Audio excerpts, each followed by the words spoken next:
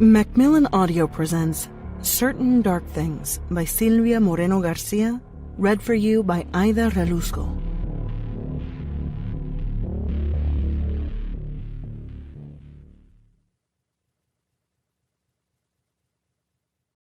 Note to the reader. You are listening to a book with a strange genesis that came back from the dead. In 2011, my short story A Puddle of Blood appeared in a Canadian anthology called Evolve 2, Vampire Stories of the Future Undead. It starred Domingo, a garbage collector, and Atle, a vampire. I had toyed with the idea of both characters for a while and brought them together for this short meeting. Afterwards, I became interested in using the story as a springboard for a novel and wrote Certain Dark Things. Twilight had been a big hit in 2005, but by the time Certain Dark Things made the rounds with editors, the market had been blood dry. To make things worse, it was a weird book. It was a noir. I call it a neon noir, set in an alternate Mexico City. Editors were puzzled. We found a young, energetic editor who liked it, and the novel sold to Thomas Dunne Books and was published in 2016. Just around the time it was going to be released, Thomas Dunne was reorganized and downsized. Certain Dark Things and my other novel under contract were orphaned. They quickly went out of print. Then the book seemed to acquire an odd second life. It kept appearing in lists of recommended books. People emailed me each week asking where they could find a copy. A friend told me the hardcover was going for $150 on eBay. It seemed like I was witnessing the birth of a cult book, something that might be spoken about in years to come but never reprinted. But an odd thing was happening at the same time my book disappeared. Horror seemed to be making a comeback. Nightfire was announced. It was, wonder of wonders, a horror imprint from a large publisher. And suddenly, Certain Dark Things, which had been quietly put in its coffin and packed away, was alive again. Something else happened while I wrote this book. Herman Robles, to whom I dedicated this book, died. Robles played the Count Carol de la Vood in a couple of Mexican horror films. In the 1990s, he was acting in the play The Lady in Black. I saw him on stage and got his autograph afterwards. Robles inspired several characters in my short stories, including the vampire in Stories with Happy Endings and the vampire Bernardino in Certain Dark Things. As a child, I spent a lot of time watching black and white Mexican movies. Everything from comedies to noir showed up, and I'd marathon through 4 or 5 flicks over a weekend. I liked Christopher Lee and Peter Cushing and Vincent Price, but I loved Robles. My high school friends say that when I was a teenager, I'd tell them I was going to become a vampire. I don't remember it, but I believe it. I was a weirdo. I blasted Bauhaus, carried Truman Capote under my arm, tried to teach myself French because of Baudelaire, and I was in love with Robles. Not in a romantic Twilight way, but in love with the black and white world he inhabited. They don't make movies like they did then. And you don't fall in love with silver nitrate anymore, but I did. I loved the oh-so-fake-looking sets of his movies, the shadows and the shots of him staring disdainfully at the camera. If there was a celebrity I always wanted to meet, it was Robles. My husband used to live near a cafe where Robles often had supper with his friends. I could have, I suppose, waited for him there, but that just seemed stalkery. And I didn't want to do it because there's a difference between the performer and the character they give flesh to. I understood the separation. I dedicated the book to Robles after asking my husband if that seemed like too much of a fangirl thing. My thought process was that I'd write, to Robles, the vampire, and when the book was out, I'd mail him a copy. Maybe he wouldn't be able to read it. I didn't know if he spoke English. Or maybe he wouldn't care. He's 80-something, I told my husband. I should finish the book quick. What if he dies? And then, of course, he did die, before the book was out. I've only cried over one celebrity's death. It was Robles. Certain Dark Things is back, and it's still dedicated to Herman Robles. I like to think he had something to do with its revival, seeing that he was never able to stay in his coffin. I hope you enjoy the return of the vampires. Silvia Moreno Garcia, August 14th, 2020. Chapter 1. Collecting garbage sharpens the senses. It allows us to notice what others do not see. Where most people would spy a pile of junk, the rag-and-bone man sees treasure. Empty bottles that might be dragged to the recycling center, computer innards that can be reused, furniture in decent shape. The garbage collector is alert. After all, this is a profession. Domingo was always looking for garbage, and he was always looking at people. It was his hobby. The people were, not the garbage.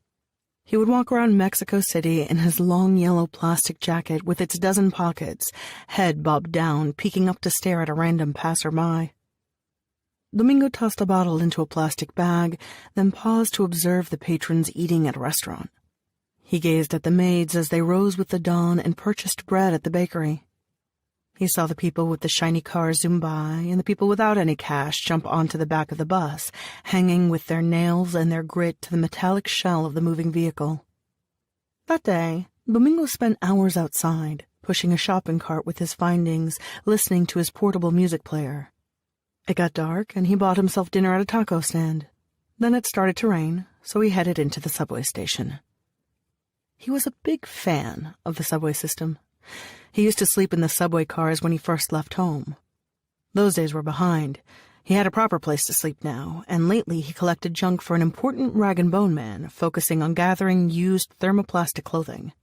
It was a bit harder to work the streets than it was to work a big landfill or ride the rumbling garbage trucks, sorting garbage as people stepped outside their houses and handed the collectors their plastic bags. A bit harder, but not impossible, because there were small public trash bins downtown, because the restaurants left their garbage in the alleys behind them, and because people also littered the streets, not caring to chase the garbage trucks that made the rounds every other Monday. A person with enough brains could make a living downtown scavenging. Domingo didn't think himself very smart, but he got by. He was well fed, and he had enough money to buy tokens for the public baths once a week. He felt like he was really going places, but entertainment was still out of his reach. He had his comic books and graphic novels to keep him company, but most of the time when he was bored, he would watch people as they walked around the subway lines. It was easy, because few of them paid attention to the teenager leaning against the wall, backpack dangling from his left shoulder. Domingo, on the other hand, paid attention to everything. He constructed lives for the passengers who shuffled in front of him as he listened to his music. This one looked like a man who worked selling life insurance, a man who opened and closed his briefcase dozens of times during the day, handing out pamphlets and explanations. That one was a secretary, but she was not with a good firm because her shoes were worn and cheap. Here came a con artist, and there went a lovelorn housewife. Sometimes Domingo saw people and things that were a bit scarier. There were gangs roaming the subway lines, gangs of kids about his age with their tight jeans and baseball caps, rowdy and loud and for the most part dedicated to petty crimes. He looked down when those boys went by, his hair falling over his face, and they didn't see him because nobody saw him. It was just like with the regular passengers. Domingo melted into the tiles, the grime, the shadows. After an hour of people watching, Domingo went to look at the large TV screens in the concourse. There were 6 of them, displaying different shows. He spent 15 minutes staring at Japanese music videos before it switched to the news. 6 dismembered bodies found in Ciudad Juarez. Vampire drug wars rage on. Domingo read the headline slowly. Images flashed on the video screen of the station. Cops, long shots of the bodies. The images dissolved, then showed a beautiful woman holding a can of soda in her hands. She winked at him. Domingo leaned against his cart and waited to see if the news show would expand on the drug war story. He was fond of yellow journalism. He also liked stories and comic books about vampires. They seemed exotic. There were no vampires in Mexico City. Their kind had been a no-no for the past 30 years, ever since the old federal district became a city-state, walling itself from the rest of the country. He still didn't understand what a city-state was exactly, but it sounded important, and the vampire stayed out. The next story was of a pop star, the singing sensation of the month, and then there was another ad, this one for a shoulder bag computer. Domingo sulked and changed the tune on his music player. He looked at another screen with pictures of blue butterflies fluttering around. Domingo took a chocolate from his pocket and tore the wrapper. He wondered if he shouldn't head to Quinto's party. Quinto lived nearby, and though his home was a small apartment, they were throwing an all-night party on the roof where there was plenty of space. But Quinto was friends with the jackal, and Domingo didn't want to see that guy. Besides, he'd probably have to contribute to the beer budget. It was the end of the month. Domingo was short on cash. A young woman wearing a black vinyl jacket walked by him. She was holding a leash with a genetically modified Doberman. It had to be genetically modified because it was too damn large to be a regular dog. The animal looked mean and had a green bioluminescent tattoo running down the left side of its head, the kind of decoration that was all the rage among the hip and young urbanites. Or so the screens in the subway concourse had informed Domingo, fashion shows and newsreels always eager to reveal what was hot and what was not. That she'd tattooed her dog struck him as cute, although perhaps it was expected. If you had a genetically modified dog, you wanted people to notice it. Domingo recognized her. He'd seen her twice before, walking around the concourse late at night, both times with her dog. The way she moved, heavy boots upon the white tiles, bob-cut black hair with a regal stance, it made him think of water, like she was gliding on water. She turned her head a small fraction, glancing at him. It was only a glance, but the way she did it made Domingo feel like he'd been doused with a bucket of ice. Domingo stuffed the remaining chocolate back in his pocket, took off his headphones, and pushed his cart, boarding her subway car. He sat across from the girl and was able to get a better look at her. She was about his age, with dark eyes and a full, stern mouth. She possessed high cheekbones and sharp features. Overall, her face was imposing and aquiline. There was a striking quality about her, but her beauty was rather cutting compared to the faces of the models he'd viewed in the ads. And she was a beauty, with that black hair and the dark eyes, and the way she stood, so damn graceful. He noticed her gloves, black vinyl that matched the jacket. She wasn't wearing a fancy outfit, but it fit her well. The clothes were of good quality, he could tell as much. The subway car stopped and Domingo fidgeted, wondering where she was headed, trying to build an imaginary biography for her and failing, distracted by her nearness. The young woman patted the dog's head.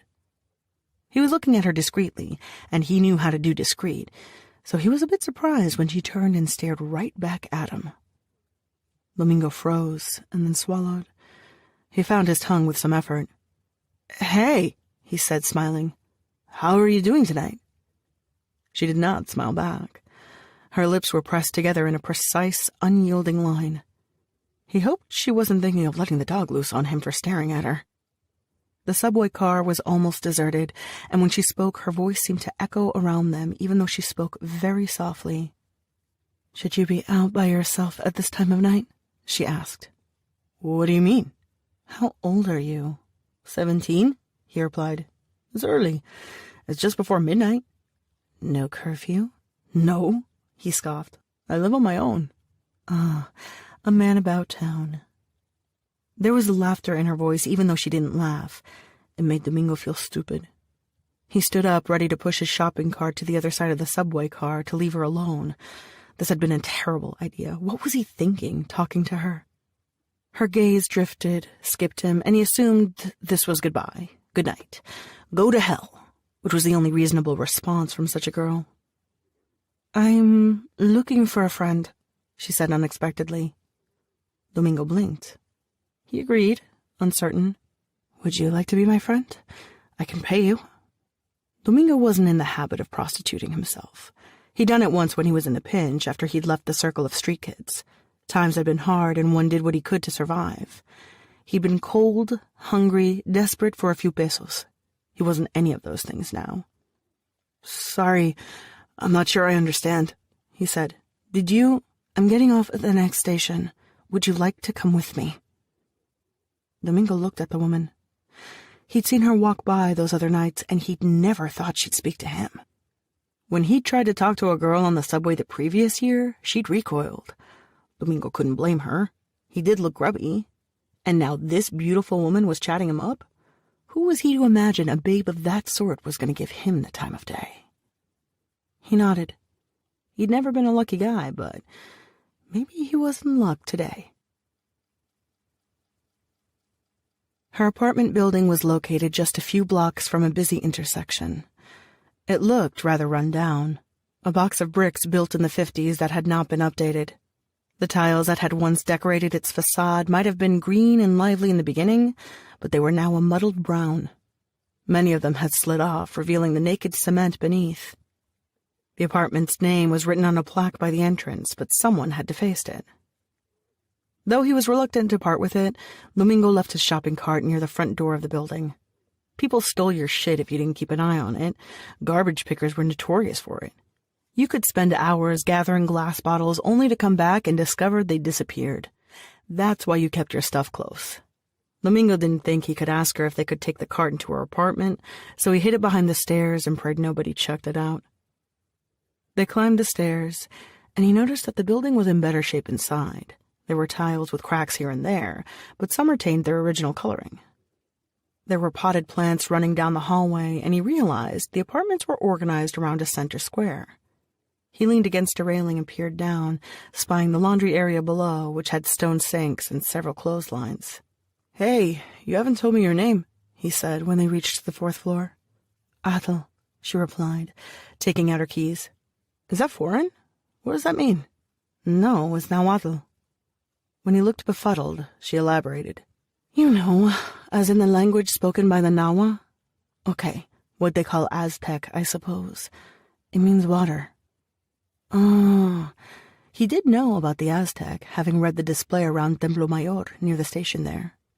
It was an odd name, but it was pretty. It suited her. He thought her voice sounded like water, like a stream filled with pebbles, though he'd never seen a real stream in his life. All he'd had were the periodic floods in Mexico City during the rainy season, when the garbage gets stuck in the sewers and the water overflows the drainage system, creating little rivers full of debris, rotten fruit, and dog shit. The door swung open, and she turned on the light. The apartment was small and empty. Athel owned a rug with some cushions on top of it, but had no couch, no television, and no table. She didn't even have a calendar on the wall. A very big window sported garish, tattered curtains, further spoiling the place. He thought girls had more of an interest in decorating their apartments. He pictured nice living rooms with pink curtains and neat furniture. A stuffed animal, perhaps. That's how it looked like in the magazines, with rooms like museums. And the ads. The ads had told him to expect color coordination, scented candles on tiny tables. The apartment did have a heavy smell, animal-like, probably courtesy of the dog. Perhaps she kept more than one pet. "You haven't lived here long, have you?" he asked. She stared at him, and for a moment he worried that he'd offended her. Maybe she didn't have a lot of cash after all and couldn't furnish the place. He was no one to judge. "I'm passing through. Do you want tea?" she asked. Her voice carried a soft indifference. Domingo would have preferred soda or a beer, but the girl seemed classy, and he thought he ought to go with whatever she preferred. "Sure," he said. Athel took off her jacket and threw it on the floor. Her blouse was pale cream. It showed off her bony shoulders. She didn't bother taking off her gloves. Looking at her, he thought of smoke, of incense and altars, and the painting of a girl he'd seen in a discarded museum catalog. He followed her into the kitchen. She lit a match and placed the kettle on a burner. "I'm Domingo," he told her. Her gloved hands moved carefully, pulling out 2 cups, 2 teaspoons, and a box filled with tiny sugar cubes. The dog padded into the kitchen. Athel leaned down, whispered something in its ear, and then it walked out. She opened a tin decorated with pictures of orange blossoms. It was filled with white tea bags. "I'm going to pay you a certain amount just for coming here. If you agree to stay, I'll double it," she said. "Listen," Domingo said, rubbing the back of his head.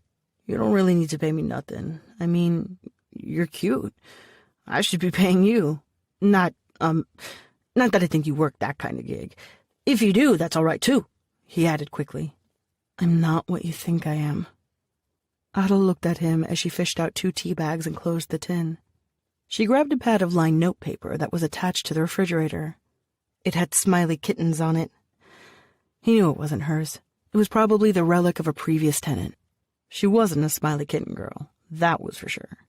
"No, man, no, I wasn't saying, just in case I'm a tlahuipostli." That's not a word he expected to hear. Domingo blinked. "You can't be. That's a type of vampire, isn't it? Yes. Domingo had heard about vampires.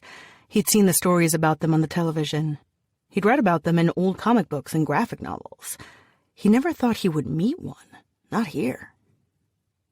For the first time, he noticed a certain redness to her eyes, as though she had been awake for a long time, as well as dark circles faintly visible beneath her makeup. It's vampire-free territory in Mexico City, he mumbled. How'd she gotten in the city? Sanitation should have nabbed her. Those apostles of health who were supposed to stop whatever new disease was going around, but who didn't do jack shit except harass people in the poor neighborhoods. What was it Quinto had said? Something about how the human species was self-destructing at a bacteriological level, but sanitation in Mexico was too busy finding people to care. But they would have noticed her, wouldn't they? And if not them, then the cops. Maybe she wasn't a vampire. Could just be a wealthy, crazy girl playing dress-up. But he didn't think so. He felt he was staring at the real thing.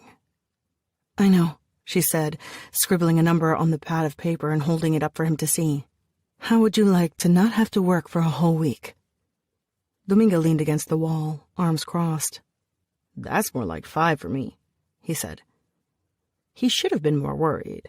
He wasn't sure if vampires really did have mind powers or if he'd simply been lulled into a sense of comfort by the woman's appearance. Either way, he didn't feel scared. He felt a bit giddy and nervous, but there was none of the true fear that should punctuate this moment.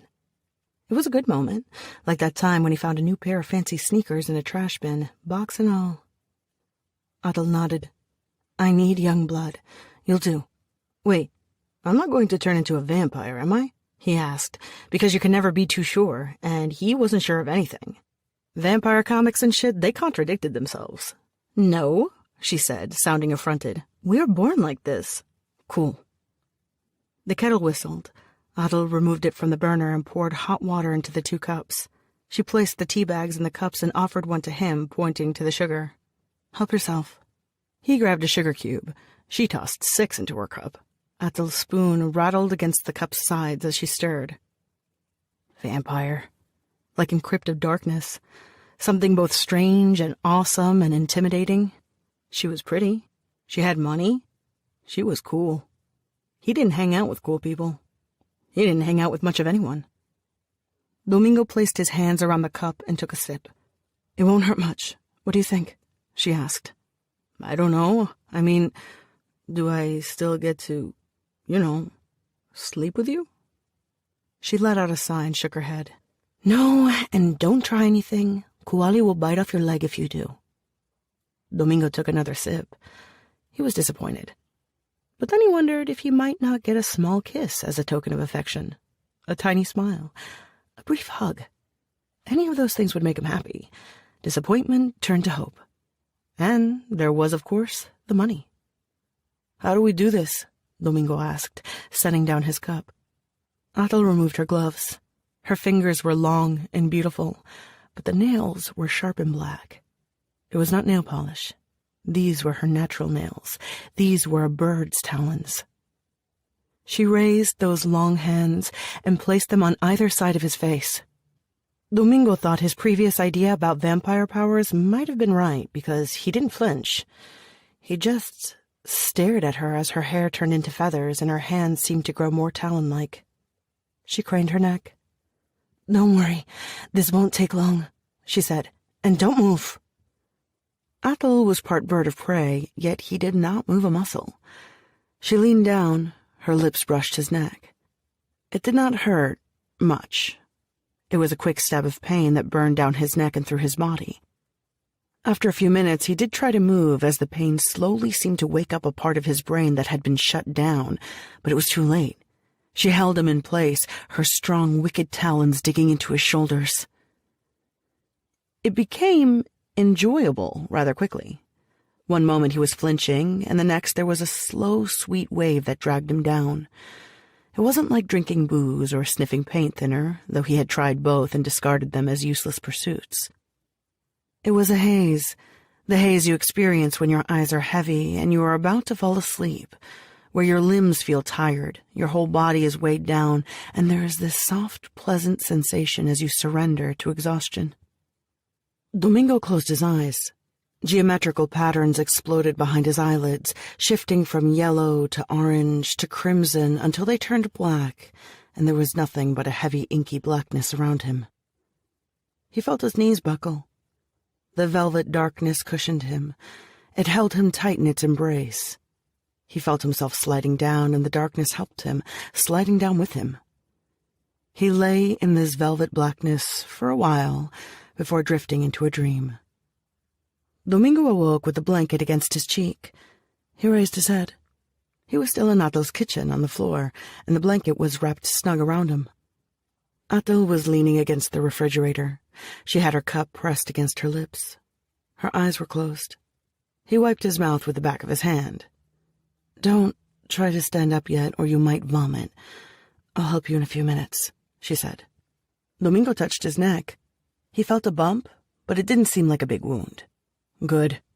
He'd half feared she'd torn a chunk of flesh off when she first bit him, or whatever she did. He felt lightheaded, and his extremities were jumbled. He waited quietly, not knowing if he was allowed to speak. "My legs feel funny," he said at last. "It's like they've fallen asleep." Think of it as an anesthetic. "Is it gonna hurt later?" "No. Your neck might itch a bit, but that will pass in a day or two. It's like a mosquito bite." "Do you always do that?" he asked. "What?" she replied. "Do you change?" Atel opened her eyes and nodded. She took out a container with orange juice from the refrigerator. She filled a glass with the juice. "You can't tell anyone. You understand?" "I wouldn't," he said. "Because I'd hurt you if you did," she said. Her voice held no obvious threat, but he knew she meant it. It was in her face, which had no blunt edges. A smart man might have been intimidated. He was curious. "Do you think you can stand up?" she asked. "Yes." She reached into a cupboard and grabbed a plastic box, pulling out a handful of pills which she dumped over the kitchen table. Then she turned to him and lifted him up with such ease, as though he were a rag doll, that it made him gasp. "Are you all right?" she asked. "Yes," he said. "You need to eat well. You need to pick foods rich in iron. I'll have a few iron supplement pills for you. If you drink them with orange juice, they'll be more effective." She walked him to the table. Domingo had to lean against her. His hands trembled, but he managed to pop the pills into his mouth. He drank the whole glass of juice. They stood together, Atel propping him up for what seemed like a long while. The feeling had returned to his legs, and the slight lightheadedness that was plaguing him had vanished. "Are you ready to go home?" she asked. "Yeah." She walked him to the door, holding it open for him. He attempted to say goodbye, but she closed the door before he could speak. Chapter 2. She ought to have killed him. She should have drained him whole, broken his neck. And then what would I do with the corpse? Stuff it in the refrigerator? It's not like she knew the first thing about disposing of a body. Isel would have known. Okoshochitel Isel Istak, first daughter, Lady of the Fragrant Flowers, the bright promise of their clan. They all called her Isel because she was the only one, the precious child. Atel had been a secondary consideration from the day she was born. Atel of the Istak. Atel, second-born. Atel, who couldn't do anything right. She wasn't Isel, and she couldn't dwell on this. She'd done what she'd done. The boy would live. Let it be. No murder. It would not have been honorable anyway. He was no armed foe, nor the member of an enemy clan. Perhaps, considering that, Isela would have agreed it was best to let him go. "But you have no honor," a nagging voice that sounded like Isel whispered in her ear. Guilt spoke with her sister's voice. Atel stopped scratching the dog's head and opened the bedroom window, letting in the night air. She felt strong, alert, giddy, and brimming with energy. She thought about stretching her wings, sneaking along the rooftops. It was too dangerous. Everything was too dangerous in the city. She missed the north and the desert with its endless dark skies, the coldness of its nights against her skin. The Tlahuipochtin had moved around Mexico through the centuries, up and down the country, restless, likely nomadic in the beginning. Their exact place of origin was vague. Perhaps they'd roamed Baja California by the sea, but the Bolsón de Mapimí also hid traces of her kin. In time, they'd come in contact with the Aztecs, long before the foundation of Tenochtitlan and the establishment of their empire. But though the city of canals, with its mountains and volcanoes, had been a comfortable abode for a few centuries, they returned to the desert, went back north. And though they might stray from their ancestral lands, the memory of the cirillo trees and the yucca and the pitch-black sky above the arid land did not abandon them. Atel's mother was born in Sinaloa in 1895, and though she lived in Mexico City for several decades, she never forgot the North. Neither could Atel, ever, no matter what happened. Atel sat by the window, trying to remain still, holding her cup of tea between her hands. She took a sip and grimaced. It wasn't right. She headed back into the kitchen in search of sugar cubes. She found them, and discovered that the ants from the other day had returned and were eating the cubes she had left out in the open.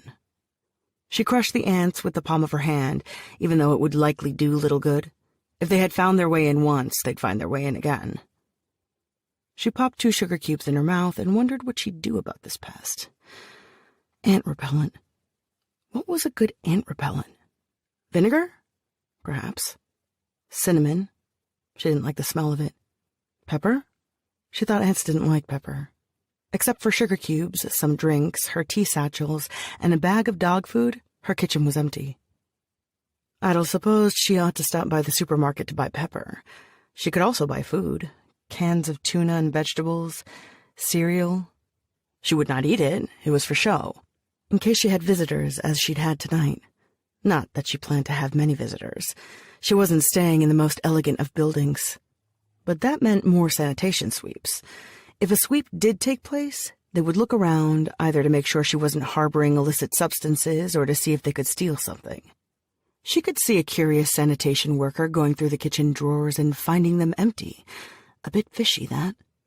She could picture the worker staring at her. A young woman, alone, no ID papers, and no food. Northern accent. Let me check. My, this woman's body temperature is not right. Maybe they wouldn't peg her for a vampire. Maybe the curious sanitation worker would think she was a junkie or a Croning. There were tons of people with Cronin's disease running around these days.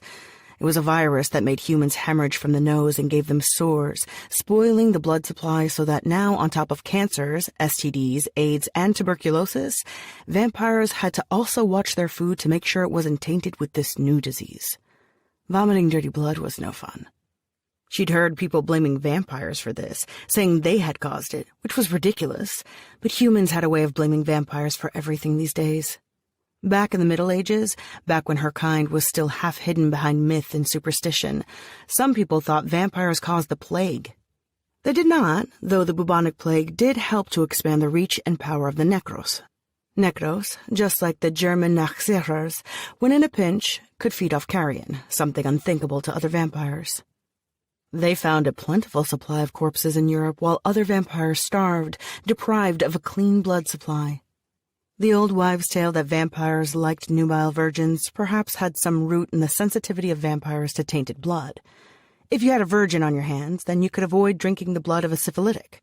But since STDs were not the only awful diseases humans carried, that did not provide much protection against anything. The boy had remarked about her lack of furniture. The furniture could be explained by a recent move, but the lack of food... Yes, she must do something about that. Atel sighed and put away the sugar cubes. It was hard to think about those things. She wasn't used to keeping up appearances. She hadn't needed to. Back north, Atel had her mother and her sister and a host of servants to take care of her. The north was like a great oozing wound, and the vampires drank from it freely. Mexico City... It was not friendly to her kind. But she'd run out of options. This was it. Her safe haven. She hated the apartment, though. She hated the color of its walls and the scratches on the kitchen counters, the ancient dirt staining the bathroom tiles and the way the pipes rattled. She hated the smell of it, the smell of the whole city. Dirty. When it rained, it smelled like wet garbage, and it rained constantly. The stench was worse in the subway, but she forced herself to take it. She lacked a license and ID papers, no way she could drive. Taxis were an option, but she was afraid of getting in an unknown vehicle. No place to run there. It was better to brave the subway, to walk down the filthy streets with her umbrella. And she'd found him in the subway, at any rate, so good things did come from that place. Domingo. Atal again wondered if she had made the right choice. Her instinct and her upbringing compelled her to drag her food to her lair, but she still did not know if this was wise, if the way she'd handled him was foolish or efficient. And yet, what other alternative did she have? If she had fed in the streets, someone could have seen her. The same went for the cheap motels that charged by the hour. Too many nosy people, both cops and criminals. There were other problems. A willing donor, for example.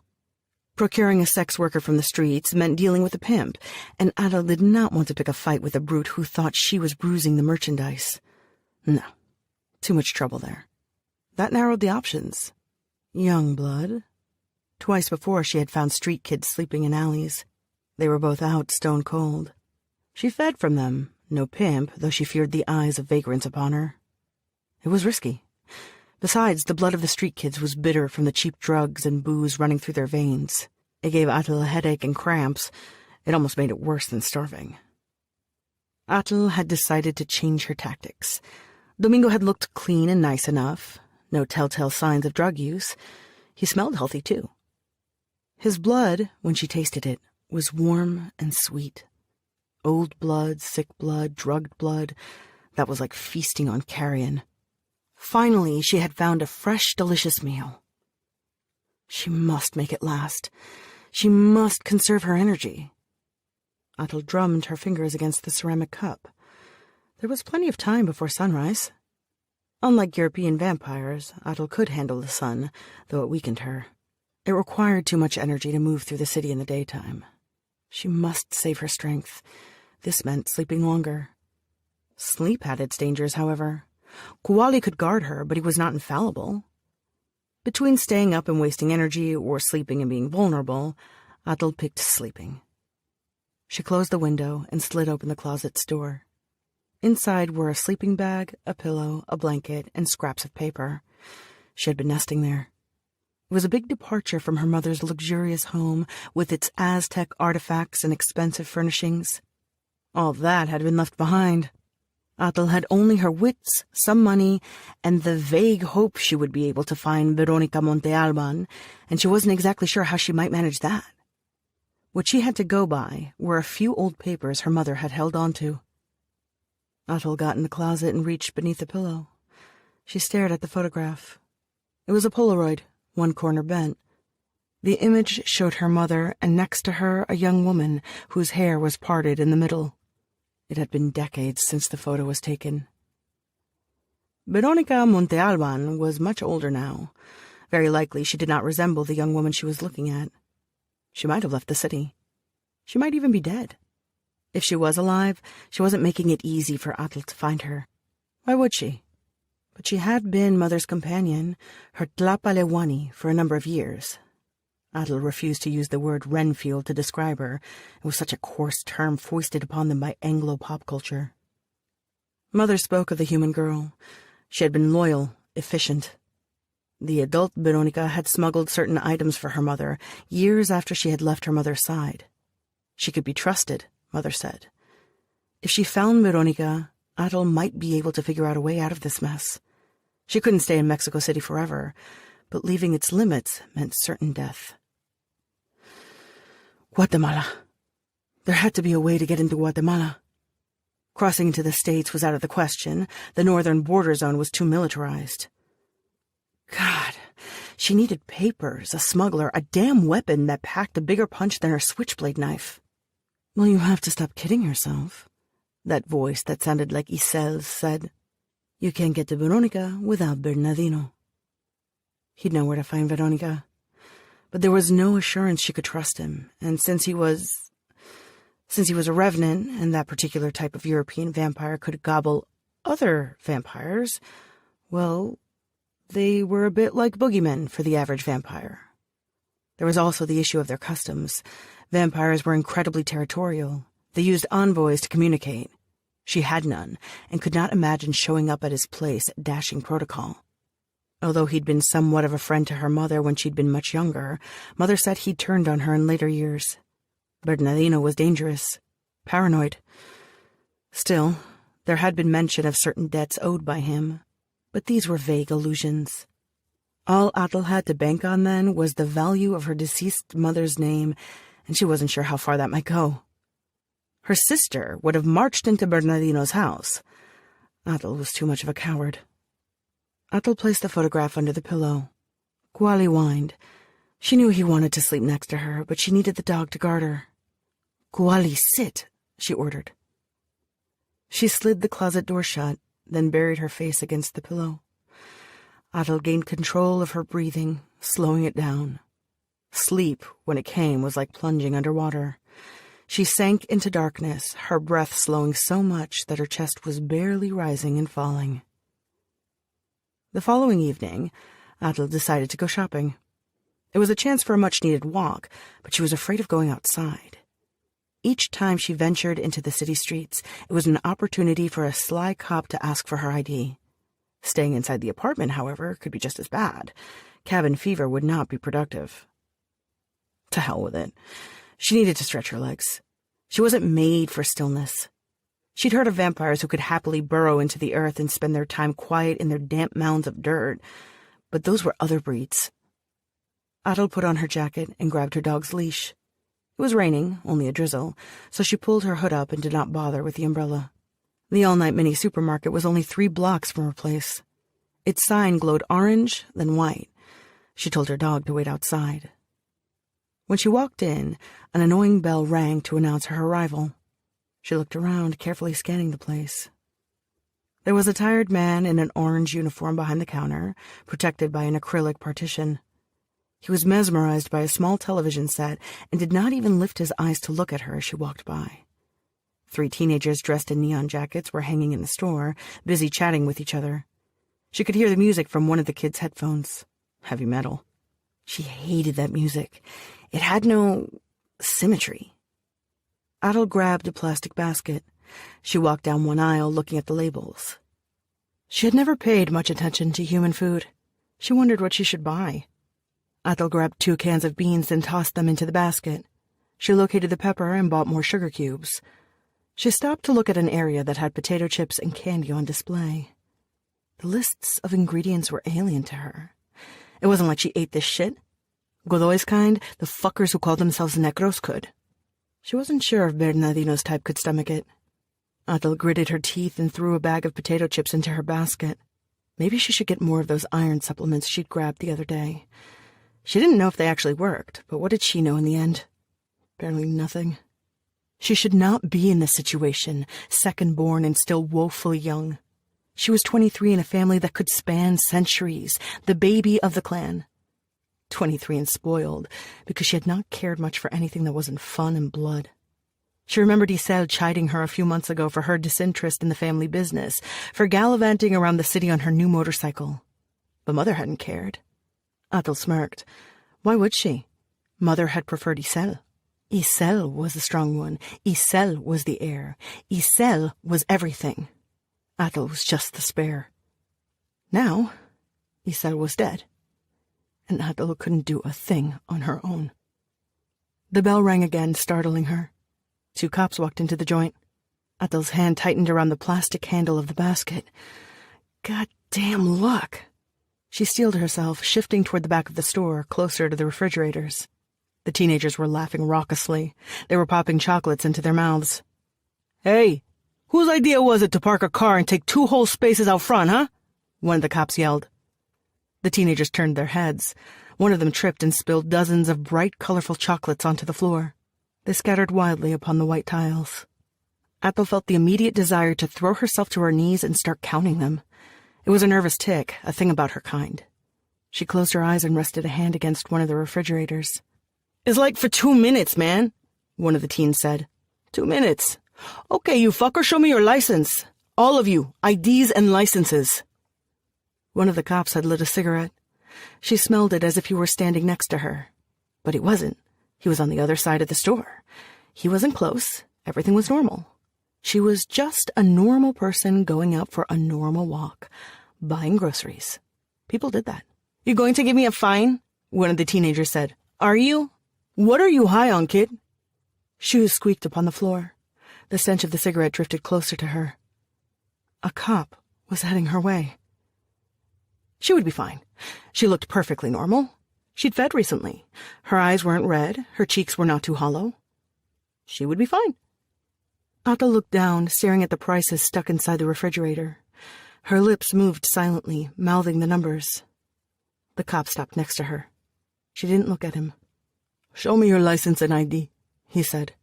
"I'm not with them," Atal said. "You can ask them." He paused to look at her. His gaze lingered.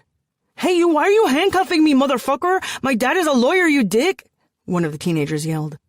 The cop next to Atal turned his head and yelled to the teenager. "Shut your mouth!" he said, then sighed and looked at her again. He seemed tired. "Damn kids.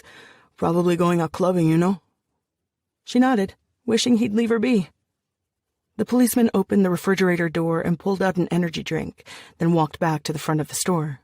The teenagers were muttering to each other, the one who had been handcuffed still repeating the bit about his lawyer father. The policeman who had spoken to her told them they were headed to the station. They protested, and then came the expected bribery. Once they had their money, the cops undid the teens' handcuffs, bringing an end to the evening's performance. The cashier, sitting behind the partition, returned to his TV, watching as soon as the policeman and the teenagers left the store. Atal waited for a couple of minutes, grabbed an energy drink, and dumped it into her shopping basket before standing in front of the cashier and shoving a few bills beneath the opening in his partition. She didn't bother waiting for him to give her change. She walked outside, rubbed Kuali's head, and glanced around her. The street was empty. She was fine. But she needed to make a damn move before she ended up like Mother in Isel. Now. "Come on," she told the dog. Chapter 3.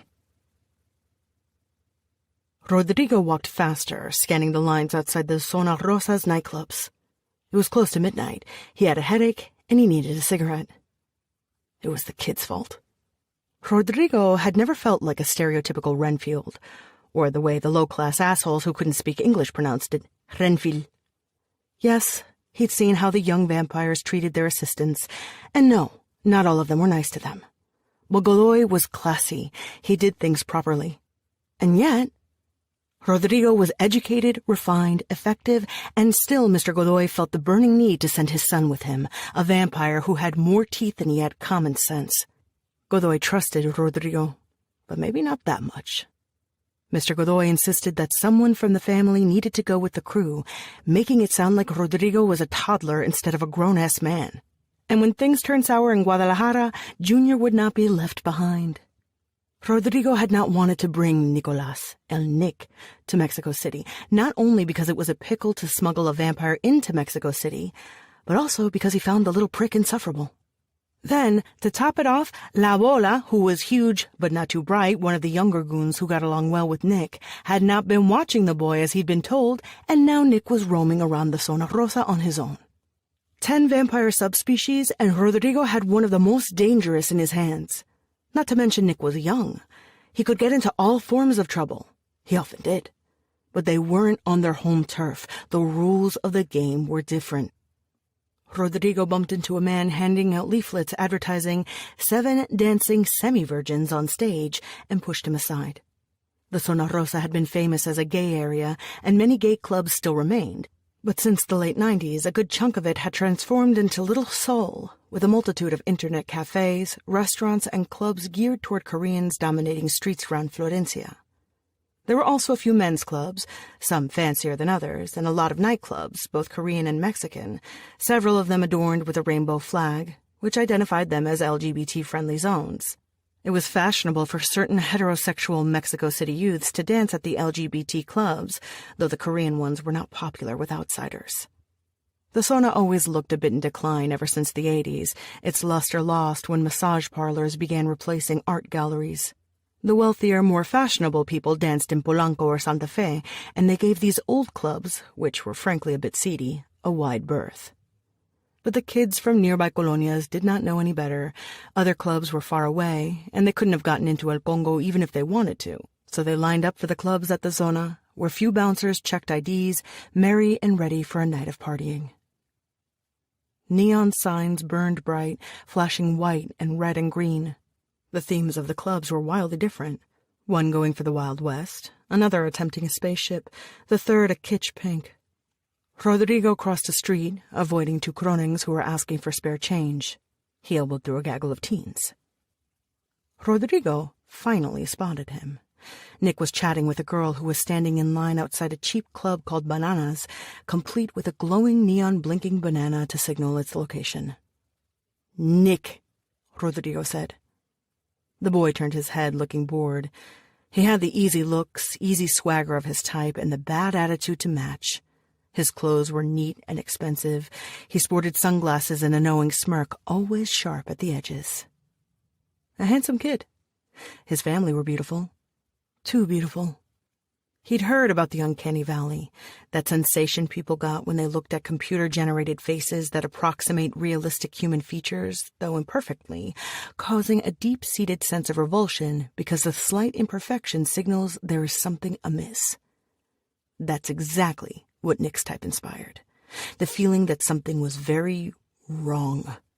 It was that tiny fraction of the human brain trying to warn you, yelling, "Flee!" But it was a split-second thing, like a flash frame, and then you were subdued by the charm and the smile of the vampires. Time to go. For a moment, Rodrigo doubted Nick was going to come, but then the boy whirled away from the girl and walked to his side, removing his sunglasses. Christ, it was the eyes that did it for him. Rodrigo wasn't scared of vampires. He'd been working for them for years, and they, barring a couple of species, looked similar to humans, at least most of the time, and for the most part. And the feeling, the nagging feeling of danger that came with them, he'd grown used to that. But the eyes, it was the eyes that bothered him with boys like Nick, the eyes he could never get used to. They were very large, their pupils dilating until it seemed like the vampire had just returned from a visit to the optometrist. It was a small detail, to be sure, something most people might not catch. Boy, did those eyes with those dilated pupils give Rodrigo a bad feeling. He swallowed his dismay, as he always did, pushed it down and away. "What do you think you're doing?" Rodrigo asked. "Nothing," Nick said. "You can't hunt here." Not with sanitation crews sweeping the city. Bribes could buy almost anything back north, but this was not the north. This was good old Mexico City, which had fallen to the Spaniards but would not yield to vampires. Rodrigo had no time to bury a corpse for this spoiled kid. And if Nick didn't mean to drink and kill, if he meant to drink and gain control of a human, that nasty trick the Negros loved to play, well, that wasn't going to happen either. It was too fucking risky. Who said anything about hunting? "Don't bullshit me, pretty boy," Rodrigo said. The neon banana sign blinked from yellow to green and then back to yellow. Nick flashed him a smile that was all teeth. "What if I was hunting? These people are nobody. Nobody can still call the cops. If you're hungry, we'll head back to the apartment and open one of those blood packs," Rodrigo reminded the kid. "Drinking that blood is like drinking piss. Nothing I can do about it. We should be hunting that bitch down," Nick said as he fiddled with his sunglasses, thought it over, and put them on again. "I might do that if you hadn't left the apartment without an escort. It's Mexico City. I don't need an escort." "Give me a cigarette," Nick said, snapping his fingers. Damn twat, Rodrigo thought, but he took out his cigarettes. Galoises. He never smoked anything else. Lighter American-style cigarettes were for pansies. You either smoked dark or went home. Rodrigo smoked dark, and he smoked a lot. He took out 2 cigarettes and struck a match, lighting both and handing one to Nick. Nick took a puff, gave the line of young people one last look, and shrugged. "Fine. Let's head back to the apartment," Nick said. They had to walk several blocks, back in the direction of Parque España. They stopped at a liquor store because Nick wanted booze. Nick's kind, necros, though jokers called them necronacos, the trashy vampires, drank it like it was going out of fashion. Something to do with endophenotypes, but Rodrigo was no biologist. True to his heritage, Nick put 6 bottles of vodka into a green shopping basket. He also wanted absinthe. Not just any absinthe. Czech absinthe, using the original formula with authentic wormwood. They did not have any, and Nick looked like he was going to pitch a fit. Rodrigo convinced him to take 2 bottles of whiskey and said he'd find him absinthe later.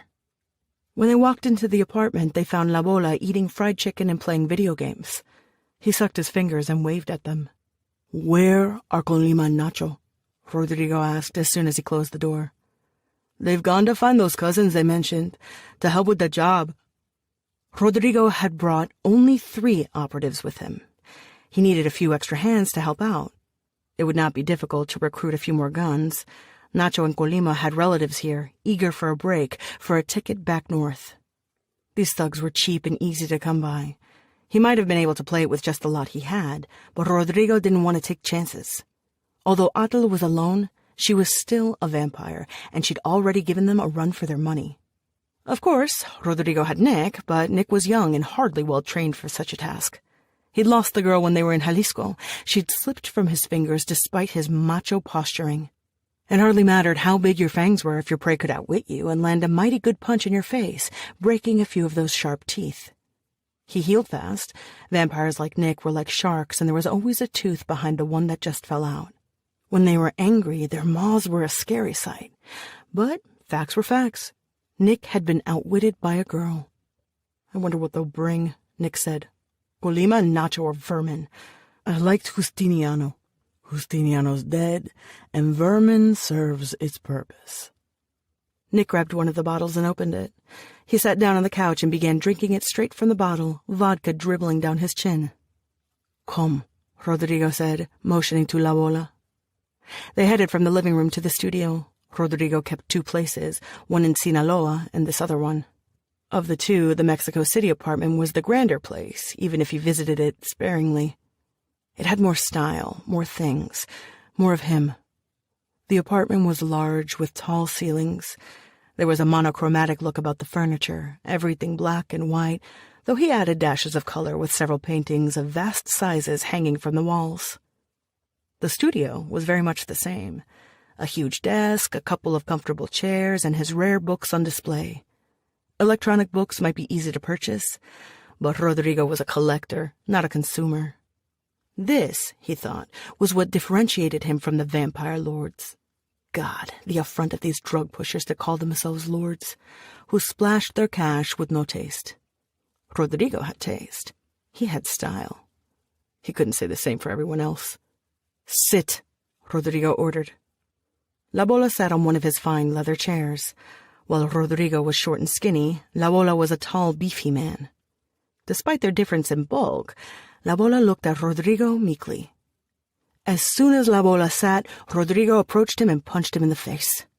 "You moron! Didn't I tell you to keep an eye on the kid?"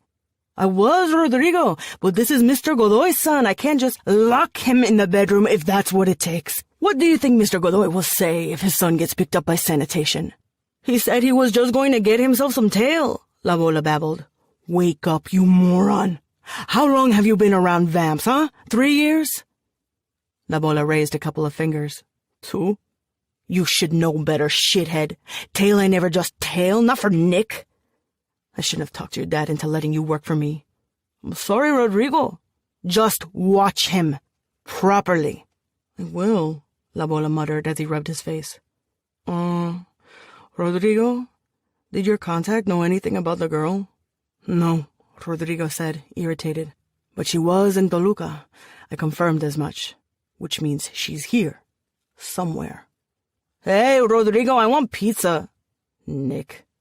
He was probably guzzling his second bottle and aching for greasy food. "Go take care of him," Rodrigo told La Bola in a low voice. La Bola dipped his head, hurrying back to the living room. Rodrigo stretched his arms and smoothed his suit, pausing to check his black enamel cufflinks. He glanced at himself in the great floor-to-ceiling gilded mirror that adorned the south wall of the office. Gray thinning hair, parted in the middle. A web of wrinkles etched on his face. Teeth slowly yellowing. Yes, he was getting old. Maybe too old for these games. Even a vampire's goon deserves a pension and a peaceful retirement. He'd go live somewhere sunny, somewhere where he'd never have to stare another bloodsucker in the face. He'd killed enough of them for Godoy. "Just one more," he thought. Just that blasted girl. How long could she run, anyway? Chapter 4. Domingo woke late. He stretched his arms, propped himself up on his elbows, and reached for the hand-crank lantern. He wound it up and then lit an oil lamp and a candle for good measure. There was no electricity in the web of narrow underground tunnels that ran downtown, but it was a free space to hang out, and he didn't mind having to maintain a mountain of lanterns on hand. Besides, Domingo did not need electricity, not when he had his comic books. He raised the lantern and looked at his special pile of vampire comic books. He owned a big stash of them. Domingo stared at the colorful panels. Eventually, he turned his attention to the wall he had plastered with magazine and book covers. He ran a hand over an image of a vampire woman in a long dress, a misty forest behind her. Vampires, danger, adventure. He'd met one, and she was damn pretty. Domingo looked at the pile of hybrid personal protective clothing he was putting together for the Rag and Bone Man. He should do some work, collect more clothes, take empty bottles to the recycling center. But he did not need to. He had money. He had a whole fortune. Domingo did not know how to spend all that cash.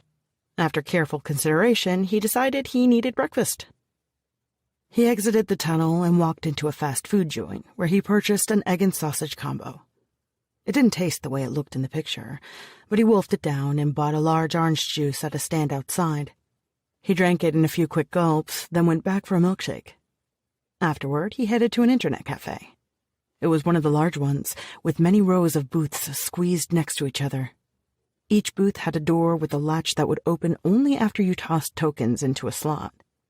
Domingo bought a handful of tokens from an attendant at the front counter, then squeezed himself into an empty booth.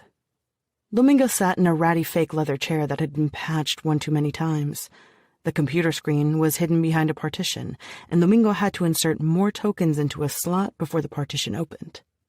He scooted closer to the computer screen, clumsily thumbing it until a few options showed up. He chose keyboard input, and a compartment beneath the screen slid open. He pulled out the keyboard. The breathy moans of a woman spilled into Domingo's narrow space. He frowned. The woman panted and moaned again. The guy in the next cubicle must be watching porn. Domingo pulled out his frayed headphones, carefully wrapped with insulating tape, and pushed the play button on the music player. Depeche Mode began to sing about a personal Jesus. Domingo didn't know much about music, but when he'd first found his player, it was filled with 80s songs, and he'd listened to mixtures of Soda Stereo and Duran Duran with fascination. He'd asked Quinto about the bands because Quinto knew all kinds of weird things. Quinto had taken him into an internet cafe much like the one he was in now. They'd downloaded more tracks, and Quinto had talked about a new wave, but Domingo told him he'd never seen the ocean. Domingo did a search for the word Tlahuipostli.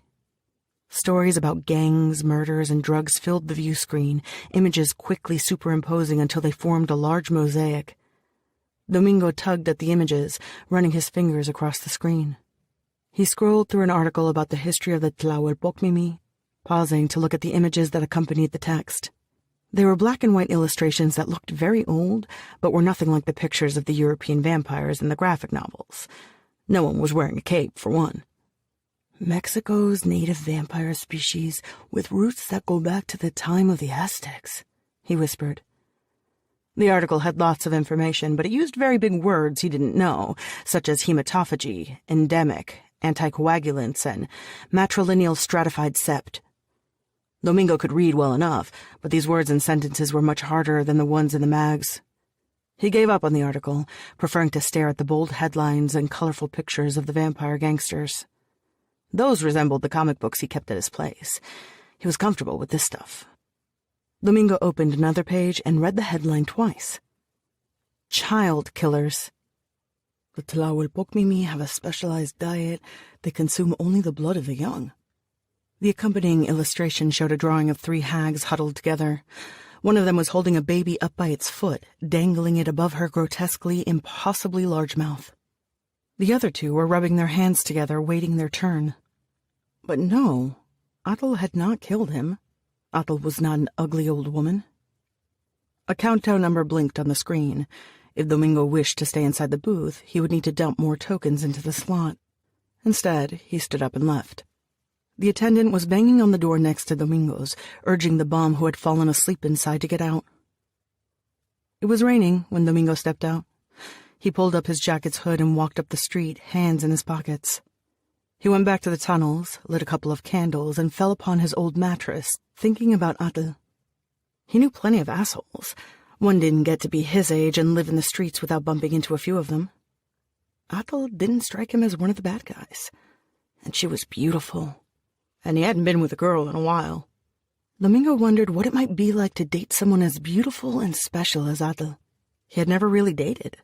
There were hurried copulations in back alleys, the sort street kids manage. The rest he could only imagine, the stuff of commercials for wedding dresses and tuxedo rentals. Domingo placed a hand beneath his head. He remembered Belen, and there was a sour taste in his mouth. Belen liked to wear her hair braided with plastic beads. She had a gap-toothed smile, but she was nice. They'd snuggled together in the park, her head resting on his shoulder. Then Belen had gone off with a jackal, and he couldn't even talk to her after that. Domingo blew out the candles, turned on his music player, and the happy beats of 80s pop music lulled him to sleep. He went to the public baths the next morning. He bought a ticket for a public bath with a tub instead of the communal showers and purchased 2 hours of bath time with unlimited use of water. He made a point to purchase the expensive shampoo and soap. He also bought a shaving kit. Domingo usually brought laundry to wash at the baths, but not this day. He filled the tub with warm water and slipped in, soaking until his fingers were wrinkled. He washed his hair with lots of shampoo. 2 years before, he'd had lice. It had been very annoying. He had to buy a soap that smelled bad and a lice comb to get rid of the infestation. It might have been easier to shave his hair off, but Domingo thought that his hair was one of his best features. Once he was done with his bath, Domingo stepped out of the tub and wrapped the towel he had brought with him, tying it around his waist. He did not shave often. It was not like he had a lot of facial hair, merely some incipient whiskers. But he wanted to appear well-groomed. He lathered his face and shaved. After his bath, Domingo went clothes shopping. He had never bought new clothes in his entire life. When he was still living at home, before his stepdad kicked him out, he'd enjoyed the hand-me-downs of his older brothers. On the streets, when he was washing car windows, there was little chance of new clothes. Now that he gathered garbage, he found enough stuff among the rubbish to wear. Shoes, hats, jackets. If the rag and bone man didn't want them, Domingo kept them. But that day, he had money, and he ventured into a department store. He tried on fancy jeans, peered curiously into the full-length mirror. He'd looked at his reflection in the rear-view mirror of cars and in bathrooms. Not like this, under so many lights, 3 mirrors angled and repeating his image. Domingo observed himself critically. His hair was longish and a rich, pleasant brown. His mouth, when he opened it, revealed ugly, crooked teeth. He had bushy eyebrows, a broad nose. He was not handsome, but he thought that if he stood upright and if he kept his mouth shut, he looked fine. He decided to buy a gift for Atle because he'd seen an ad for diamonds near a bus stop once that had informed him that diamonds celebrate the greatest love stories. They're forever. He wandered around the jewelry department, staring at rings, earrings, necklaces, pins. They looked too frilly, too simple, too elaborate, too cheap. He settled at last on a watch. It was completely black save for the hands, which were white. He asked the lady behind the counter to wrap it. Domingo walked out nearly broke and feeling very happy, even though he had only a few bills in his pocket and he was starting to feel hungry. It was dark by the time he made it to Atle's apartment building. He stood outside for a while, trying to figure out how he was going to get in, before an old lady with a dog and a bag of groceries opened the front door. He politely held the door for her and was able to gain access to the building this way. He looked at the mailboxes in the lobby. A few of them were labeled with the occupant's name. Others simply said tenant. None said Atle. He figured he could remember her door just as he'd tattooed the way to her building in his mind and climbed the stairs to her floor. When he reached her door, he held his breath and knocked. He couldn't hear anything inside. Domingo knocked again. Silence. He was going to knock a third time when the door swung open suddenly. The dog growled at him. Atle leaned against the door frame, frowning. Her eyes were a bit red, like she'd been up for a long time. "Hi, Atul. What are you doing tonight?" he asked lamely. He'd practiced his greeting. It had sounded better in his head. "Go away," she said. "Wait," he said, holding up his hands in front of him. "I figure you want a steady person. Steady food, no? And the other day, it was fun." "Fun," she repeated. I have this hunch about you. I think we could be friends. That's what you said, no? That you're looking for a friend?" He was going to add that she seemed kind of lonely, and he was kind of lonely too, but she stared at him so hard all he could do was look down at his shoes, knowing he probably fucked it up. He ought to have given her the gift first. "You're not getting any more money, all right?" she said. "I don't need food right now. There's no sense in you coming here." "You only eat young blood, no?" he asked. "Yeah, I do," she said. "Before you even think about it, that doesn't make me a Lucy Weston Raw, right? Like in Dracula. I read that one," he said.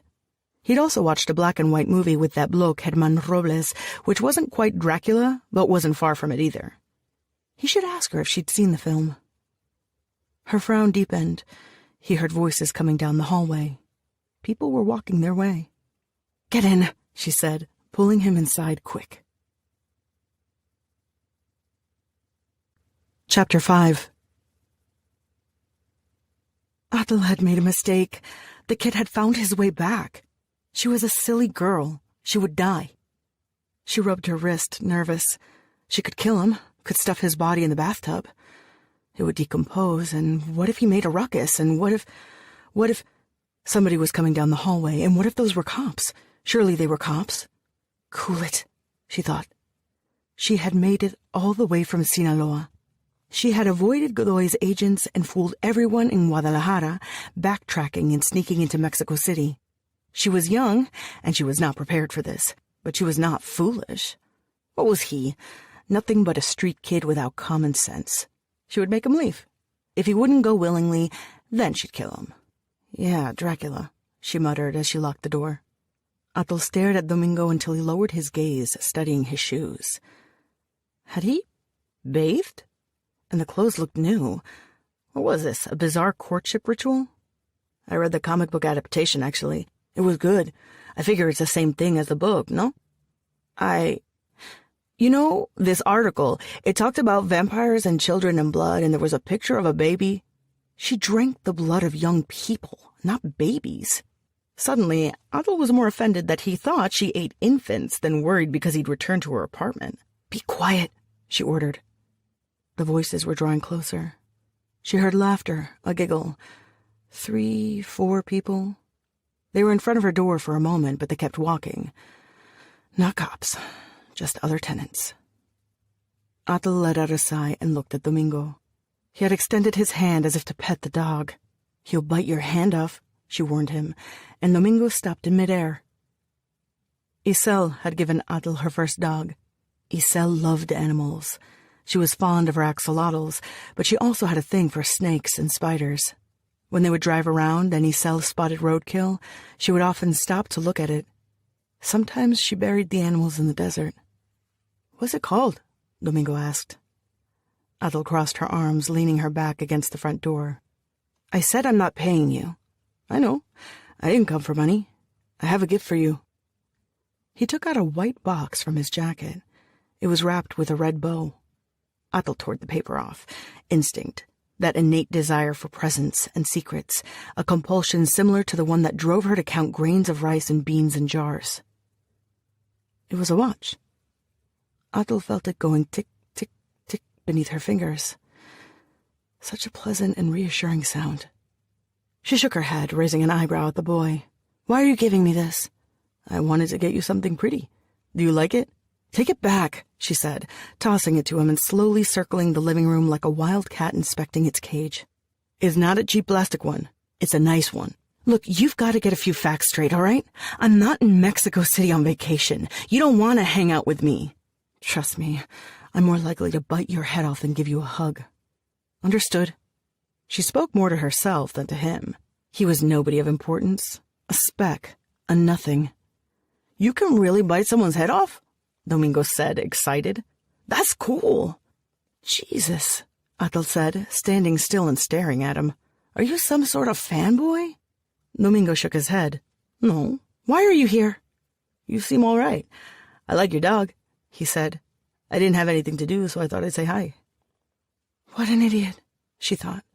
He wasn't even there to blackmail her, not that he had the air of a blackmailer. But maybe she was the greater fool, because she was starting to consider a Tlapalewani. They had different names for them. Some called them Renfields or blood lackeys or other nicknames, but she thought that was a disservice, although the rules were constant regardless of names. Human servants loyal to a vampire. The particulars might vary, but in general it was a type of vassalage taken rather seriously by vampires. Renfields represented an extension of the value of the vampire's clan, so you would not have a Renfield dressed shabbily or behaving in a dishonorable way. Killing a vampire's Renfield was akin to injuring a family member, and Renfields were protected by whatever treaty was arranged between vampire clans. Vampires tended to keep only 1 or 2 Renfields, though they might employ many humans in their service. Or, in the case of the Necros, they might enslave many humans and still keep a Renfield. She'd never had one. Not yet. She was still a girl, meant to live with her clan in the shadow of the older women for a few decades more. To learn and assist.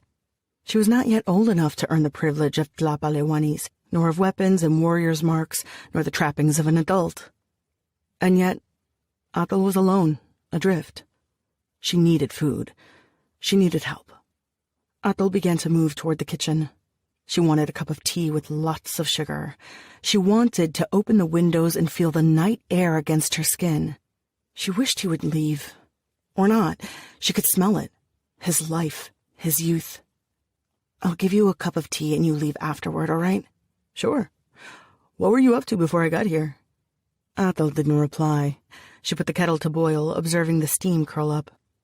She grabbed the cups, the tea bags, and poured the water, adding 3 sugar cubes to her tea. They sat at the kitchen table. He watched her with interest, a man attempting to solve a puzzle. Do you have a sweet tooth? She stared at him, frowning. He shook his head. Sorry, he muttered. I didn't mean it as a joke. I only see vampires in the papers. Go figure. Atal lifted her cup. Like a mirror, Domingo raised his own and took a sip. Humans gave many physical clues about their thoughts. Perspiration, heart rate, inflections. He was nervous, but not scared. I'm not trying to be obnoxious. I just think you're interesting, Domingo said. Oh, you're just trying to get into my pants, she replied. He looked at her from above the rim of his cup, mortification making his lips tremble. Not really, he mumbled. Gwali curled down by her feet as she finished her tea. There were benefits to humans, of course. Her dog was useful, had saved her life before, but it was not infallible. A human servant. You should keep the watch, he said, sliding it toward her across the table. Then he walked out of the kitchen. Atal blinked in surprise. Where are you going? You said you wanted me to leave after I drank my tea, he said, shrugging, hands in his pockets. I'm heading out. I'll buy you dinner, she said. It sounded like it would be the nice thing to do. Not that she really cared to eat with him, but she wanted to make a good impression. Atal needed Domingo to feel at ease. No, I don't, please, she said, rolling her eyes, like you weren't hoping for that. He grinned at her. Atal grabbed her vinyl jacket and Gwali's leash. Atal nursed a glass of water, ignoring the salad in front of her, while Domingo wolfed down a whole plate of huevos rancheros. She watched him as he pushed every last morsel around the plate with the tortilla, gulping his soda and removing bolillos from the basket. He was slim as a bamboo stalk, but she thought just like bamboo, he wouldn't break. You're not going to eat? He asked her when he paused to look up at her. Atal leaned her chin on the back of her hand and shook her head. I can't eat that, she said. Just seeing him eat was gross. His meal looked utterly greasy, but she thought it best to order at least one thing. What do you mean you can't? This junk would make me sick. But it's very good, he proclaimed, and held up the bread basket. Atal looked at the bread with disinterest. He might as well have offered her a plate full of stones. It doesn't matter. My body can't process it. That sucks, he said. On the other hand, I have a much higher tolerance for alcohol than you'll ever have, she replied. Do you get hangovers? Not from drinking booze. From what then? Atal looked out the window, making sure Kuali was still sitting outside the restaurant where she'd left him. He wouldn't go anywhere without her order, but she was still nervous when he wasn't right by her side. Blood, Atal said. Drugs. She thought of home, the parties. They'd hire humans and then they'd drink from them. And then they'd drink tequila, bottles and bottles of tequila, and there was always a pick-me-up, some of the synthetic drugs that vampires loved and that would have fried a human's head. Atal partied with her cousins, drove a convertible but also owned 2 motorcycles, kissed beautiful vampire women, and punched the vampire boys who were too grabby and didn't know how to play nice. The nights never ended, and neither did the blood. Isel complained about her high tabs and her fast friends, but Atal gave her the finger. Vampires didn't really live forever, but she felt she might, when there was still home and her clan and her unencumbered youth. Isel, she thought. Isel, mother, my aunts, my cousins. Domingo leaned forward and knocked the salt over. The tiny grains rolled across the table. Atal stared at them, counting them. If she didn't count them, she was going to scream. Mind? Sorry? She asked finally, lifting her eyes toward him and brushing the grains of salt away. Do you mind if I ask for dessert? Fine. The restaurant was nearly empty, but their server was busy chatting with the cashier. Domingo raised his arm, trying unsuccessfully to attract their attention. Normally, Atal wouldn't have wanted to attract their attention, but the sooner she got the boy his dessert, the sooner they might go home. There were certain matters they needed to discuss. Atal decided to raise her own hand. The waitress looked at them and took out her notepad. Yes? She asked. My brother wants dessert, Atal said. Can I have a banana split? He asked. The server jotted down the order and walked away. Domingo looked confused. Why did you say I'm your brother? It's an easy way to explain why we are hanging out together, she said. Atal doubted anyone could peg her for his elder going by her looks, but her attitude was that of a woman grown, not a timid girl on a date. We are the same age. I'm 23, Atal said. That's the same thing.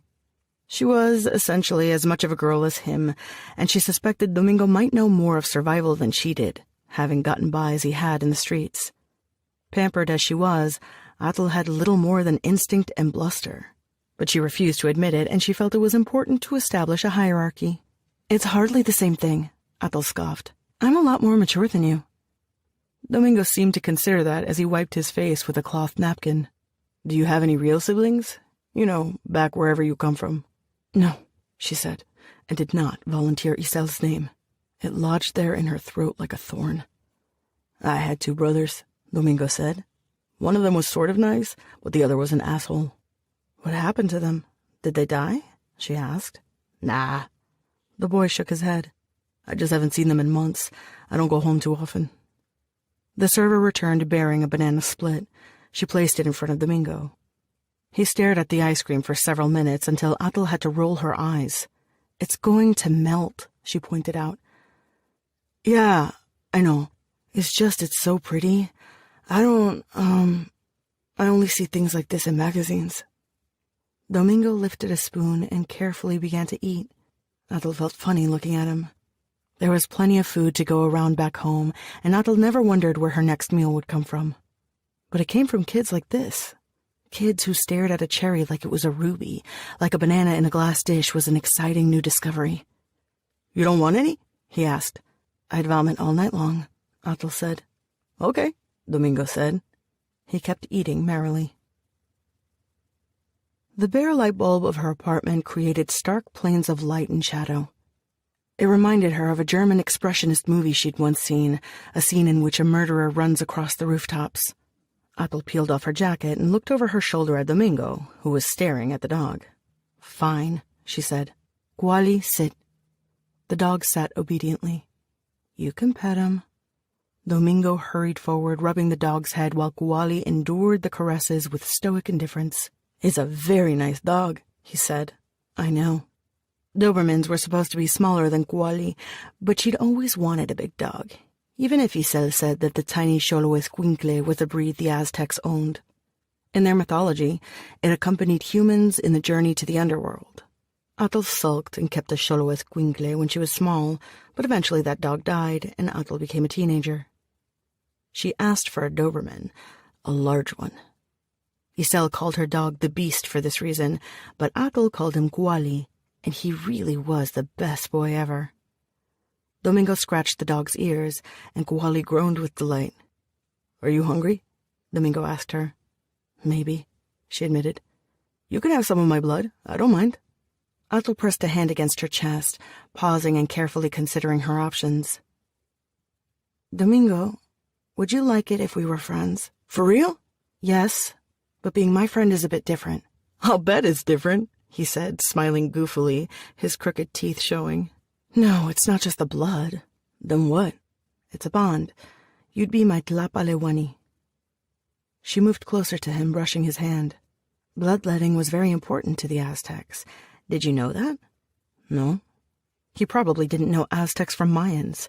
None of the gods, none of the mythology, none of the names she'd learned since childhood.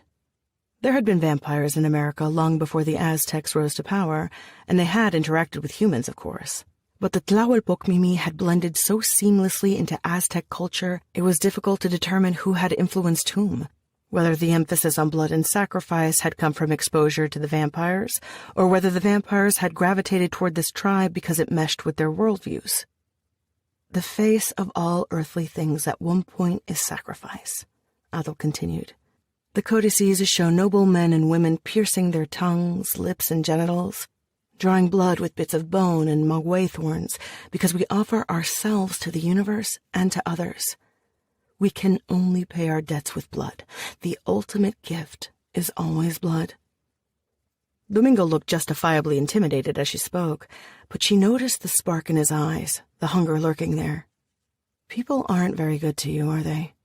"Not all the time," he muttered. "The blood rituals are part of a reciprocal relationship. Do you know what reciprocal means?" He shook his head. "It's when two people owe each other." A murky simplification, Isel would have said. The bond with the Tlapalewani was powerful.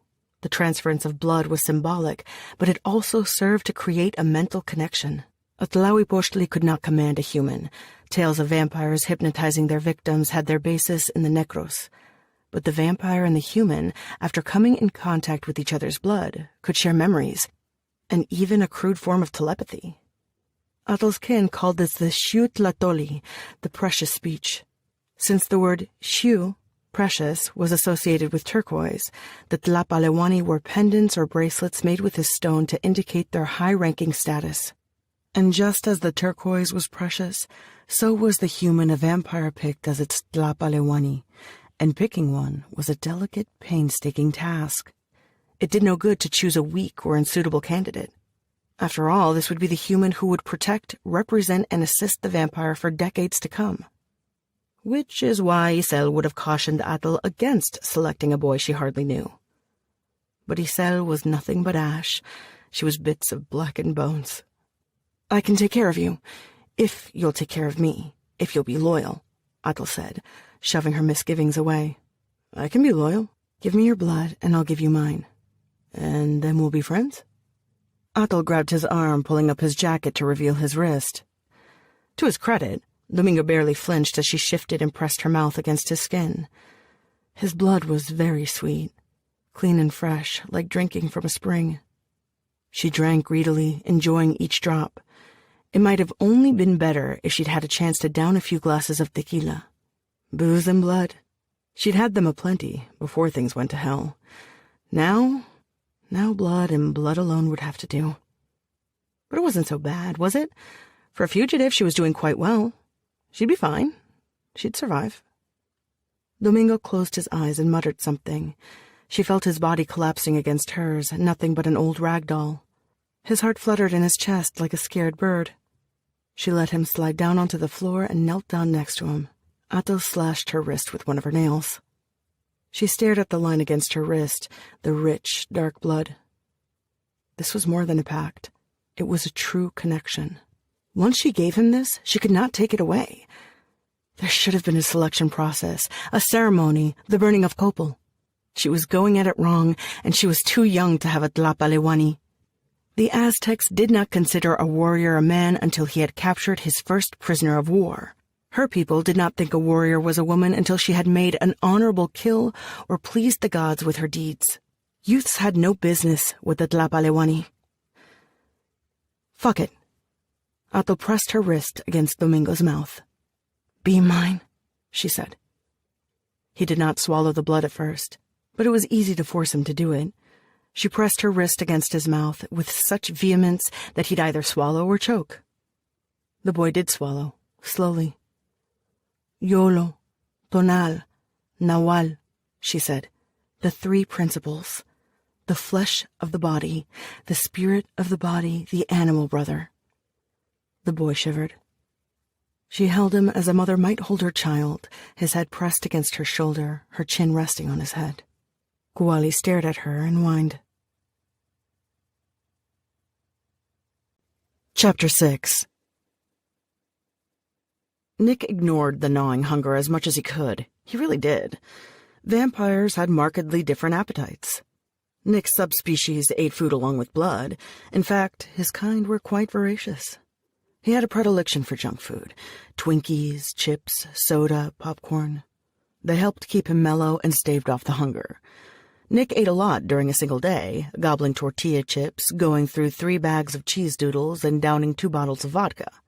He put it off for as long as he could, then finally walked to the kitchen, dragging his feet the whole way. When he opened the refrigerator and pulled out the bags, he knew he would not drink any of the blood Rodrigo had procured. Just the smell of it made him want to vomit. It smelled like the plastic it came in. Rancid blood, tasteless mush. He might as well drink his own piss. Not that Rodrigo would care. Rodrigo didn't give a shit what Nick felt, and he hadn't wanted Nick to come in the first place. He sensed the older man's disapproval in every quiet look, every movement of his head. But Nick had more of a right to be there than Rodrigo. Atl had killed his kin, and not only did he want payback, but he was also going to prove to his father that he was ready to handle the family's affairs. Of course, Rodrigo disagreed. Rodrigo knew everything. Dad should have sent me alone, Nick thought. He squished the bag of blood between his hands. Nick squished so hard that the bag burst open, spilling blood over the floor, which made his stomach grumble. But when he sniffed it, it still smelled disgusting. Enough. He needed to eat. Real food, not the garbage Rodrigo was stuffing in the fridge. La Bola was on sentinel duty and Rodrigo was in his study, but Nick didn't need to break down doors to get to where he wanted. He went to the bathroom, locked the door, and opened a small window. It would not have been large enough for a normal man to squeeze through, but Nick was not normal. His bones cracked, and he twisted his limbs, dislocating his joints, and out he slid, slipping down the edge of the wall like a lizard. The Aztec vampires could fly a bit, he'd heard, but Nick was a necros, so all he could manage was to climb up and down the sides of buildings. Not that it mattered. He didn't envy the power of others. Most vampires were so caught up in tradition, in bullshit pomp and ceremony, that they forgot the reality of the world around them. The necros were pragmatists, willing to seize modernity with both hands while others cried about the good old days. His kin were creatures of action. This is why Rodrigo made him so angry. Instead of catching the girl before she reached Mexico City, they had lost her trail and were now trapped in this ridiculous place. Nick was told to simply sit still and wait. Nick wouldn't have to be hungry if it weren't for Rodrigo's ineptitude. After all, how hard was it to find a stupid, spoiled chick like that? Nick reached the alley behind the apartment building, cracked his knuckles, and headed away. The other night, when he'd gone to the Zona Rosa, one of the girls in line at the club had told him about an interesting joint where you could slip in without ID. He found it without much trouble. The Hyena was an old Porfirian house in the Condesa, painted a bright blue.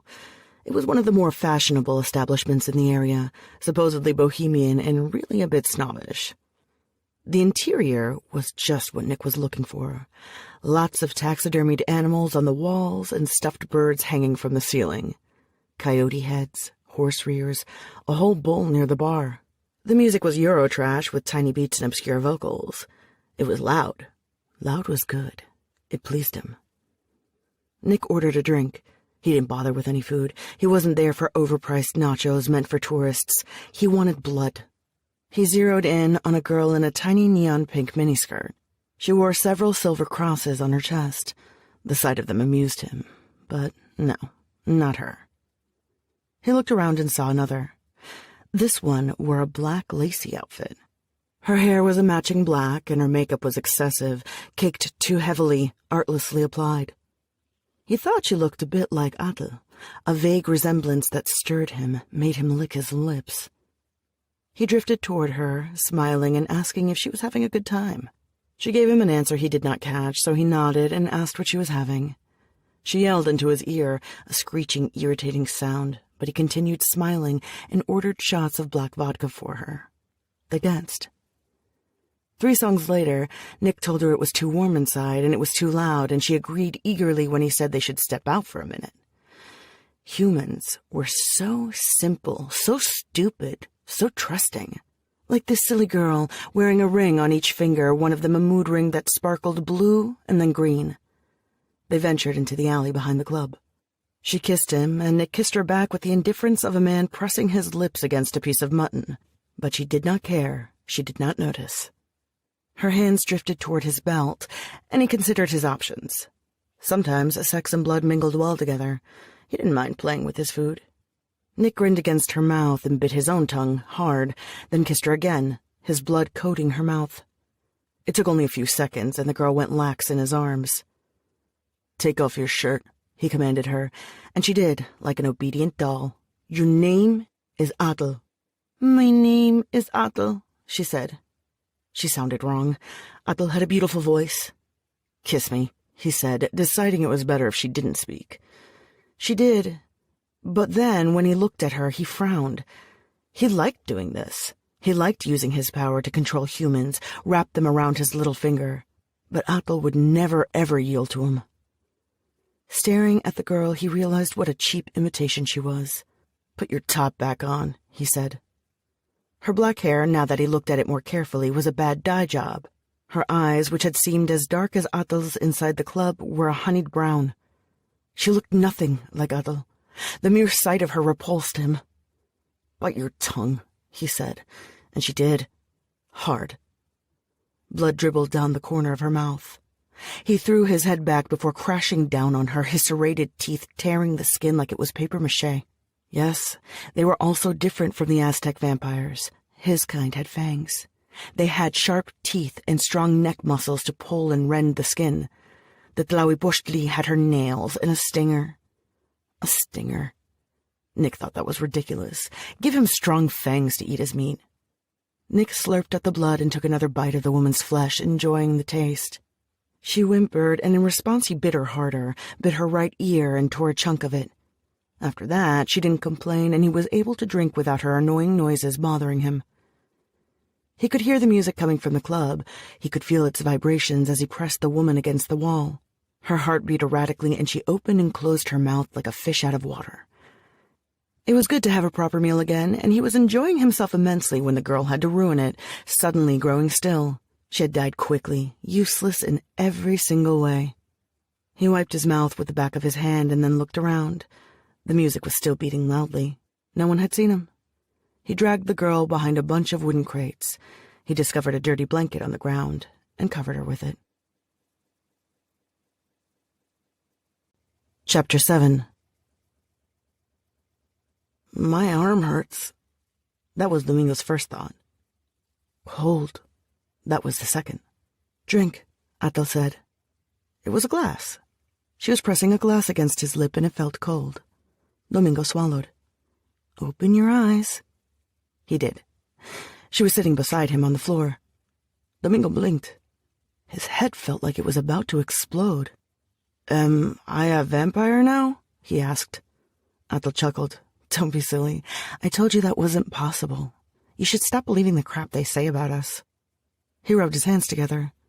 It's what they put in books, he said. More like comic books, but what was the big difference? Adel snorted and pressed the glass against his lips once more. Domingo swallowed obediently. The books, right.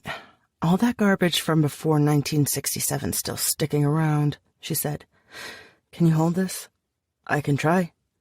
Domingo clutched the glass with both hands and slowly raised it to his mouth. What about 1967? He asked, because he wasn't sure of the reference. Doesn't ring a bell? No. I didn't do well in school, though, he admitted. It hadn't been Domingo's fault. Most days his mom didn't pack a lunch for him, and it was a pain in the ass completing his homework with his stepfather bellowing. His brothers were not much better. He had liked art class and music class and reading, but the teachers were indifferent and many of his classmates unkind. He didn't mind dropping out. That's the year humans discovered we existed, that it wasn't just folklore and superstition. There was a huge panic. A bunch of countries tried kicking the vampires out. Spain and Portugal made a big show of it. That's how we ended up with so many European varieties in Mexico. Yeah, he vaguely remembered hearing about that, but this had happened long ago, before he was born. Besides, Domingo was more interested in the splashy vampire stories. These often involved guns, gangs, and drugs. But since he had a real vampire talking to him now, he thought he'd ask. It was an educational moment, and his teacher had always chided him for letting such moments go by, too mesmerized by comic books to consider a dusty history fact of any value. But he wanted to know everything about her. How come we don't have vampires in Mexico City, then? Domingo asked. 'Cause you guys are pussies, Atal said with a shrug. You'll need iron pills. Anytime we drink from a human, we are supposed to give them iron pills, my mother's orders. Finish your juice. He took another sip. So, no type of vampire can turn a human into a vampire ever? He asked. No. Some can make you real sick and kill you if they bite you. Domingo stared at Atal. She snatched the glass from his hands, chuckling again. Not my type, she said, as she stood up and walked toward the kitchen. But vampires are a completely different species. Homo cruentus. Domingo did not try to follow her. He was too tired to get up. He sat there, his back against the wall. He wiggled his fingers and felt like 100 ants were walking up his arm. Homo. You're gay? Atal's laughter drifted from the kitchen. She came back with the glass of juice refilled and handed it to him. My species is Homo cruentus, though there are different subspecies. I suppose if you were to be really precise, you might say some of us don't qualify as members of a subspecies, since you have to be able to interbreed. She stopped, noticing his puzzled expression. Do you know what a species and a subspecies are? Not really, he said. It's like we are different types. Wolves are Canis lupus. They are a species. Dogs are Canis lupus familiaris. There are also dingoes, which are called Canis lupus dingo. They're two different subspecies. She crouched down next to him as she spoke. He nodded. I get it now. I wasn't too good at science in school. When did you stop going to school? About 4 years ago, he said. I got kicked out of my home. How come? He took a sip of juice and shrugged. I used to stay out a lot. I'd come home real late at night. My stepdad said if I didn't start bringing in money and stopped hanging out with troublemakers, he was going to kick me out. One night I came home and he wouldn't let me in. He had dumped my clothes by the door in a trash bag. That was that. What did your mother say? She asked, looking surprised. She didn't really say much, and I didn't want to come back anyway. My stepdad was always hitting me with the belt. One time he hit me with the iron and another with a frying pan. The belt was small potatoes. Now the iron, that one had hurt. Domingo had to get stitches. What about your real dad? He went away a bunch of years ago. I don't know where he is now. I've got 2 brothers and we've all had different dads. It sounded a lot worse when he said it than when he thought about it. Things just were the way they were, but judging by the way she was looking at him, maybe it had been worse than he'd thought. Drink up, she said, helping him tilt the glass. Domingo downed the rest of the juice in one huge gulp and wiped his mouth with the back of his hand. She took the glass from his hands. What's your mom like? He asked. She's dead, Atal said simply, turning the glass in her hands, a finger sliding along its rim. I'm sorry. How did she die? She died. What do you care? She said, standing up. The sun will be coming up soon. She wasn't wearing the watch, and there was no clock in the living room. Domingo didn't know how she could tell. Maybe it was one of those vampire powers. I need to sleep, Atal said. He wanted to ask, can I look at your coffin, but stopped himself in time, realizing how stupid that might sound. Will you do me a favor? She asked. Sure. I need you to go look for someone today. It's a guy. His name is Bernardino. I have his address, but I haven't been able to visit him. That doesn't sound too hard. Wait. She moved away and returned with a small cloth bag. She reached into it and took out a single jade bead, placing it on the palm of his hand. Go see Bernardino and tell him that Atal, daughter of Santewa, needs his help. I need to find someone, and only he can tell me where she is. Give him this piece of jade. Who do you need to find? This person, she said. He took the folded piece of paper in her hands and looked at it. Her handwriting was very tight and neat, not the sloppy strokes that Domingo managed when he chanced to write something. Veronica Montealban, said the note. Below it, Atal had scribbled Bernardino and an address. Will you go? Today. This is extremely important, a matter of life or death. I'll try to go, Domingo said. I'm feeling a bit tired right now, but definitely I'm serious. This is important. You can rest for a few hours. There's a mattress in the bedroom. She looked worried, and he did want to help her. Domingo shuffled tentatively into the bedroom. The dog padded behind him. It was very dark. I can't see much, he muttered. She turned on the light. There was not much to see. Atal did have a mattress in the center of the room, but no sheets. She slid a closet door open and rummaged inside, tossing him a blanket. Domingo placed it on the bed and lay down. Atal flicked off the light. He was at the edge of the bed, waiting for her to join him. Instead, he heard the closet door slide shut, and then nothing but a deep silence. He counted up to 10 in his head before wetting his lips and gathering the courage to speak. Atal, you ain't coming to bed? He asked. No, came the muffled reply. You don't have to sleep on the floor. It's not like I'd try anything, he said. If it makes you feel better, I could take the floor, no worries. She chuckled. I like small spaces. Just as the animals in the desert have their burrows, I have mine. Oh, he said. He shifted his position and wrapped himself in the blanket. He hoped he hadn't sounded like a creep asking if she'd come to bed. He didn't want to give no wrong impression. Do you want to hear something interesting? Tarantulas line their burrows with silk to stabilize the burrow wall. They also use silk trap lines to alert them of potential prey. That's neat. How'd you learn that? He asked. My sister told me that, she said, and her voice was faint. He waited for Atal to say more, but she did not. Domingo wrapped the blanket around himself and slept. When he woke, faint traces of light had begun to slip underneath the curtains. The room was still dark, but he could make out the outline of the closet and the shape of Atal's dog resting by it. There was his answer. Mexican vampires slept in closets. Who would have thought? Domingo tiptoed outside the bedroom, quietly closing the door behind him.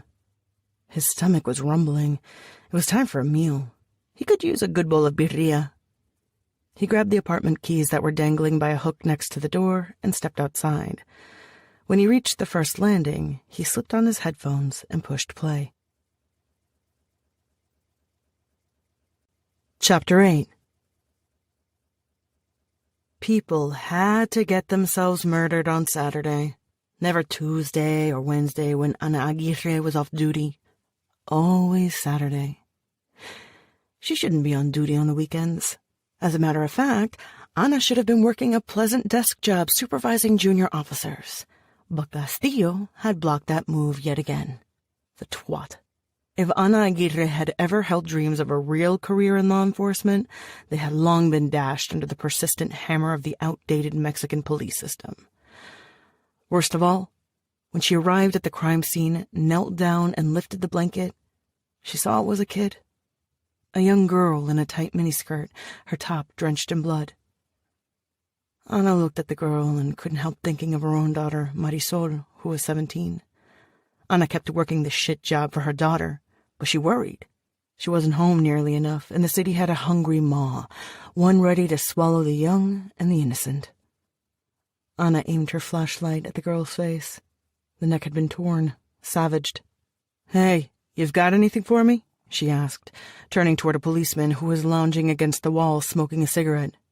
What you see is what you've got. It looks strange as fuck. Vampire, no? Ana tilted her head. Great. She'd left Zacatecas to avoid the vampire gangs. It seemed they were all over the country. All over except for Mexico City. Not because it was a city-state, autonomous in many respects. That was just a geographical demarcation. No. Mexico City had held tight because it was a territory of the human gangs, and the gangs, usually unwilling to cooperate, had managed to come together against the single enemy that mattered to them, the bloodsuckers. But violence lurked at the edges of the city, in Nesa and other areas. There, in the slums, the vampires sometimes made their incursions, trying to expand their fiefdoms. They failed, for now. "I phoned and they told me you'd know what to do," the policeman said. Like hell, Anna thought, but she knew why they'd placed her on this case. Because none of the others wanted to touch it. Because she was from Zacatecas, and it didn't matter if you lived in Mexico City for 6 years, you were still an outsider. Because she came from the ganglands. Because Castillo hated her. Because the shit jobs always wound up dripping her way. Because she had put forth a sexual harassment complaint against another officer one time, and everyone had laughed it off, saying no one would want to smack the ass of such an ugly woman. "When did you find her?" "I called it in half an hour ago. Took you long enough to get here?" Anna wanted to backhand the punk. He looked shy of 20. Probably thought he was God's gift to the Secretariat of Public Safety simply because they'd issued him a baton. "Well, anyone see anything?" "Nobody saw nothing," he said. "You sure, or you just guessing?" The young man gave her a blank look. They'd already set the yellow tape across both ends of the alley, and onlookers were peering curiously at the cops. A couple were even raising their cell phones and trying to take photos. For souvenirs, she thought bitterly. She considered lodging a complaint about this cop's performance, then decided the paperwork wasn't worth it. Her note would end up at the bottom of a file anyway. "She had the blanket on top of her when you found her?" Anna asked. "Yeah." The vampire had covered her. She didn't think it was modesty. Although he'd done a shoddy job of it, he'd probably been trying to delay the finding of the corpse. Had he simply dragged the body to the next alley, he would have found a pothole so large it could probably fit half the girl's body. It wouldn't have taken too much effort. Stupid, she thought. "Go talk to your friends over there and see if they have any witnesses for me, will you?" she said, pointing toward a couple of cops who were talking animatedly with some of the onlookers. The young man huffed, but obeyed her. Anna leaned down and took out her camera. In theory, forensics would come over and photograph the crime scene, but that wasn't theory. Many times they just wouldn't show up because there was too much shit going on, there weren't enough of them, or they didn't want to get up and drag their sorry asses out of bed. Mexican police work didn't play out like in the movies. There was almost no investigative work. They relied heavily on confessions and wouldn't even blink if they contaminated a crime scene. Physical evidence was used in about 10% of convictions, and the rest were signed affidavits. Things were changing, supposedly. Anna was one of the shiny new breed of detectives, a real investigator, but that was a bunch of PR mixed with only a little substance. She was tired of this game. Anna snapped photos and took notes, wondering if she should even bother, but doing it anyway. She was up and about already, so she might as well work. No reason to give Castillo more fuel for his fire.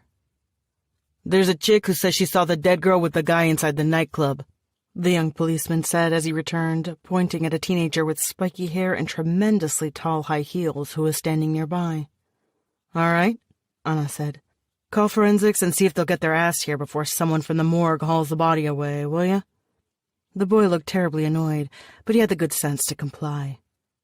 Anna went toward the young girl in the heels, quickly pulling out her notepad and her pen. They were supposed to have standard-issue mini-tablets, but hers had broken and nobody had bothered to give her a replacement. Anna preferred the feel of a pen between her fingers anyway. Old school, but reliable. Just like a knife. Electric zappers were also good for vampires, but knives had their appeal. She still carried the good old silver knife with her. Cut off their heads and burn the bodies. No other way. "They're telling me you saw the girl inside?" Anna said, and the teenager gave her a vehement nod of the head. "Uh-huh, sure did. She was with this majorly hot guy." "What did he look like?" "Platinum blonde hair, pale. He was wearing nice clothes," the girl said. "Age?" she asked, her shorthand neat against the yellow pages of the notepad. She'd taken typing classes in high school. Technical high school. She had been trained to be a secretary and picked an application for the local police department instead. "About my age, I don't know, 19, 20 maybe. Hard to say. Anything special about him? Any marks, tattoos, piercings? The girl seemed to think it over. She rubbed her arms and finally spoke. He didn't have piercings, but... Yes, I remember a tattoo. What did it look like? Anna asked. He took off his shirt to dance, the girl said, mimicking the motion of a man lifting his arms. He was wearing a wife-beater, and I could see kinda part of the back of his neck. It was a shark. Anything else you saw? No, I was inside till someone came running in and said the cops were here and someone had killed a girl. I just wanted to see. I hope it was amusing, Anna thought. Anna got home around 6 a.m., nearly time for Marisol to wake up for school. She peeked into her daughter's room. The girl was peacefully asleep. Anna recalled the spectacle of the dead girl in the alley and shook her head. God, a vampire kill. She hadn't looked into one of those since Zacatecas. He took statements, nodded, maybe caught one, and then a couple more bodies popped up in another part of the city like mushrooms after the rain. It never ended. It was a fact of life. That was what brought her to Mexico City. It was safer, and they were starting the new investigating units, reforming the police system. She was going to have a chance to be a real detective. Not that I'm anything realer now, she thought as she walked into her bedroom and peeled off her uniform. It was a dark blue form-fitting suit woven with a nanofiber worn under a standard-issue raincoat in the same color. It itched, and she often found herself scratching her neck. Anna carefully folded her clothes and lay down on her bed. She lay on top of the covers and wondered if the examiner was going to get to the girl's corpse that evening. Probably not. The girl was nobody of importance, and Anna didn't have much pull around the office. If the coroner looked at the girl, and if he deigned to produce a report, it might be weeks later. She didn't think Castillo really expected this crime to be solved, and the vampire, in all likelihood, was already out of the city. She felt bad for the mother of the girl, who was probably hearing about her daughter's murder right about now. She told the young surly officer to see about that. Anna wondered what she would do if Marisol did not show up one morning. Don't think that, she scolded herself. Anna turned and looked at the corner table where she kept a statue of the Virgen of Guadalupe, along with a plastic image of San Judas Tadeo and her mother's rosary. Mexico was going to hell. It was hell. If she'd had any money, she'd have left the country, somewhere nice and quiet, without vampires and drug dealers. But she didn't. Anna pressed a hand against her forehead and wondered what gang the vampire belonged to. The shark didn't sound familiar, but the bite marks did. She could bet this was the work of a necros. She'd seen bites like that in Zacatecas and had learned to recognize the telltale signs of several vampire species. The necros, with its strong mandibles and big sharp teeth, was easy to identify. The tlahuipochtli left fewer, smaller marks, smudges blooming on the neck and wrists. Only once had she come upon a revenant, and it had scared the hell out of her. The thing, and the victim? Like a mummy, the flesh shrunken and the body twisted. The devil's work. She rolled away from the shrine to the Virgen and closed her eyes, hoping for a restful sleep, but the image of the dead girl flickered behind her eyelids, superimposed like a negative. Anna woke up far too tired. Vampires drained you one way or another. She rose from bed and found Marisol in the kitchen frying an egg. "Hey, are you back from school early?" she asked. "No," Marisol said. "You're up late. You were supposed to cook dinner." "I'll make dinner now." Anna extended her arm to open the refrigerator, but Marisol shook her head. Her mouth was doing that thing where she wasn't quite smirking, but it was damn close. "There's no vegetables. There's nothing. You haven't gone to the supermarket." "No, we went." Anna opened the refrigerator and stared at a solitary avocado, a bit of parsley, the wedge of cheese with a dab of mold on it. "Told you," Marisol said. A full smirk now. Anna grabbed a can of diet soda and did not bother pouring it in a glass. It would only mean one more glass to clean. There was already a pile of dishes waiting in the sink. "I need to buy a new school uniform," Marisol said as she flipped her egg with the plastic spatula. "What's wrong with your current uniform?" Anna asked. "It's not the official uniform?" Anna sipped her soda, shaking her head. It's got green and blue squares on the skirt and a blue sweater. How is that not official? You know very well the nuns want me to wear the one they sell at the school shop, not a cheap copy, Marisol said, sounding like Ana had sent her to school dressed in a paper bag instead of real clothes. Ana put the soda can down on the kitchen counter. Well, the nuns can go piss themselves. Marisol, the school manual doesn't say it's mandatory that we buy it there. The other kids can tell it's a knockoff. Once again, Ana regretted having enrolled Marisol in a private Catholic school. The school fees were outrageous, but public school was no good, with the teachers always on strike and the lousy facilities. Marisol needed a private school so she could have the best teachers, a chance to learn a second language, to make something of herself. Employers advertised jobs in Mexico by specifying the age and even the goddamn school a kid had to have graduated from. No student from the UNAM, no one over 34, no married people, no kids, send a photograph and indicate religion. Under those fucking circumstances, you had to try to give your child an edge, or they were going to be trampled upon by the richer kids from the Tech or the Anahuac, kids who had lighter skin, heavier wallets, and the right last names. No, Marisol needed this high school. If only Ana could afford it. Money was tight. I bet you're not going to let me go on the class trip to Acapulco either, Marisol said as she tossed the egg on a plate and handed it to Ana. Then the girl cracked another egg and began frying it. Ana leaned against the refrigerator and held the plate in one hand. I don't have the money. You could ask Dad. As if that would help. Ana was supposed to receive alimony, but any cash from her ex-husband was sporadic and unpredictable. He had remarried, and he had a new family. He didn't trouble himself with the old one. Ana was grateful for this, since it meant he had stopped nagging her about moving back to Zacatecas so he could see his daughter. If she started complaining about the alimony, he might start talking about that again, a topic Ana felt no desire to revisit. Your father won't be able to help. This is not a field trip.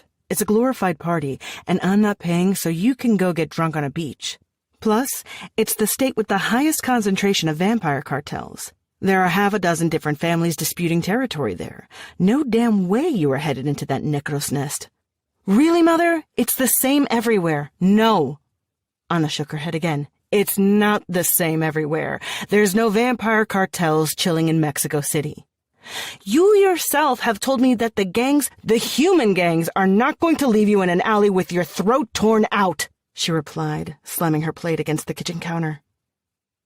Marisol looked at her. Ana recognized the same defiant stare she saw each morning in the mirror, the same hooded eyes and thin mouth. Marisol was a younger version of Ana, and this troubled her. She didn't want her daughter to be like her, to make the same stupid mistakes. Look, Marisol, we just can't afford it, all right? Marisol nodded. She had finished cooking her egg and turned off the stove. Eat up, it's getting cold, her daughter muttered. Chapter 9. The house was in the Colonia Roma, where Domingo seldom ventured. The Roma had been a fine area since the time when people rode carriages and ladies wore corsets. It was no longer aristocratic. The super wealthy lived in walled-off complexes or the newer Polanco and Lomas neighborhoods. Yet it retained plenty of its grandeur and tradition, showcasing its history in its wide avenues, its parks, its boulevards, and a number of elegant old houses, very European. It was nowadays morphing into a hipster haven. The grungy elements of the area paired well with the bookstores, antique shops, art galleries, cafes, and restaurants with far too pricey items on the menu. A latte always went down better when you could pat yourself on the back and declare yourself très chic because you were having a snack at a butcher shop turned trendy eatery, right smack in front of a street where prostitutes lined up in the evenings to engage in their daily trade. It was a place for sophisticated older people and hip young ones, with magnificent trees and faded mansions, a taco stand here and there to remind you it was not quite the Belle Epoque and you were still in Mexico City. It was not a place for Domingo, who preferred the downtown crowds, the pressure of people in the subway, the underpasses and alleys. There were too many private security guards walking around the Roma who were eager to stop a young man in a cheap yellow jacket. They stared as he walked by, but if Domingo had learned a lesson in his short life, it was to keep walking and stare straight ahead. The private security guards couldn't arrest him anyway. They could beat him if they didn't like the look of him, but that was about it. Domingo kept his head down and walked with his hands in his pockets as he checked the address again. It took him a while to find the house because the number was half hidden behind a layer of graffiti. It was one of those old casonas that seemed like it would stand forever, braving earthquakes and pollution. The gate, an iron double door, was rusty with age. The place looked abandoned. This was not entirely unusual. Yes, the area was now fashionable and gentrified, but there were houses here and there that had gone to hell in the 80s and never recuperated, some of them occupied by upper-class squatters, university students and artists with proletarian leanings, and others by the regular run-of-the-mill squatters who had never read Marx and did not give a fuck about globalization talk. He wondered if he was at the wrong address. Domingo gave the gate an experimental push. It swung on its hinges, groaning a welcome. He closed the gate behind him and walked down a small inner courtyard, past a fountain decked with chipped blue tiles, and to the door of the house itself. The door seemed terribly heavy, like the door of a castle. Well, what he imagined a castle door might be like. The closest he'd ever gotten to a castle was the castle of Chapultepec, and he was pretty sure that didn't count because it was a museum. He'd never seen a door knocker except in horror movies, but there was one, a heavy iron ring which he slammed against the wood. He waited, staring at the fountain, which was filled with dirty, murky water and an abundance of leaves. Several pots overflowing with wilted plants sat by the fountain. A couple of them were cracked, and earth had oozed out. An old woman opened the door, her white hair pulled back in a bun. She squinted at Domingo. "I'm looking for Bernardino," he said, reaching into his pocket and showing the woman the jade bead Atel had given him. "Atel, daughter of Centewa, sends me." The woman nodded and let him in. Domingo had spent nights sleeping in old abandoned houses or in tenements that had stood for more than a century. Many of these places were humid, dark, and unpleasant. However, as he followed the old woman in toward a staircase, he thought he had never been in a place this cold. Not only was it chilly, it was dirty too. Yet in the dirt, he noticed things that looked like the genuine article. Antiques, pricey shit, cool-looking furniture, tea sets in a glass case. But there was also a lot of garbage, hundreds of newspaper pages with solved crossword puzzles, plastic toys that came free with fast food meals, books stained with mold, broken watches, a very large TV set from another era with a crack running down its screen. A dozen dolls sat on a wall, lined up in their white dresses, wearing matching lace hats. Their blue and green and brown eyes seemed to follow him as he climbed the steps. There was the faint smell of mildew and the stronger smell of cat piss. When they reached the second floor, the darkness of the hallway hit him like a wave. He slowed down, afraid to run into a piece of furniture. The old lady did not say anything. She did not offer to turn on the lights, but merely waited a few paces ahead of him. Domingo continued walking, careful to keep a hand on the wall just in case he should trip. They reached a door and she opened it. It was very dark inside, a darkness thicker than in the hallway. Domingo swallowed. He clutched the jade bead, then slipped inside the room. He saw nothing.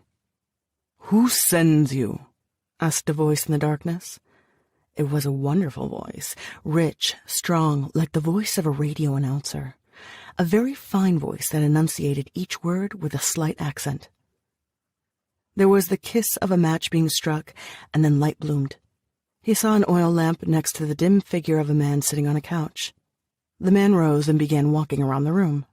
He lit another oil lamp, lit candles. The darkness began to recede, and Domingo saw more bits and pieces. A rug, 2 cats, no, 3, no, 4. A lot of cats in the room. Faded paintings decorated the walls, and thick velvet curtains hid the windows. "Atel," Domingo said. "Daughter of Centewa, she sends me." "I do not know Atel. She gave me something for you." The man lit 2 more candles. Domingo saw him properly now. The man was wrapped in a frayed crimson robe, leaning against a cane. He had a great lump on his back. A hunchback. His skin seemed thin, almost translucent. His eyes, when he glanced at Domingo, were a dim, sickly yellow. He looked old, rather ugly. "Show me." Domingo stepped forward and opened his hand, the jade bead resting upon his palm. The man stretched out his thin, bony fingers and picked up the bead, holding it up. "The Ista clan, the people of the white-feathered hummingbird, Tlahuipochtin," the man said. "The first vampires in Mexico. Did you know that?" "Yes," Domingo replied, and then before he could stop himself, he spoke again. "Are you a revenant?" Domingo's knowledge of vampires was fragmented. The Necros were the ones who appeared most often in popular culture. But the silhouette of the revenants was distinctive with their crooked spines, and though he'd seen only a couple of drawings of them, he remembered that telltale detail. The vampire smiled, pocketing the bead. "Most definitely." He pointed to an overstuffed leather chair. "Please sit." Domingo did. There was a toy wooden horse in a corner. He noticed a pile of newspapers by the man's chair, and these also had crosswords that had been solved. He had the crazy desire to go through the stuff. It was the garbage collector in him, eager to find empty bottles and secret treasures. He stilled himself, resting his hands in his lap, trying to keep himself from repeatedly tapping his foot. He was nervous. "I thought there weren't any vampires living in Mexico City," Domingo said. "This house was built during the reign of Santa Anna, more than 150 years ago. It was the time when he was imposing great taxes for dogs, even taxes for breathing. He taxed you by the number of windows and doors your home had. People bricked their windows and their doors. But I didn't mind. It was good for me. Then came the revolution. You could hear the cannon in the distance. I remember the smell of charred corpses drifting in under the door. A great quake hit in 85. Half the Roma fell to pieces. But not this house. Not this one." The vampire placed his hands atop his cane and stared at Domingo. "This is my home. It will always be my home. There are too many noises outside, too many cars and smells and people, but not here." "I wouldn't want to move either. You have cool stuff. What's that thing over there?" Domingo asked. The vampire looked over his shoulder. "One of my phonographs." "What does it do?" "It plays music. It's very old. Would you like to listen to it?" "Sure." The vampire shuffled toward the machine. Domingo thought the contraption looked like a box with a gigantic flower or a big trumpet sticking out of the top. It had a delicate handle, which Bernardino pulled. Music began to stream from the phonograph. Domingo listened with interest as the recording hiccuped and played. The vampire was smiling. His teeth were yellow and very large. "Have you ever thought of selling it?" he asked. The vampire's smile disappeared. "No," he said with a finality that made Domingo wince. The phonograph went quiet and the vampire sat down again. Domingo looked at him, afraid to speak and say the wrong thing. A cat rubbed itself against his legs, purring, almost making him jump out of his seat. "Here, here," said the vampire, and the cat left Domingo alone and jumped onto the vampire's lap. The vampire propped his cane against the side of his chair and began petting the cat, his thin fingers carefully stroking its fur. "Your mistress. What's her name again?" "My mistress," Domingo repeated. The vampire smirked, looking mightily amused.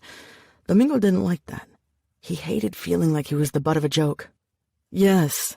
What was that name?" "Adel." "Beautiful name. Beautiful girl.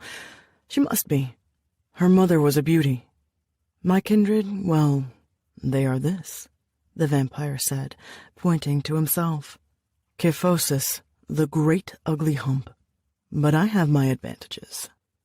"She sent me because she needs to find someone. She wrote the name down for me." Domingo grabbed the crumpled piece of paper and gave it to Bernardino. The vampire looked at it with an easy indifference, nodding. "Adel has money." "She does she? She also has a serious case of idiocy," the vampire said. "I haven't lived this long to take a bullet for a woman I do not know."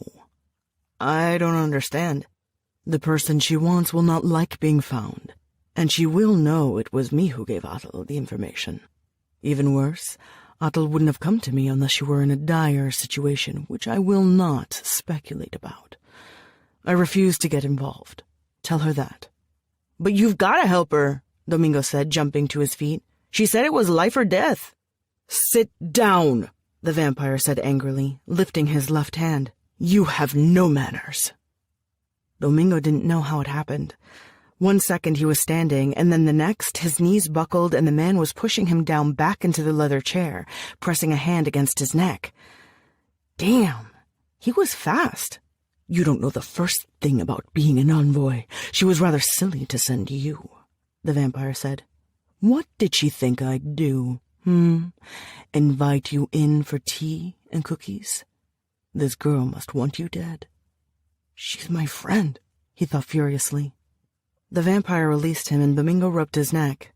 "A friend," the vampire said with a chuckle. "A snack, maybe."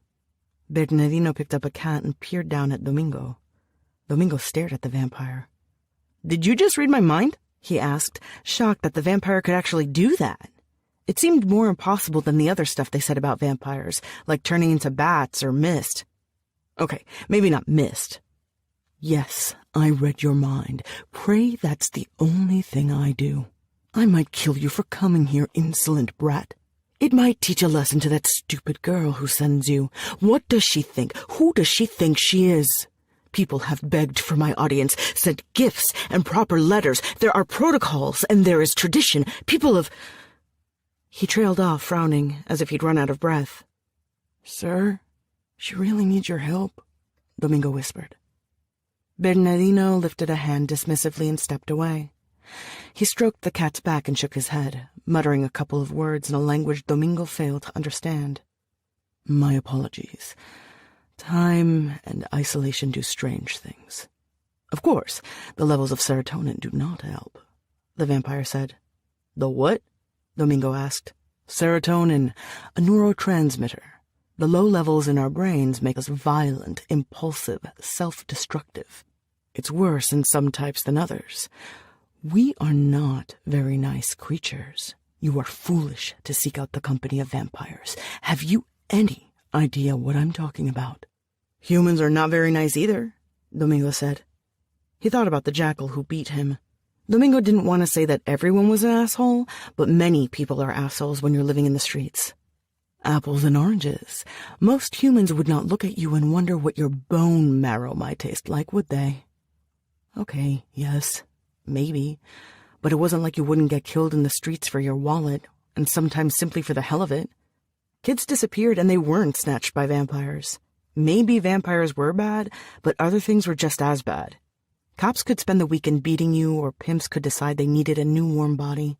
Ethel wasn't beating him, and she wasn't pimping him. "It doesn't matter what she thinks of me," Domingo said. "What matters is she sent me and she needs an answer, so stop trying to scare me. I ain't gonna scare. So what's it gonna be?" Bernardino chuckled. The way he carried the cat, it seemed like he was carrying a baby. Domingo wondered if vampires liked animals. He might ask Ethel about that. There were a ton of things he didn't know about her. "You are plucky," the vampire said. "It amuses me." The vampire's face had the coldness of an autumn moon, yet Domingo sensed he had passed muster, even if he didn't know the protocols the old creature was so worried about. "Whatever you say, as long as you help Ethel," he replied with a stubbornness that can only be present in one's youth when a boy doesn't know any better. Ethel. Yes, very well. I can't give you exact coordinates. I can give you another name, though." The vampire moved to stand by the curtains, ripping a piece of paper from a pile of notebooks and scribbling on it. He motioned for Domingo to come closer. He rose and walked to the vampire's side. "Elisa Carrera," Bernardino said in a low voice, handing Domingo the scrap of paper. The vampire pulled away the curtain, revealing a bricked window. He smiled. Domingo could see the tracery of dark veins upon his skin. "Run along now," the vampire muttered. "We are done. I'm tired." Domingo moved toward the door. The vampire began to crank the phonograph, stale notes spilling out. The cat meowed. Chapter 10.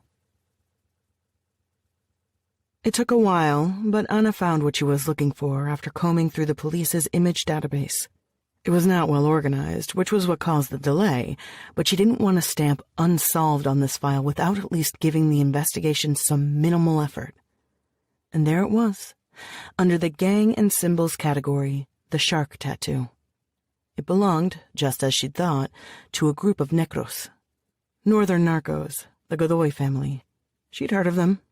The discovery did not make her happy.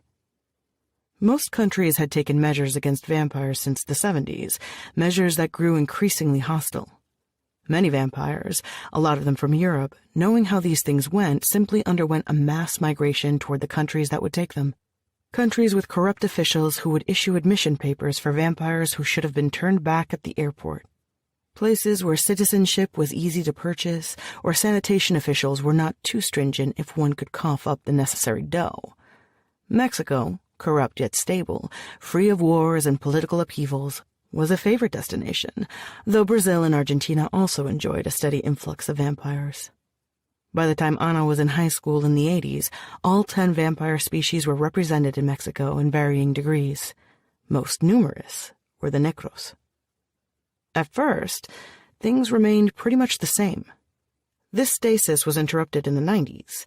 More vampires arrived or expanded their power base, rivalries grew, alliances evaporated. In Mexicali, the Chinese vampires that had controlled the city and much of Baja California for decades suddenly faced encroaching rivals. In other states near the border, Tlahuelpocmimi clans that had commanded respect by their sheer age, they could trace their roots to pre-Hispanic Mexico, saw their authority undermined by well-armed bloodsuckers fresh off the airplane. Ana remembered speaking to an old toothless Chinese vampire who said that what had really altered the balance of power had not been the ease of movement among vampires itself. The negros changed the game. The negros, they hold nothing sacred. They threaten the Tlacocuali and Monequi, the old vampire said, using a phrase the Aztec vampires employed that meant the middling, a balanced state. He had a point. Many of the negros were shunning the old traditions, discarding concepts like sanctuary or sacred ground. It made sense. The European subspecies was adaptable, perhaps even at a biological rather than just a temperamental level. As with all vampires, it was difficult to trace their origins, mostly because vampires were reluctant to discuss anything to do with themselves. But people suspected the negros had emerged only recently, perhaps in the late Middle Ages. Perhaps they were an offshoot of the Garcia. Others, however, said such rapid evolution was implausible, and the negros had most likely existed for thousands of years in an isolated corner of Europe before expanding throughout the old continent during the 14th century. Whatever their origins, they had sharp teeth, an aversion to sunlight, superhuman agility, a voracious appetite, and a desire to exert control over their territory. None of these traits were necessarily unique to their type. No. Their most notable attribute was their capacity to spread a peculiar disease. A human could be infected via sexual contact or by imbibing the vampire's blood. The disease would kill the human, but first it would turn them into mindless slaves. Although several types of vampires could supposedly influence human thoughts, negros were notorious for their ability to manipulate and use the humans they came in contact with. Ana had once read about a protozoan called toxoplasma that made infected mice approach cats, the parasite's ultimate host. It seemed to her that humans who came in contact with negros suffered a similar fate, their minds and bodies slowly disintegrating until they were nothing but empty husks, a slow, ugly death. At least you died quickly, she thought, looking at the pictures of the butchered teenager. She rubbed her hands together and decided to have a smoke outside. Vampires and then the Godoy clan were no small matter. This discovery was best addressed with nicotine in her system. Ana took the elevator down, walked a block, and bought a coffee at a cafeteria that offered a cheap brew rather than fancy caramel mocha bullshit and ambient music, then sat to have a smoke in the corner. Ana patted her pockets trying to find her matches. She suddenly remembered that she'd tossed them out. She was trying to quit, though it never took. Need a light? Ana glanced at the woman sitting at the table next to her. She was wearing a red overcoat and equally red lipstick, her hair pulled back in a ponytail. The woman extended her arm and handed her a heavy black lighter. Ana lit her cigarette, took a puff, and handed the lighter back. "Thanks," she said. "You're welcome." Anna looked down, noticing that the woman was also wearing red high heels. "I'm Kika," said the woman. "Hi. You're Ana Aguirre." Anna turned to look at her, frowning. The woman smiled and shifted in her seat, leaning back and taking out a cigarette of her own. Anna stood up. "Don't get twitchy, finish your coffee. I'm not here to shoot you," the woman said with a dismissive gesture. Anna sat down slowly, her eyes fixed upon Kika. "How do you know me?" Anna asked. "I've been told you're investigating the death of a girl." Anna looked to the left toward the barista, who was checking his cell phone. She could hear the sharp sounds of each notification he received. Ping, ping, ping. Still looking at the barista, she replied, "Yeah, what's it to you?" "They're saying it looks like a vampire did it." "So?" Anna said with a shrug. Kika mimicked her, replying with a shrug of her own. "I don't like vampires." Anna's voice lacked any emotion. It was colorless. "Who does?" "My dislike of vampires is precisely why I'm here." "Oh?" Kika changed seats, pulling a chair and joining Anna at her table. Gang member, very likely, even if she seemed to dabble in unorthodox outfits. Not that Anna wanted that to be the case, but the way this conversation was going, there were few other options to consider, though movie extra from a remake of Gilda might fit the bill. She had the femme fatale aura down pat. "Vampires in Mexico City are bad for business." "Whose business?" Anna asked. "Several people," Kika replied, looking at her manicured nails. Surprise, they were painted red. "Vampires sometimes come here," Anna replied. "Not downtown, they don't." True enough. Maybe they ate people living at the edges of the city, in the more distant quarters. Those were odd excursions, the work of reckless young creatures. They didn't venture into the heart of the metropolis. "No, not usually." "Have you identified the vampire who is on the loose?" Kika asked. "Not yet," Anna said. "It's Nick Godoy. He's come down from the border zone. Some major shit went down over there and he's chased a girl here." "What makes you so sure this Nick Godoy did this?" Anna asked. "He's got more balls than brains. He told everyone in Guadalajara who'd listen to him that he was going to catch up with the Tlahuipostli in Mexico City. And a little birdie who was listening told us about him. Now there's a dead girl and it looks like a vampire killed her. Can you add 1 + 1? It's him. If he's here, she's here too." "Case cracked then," Anna said. "That still doesn't tell me who you are or why you care about a random dead kid." "It doesn't matter." "You're with Deep Crimson," Anna said, finally voicing her thoughts. It wasn't like keeping quiet was going to make the woman go away. Might as well call a spade a spade. Kika smiled brightly, her silver bangles clicking together as she tapped her cigarette against the edge of the ashtray. Deep Crimson, then, one of the 5 big human gangs who resided in Mexico City. Crime. It drenched the country. Mexico ran red. But Mexico City was spared the worst of it.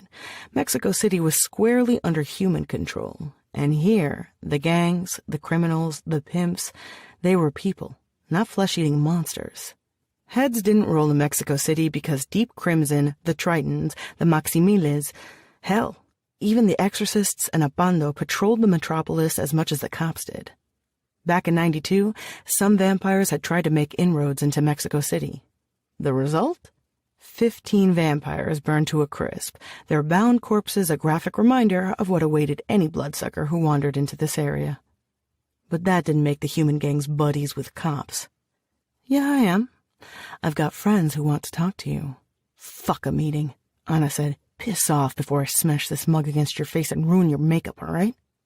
The woman did not seem intimidated. "We want Nick and Atle," she said. Anna was going to keep true to her promise to smash that coffee mug, but the words caught her interest, making her reconsider. "Slow down 2 seconds. Who's Atle?" Kika took out a tablet and slid it across the table. Anna looked through several photos of a young woman. She stood with a Doberman in one photo alone and with a group of older women in another. "She's a Tlahuipostli. The Godoys and her family are engaged in an all-out war, rival factions. And when vampires are busy killing themselves in other parts of the country, it's cause for celebration. When they start killing humans in our streets, it's a problem. If you give these parasites 1 centimeter, they'll take a whole kilometer. Vampires heading into Mexico City like they own the place? That's bad. That's very bad. It's disrespectful. I've got the case under control, Anna said, wrapping both hands around her cup of coffee. You got shit and you know it, Kika replied. What are you going to do when you find Nikolai? Arrest him and bring him over to police headquarters? Anna sighed and touched the bridge of her nose. That's the procedure. We are willing to offer you support. If you want to cooperate with the investigation, Anna said, you can give me whatever information you want and I'll take it from there. I'll give you what we've got, but what we want is them.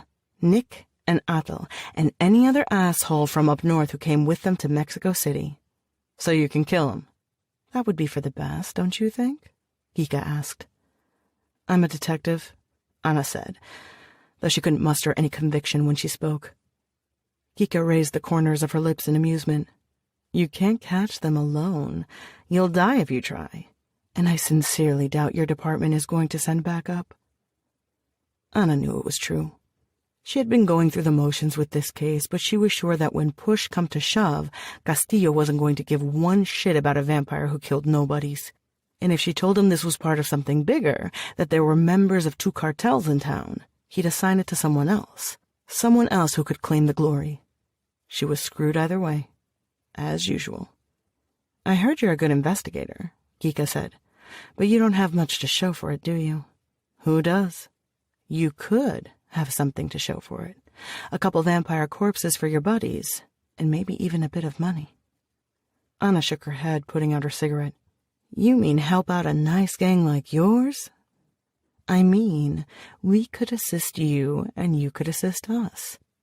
We can probably find these leeches eventually, but we could use professional help and police resources. I thought you had friends in my department. Don't they have better resources? Everyone has a big mouth in your department, but you caught several vampires, even an imago. It sounds exciting. Anna raised her cup of coffee to her lips, her hands surprisingly steady as she took a long sip. God, she didn't want to think about it. When she killed it, the flesh had melted off its bones and she'd seen its true face. Dear God. I killed one of those, Anna said, but it was a long time ago. It was practically an accident, she thought. A fluke. Maybe it wanted to die. I came to Mexico City to get away from vampires, Anna said. Exactly. You want them out there eating more people? First, it'll be these 2. Next, who knows? 4, 6, a dozen? Thinking they can just walk in like this is their damn home? Catch them by yourself, then, Anna said, pulling back her chair and standing up. She took a step before Kika grabbed her wrist. My friends want someone who knows what she's dealing with. We've never seen a Tlahuipostli, she said. And for the first time, the young woman's face grew stony. Well, of course not. They were not the most common vampires, especially these days. Humans had the upper hand in terms of numbers, but you could easily find the necros and naxeros hanging around, partially because disease had decimated a good percentage of the pre-Hispanic vampire population a few centuries before. There was also the fact that both the necros and naxeros could reproduce with more ease than other breeds. While a Tlahuipostli might give birth to 1 or 2 children during its entire lifespan, and this lifespan could be centuries, the necros could reproduce every few decades, meaning they could potentially have 4 or even 5 children. It made a very real difference once you added them up. I'm no Van Helsing, Anna said, pulling away. You haven't even heard the monetary offer, Kika said, her voice chipper once again, her face relaxed. Look, why don't you sleep on it? Come on over and pay us a visit. My friends are very rich, and they really want to meet you. And let me hold on to these.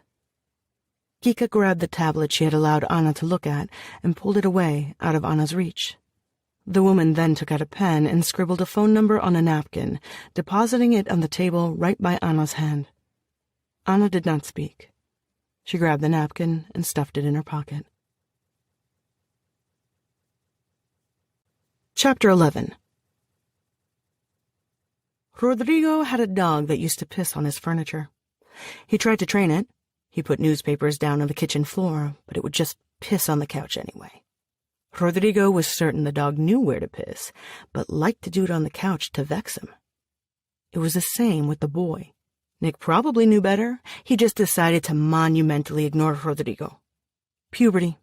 It turns vampires and humans into major assholes. Though to be fair, Nick had been an asshole long before he was a teenager. Now in his 20s, Nick fancied himself a fucking rock star with his sunglasses and his light brown hair dyed a platinum blonde and about a dozen chips too many on his shoulder. Maybe, if his father had reined him in. But no. For all his smarts, Mr. Godoy tended to be far too lenient with his precious boy. Rodrigo opened the door without knocking. Nick was sprawled on the large bed, bits of chips on the sheets. Candy wrappers littered the floor. 2 empty 1-liter soda bottles lay in a corner. When Rodrigo took a step forward, he felt the sole of his shoe stick to a piece of bubble gum. Rodrigo crossed the room and flung the curtains aside, daylight darting in. At first, Nick slept peacefully, no change reflected on his features. Suddenly he twitched. Nick opened his eyes and jumped up, shrieking, "Close the curtains!" Photophobia. You had to love it. Sunlight didn't turn vampires like Nick into ash. Short-term exposure was more of a nuisance than a real danger, but it could, at the very least, cause blisters. Long-term exposure might give them third-degree burns, which, while not fatal, healed slowly. Hurting them, frankly, was more fun than having them crumble into ash. Rodrigo closed the curtains. Nick had tumbled onto the floor and pushed himself against the wall, his eyes wide and spit trailing down his chin. "Good morning," Rodrigo said nonchalantly.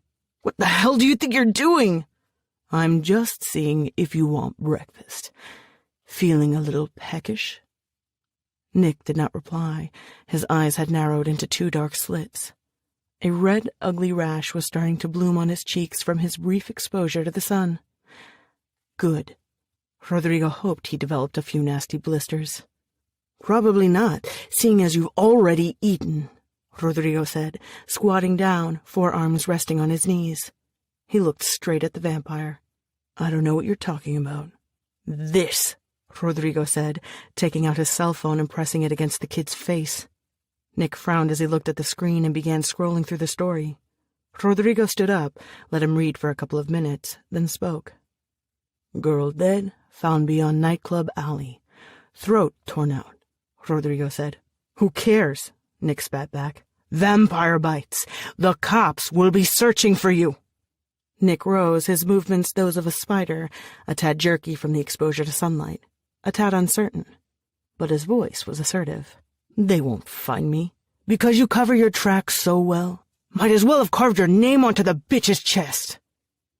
Rodrigo snatched the phone back and stuffed it into his suit jacket's pocket. Nick didn't look the least bit guilty about his actions. Not that he expected anything else from such a pampered bloodsucker. "Do you want to go back home in pieces?" Rodrigo asked. "We could be back home now if you knew what you were doing," the boy said dismissively. Rodrigo glanced at his shoes. They'd been polished recently, and he could practically see his own reflection, though the image was distorted, distended, just like he felt in that instant. "I know what I'm doing. It's trying not to attract attention, trying to catch a vampire with no one else knowing, and without the authorities figuring out I'm with another damn vampire," he said, looking back up at the kid. "Mexico City is like any other city. The authorities can be bought," Nick replied. "Sometimes. And sometimes, when the vampire is a son of a narco like your dad, the authorities just want to fry you in hot oil." "We're behind enemy lines, idiot! Don't you call me that!" the boy said. He noticed that Nick's fangs were showing and that his pupils were dilating. He was ready to attack. Rodrigo had his gun and more than 20 years of experience with bloodsuckers, but vampire bites still hurt. "If you're thinking of biting me, you better make sure I'm good and dead. Otherwise you are going to be in a lot of trouble.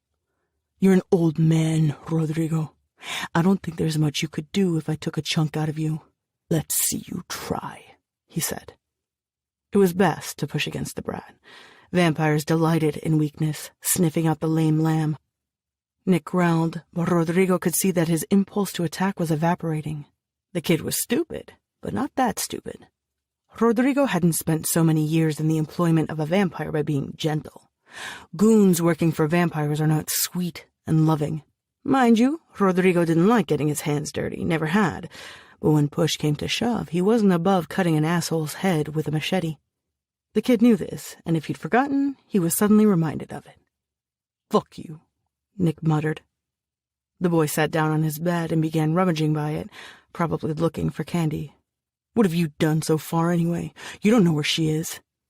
"I don't have Atel's coordinates. Yet." Rodrigo stressed this last word, feeling the point needed to be underlined. "She's sneaky, but I do have a team of people assembled. They'll be able to bring her in once we find her. I still say we don't need no stupid team. We should be able to nab a girl. We made that mistake before, didn't we?" He smiled, recalling the look on Nick's face when the girl landed a good kick on him. Nick was young and he healed fast, but there was no denying Atel had inflicted a nice amount of damage on this cocky boy. Atel was not as strong as Nick, but what she lacked in brute force, she seemed to make up for in agility. Rodrigo pushed away a bottle of soda with the tip of his shoe and walked around the bed toward the door. "No matter. We should be able to catch her and kill her quickly enough, if you don't fuck it up by eating random girls." "Whatever," Nick said, stuffing a chocolate bar in his mouth. Rodrigo took out a cigarette and lit it, feeling the weight of it upon his fingers. He smoked and did not say anything for a couple of minutes, letting his silence settle upon the room. Nick looked at him, waiting. Rodrigo removed the cigarette from his mouth. A red hot poker is always cooler than a white hot poker. When Rodrigo spoke, he did not allow the rough anger that had invaded him minutes before to color his voice, instead branding each sentence with a white-hot anger that burned even deeper. "Your father thinks you are ready for this. I disagree. Nevertheless, he's entrusted you to a task, but he has also entrusted you to me. From now on, I will have total obedience, or you will find yourself with more than a sun rash around your mouth. Go back to sleep." Nick stared at him and bowed his head, a snake momentarily tamed. Rodrigo slammed the door shut and stood there, savoring his cigarette.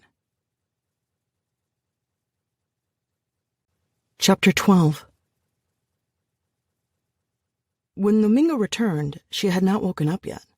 Her dog was sitting in front of the closet. It raised its head and growled at him. "Easy, Quali," he said. "I just need to—" But the dog wouldn't have any of it. It growled again. It was a mighty big dog, and Domingo didn't want to end up with a chunk of his leg torn off. He sat at the edge of the bed for about half an hour, trying to muster the courage to knock on the closet door, before giving up and retreating to the kitchen. He set the kettle to boil, made himself tea, and went back to sit in the living room. He was tired and dozed off after a while. He had a dream that he was running. He reached a chain-link fence topped with razor wire, climbed it, or leapt up, he wasn't sure, his hands holding onto the wire. The long barbs dug into his skin, blood trickling down his palms. The pain, however, did not seem to matter. He opened his eyes and it was night. Atel was standing on the other side of the room, staring at him. Domingo stood up and palmed around for the light switch. "How long have you been back?" she asked. He couldn't see her proper. She was draped in shadows. "A while. I didn't know if I should try and wake you. Your dog?" It growled at me. "Did you speak to him?"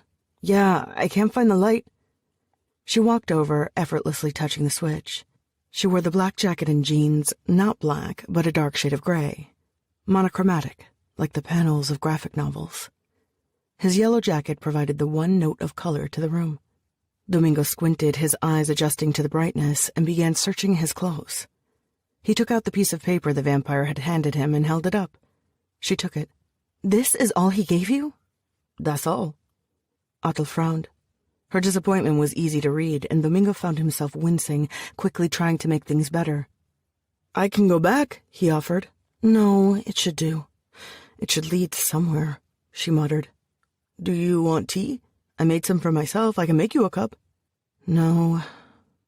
Her dog padded into the room, and Atel bent down to scratch its ear, the Doberman staring at Domingo with its small black eyes. "Atel, who are you running away from?" The way she looked at him, the way she lifted her chin and her eyes narrowed, told him real quick that he shouldn't have asked. Why do you think I'm running? I don't know. He thought he ought to mention the dream, but he kept quiet for now. It might only make it worse. She already looked half spooked. I'm not going to tell no one, he said quietly. Atul stood up and pushed her hair back behind her ears with both hands. She shook her head. She seemed kinda offended. He thought she wasn't going to tell him anything, and then she leaned back against the wall, arms crossed. I'm trying to get away from some drug dealers. Can't you call the police? He asked, sliding his hands in his pockets. He had a pack of bubblegum somewhere. She laughed. For all her talk of being his elder and apparently so much more mature, it was girlish laughter. What do you think they'll do first? Throw me in a cage because I'm a vampire or because I'm a narco? Like, what, you sell those synthetic pills and shit? He thought of the parties he'd attended and the stuff that was up for grabs there. Not much, to be honest. Street kids were more likely sniffing glue, paint thinner, and rubber cement than doing blow. But once in a while, he would go to a rave in a rugged warehouse. There, the upper-middle-class kids who spray-painted themselves with glow-in-the-dark paint mixed with the street kids and the poor from the lost cities, the poorest of the poor neighborhoods, where people lived in shacks made of tin and whatever they could find. There, too, sometimes you'd find a rich kid from high up the slopes of Santa Fe. And there, Domingo had met guys and girls passing pills with funky names. Crimson Dreams, The Snail, 4x3. He tried one and didn't like it. It had dulled him too much and had made his head spongy. Domingo didn't have much more than his wits, so in his view, he couldn't be messing with them. Even if he thought he could, he didn't have the cash for it. Try as he might, though, he just couldn't picture Atul at a rave, carrying a plastic baggie full of pills, selling them and counting the money before putting it in the change purse at her waist. It seemed way too ordinary for her. I don't sell anything. I don't get it. My family is in the drug trade. They ran a tidy operation for years and years up north, supplying drugs for the vampire and human markets. Very lucrative. Then a few years back, other groups started moving into our area. It's gotten rough. He remembered the headlines flashing in the newspapers, the ticker going round the screens in the subway. Narco-vampires were always killing each other up north. That's all you heard about them. Rough, sure. Anyway, we've been having problems with this one guy, Godoy, one of those new Euro-vampire lords who have been messing with our operations and stirring the pot. My mother thought she had it under control, and then they killed her off. Jesus, so you ran off? My sister said I should be ready. I looked through the window. Atul's voice trailed off. She looked down at her hands as if she were concentrating, inspecting them very carefully. Suddenly she snapped her head back up and stared at him. They killed my sister, my family. That's when I ran. Now they're going to make an example out of me. I'm sorry, he said. Won't the cops arrest them anyway? You don't get it. Atul unzipped her jacket and tossed it on the floor. Then she turned her back toward him and lifted her shirt. She had a tattoo between her shoulder blades. It looked like a bird with a long beak, stylized and odd. Sort of like the pictures he'd seen in his history book when they talked about the Aztecs. Like the picture from one of them codices. What is it? He asked. My family's crest, the hummingbird. We're not a small-time gang. I'm not a small-time thug. The police won't do shit. Well, except maybe kill me or jail me then kill me. Domingo extended his left hand, reaching toward but not touching the intricate drawing. Atul tugged her t-shirt down and threw him an irritated look. He pulled his hand back. I need to find a place with an internet connection, she said. I know a cafe where they don't ask for ID, he said. That's what you want, right? Atul scooped up her jacket from the floor and nodded. He took her to the cafe near the basilica. The person at the door waved them in, taking their money without bothering to check their papers. Even if someone had said something, Domingo knew it would take no more than a few words to convince the employees to let them use a computer. That was easy, Atul said, as they navigated a narrow hallway looking for an empty booth. I thought you needed an ID for everything. It's no big deal. There's this talk about how biometric IDs are super necessary and cops can stop you to look at your papers for no reason, but it's not a problem. Most of the time, no one asks me for papers. I know the places where they never even bother thinking about asking anyway. Why don't they? 'Cause I'm not important, he said with a shrug. If I was a superhero, my power would be invisibility. What about sanitation? Sanitation is looking for Kronings. They don't care about me. Domingo didn't even know why they bothered harassing the Kronings. It's not like they were going to get proper medical treatment. All they did was ship them to that old convent in Coyoacan they had turned into a crappy sanatorium, and if that were full, they were off to Iztapalapa. The Kronings died quick anyway. They shuffled around the city with their sores and their tired faces begging for coins, and nobody really gave a shit as long as they weren't loitering in the nice areas. They do care about vampires, Atul said.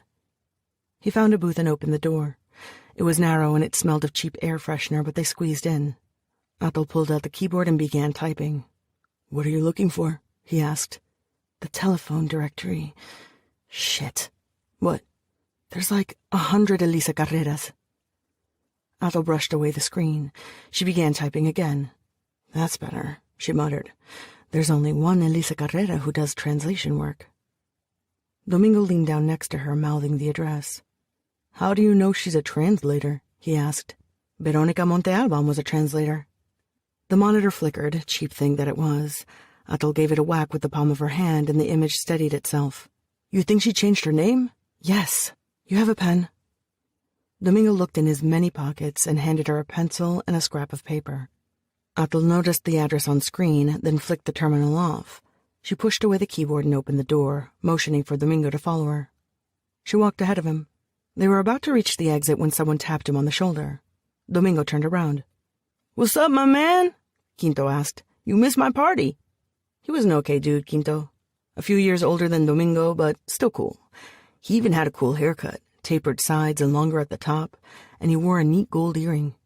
"Hey, yeah, I know," Domingo said. "I was short on cash, and I've been busy. Too bad. Belém was there." Which meant the jackal had been there, which in turn meant it was probably a good thing he had missed the whole thing, since the jackal had it in for him. Nevertheless, it might have been nice to see Belém. He wasn't sure. "Domingo." Domingo turned around. Atul was standing near the exit in the shadows. She stepped forward with that liquid way of moving she possessed, terribly elegant, her face coming into the light. "I'm leaving," she said, hands in her pockets. "This is my friend Quinto," Domingo said. "This is, my cousin." "Hey," Quinto said, smiling broadly, showing his teeth. "How you doing? Quinto Navarro. And you are?" "His cousin," Atul replied, her face serious. Quinto chuckled. "You're funny. I dig that. Totally dig that." Quinto grinned at her. Domingo recognized that smile. Quinto never missed an opportunity to pick up girls. He worked at a pharmacy and could easily score a variety of pills, which meant he was popular around his neighborhood. He'd also gone to veterinary school for 2 years and operated on the jackal's dogs when they got injured, which gave an extra luster. The jackal made most of his money by collecting fees from the street kids who washed windows at certain intersections. You worked for him and you paid your dues. If you didn't pay your fee, the jackal would beat you to a bloody pulp, and since he was a big gorilla of a guy, often with 3 or 4 gorillas on the side, it could get real bloody. So you paid. But the jackal, priding himself on his business sense and his ability to diversify, had happily expanded into the world of dogfighting 'cause he was such a big fan of that crap. "You've got some eyes," Quinto told Atul, and Domingo felt as though he were slowly blending into the shadows, disappearing as Quinto focused utterly and completely on Atul. "Why, thanks," she said, but her voice was indifferent. Atul leaned against the wall, and Quinto leaned a bit toward her. He was trying to look suave, making eyes at her, the stuff that worked with the girls they knew. Domingo had asked Quinto how he did it, and Quinto had told him it was natural charm, at which point Domingo gave up on the idea of hotties pining for him. Atul shifted away, her expression turning from cool to flat-out frosty. "Domingo, are we heading out?" she asked. "Yeah," Domingo said. "Just let me borrow him for 2 seconds," Quinto said, winking at Atul and pulling Domingo away before he could protest. "We're in a bit of a hurry," Domingo explained. "You didn't say you were busy. Who's the chick? Don't try to give me that bullshit about a cousin. I know she ain't related to you." "She's a friend, all right?" Domingo said, pulling his hands into his pockets and finding a piece of bubble gum, which he unwrapped. "She's a babe." Domingo grumbled a soft sound that was entirely non-committal and wished Quinto would stop staring at Atul like she was a cut of choice meat.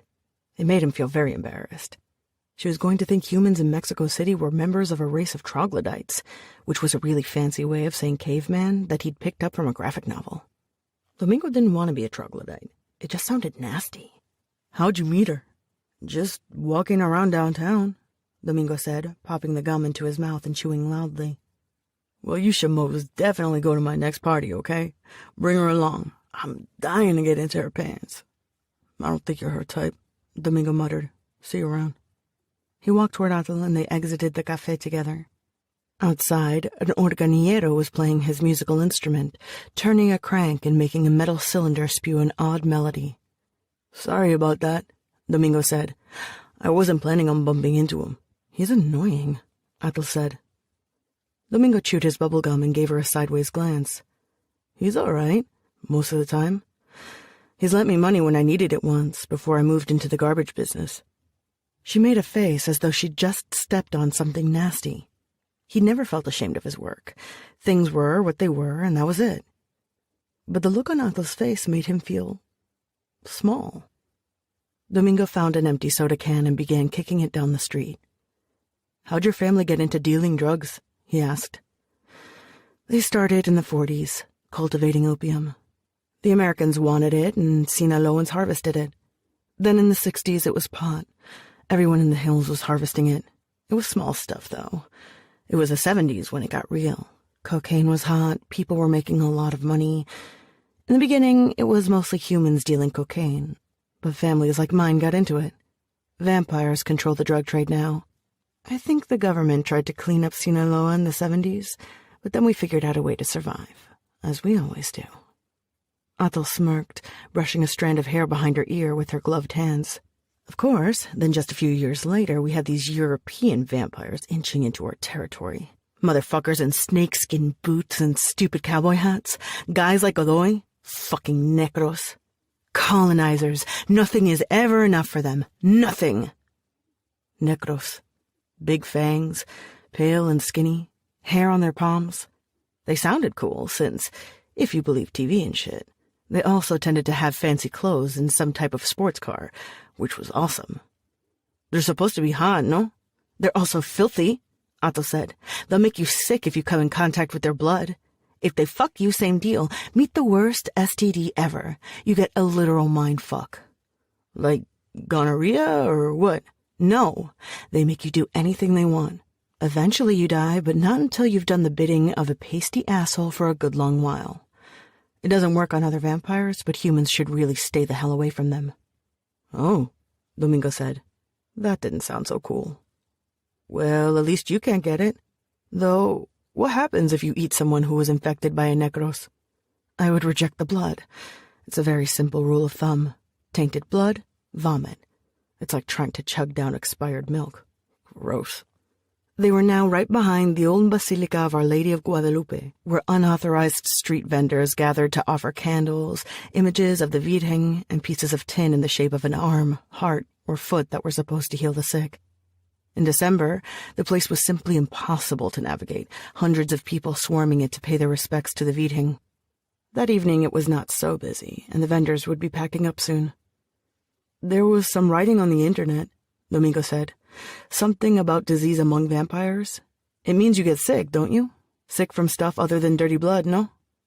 Human diseases can't kill us, but then the necros aren't human.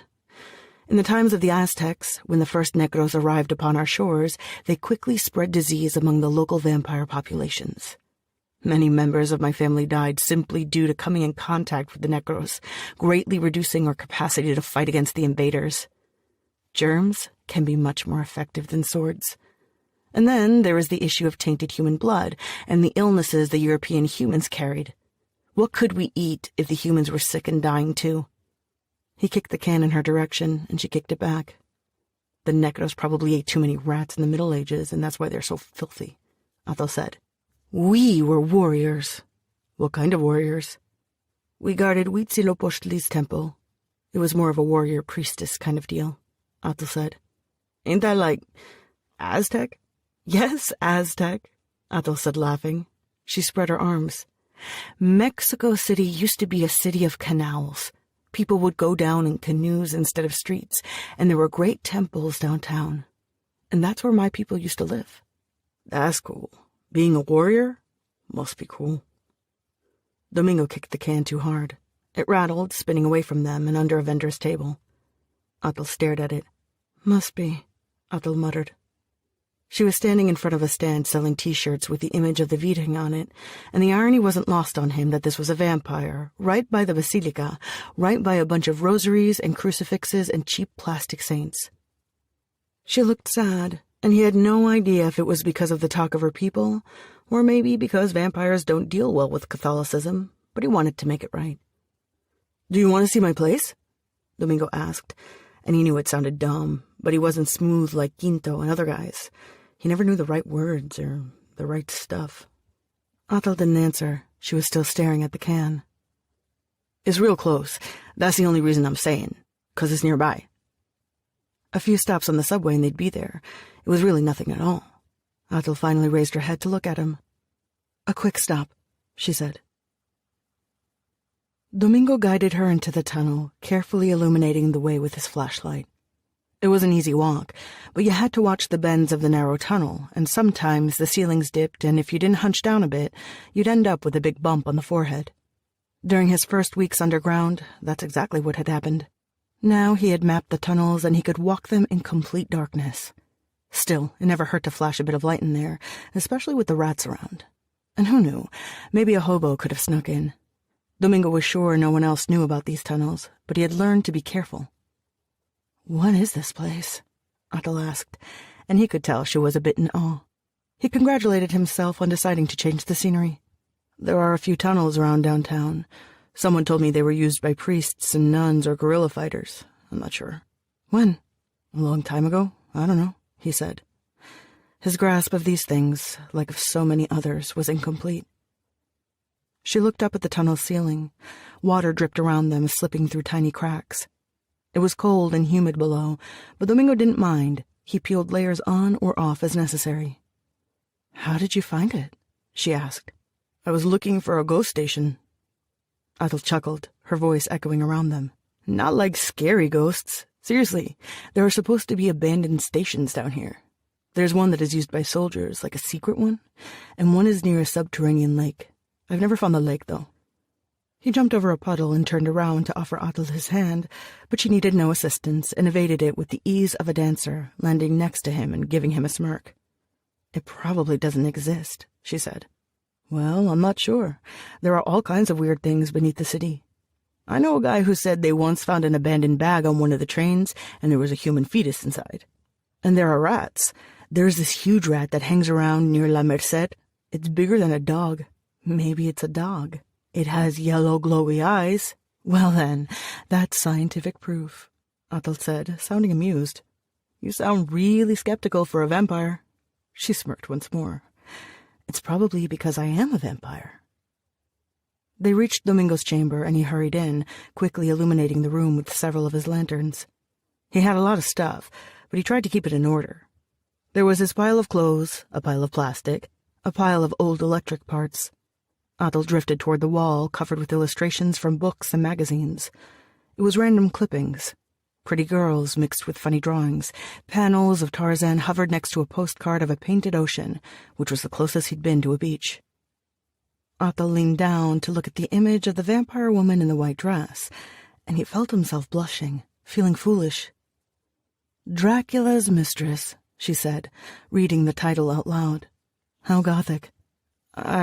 I've read comics about vampires of that sort," he said, rubbing the back of his neck with his left hand.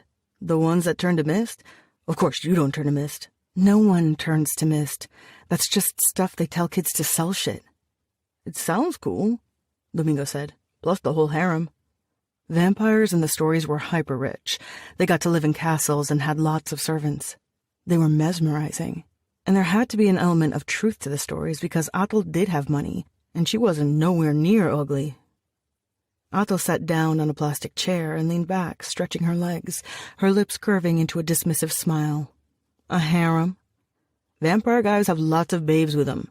Dracula has 3, 4, probably more than that. Lavud also has a few. Your vampire men, the ones like you, they must be good with the ladies. There's no vampire men like me. Men of my subspecies don't shift form, they're weaker, and they live shorter lifespans than the women. I guess you could call it a sex-linked disorder. Oh. But still, I mean, do you have a guy back home? No, Atul said, picking up a graphic novel and thumbing through it. No vampire women either. Domingo felt better hearing that. For a moment, he had been afraid there was a big vampire dude waiting for her in a cape. Okay, maybe not a cape. A leather jacket. Though he found it hard to believe that vampire men, or, women, were not all over her. Yeah, I know how it goes. I used to have a girlfriend, but that's not the case anymore, he told her, because he figured it sounded like the mature thing to say.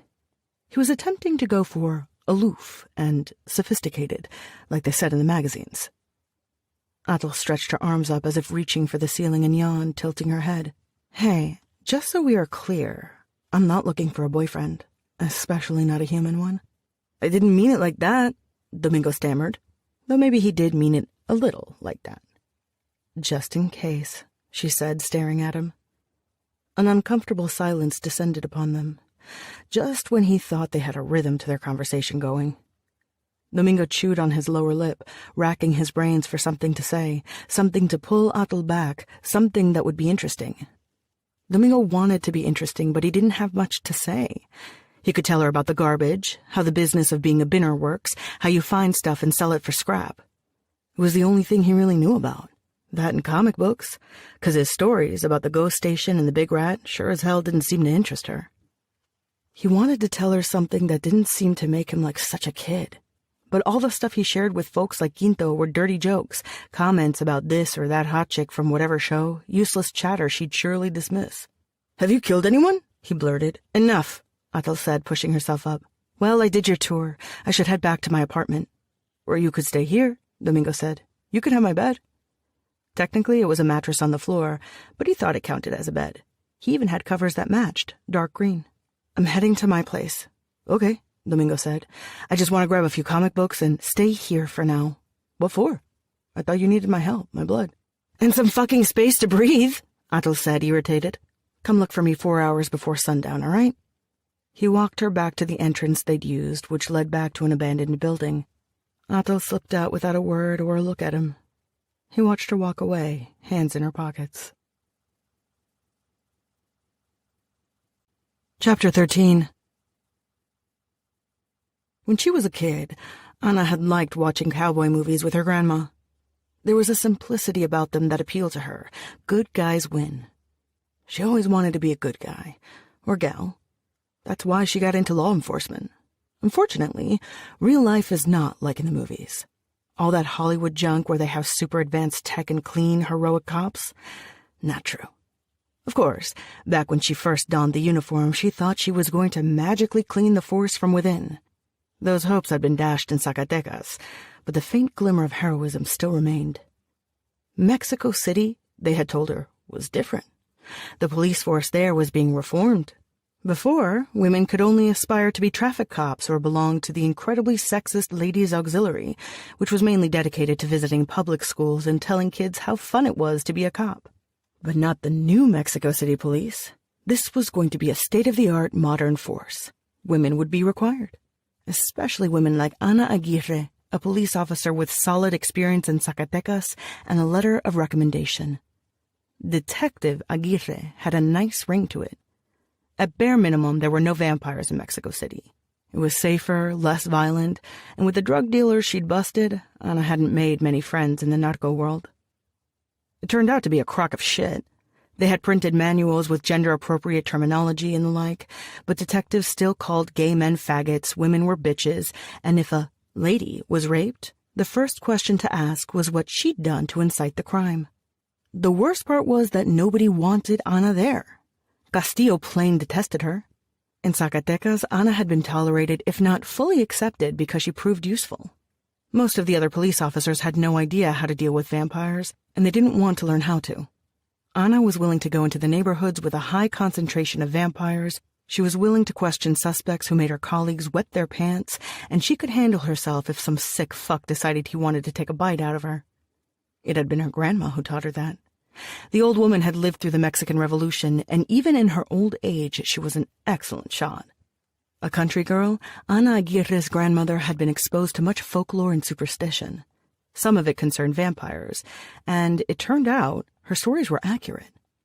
The result was that while other humans around the world had grown insulated from these tales, forgotten most of them, and entrusted themselves to modernity, Ana Aguirre's grandmother had not, and she had been able to lavish her knowledge upon her granddaughter.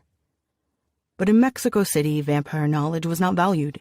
Here she was just an annoying broad, her hair streaked silver as she inched toward 50, someone to push around rather than respect. Still, she was trying to do right. When she walked past her desk, she tossed her raincoat on her chair and hurried toward Castillo's office, skipping her customary smoke. He waved her in, looking none too happy to see her.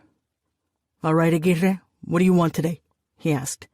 "That case, the girl attacked by a vampire behind the club?" she said, not bothering to sit down. She knew this was going to be a brief conversation. Yes, what about it? "Luna says it's probably a junkie vampire who went bananas. Didn't we have a couple of those biting an idiot in San Angel or someplace like that?" Luna? What did Luna know? He couldn't tell his dick from his thumb. A junkie vampire might have been a prime candidate at the outskirts of the city, not smack in the middle of the Condesa. If human junkies were bad, then vampire junkies were 3 times worse. They just couldn't control themselves. A vampire high on Medusa's tears or whatever the drug du jour was wouldn't have passed without notice. I think it's a narco-vampire from the north. Actually, 2 vampires. Necros versus Tlahuelpocmimi. And they're in Mexico City to do what? Go walk around the Alameda and get an ice cream? Castillo asked, leaning back in his chair and knitting his hands together. I don't know. Well, what do you know? I know there's a vampire called Nick Godoy, and he has a tattoo just like the one the kid who was dancing with the dead girl had. If you told Messia to give me a hand so I'm not at this alone, and maybe if forensics actually processed evidence this century, maybe Aguirre Messia is busy. There's more than dead hookers from Santa Julia to deal with. You realize that? What does it matter what colonia she was from? Ana asked. But of course, Ana already knew the answer. A dead girl from a bad neighborhood who had saved her pennies so she could spend a night out on the town, who maybe was hooking, not just partying, as Castillo said, couldn't get expediency or much attention. Aguirre, we both know this junkie is likely long gone from here. Do the paperwork and close it, all right? Castillo grabbed his mini tablet, which was resting atop a pile of file folders, and began swiping his index finger across it, their meeting apparently concluded. Ana paused by the door and looked at him, skinny fucker with his cheap tie and his monumental indifference. She slammed the door shut, which gave her some small satisfaction. At the Tacuba subway station, Ana saw 24 police officers, called Robocops because they were wearing super heavy uniforms, gear more appropriate for an old Schwarzenegger or Stallone flick than anything else, take out their clubs and start beating the living shit out of a bunch of illegal street vendors who were peddling their wares near the stairs. The local city government was cracking down on street vendors and vagoneros, and this in turn meant cracking skulls. Sure, they called it relocating, but it did not amount to that, and the vendors always came back anyway. She assumed that the Robocops whacking people left and right were there to settle a score or impart a personal lesson, and not on official business, because normally the method they employed to scare off the vendors was throwing tear gas at them. Ana kept walking. Outside, there were more established vendors and stalls occupying most of the sidewalk. Since they didn't have access to proper power outlets and carried no generators, they stole power from the public electric poles. As a result, poles at the street corners were tilting precariously to the side under the weight of a myriad of cables, though they never quite plummeted to the ground. The competition at Tacuba was fierce, and at night each stall blinked with Christmas lights, light bulbs, tiny neon signs, the music blaring, and voices rising. There were vendors offering nuts and dried fruits, headphones, pencils and pens and markers, bubblegum, oatmeal bars. Illegal DVDs and video games for kids were located next to a stand dedicated to hardcore pornography. It was hard to walk around Tacuba with the swell of people and stalls, but Ana was tall and strong, and she imposed herself even without her uniform, so that most people wisely moved a bit to the side. She cut to the left, took a side street, then wandered down an alley until she left the bustle of the street vendors behind and continued down quieter streets. She passed a shop selling piñatas and a barber shop until she reached a small green building, its paint peeling, a large neon pyramid indicating she had reached the center of the unified faith. Mexico was still resolutely Catholic, and most of the faithful in Tacuba worshipped at the old-fashioned Parroquia San Gabriel Arcángel, a great stone building that had once served as a monastery. The center of the unified faith, however, was one of many New Age churches sprouting up around the country. Apocalyptic churches and the cult of the Santísima Muerte drew substantial crowds, but these New Age joints also had their devotees. Ana considered smoking a cigarette, but again she was missing a lighter. The front door said "Puj" to open, and Ana did with a sigh. The inside of the temple was as unimpressive as the outside. Plastic flowers and strings of light constituted the main decor, with a large golden tapestry showing a pyramid hanging behind an empty podium. The faithful sat on plastic chairs and bowed their heads, music with a faint, decidedly inauthentic Middle Eastern whiff piping in through a couple of speakers. There weren't very many people in attendance. Ana followed the instructions, finding a side door and heading up to the second floor. There she was greeted by a couple of surly-looking young men in red jackets, who led her down a hallway into a large room that was wallpapered in gold and red, with an elaborate Persian rug on the floor and billowy red fabric hanging from the ceiling. In a corner, an old fan moaned as it spun its blades, tired and discontent. An overstuffed couch had been placed in the middle of the room, and a woman, attired in a red velvet robe, lay there, staring at the ceiling. A young man sat on the floor attempting to de-seed a pomegranate. Behind the couch stood Kika, incongruous in a cocktail dress and heels. There were others, of course, men standing in a corner, the boys who had escorted her, a fellow pacing by the windows. "Welcome, Detective Aguirre. It's nice of you to drop by on such short notice. Would you be wanting a drink?" the woman asked. "I won't be staying long," Ana replied. The woman shifted on her couch and sat up, glancing at Ana. She looked maybe close to 60, but Ana knew she was younger than her. Valentina Sade had headed Deep Crimson for nearly 20 years. She had been the girlfriend of the previous bastard who ran the criminal organization, back when it wasn't really that much of anything.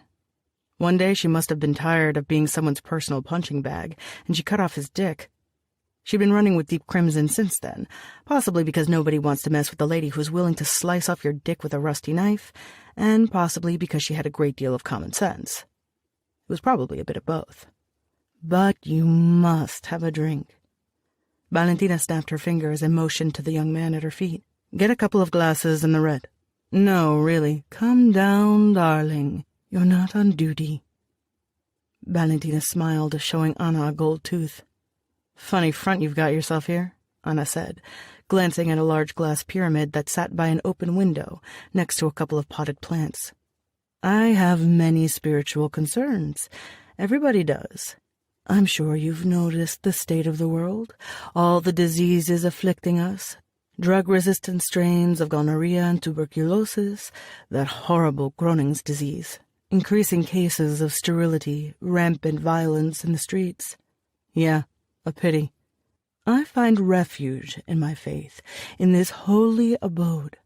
Except recently I felt my sanctuary might be violated. Vampires, Detective Aguirre, vampires in our midst. It is an affront. The Condesa is mine. Tacuba, Condesa, Popotla, Benónica, and Sures. Deep Crimson territory, the lot of them. With vampires controlling drugs outside the metropolis, someone had to provide the goods inside the city. Deep Crimson dealt in a lot of marijuana, courtesy of fine hydroponic systems, but the big-ticket items were the synthetic drugs. A lot of their income also derived from robberies, kidnappings, and run-of-the-mill extortion. Smaller subway gangs composed of teenagers generally affixed themselves under the patronage of these larger criminal groups, though there were those with entrepreneurial spirit going at it solo.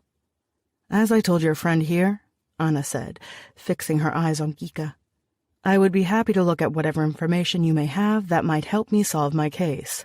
"Come now, you don't have a case. You didn't have one yesterday, and you won't have one tomorrow. Not without us. We need to work together."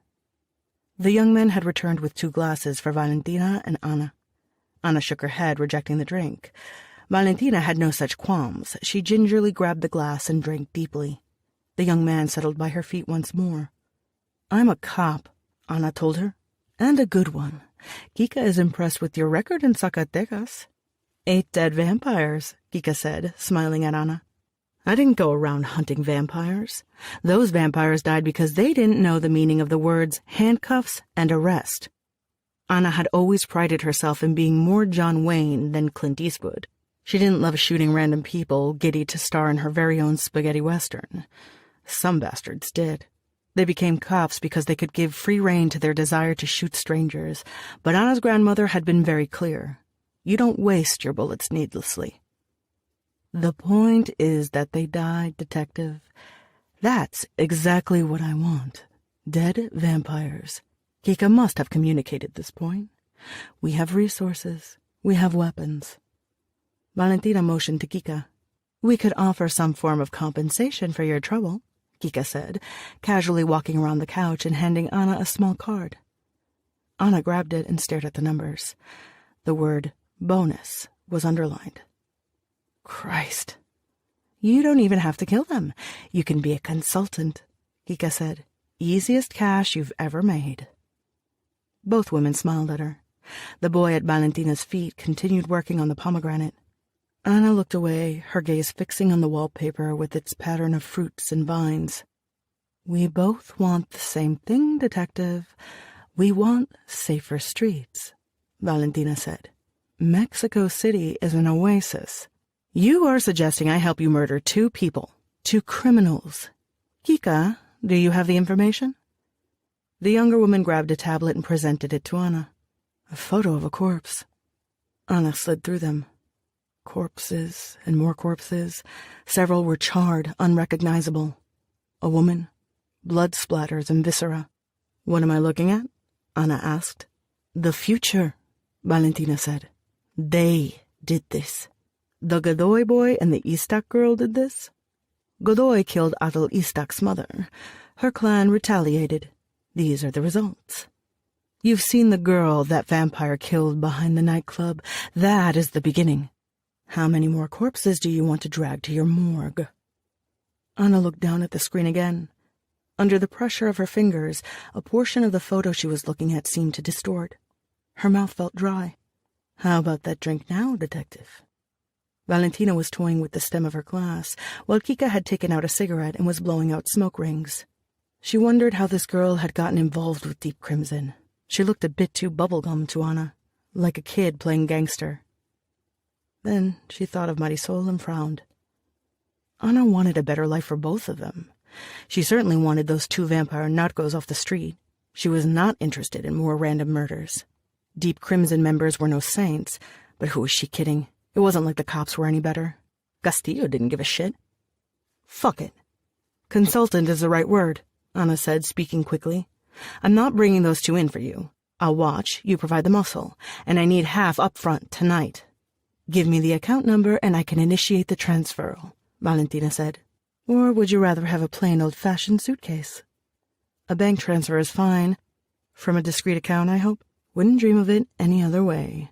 Kika, darling, Valentina said, raising a hand and making a languid motion. The young woman smiled and took the tablet from Ana's hands, fiddling with the screen and presenting it back to her. Ana entered the necessary numbers. Then the young woman pressed a button. Just like that, it was done. Ana had never wanted to smoke more badly in her life, yet at the same time she felt almost relieved. Weapons, you've considered that? Ana asked. Whatever you need, Valentina said. You can't kill a vampire with bullets. Your best bet is a cattle prod, Ana said.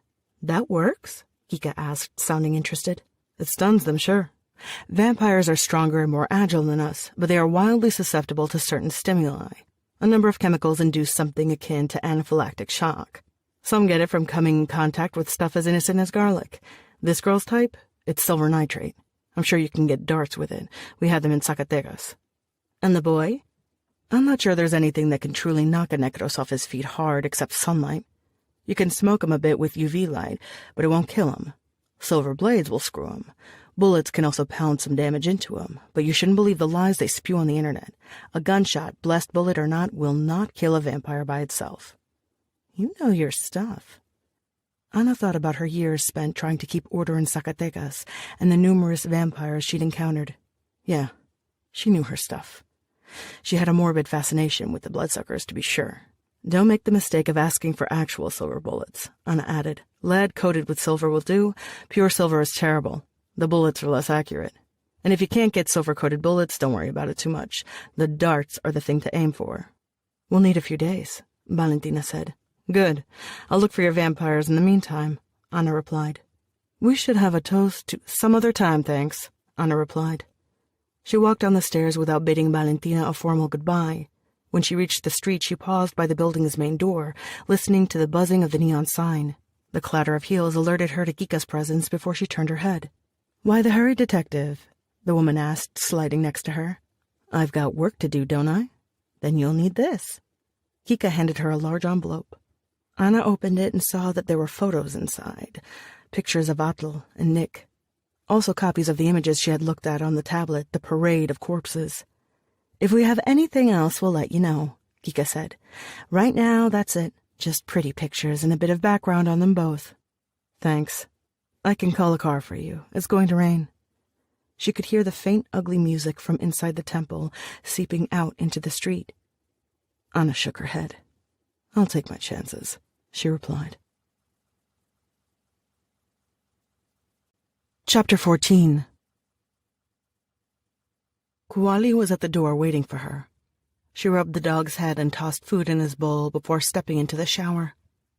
Atle looked at the bathroom tiles with disgust. There were traces of dark mildew between them. She supposed she shouldn't complain. The building had running water after all. Nonetheless, it was one more thing to despise about this damn city. She stood for a long time under the hot water spray. It reminded her a bit of the sweat lodge, of home, and this made her lips curl into a smile. Atle toweled her hair, rubbed her palm against the mirror surface. Nobody could accuse Mexican vampires of being pale, but there were other common signs identifying them.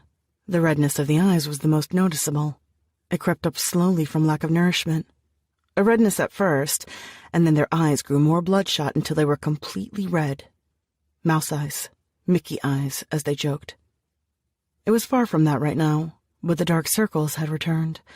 She moved her head slowly, trying to figure out if she seemed too thin. But no, she was okay. She needed to feed more often. Vampires couldn't live off nibbles, but if she got too greedy, she'd drain Domingo dry, and then her blood supply would vanish. She wasn't a fucking necros who couldn't control her appetite.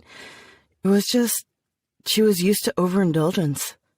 She thought of Domingo's goofy smile and his dark hair over his eyes, his bony body and long limbs. That silly question about a boyfriend. It was laughable, almost painful to see Domingo trip over himself trying to please her. God, he was so damn sappy. If she put a gun in his hand, he'd probably go right ahead and kill someone for her, which is exactly what she needed. Still, it made Atle shake her head. It made her want to yell at him, demand that he get a clue. He was too naive, a trait she did not much appreciate, though she must admit there was a certain charm to his lack of guile. Plus, he's not bad-looking, she thought. Her sister would have laughed if she'd heard that. Isel said humans were the equivalent of Neanderthals compared to their own kind. It'd be like Miranda betting Caliban, she mused, and immediately regretted the thought. Some necros slept with humans, but it was not a polite thing to do. The equivalent of a country bumpkin who, lacking taste, chews with his mouth open and loudly yells to the server. Atle fixed herself a cup of tea and sat in the kitchen, sucking on sugar cubes. She was lonely. She didn't want a boyfriend, just as she'd told him, because that sounded stupid and she'd never had one before. When she slept with someone, it was quick and easy, and she didn't need them hanging around her afterwards. Besides, any long-term interest would be seen as favoritism, as a way to fight for power within the clan. She didn't give people that chance. Yet Atle was used to belonging to something, to that large clan. She was never by herself. There was a gaping hole inside of her, and she wished to dearly clutch something, someone close. Even if it was a human. As long as the someone was kind and would make her forget. Domingo would be kind, she thought. Kind and soft in the world was too damn hard. She imagined Isel whispering in her ear, "Got a crush, have you? It would be one step above fucking sheep, that's for sure." Really? She thought, rolling her eyes. You die, and you're still giving me advice in my head? 'Cause you need it. What she needed was sleep. A bit more and she was going to start hallucinating that Isel was sitting next to her. Uncomfortable conversations with your deceased relatives should be saved for the Day of the Dead or a night of binge drinking. Athel felt cold, another side effect of the lack of blood. She headed to the bedroom, put on her jacket, and grabbed the blanket from the floor. She slipped into the closet, curling on the floor and wrapping herself in the blanket. Domingo's watch lay in a corner. Its soft tick was pleasant. She counted in her head as the little hand went around. The knock on the closet door woke her up. She slid the door open and glanced at Domingo, who gave her a nervous smile in the darkness of the room. His face was half hidden by his mop of brown hair. "I'm here." "Good," Athel said, reaching for and grabbing the watch before she stepped out of the room. She stuffed it into one of her jacket's pockets. The room seemed colder.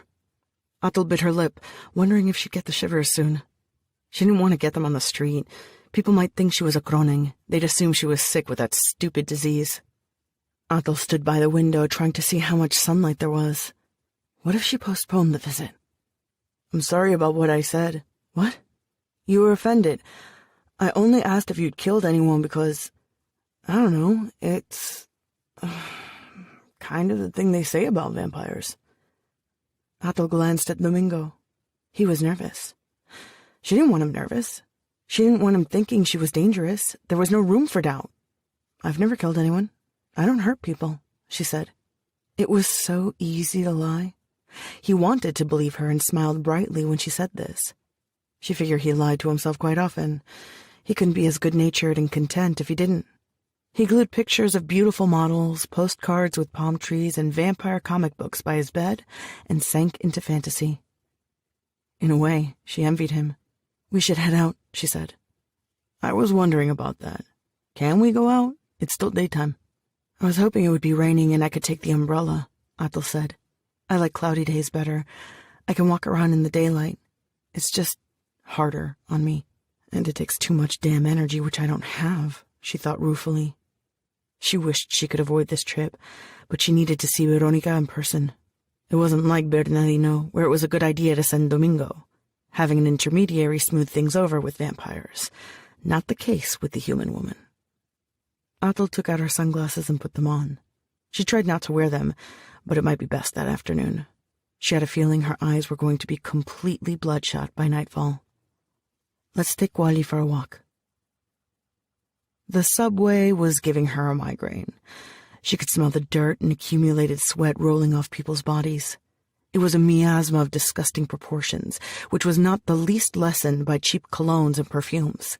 The stench of cigarette smoke clung to their clothes, wafting through the subway car. Domingo didn't smell that bad, but she wished she would take a bath every morning, though she supposed it to be in bad form to point this out. "You know, I really think this is like the coolest dog ever. Its coat is so shiny," Domingo said, chatty as always. She was getting used to that. "How'd you get the Doberman?" "Guali takes care of me. I've always had a dog, since I was a child." When she'd fled south, she thought about leaving the dog behind, but she couldn't part with it. Guali was part of her life, her constant companion for many years. "You know, I've never figured how that works." Athel clutched the dog's leash. "What?" "You know," Domingo leaned next to her ear, whispering, "Vampire children?" She thought about her childhood, her family home. Mexican families tended to be extended, several generations clustering together, but Athel's family had been massive. The women lived in one house, a complex really, and the men in another located just across from them. Boys were raised in the women's complex, but at the age of 10 they were sent to the male quarters to learn the way of the men: agriculture, medicine, scribing in the traditional codices, and soothsaying. Women were schooled in combat, commerce, and politics. Athel's father was a talented soothsayer. He could predict events none of the other men glimpsed, or so they told her. He'd left when she was very small. There had been an altercation, the discovery he'd been embezzling money, so he took off. "What about it?" she asked. "Well, what'd you eat?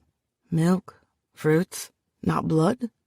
She thought about pulling his leg and telling him, "Yes, blood," but then he might actually believe it.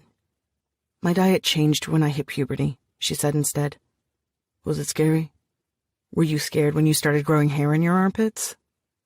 The subway seats were rock hard, and this with the scents around her aggravated the ride. Atal leaned forward so her back wasn't flat against the plastic seat and looked at Domingo. Not really. Same for me. It was what I expected, Atal said. Domingo sat quietly for a couple of minutes before turning to her again and whispering in her ear, Are you going to get old, or will you look like this forever? A man walked the length of their subway car, selling potato chips and peanuts. The peddlers always worked in pairs.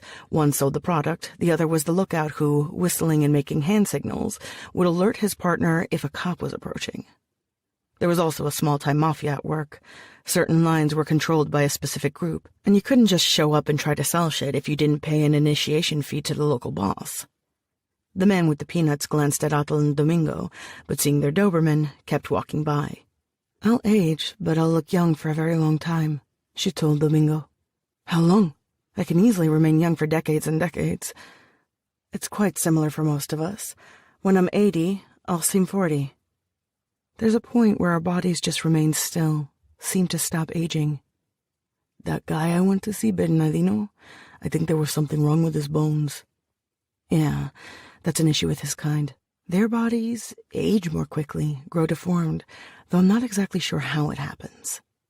Atal was given to understand revenants could absorb the life force of humans or vampires and rejuvenate their bodies, even transfer that energy to others, like a walking battery.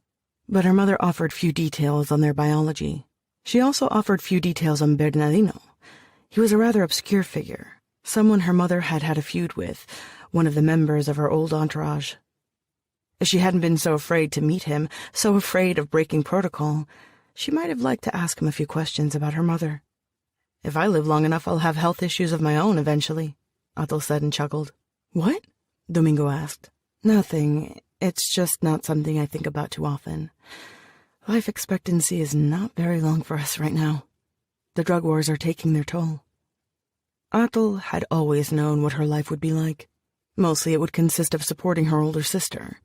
At one point she'd marry, likely one of her second cousins, to preserve the family line and fortify their alliances.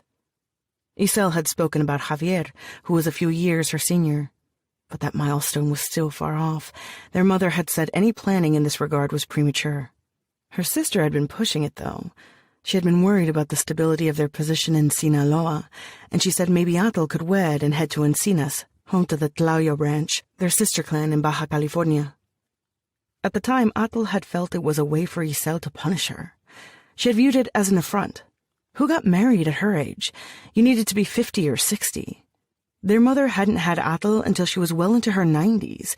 If she went to Encinas, she wouldn't be able to do what she pleased. She already felt confined, having to listen to her sister. God, how she had hated Isel for suggesting it. Atal realized now the proposed match was an attempt to protect her. She'd never see Encinas or what remained of her family, if some remained. If they were still there, she couldn't risk getting in touch with them, ever. A dog and a human companion, that's what Atal had. Not much. Sorry, Domingo said. No, it is what it is. It's life. It's a better life than many other people have, Atal said as she looked to the train doors and shook her head because there was no point in crying over these things. The doors of the subway car opened. The peanut vendor got off and more people climbed on. The car was getting fuller now, but it wasn't rush hour yet. A man with a guitar boarded last and began strumming the instrument, singing a popular corrido.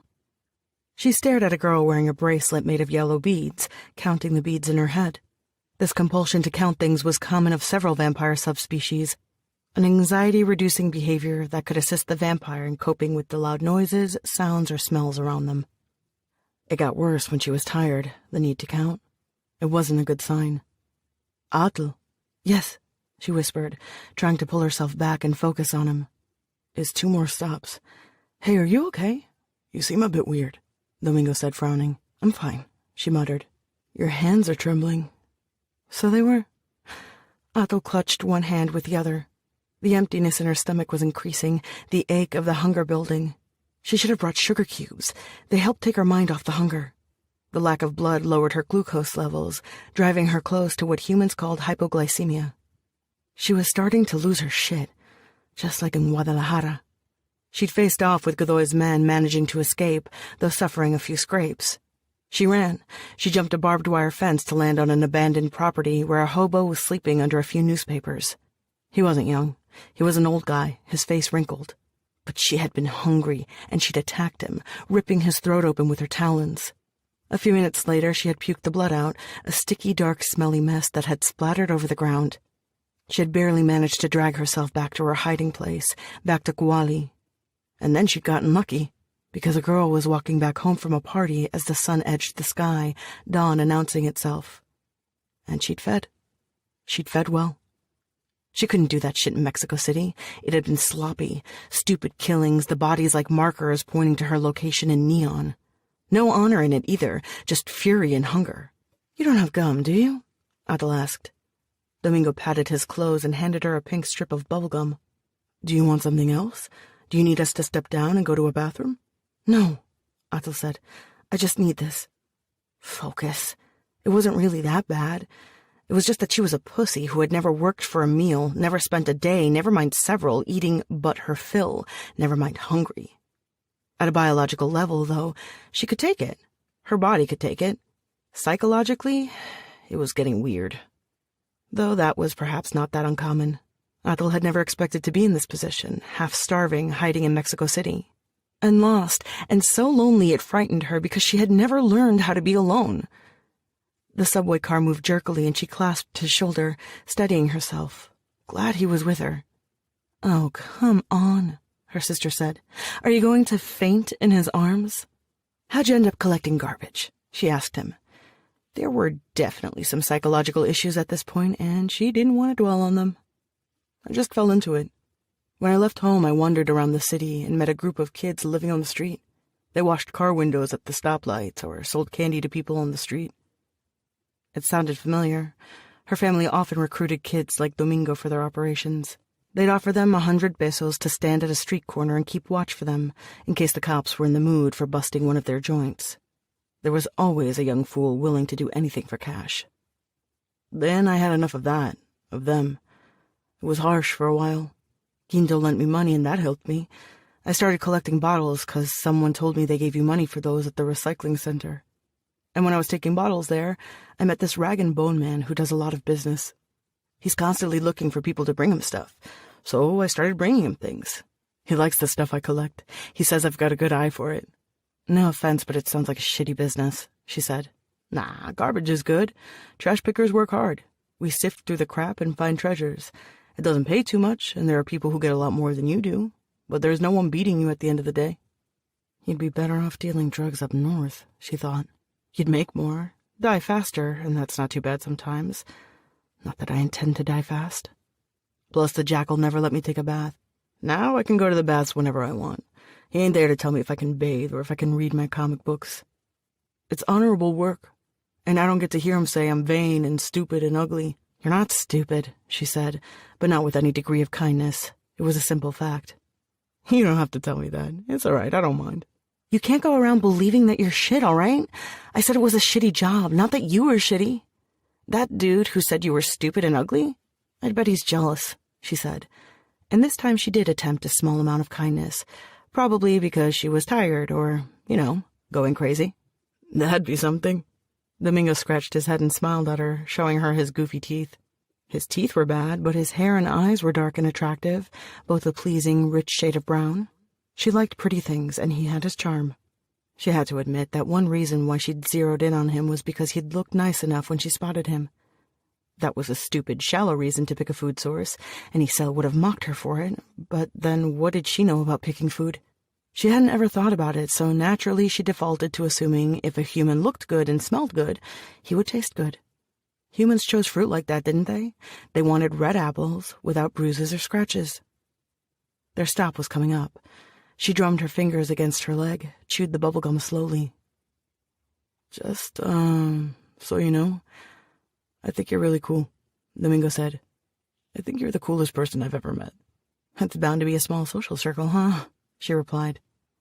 Domingo just smiled even more in earnest appreciation. "You're a cool kid too, all right?" He was, sort of. Atul grabbed the dog's leash and stood up just as the subway came to a halt and the doors opened. Domingo followed Atul, stumbling behind her. Elisa Carrera's building was in a nice spot of town. Not super swanky, but nice enough that they had installed security cameras and there was a guard at the front. Two things Atul didn't like, but there wasn't anything that could be done about them. The woman who opened the door to Elisa Carrera's office didn't look very much like the photograph Atul had studied. Her hair had gone gray and there were deep wrinkles under her eyes. "Yes?" asked the woman, eyeing their dog. "It's a bit late. I was about to close." "It's an urgent matter. We have a referral," Atul said. "Who referred you?" "Bernardino." Elisa's face changed. It softened, wax drifting close to a flame before hardening in a few quick seconds. Atul thought she might slam the door in their faces, and then Atul would have to pull the stupid thing off its hinges, cause a scene which she didn't really want to do. "We aren't here to do you harm," Atul said. "We just want to talk." "Who are you?" Elisa asked, her eyes narrowing. "I am Atul Centewa's daughter," she said, though the resemblance should have been obvious. She took after her mother. "If that's true, you're very far from home." "It is true. May we come in?" Atul asked. "Yes," Elisa said. The office was small. Elisa's desk took up much of the space. It seemed large enough to sit 3 people, a grand monstrosity of carved wood with a chair to match. There were bland photos of boats and landscapes with the words relaxation and meditation printed beneath them.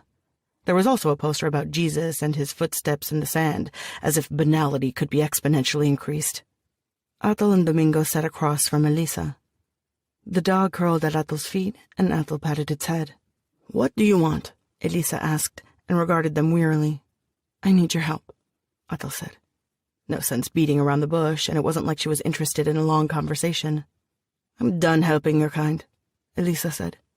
Her certainty struck Atul as inappropriate. "My mother is dead," she replied. To Elisa's credit, the only reaction to that announcement was a slight tremble of her hands. "I'm very sorry," Elisa said. "I'll be dead too if you don't help me. I need to get out of Mexico." "I knew your mother. But if she's gone, then she's gone, and so are my ties to your clan." Elisa spoke crisply, the tone the one a strict schoolmistress might employ with the children.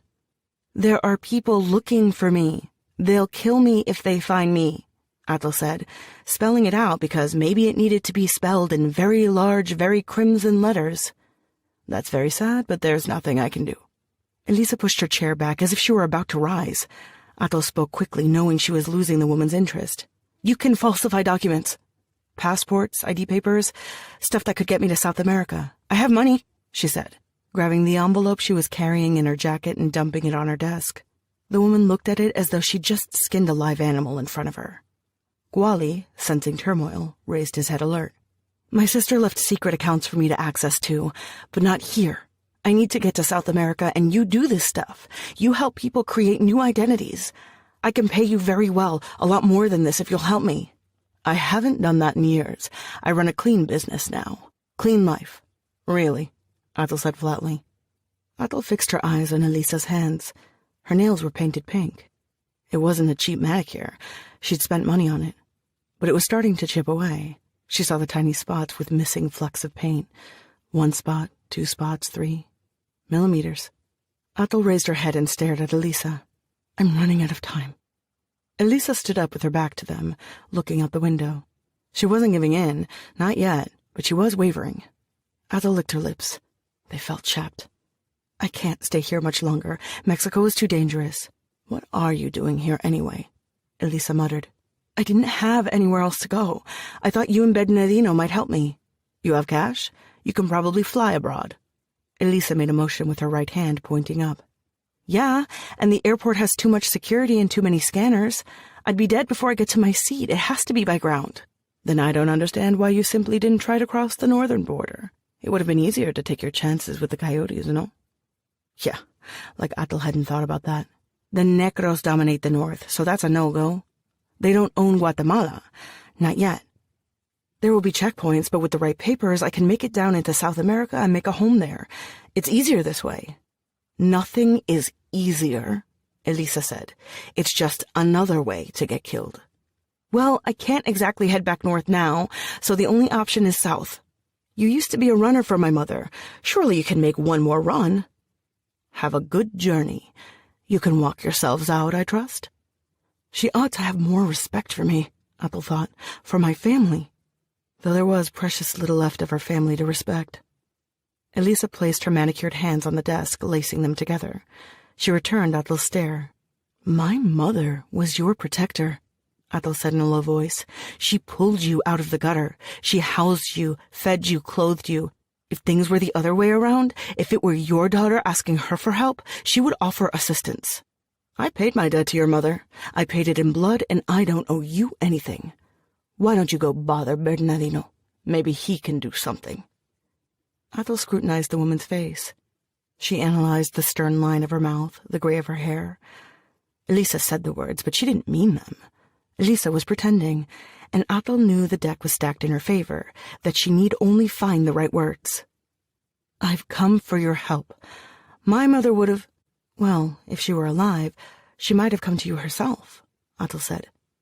I didn't know where else to go, and she told me that you were the only person she trusted in the whole world. She absolutely trusted you. That was not exactly what Ethel's mother had said. No.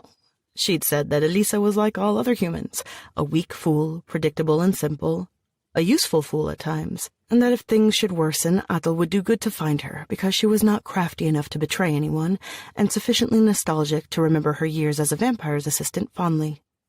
Elisa was leaning forward, her mouth opening a little, almost as if she was hesitating to ask a question.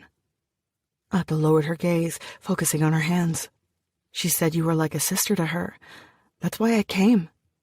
Ethel listened to the tick of a clock upon the wall, waiting patiently.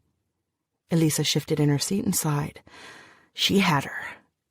Crossing the border is one thing, but you want to go all the way to South America, and you're talking about identity papers. What you ask is not achieved quickly, Elisa said. Fake passports, fake ID papers, bio-IDs, and the car, of course. I suppose I'll have to drive you across. It might take me a few days. I can't produce this stuff out of thin air. I can manage to survive for a few days. I said it might, Elisa cautioned her. I'm not sure if I'll be able to do it. Security gets tighter each day. No one wants more vampires in their territory anymore. Most governments consider you a plague, you know. Have you heard how they're dealing with your lot in the UK? They've now got a police force dedicated to handling your kind. Yeah, the Van Helsings. I heard that. They're only in the large cities, though. Never fancied seeing London anyway. They've had their powers extended just a few weeks ago. We've been around for a long time, Ethel said. We'll be around for a while longer. You've also been hunted for a long time. For a reason. Mother had told her that in the old days, before the Europeans washed up on the coast of Veracruz, when her kind were priestesses, the great temple ran red with rivulets of blood, offerings of hearts and heads to the gods. The bodies of sacrificial victims tumbled down the steps of the temple. The people below stabbed, pierced, and bled themselves in sacrifice. They were not a plague, nor vermin, nor common killers that hid in the shadows. Not the Tlahuelpocmimi, not her family. So we've been hunted, Ethel replied coolly. Yet despite your greater numbers, you humans haven't quite figured out how to get rid of us. One of these days, maybe. Ethel decided she did not want to get into this conversation. It would lead nowhere, and she was tired. I'll need 2 sets of IDs, Ethel said instead, and all the other bits so we can start over again. He'll be going with you. Elisa pointed at Domingo, who was sitting very still and quiet in his chair. Ethel glanced at the young man. Yes, he's human, though. I can tell. Do you have a passport, a current ID? Elisa asked. If you're in a database, I'll need to scrub you out of there. No, I don't, miss, Domingo said politely. He has no fixed address, Ethel said. What's your name? I'm Domingo, miss. Domingo, if you go south with this girl, you might get into a lot of trouble. Elisa again sounded like a school teacher when she spoke, warning a kid about the dangers of doing drugs. Ethel scoffed. I'd like to see Guatemala, if it's okay with you, Domingo replied. Elisa nodded. Her expression was skeptical. She let out a bitter sigh. Stand against the wall. I need to take your photo. Ethel went first, her eyes wide open as the flash went off. Then it was Domingo's turn. Elisa muttered to herself and sat behind her desk again, shaking her head. "I need to get in touch with someone," Elisa said. "Will you two be all right until next Thursday?" "Yes," Athel replied. "What time should we come back?"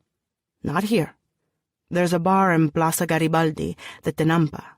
Meet me at 10. "We will." Elisa tapped her fingers against the desk. Their meeting had clearly concluded, and Athel pushed her chair back. "Who killed her?" Elisa asked, just as Athel opened the door. "Godoy," she said. Elisa nodded gravely. She didn't ask anything else, and Athel walked toward the elevator, one hand in her pocket, the other on the dog's leash. On the subway, she thought of axolotls and her mother's head delivered in a cooler. "Hide, Athel, hide," Isel whispered in her ear. Chapter 15. The ride back was quiet. Athel kept her head down in the subway. Sometimes she would close her eyes and Domingo would think she was asleep, but then a sudden movement would jolt her and she'd snap her eyes open. When they reached her apartment, she walked straight toward the bedroom, flopping upon the bed and pressing her hands against her face. Her dog padded in behind her, lying down at the foot of the bed. Domingo hovered at the door, not knowing if he was allowed inside. "Are you okay?" he asked. "Do you want some of that tea?" She did not reply. Domingo put the kettle on to boil. He found the sugar, the tea, and picked 2 mugs. One of them was chipped, a hairline crack running down the side of it. He dragged his thumb over the crack. When the tea was ready, he walked back to her room. He knelt by the bed, a cup in his hand, and looked at her. With her eyes closed, Athel's features seemed to soften, like a switchblade that has yet to snap out. He guessed he should have been afraid of Athel, but he wasn't. The terror wasn't there. It was as simple as that. He supposed he was foolish, but couldn't be bothered to worry. Not yet, at least. Domingo bit his lower lip, wondering if he should wake her up. He extended his right hand, his fingertips resting upon her shoulder. He felt an immediate jolt like an electric current running through his veins and something like a spark lighting him inside. All of a sudden, the apartment was gone, melting beneath his feet. He saw a barren desert landscape with a sky of the most unbelievable blue, a blue he'd never seen before. A tortoise walked before him, slowly following a highway that was a black ribbon, twisting, turning, melting into the distance, and he sank into the highway, into the melting blackness of the pavement. Then he was running through a city, past warehouses and shacks, past a circle of homeless people sipping booze in the darkness, until he reached a chain-link fence and scrambled up it. The fence was gone, and he was holding a gun in his hands, and then it wasn't a gun, it was a decapitated human head. He dropped the head and it rolled onto the floor, spreading a coat of red upon the white tiles. Red the walls and red the ceiling and red every single speck of everything until... Athel's hand wrapped around his wrist, steadying him, and he stared at her. "You're going to drop your cup," she said in a hushed voice. Domingo blinked. The cub, he thought, and looking down he realized, yes, he was holding a cup. He took a deep breath. "I got you a drink," he said. Athel sat up on the bed and took the cup from his hands. She sipped her tea. Domingo stayed by the side of the bed, still too rattled to attempt to stand up. "They're just memories," Athel said. "Huh? Memories," Athel said. "My memories. It happens when you've shared your blood with someone. There are echoes, bits and pieces that stay in your head. When you touched me, I'm tired. I wasn't prepared for it, and you saw." "That's almost like a superpower," he thought. "I saw a highway," he said, frowning, and now he did move, by her side, sitting on the bed. "And there was a human head. What was that? Was that real?" "They sent the head in the cooler," she said, speaking as if she'd informed him about the weather or the time of day. Domingo blinked. "My mother's head," Athel said. "They chopped her head off and delivered it to our house in a cooler. The funny thing about a decapitated head is that it looks completely fake. You stand there and think this isn't real because it's simply so rubbery. And my sister? They killed her too. Burned her." Her eyes fixed on him, cold, unpleasant. Her gaze was hard, black enamel. Domingo didn't know what to reply. He swallowed. "They killed her. But I got back at them. I got them where it hurts. There is a phrase, ato tlachinoli, the water that scorches the earth. My name means water, but it is also war." She laughed, a brief burst of derision. "What did you do?" he asked. She shoved the cup back into his hands, shaking her head. "I shouldn't be talking to you. I'm too tired and hungry, and it's not making any sense, and you shouldn't know this. You shouldn't listen to me." Athel covered her eyes with both hands. He thought she might cry by the way her voice cracked, and it might have been better if she did, because he was befuddled, watching her sudden distress and not knowing what to do. She teetered at the edge of panic, but did not quite fall. "Do you want blood?" he asked. His body, after all, was the only thing he could offer. She snapped her head up and stared at him. Blood volume is replaced within 24 hours. Red cells need about a month for complete replacement. Did you know that? No. I can't be drinking too frequently, no matter how much I want it. You don't look too hot." "It's my fault," Athel said. "I'm soft, pampered.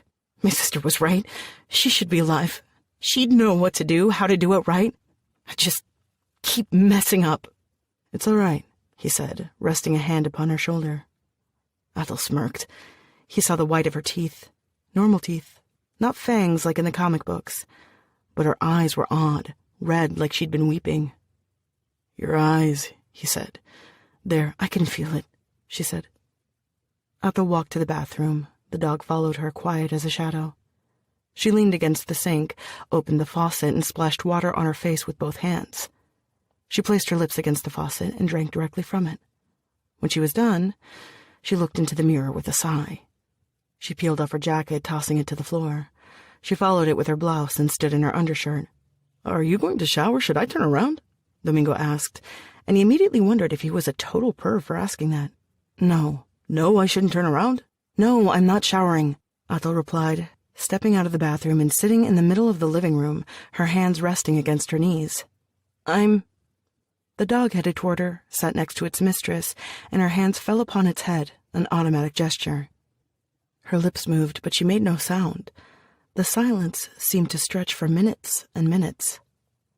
"You know, I used to have a swimming pool as big as this apartment," she said, the words slurred as though she'd been drinking.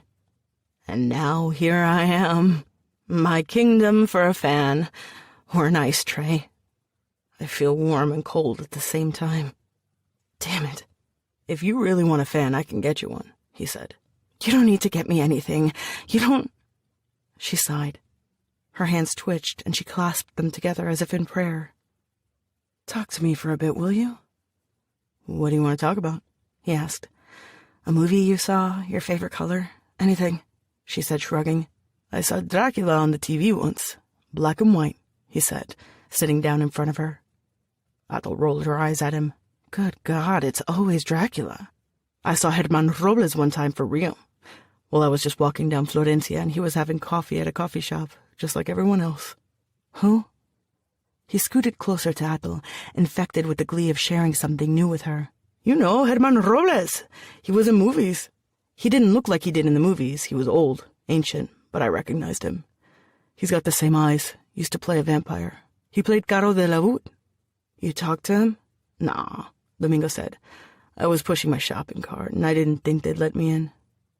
You know, it wouldn't look none too good to pull a shopping cart into a coffee shop to tell 'em hi." "I suppose not." "I've always thought vampires should be like Caro de la Voûte," he said, remembering the small TV set, the black and white images late at night. "How's that?" "Well, Domingo said, with a cape." Athel cocked her head a little, smirking at him. "A cape? It looks cool." "No, it doesn't." Domingo shrugged.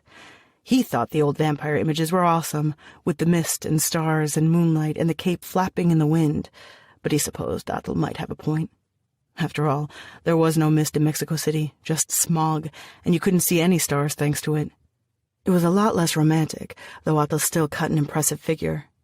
Even in her undershirt and jeans, no cape in sight, there was something almost magical about her. Like she didn't need no mist and moonlight, her sharp features and the blackness of her hair enough to freeze any mere mortal in his tracks. He'd moved closer, but she moved closer still, her knee bumping his own. "You like music?" he asked, glancing down, fearing he was about to blush, pretending to fiddle with his music player. "What have you got?" "Everything," he said, Concrete Blonde, Bose, Depeche Mode. It's mostly old stuff, but here, he said, handing her the headphones. Athol carefully took the headphones, as though she wasn't quite sure what to do with them, and put them on. Domingo pressed play. She frowned, but her frown soon relaxed. "You like?" he asked. "It's all right. How'd you get this stuff?" "Here and there. You've heard it before." "Not really. When I go dancing, they don't have this type of music. It helps to listen to something when I'm working, to keep the rhythm. Takes me places, too." "You're funny, Domingo." "In a good way or bad way?" he dared to ask, but she just laughed and brushed his leg with her fingers for a fleeting second before she began tapping her fingers against her knee, softly following a rhythm. "I should go to sleep," she said after a while, taking off the headphones and returning them to him. "I'm going to head back to my place," he said, pointing to the front door. To give you your space like you like." "No," she said, surprising him with the casualness of her tone. "You can stay, if you want. There's the bed, and there might be food. I'm not sure." Athol headed to the bedroom, opened the closet door, and slipped in. She closed it from the inside, and the dog sat outside it, giving Domingo a menacing stare. "No worries, Quali," he said in a placating tone, standing at the doorway. "I'm not going to hurt her." Domingo walked slowly into the bedroom and lay on the middle of the bed. He placed his hands against his chest, as though he were dead, as he'd seen vampires do in the movies when they slept. It was an uncomfortable position. He rolled on his side, put on the headphones. The music was loud and cheery. Music to dance to. He wondered if Athol might have danced with him. Not right now, not here, but maybe in another place. Maybe if she weren't being chased by bad guys, they could have gone to Quinto's party. Chapter 16.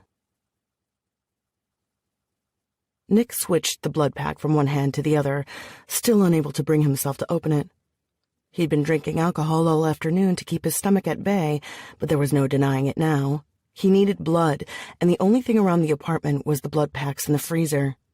Rodrigo and La Bola were keeping their eyes on him like hawks. There was no chance to slip out again. God, Rodrigo. He thought himself so high and mighty when he was nothing but a servant like all the others. One day, Nick was going to be the boss. He'd show the old human, the lofty peacock who looked down at him like he was scum. It was Rodrigo who came from nowhere, had been a nothing until his dad pulled him from the shithole where he lived. He might even bite Rodrigo, force him to drink his blood, turn him into a mindless puppet. They said the other vampires couldn't make slaves like that their blood didn't work in this way. Athol's kind, he'd heard, treated the whole blood-sharing thing like some sort of reverential, sacred process. Aztec bullshit about life, sacrifice, renewal. Nick just thought it was fun to make himself a few slaves. He grabbed the bottle of tequila and took a sip, sliding back on his bed and contemplating the ceiling. Athol Istak. If it weren't for her, he'd be enjoying himself back home. No need to open blood packs and feed from them like a ninny. When he got his hands on her, well, he was looking forward to a bit of torture. If they hacked and sliced her, then she'd heal, and then they could hack and slice her again. It might even be fun to turn her into one of his whores. Well, that was probably not the right word. Athol was a category above the stupid bar girls he picked up. Concubine? Was that the right word for this? He'd have to ask Rodrigo. On second thought, he didn't want to ask the old man a single thing. Concubine, then. Whatever. The word didn't matter. What mattered was that Athol was just like Rodrigo, thinking herself so high, so above them. The Tlahuelpocmimi went on and on about their ancient heritage, their noble lineage, their days of pyramids and empires, without bothering to realize that it was in the past, and we, are now in the same damn business. This was a new empire, and it belonged to Nick and his brothers. He'd met Athol one time before this whole mess began, back when the situation between their clans was cold but not icy. He'd been at Hive, a neutral zone joint, which meant you couldn't bite the humans or spray bullets at other vampires. Nice place, good booze, safe and cozy, run by a Nachzira who had a love for the 70s, so the decor was vintage disco. He'd been in a booth with Justiano, a couple of his cousins, and assorted hangers-on when in walked a group of girls who seemed to attract a great deal of attention from the people around him, eliciting whispers. He asked Justiniano what the fuss was about, and he said they were youngsters from the Istak clan, which normally didn't hang out around Hive, preferring other clubs. "And who's that one?" he'd asked, pointing at one girl who distinguished herself from her friends by her outfit and attitude, dressed in white, arms crossed as she stood by the bar surveying the scene. "Atal Istak. She's Centewa's youngest daughter," Justiniano said. It was that part of the night when Nick picked up a chick. He liked them blonde and big-breasted, but this lithe brunette had an utterly delicious mouth. He thought he'd spice it up. "Fuck me," Nick said. "All right, let's say hi to her." Justiniano had whispered that wasn't a good idea, but Nick shushed him. He traced a direct line to the girl and took off his sunglasses when he got to her, flashing her his trademark smile. "Hey there, princess," he said. "How you doing? I'm Nick." She turned her head and stared at him, her lips pursed together. "Let me guess," she said. "Necros, aren't you?" "Got me there, princess." It wasn't difficult. The bartender dropped a shot next to her, and she picked it up with one gloved hand but did not drink it, pressing it against the hollow of her throat instead as she looked away. What a neck, eh? And the breasts might be small, but he could tell they'd be worth it. She'd be worth it. "I have a private booth here, you know. We could go sit down." "I don't think I'm going to stay long enough to sit down," she said. "Music not to your taste." "The clientele," she said. She drank the shot and slammed the empty glass on the bar. All right, he liked a tad of attitude, but not that much of it. He tried to be nice, and she was not reciprocating, and that pissed him off. Girls didn't dare pull that bitchy act with him. He was Nick Godoy. "Hey, baby, you've got a case of lousy manners," he told her, clutching her arm. She leaned forward with the grace of an uncoiling snake. "I'm not your baby." "Fuck off," she said, shoving him away and motioning to her friends. "Whore! Touch me again, I'll cut your dick." Nick watched her in amazement, tipping her chin up like she was some fucking princess. That's probably what she thought she was, a damn Aztec princess, and she looked at him like he was garbage. Justiniano hurried to his side. "That stuck-up bitch," Nick said, emitting half a laugh. "Did you see that? Who does she think she is?" "Forget about it," Justiniano told him. Only he hadn't forgot about it.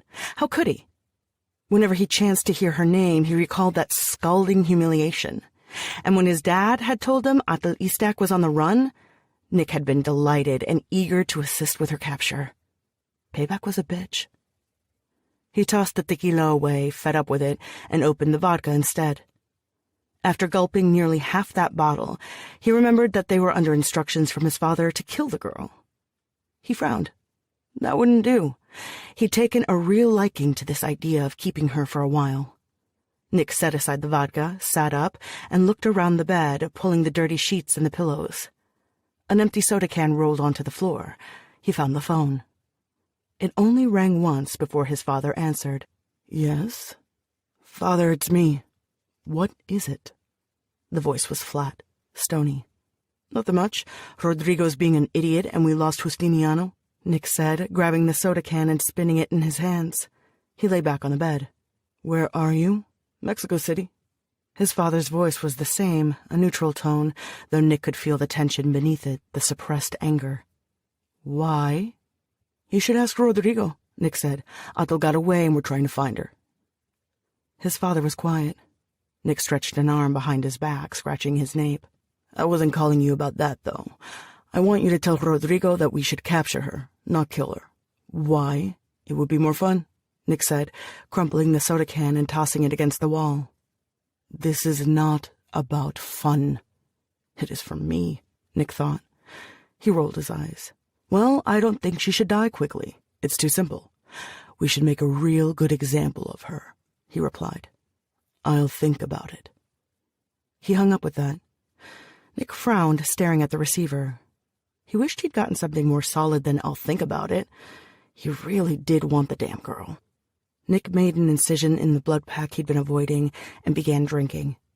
He did his best to pretend he was drinking her blood, going as far as to close his eyes and sketch a clear mental picture of Atal. The darkness of her hair, blue-black it was. The face that was so proud, with an avian quality, more the raven than the swan. That face reduced to a ruin under the onslaught of a blade. He threw his head back and ripped the blood pack apart, letting the contents rain upon his tongue. Chapter 17. In the morning, Domingo considered waking Atul up, but then he remembered it was daylight and maybe that wasn't a great idea. Instead, he hung out around the apartment listening to music until his belly grumbled. In the kitchen, he found 2 cans of beans, but no can opener. There was also a big bag of dog food in a corner and a bowl next to it that served as the dog's feeding dish. He refilled the dog's dish, then grabbed Atul's keys and decided to have a meal outside. He discovered a torteria just a few blocks from the apartment. He ordered a cheese and ham torta, and while he ate it, he started thinking about money, because he hadn't gone to work in several days, and he didn't have much cash left after buying new clothes on the watch. He didn't want to be a bum, having Atul pay for everything, but he also couldn't go picking plastic bottles off the streets if she needed him around. It was nice being needed. It made you feel special. Domingo wrapped half the torta in a napkin and put it in one of his large jacket pockets for later. He did not waste food. He never knew when his next meal was coming. He went to hang out in front of a newsstand, looking over the newspaper headlines and staring at the magazines. The guy selling newspapers shooed him away after a while, telling him he couldn't be reading everything if he wasn't going to pay, so Domingo walked a few more blocks and stood in front of a different newsstand. When he got back to the building, it was late, and the whole place was swarming with activity. The front door was open, and there were lots of people in green and blue sanitation suits at the entrance. "You know what's up?" he asked an old lady who was standing outside.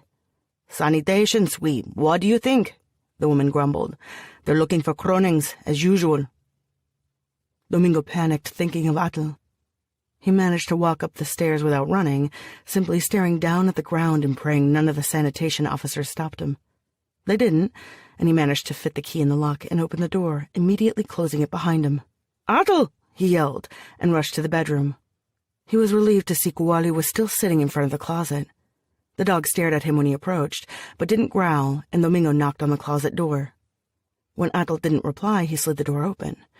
She was on the floor, in a sleeping bag, her eyes closed tight. Domingo hesitated for a second, remembering what had happened last time, and touched her hand. "Wake up," he said. She turned toward him, eyes wide open. "What?" "There's a sanitation crew in the building. We gotta get out." "Damn it," she muttered. She jumped to her feet and hurried to the living room. She picked up the blouse and vinyl jacket she'd taken off, put them on, and suddenly stood very still. "Atul?" "Hush, I can hear them," she whispered. "They're on this floor, walking down the hallway." She quickly moved toward the large living room window, opening it and looking up. "What are you doing?" Domingo asked. "Going to the roof. When they come, open the door and pretend everything's normal, okay?" she said. "How are you going to just look normal?" She jumped out the window. Domingo panicked and poked his head out and saw her climbing up the side of the old structure, her shoulders hunched. Once again, he had the impression that she was a great bird of prey, although her shape was still human. He thought of those old gods with animal heads he'd once seen in a book, and she reminded him a bit of one of them. She disappeared onto the roof so quickly, Domingo thought he might have imagined the whole thing.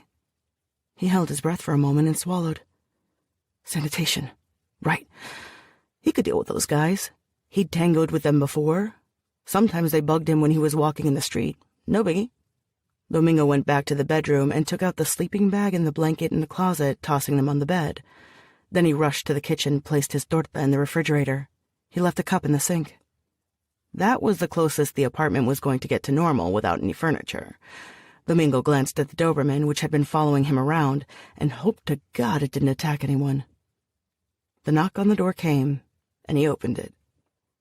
The woman standing before him was holding a tablet and didn't look at him as she spoke.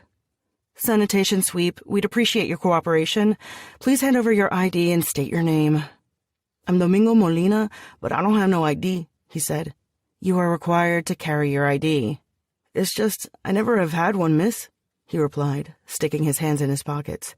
"I'm 17, if that makes any difference."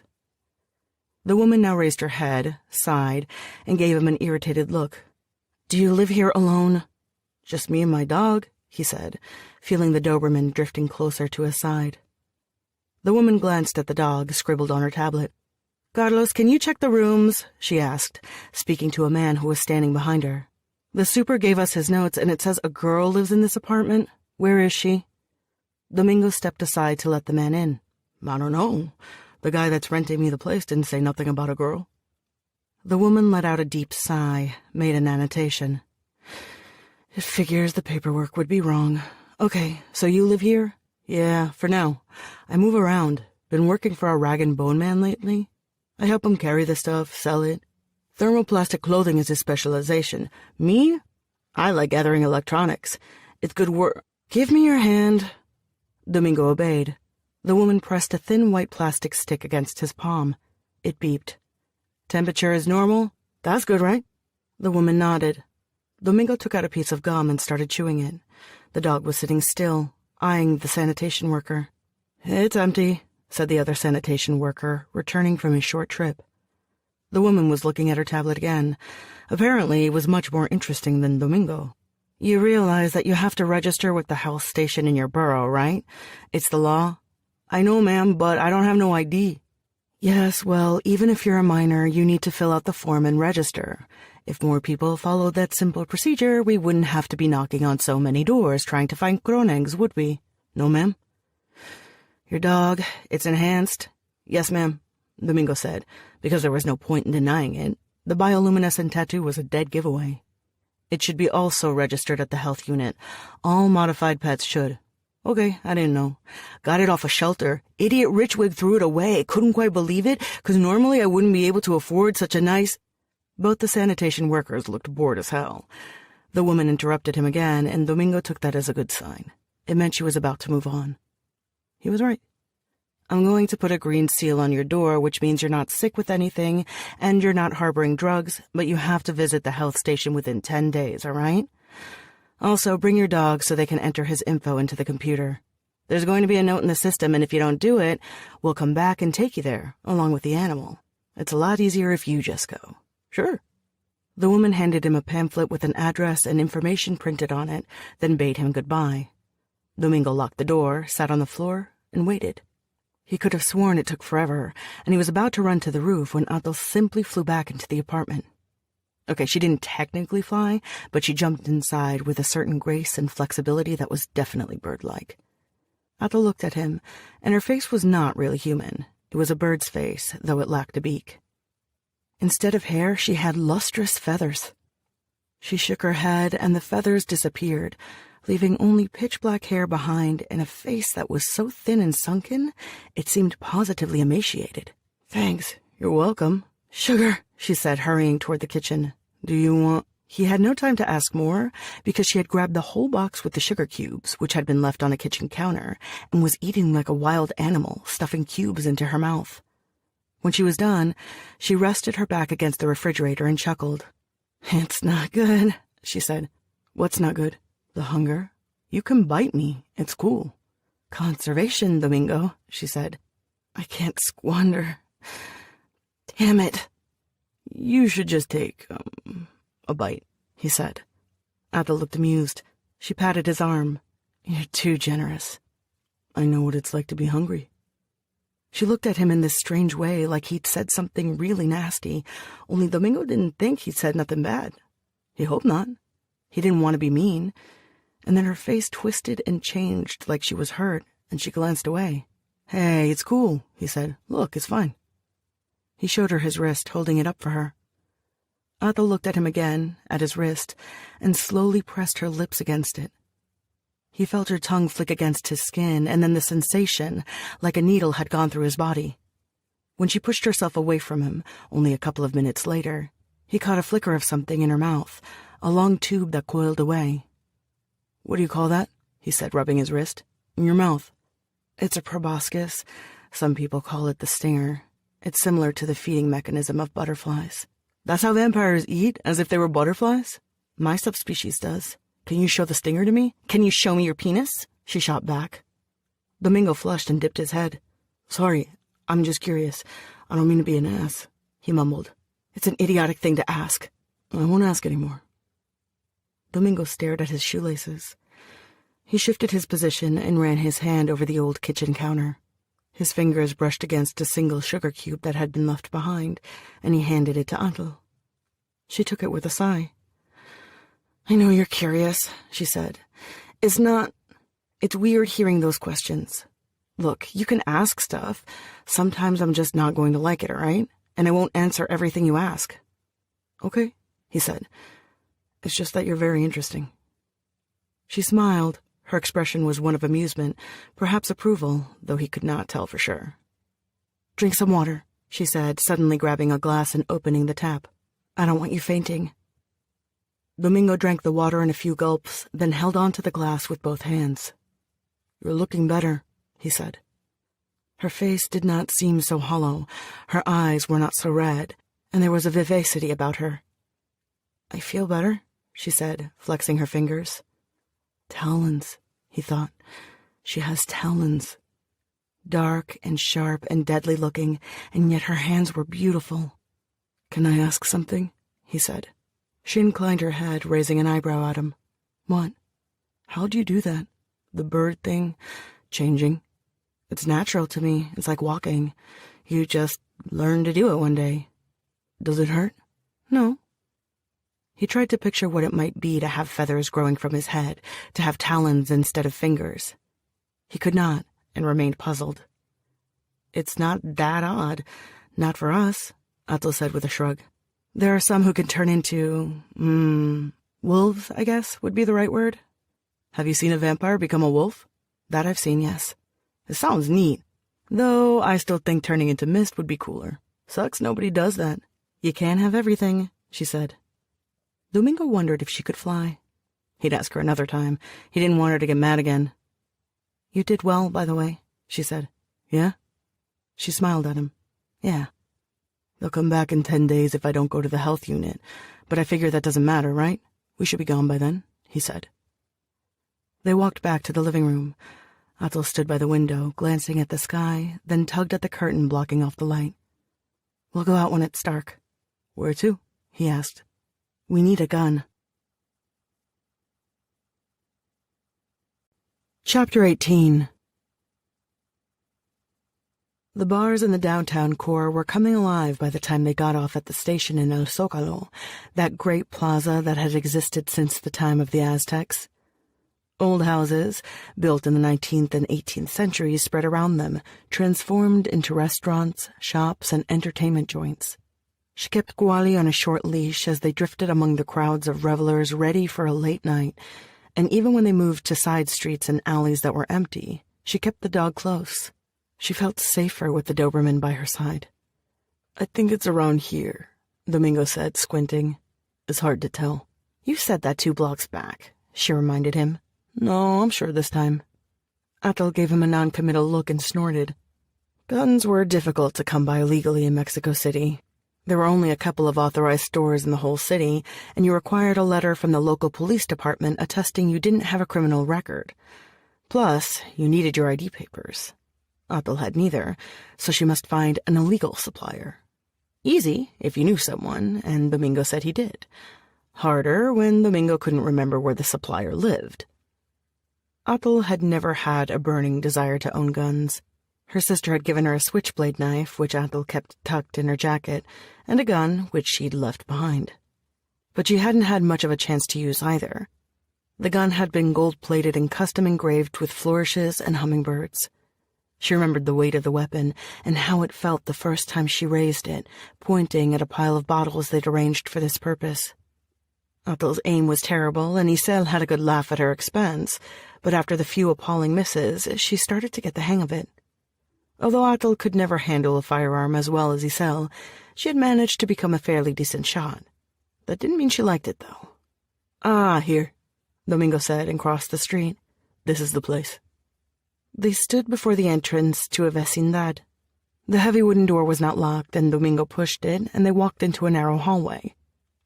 It was not a nice vecindad, not one of those places that had been repurposed and repainted, made to look like a palatable pad for yuppies and artsy types after the rental freeze ended in the 90s. The walls of the vecindad were bare, old stone, cracked here and there. There were cables running above their heads and along the walls. Stealing electricity, she guessed.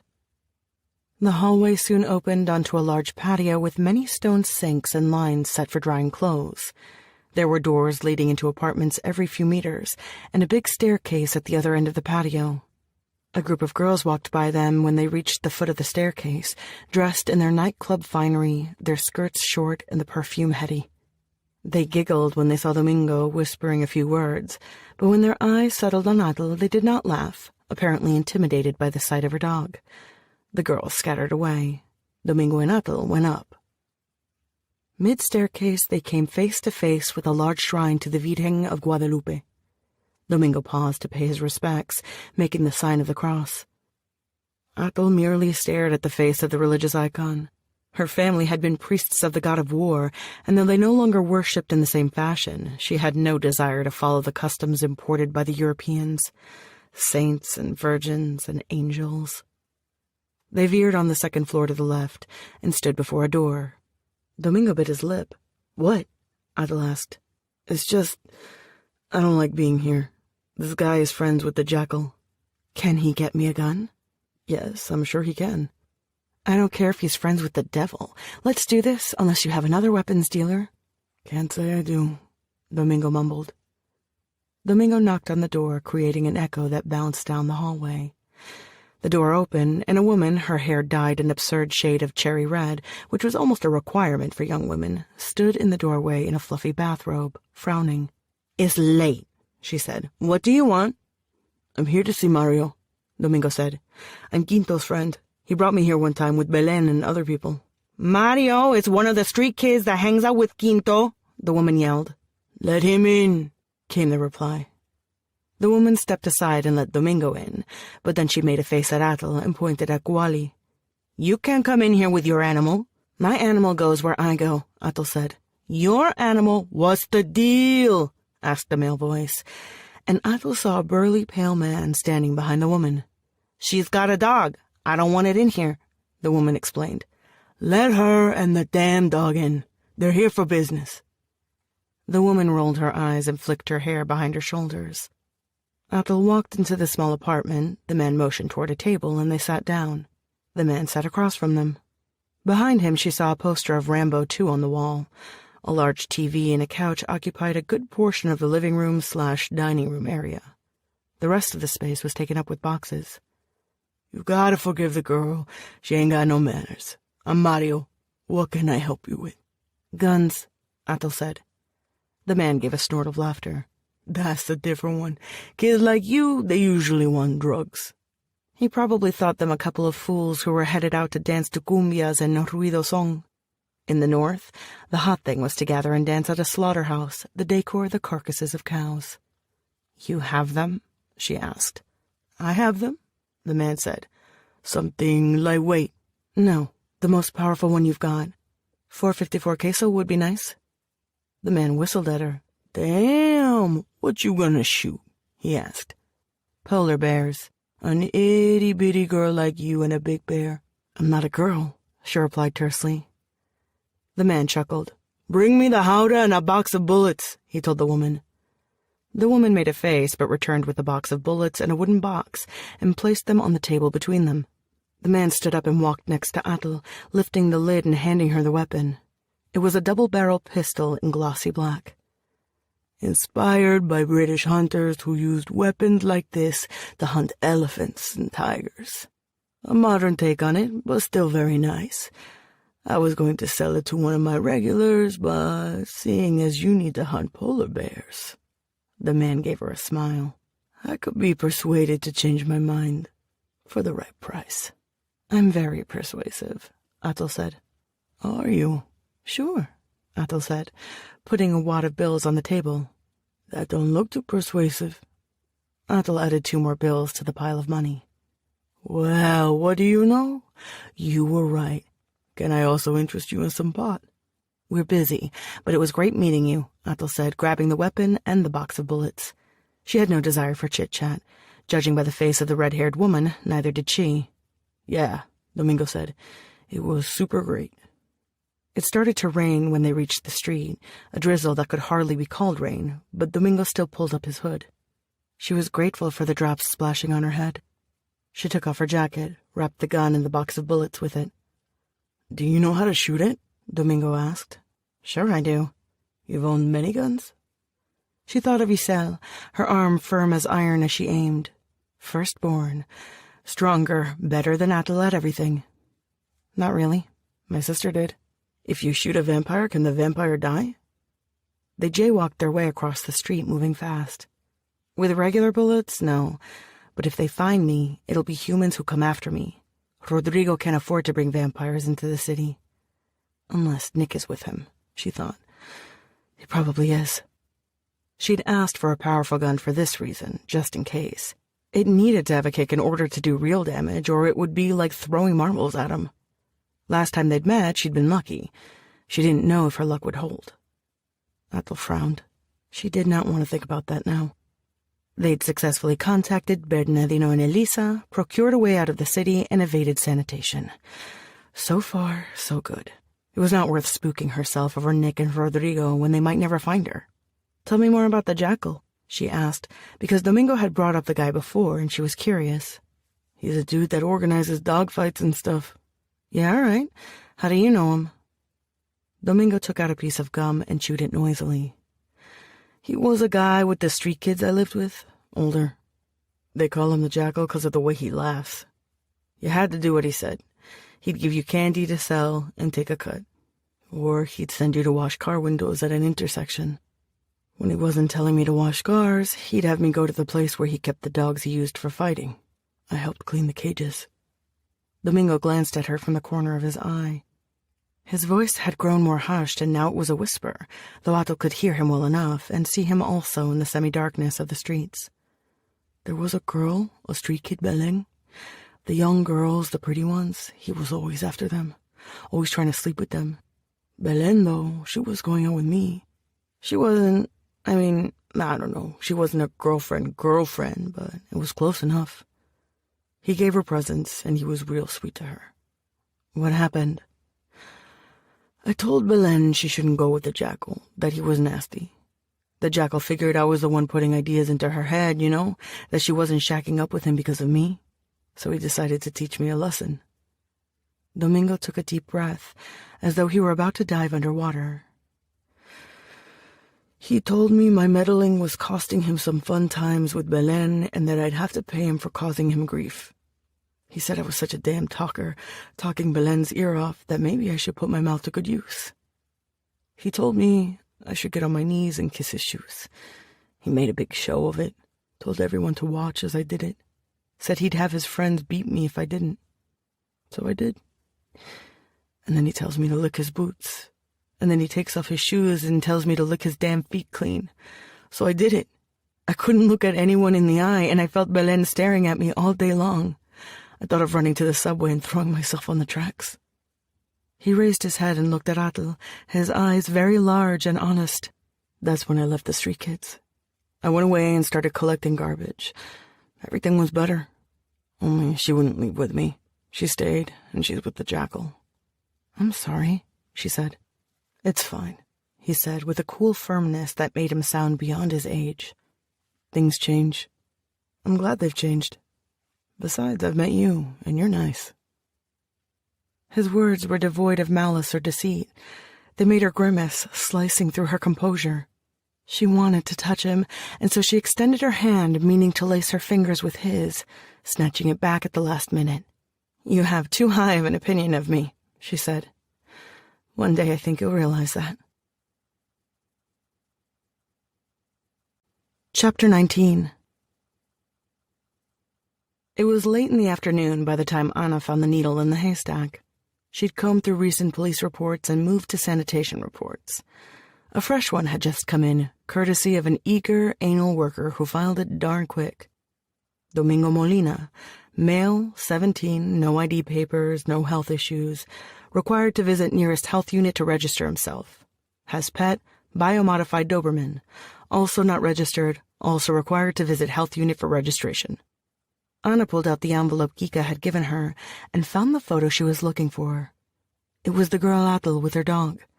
She had a large Doberman with a tessellation of light running down its neck. The report talked about a boy, but Anna felt sure she'd hit the jackpot.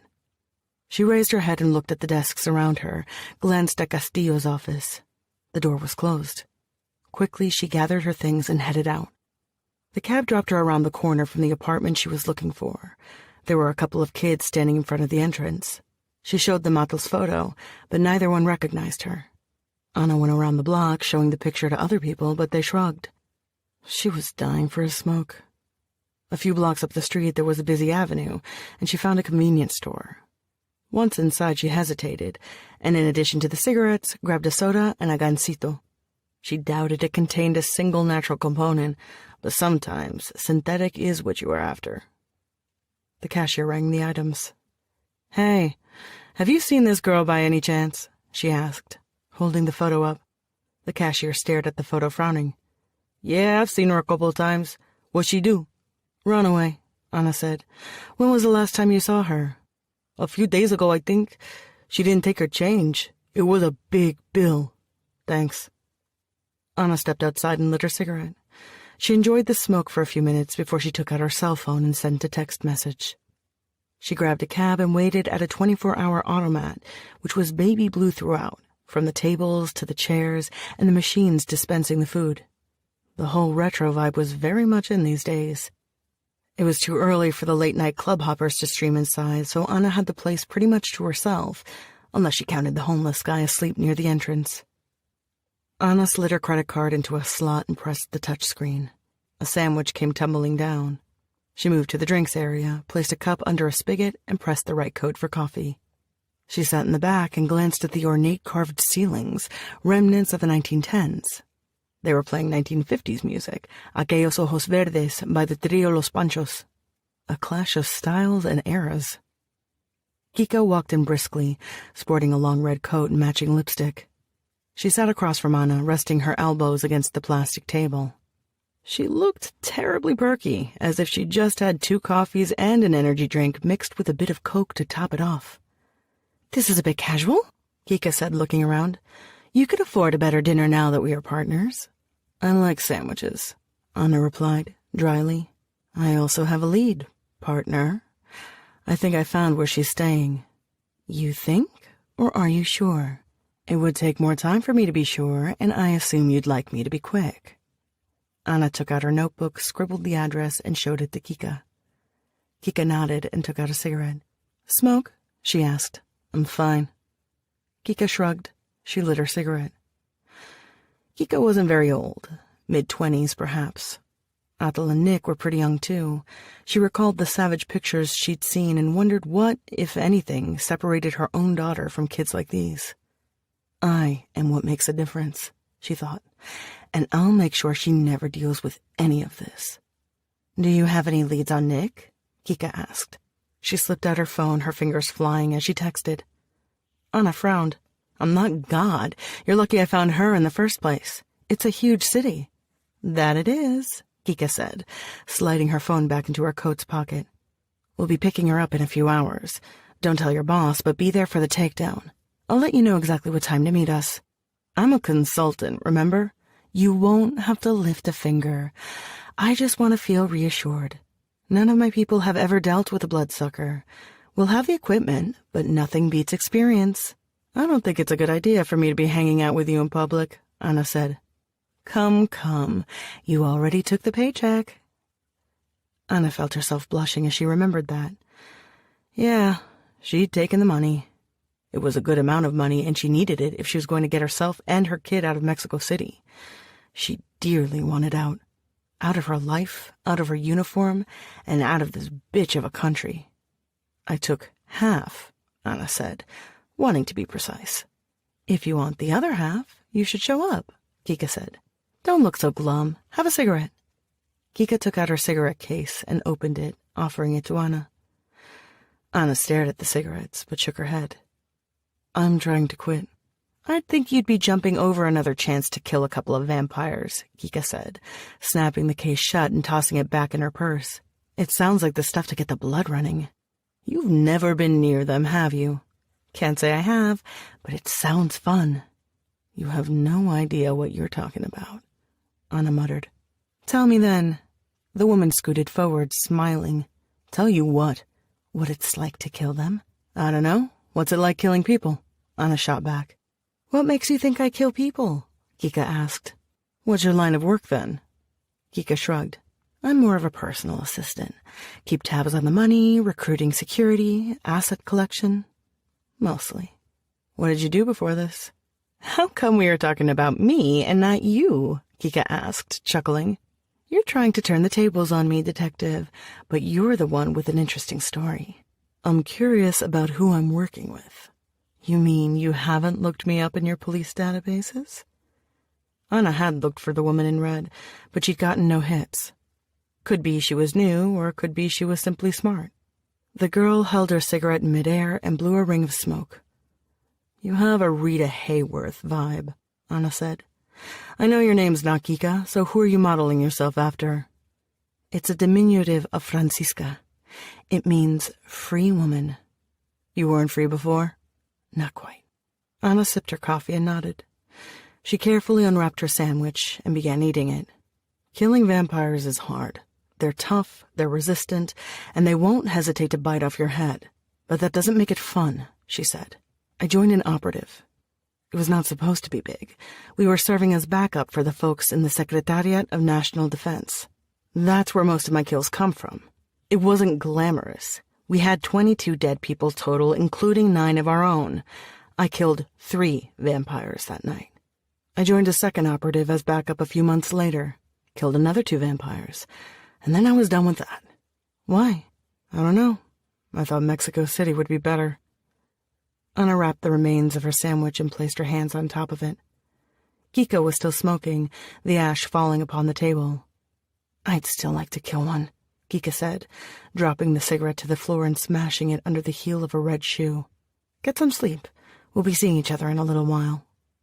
The younger woman rose, but paused for a moment, frowning.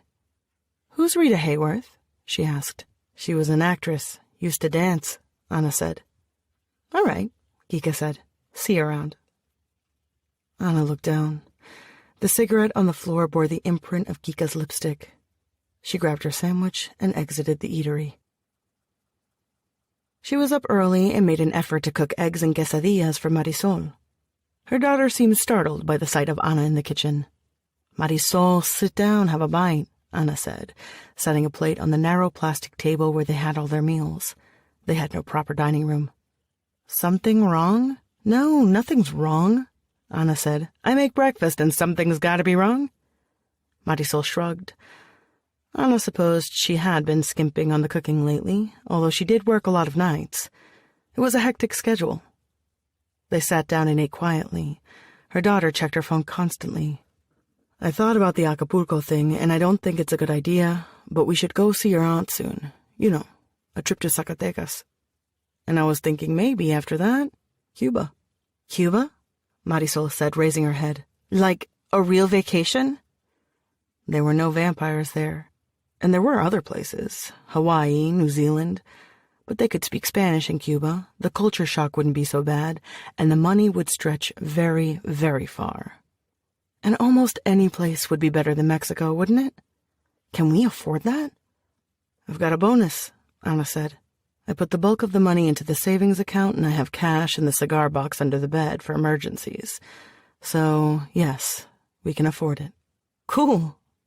Marisol went back to checking her phone, but she paused to give her mother a smile before running off to school. Anna sat for a few more minutes at the table before making her way to her bedroom. The Virgen shot her an accusing glance from her shrine, but Anna could not allow herself to feel any remorse. She was going to capture a pair of vampires with the assistance of a known criminal group, and she was going to do it for money, but fuck it. Sometimes you have to sin in order to earn your way to paradise. Or in her case, a couple of tickets to Cuba and the promise of a comfortable life. Chapter 20. Mexico City was an apocalyptically dysfunctional place at the best of times, what with the pollution, the flooding, the teetering concrete slums, and the city sinking into the lake bed upon which it was built. However, that day, with the sun hiding behind thick clouds and the rain coming down so heavily, it was damn hellish. Rodrigo wished he could head home, back to the sunny, arid north, but there was too much work to be done.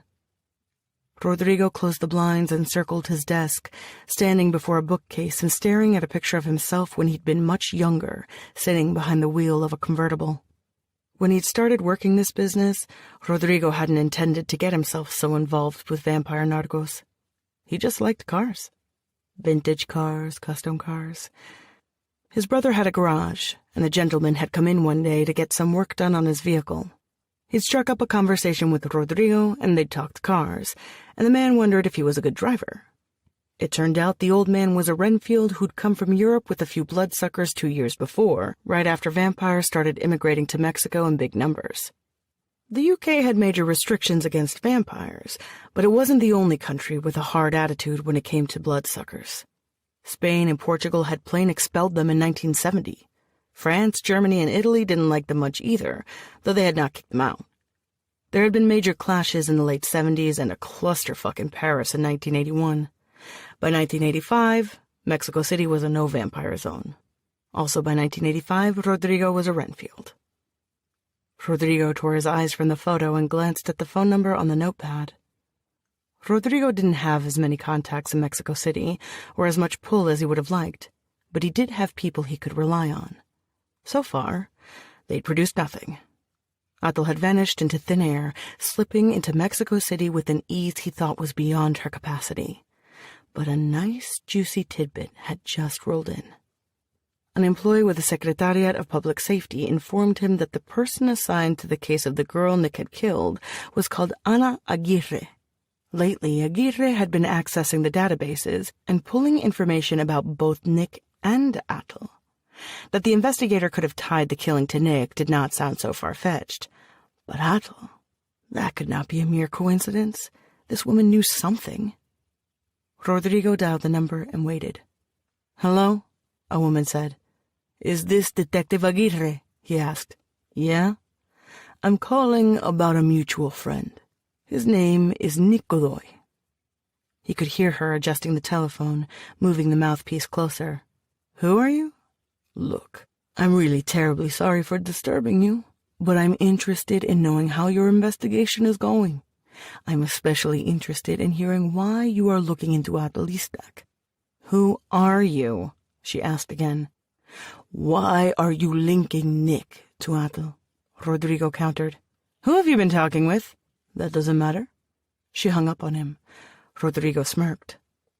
He thought about calling her back, but decided he had bigger fish to fry.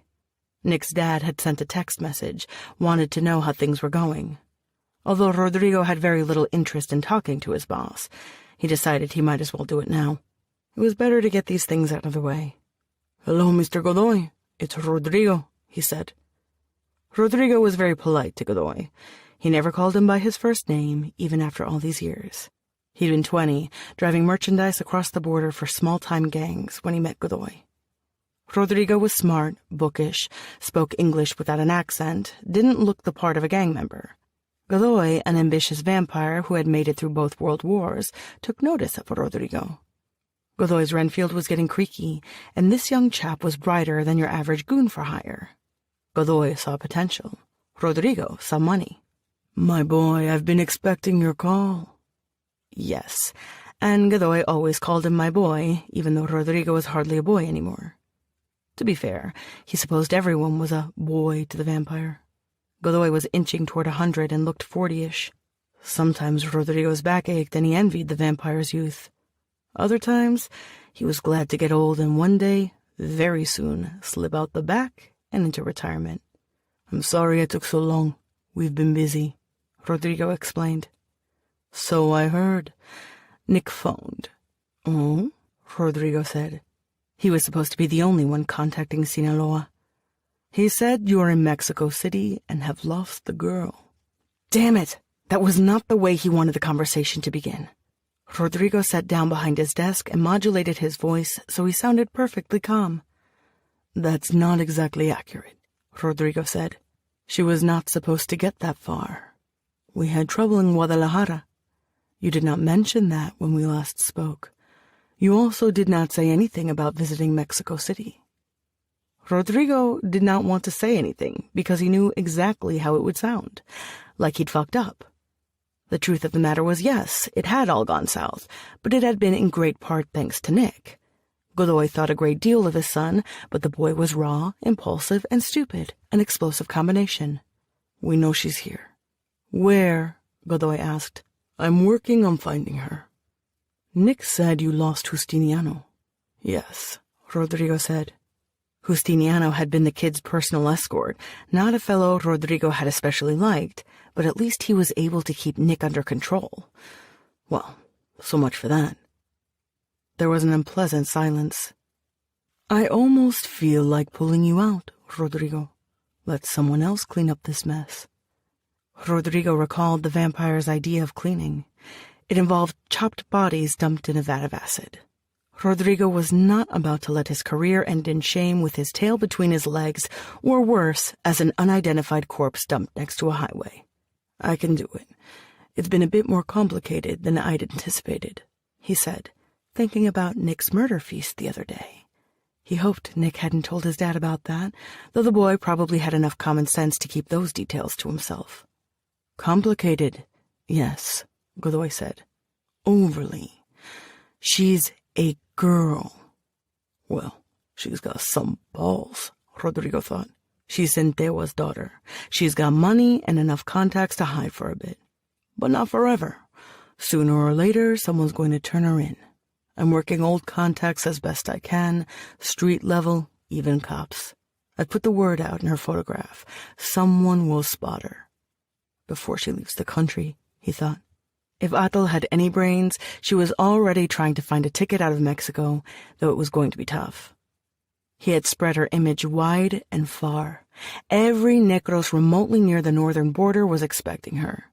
She couldn't fly out of Mexico City, and if she stepped foot in the outskirts of the city, she'd be toast. No, Atal was still in Mexico City because it was the only place left to hide. For now. Solve this. Do it quick. "Yes, sir. She'll be dead in a week's time." "No." "Sorry?" Rodrigo said. "Nick feels like playing with her." "I agree. A quick death is too good for the girl. Let's make a memorable example of her." Rodrigo mouthed an angry "motherfucker" to the phone, but he kept his voice level.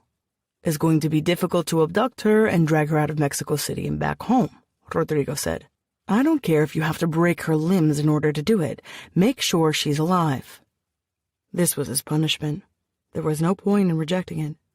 "Yes, sir," he said. Rodrigo hung up, moving back toward the bookcase and running a hand through his thinning hair. He glanced at the photo of himself and thought of the days when his only concern had been getting his hands on nice cars and racing them. Chapter 21. She dreamt of her sister, and when they were little. Isel was holding her hand, and they were running down the stairs to hide from her cousins. Atal must have been 4 and Isel 9. Giggling, happy girls. Then the dream changed, and Isel was a charred corpse, unrecognizable, a dark lump left on the ground. The corpse writhed, opened its mouth. "Our hearts want nothing but a war death," it said, the same line Atal had once recited. When Atal woke up, there was one thought ringing through her head. I should have been with her. She'd always been such a petulant child, too busy picking fights with Isel to help the family. She had not wanted to help out with anything because that would spoil her easy life, would burden her with responsibilities. Moody, resentful, she figured she'd grow up later. "There's trouble brewing," her mother had said, but Atal dismissed it. And when trouble came, Atal was stupid and afraid. Her head still foggy with sleep, Atal stumbled into the kitchen, managing to fill herself a glass of water. "Hey," Domingo said. "How you doing?" "Fine," she muttered. Kuali walked into the kitchen as well. Domingo patted the dog's head. "He must like you," she said, looking at them and trying to remember if there had been any time when Kuali liked anyone but her. "He's so awesome. I've never had any pets, you know. I would have loved a dog. Cats are just so aloof," Atal ventured. "I was going to say smelly. Bernardino's house reeks of cat piss. You wouldn't believe it. If Dracula's castle had smelled of cat piss, I swear he wouldn't be in that many films." Domingo grinned at her, and Atul chuckled. He was too honest by far, and too silly, and still she enjoyed his company. For a moment, things felt okay, like the unbalanced mess of her life was now tipping in the other direction, balancing itself out. "Let's go get a bite. For you, I mean," she said. "Sure." She grabbed her jacket, put the leash on Kuali, and out they went. It was raining, and Atul paused next to the building's entrance to open her umbrella. Kuali growled. A few split seconds was all the warning Atul had, but it was enough. She saw them from the corner of her eye. She held her breath, pretended to fiddle with the dog's leash and the umbrella as she counted 9 of them. They wore no uniforms. Not cops, not sanitation. They were human. Rodrigo and Nick seemed to be nowhere in sight. Were these their goons or someone else's? It didn't matter. They were waiting for her. Atul released her grip on the leash, dropped the umbrella, and let her breath out. She shoved Domingo behind a car and pulled out the gun, shooting 2 of them dead before they had a chance to blink. The others raised their weapons and shot back at her, but the loud bangs of pistols firing did not thunder along the street. Instead, there was a low whooshing sound. Something silvery flew past her. Atul jumped behind the car next to Domingo, evading the projectiles. Silver nitrate darts. Shit! She would have preferred regular bullets. This could get nasty. "What's happening?" Domingo babbled. "Bad guys," she said. "Sit tight. Kuali!" She saw the dog leap in the direction of one of the men, knocking him down with its weight. There were startled cries, and Atul stood again, shooting a couple of them while they were trying to drag the dog off their friend. She missed her third shot, hit a car instead, glass shattering upon the pavement. Darts whooshed by, and she sat down again. "Behind! They're also behind!" Domingo yelled. Atul turned and saw 3 men coming from the other end of the street. They aimed at her. She blew off the head of one of them and ran across the street, ducking and pressing her back against another car. Domingo followed her. He was too slow. The 2 men who had been aiming at her now ran in his direction, pinning him to the ground and wrapping a plastic tie around his wrists. She heard Domingo scream but ignored the cry and glanced at the building closest to her. If she was fast enough, she could climb up its side and escape through the roofs. She looked across the street and noticed 2 corpses, their necks torn by her dog. That still left 6 attackers, although 2 were currently busy with Domingo. Kuali was barking, and Domingo was being dragged away, kicking and screaming. She watched as they tried to place him into the trunk of a black car. Domingo attempted to hold on to something, and they punched him once, twice, thrice, until he fell to his knees. Damn it! She stood up, shot one of them, but the other, he was quick. She felt the dart sink into her leg, and it let out a loud hiss. Like an idiot, she'd stepped out into the street with a gun and no ammo. Her bullets were now gone, and there were still 5 bastards against her. Fuck it. She'd do this with her hands. Atul took a mighty leap, landing on top of the guy who had been punching Domingo and knocked him down, slamming his head against the ground. He cried and flapped his arms, and she broke his neck so he'd stop screaming. She turned toward Domingo, who laid sprawled on the ground, and pulled him up. "Anything broken?" she asked. "Because we may have to run." "No," he replied. Another dart. This one hit her on the shoulder, and it hurt much worse than the first, causing a stabbing pain that led her to trip and fall.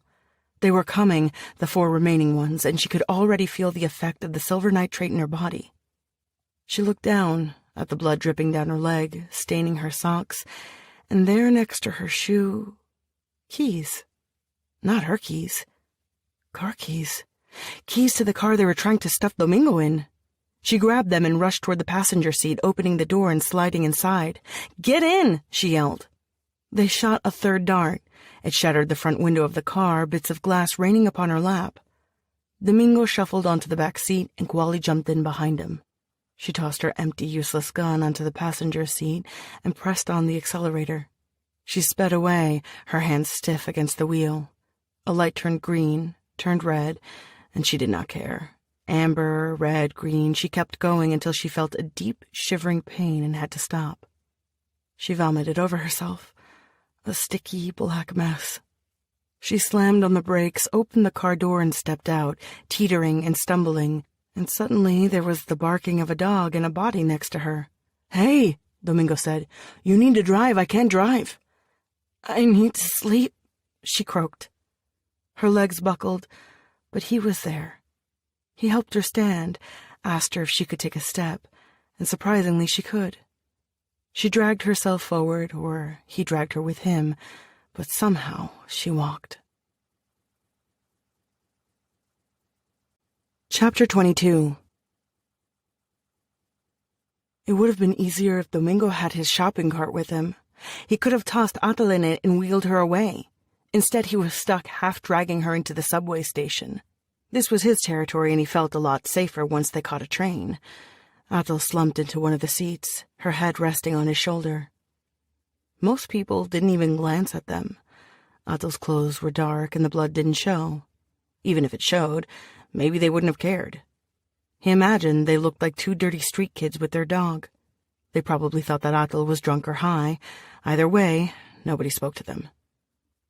They got off the subway car and things went well until Atal had to climb the stairs leading outside the station.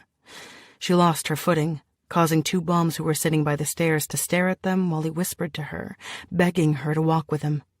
Domingo had to put her arm around his shoulders, pulling her up. Soon they were in the tunnels and had reached his home. He lowered her onto the mattress and lit several lanterns, then grabbed one and placed it on a hook above the bed. "You need to take out the darts," she said. "My leg, my shoulder, that's silver nitrate. It's anaphylactic shock." "Okay." He rolled her pants up and found the dart she was talking about. It was burrowed deep into her flesh. When he pulled, it seemed to sink in deeper, and Atal let out a gasp. "Sorry," he said. "It's messed up. It's embedded into your skin. Yank it out," she ordered. "I can't, Wait." Domingo took the lantern away and dashed to the other side of the chamber, opening and closing boxes until he found what he was looking for, a pair of old pliers. He had rubbing alcohol but no bandages. He tore a t-shirt into long strips and hurried back to her side. When he set the lantern down, the shadows on the wall seemed to tilt and bob up and down. He pressed one hand against her leg and held the pliers with the other, pulling a small metallic needle out. Blood seeped out, and he grabbed the rubbing alcohol, cleaning the wound. "The other," she said. Atal yanked off her jacket and rolled onto her side, her back to him. Again he pulled out a needle, this time from her shoulder. Another had embedded itself right above her heart, and when he took it away, blood sputtered like a river, and though he kept pressing the t-shirt against it, it didn't seem to stop. "Atal, what do I do now? Do I get Elisa? Do I take you to Bernardino?" "No, I can't have Elisa panicking. Bernardino, never him, okay? Too unpredictable, dangerous." "Who then?" "Nobody. I'll get better. I need to sleep," she said, clutching the shirt against her chest. "Let me sleep." Domingo pulled a blanket over her. He boiled himself a bit of coffee over his portable stove and sat in a corner, biting his nails, thinking about what had happened and taking sips of coffee. It had been so fast. He'd barely been able to string two coherent thoughts together before chaos had exploded and some guys had been trying to pummel him. It had been scary. He'd known Atal was in a shitty situation, but it had been an abstract thought. This was real. It wasn't something he'd read or seen on the TV. Those men had tried to put him in the trunk of a car, and God knew what would have happened if they'd succeeded. The dog came to sit next to him, and they both stared at Atal for a good long time. His coffee cooled down, and Domingo crouched close to the bed. He pressed a hand against her forehead. She was burning with fever. He thought of the vampire comics he'd read and the news stories he'd watched, but none of them had talked about sick vampires. Dead vampires, yeah, dead by a stake to the heart or decapitated or a bunch of other things. But sick vampires... He had no idea what was happening to Atal, and he thought she was getting worse. Her skin was sticky with sweat, and her breath was very fast, as though she'd just been running. She needed to go to the emergency room. She needed a doctor. But if Domingo took her to a doctor, they'd call sanitation, the cops. He knelt down next to the bed, touching her arm. He noticed she was wearing the fancy watch he'd given her, and he ran his hands over it. Domingo swallowed and unbuckled the watch, stuffing it into his pocket. He ran a hand through his hair. "Stay with her," he ordered the dog. It was only 10 o'clock, early for a party, but Quinto's parties started as early as possible and ended late the next morning, so by the time Domingo slipped into the apartment, a good-sized crowd had already gathered. All the windows were open to let in the night air. The music was loud and lively. He pushed his way through the living room and noticed that Belén was sitting with the jackal. He pulled his hood up, hoping neither one noticed him, and managed to stumble into the kitchen, where Quinto was leaning against the sink drinking a beer. "Hey, you came," Quinto said, clasping his shoulder. "Do you have a drink? Is your friend here too?" "Quinto, I need a favor, all right, man? I need you to come and help me with an injured dog," Domingo said. "A dog? Right now? Man, you're crazy. I'll check it out tomorrow. Look, I can pay you," he said, tossing him the watch. "It's worth a lot of money." Quinto inspected the watch carefully. He frowned, giving Domingo a suspicious look. "How'd you get something like that?" Domingo bit his lip and shook his head. "Doesn't matter how. Come on, man, please." "I don't know. We can take your car. It'll be quick. It's over at my place." "Maybe later." "Now, man," he said, glaring down at Quinto, who was on the tiny side and generally reluctant to confront anyone. "Shit, dude, okay, fine. I'll look at your damn dog," Quinto said, gulping his beer and tossing the bottle in the sink. They had to cross the living room to reach the door. Domingo saw that Belén and the jackal had caught sight of him this time and were staring in his direction. "Hurry up before the jackal decides to talk to us," Domingo said. Nothing good could ever come when the jackal took an interest in you, and Domingo didn't need no shit that night. Domingo shoved Quinto out the door, and they rushed down the stairs. Quinto's car was an old white Volkswagen Beetle from the 60s. A damn classic, Quinto said. As soon as they slid into the vehicle, Quinto blasted the tired radio with heavy metal songs in German. The music was so loud it didn't allow for any conversation, and Domingo was grateful for that. Once they reached the tunnels, though, Quinto started humming, as was his custom.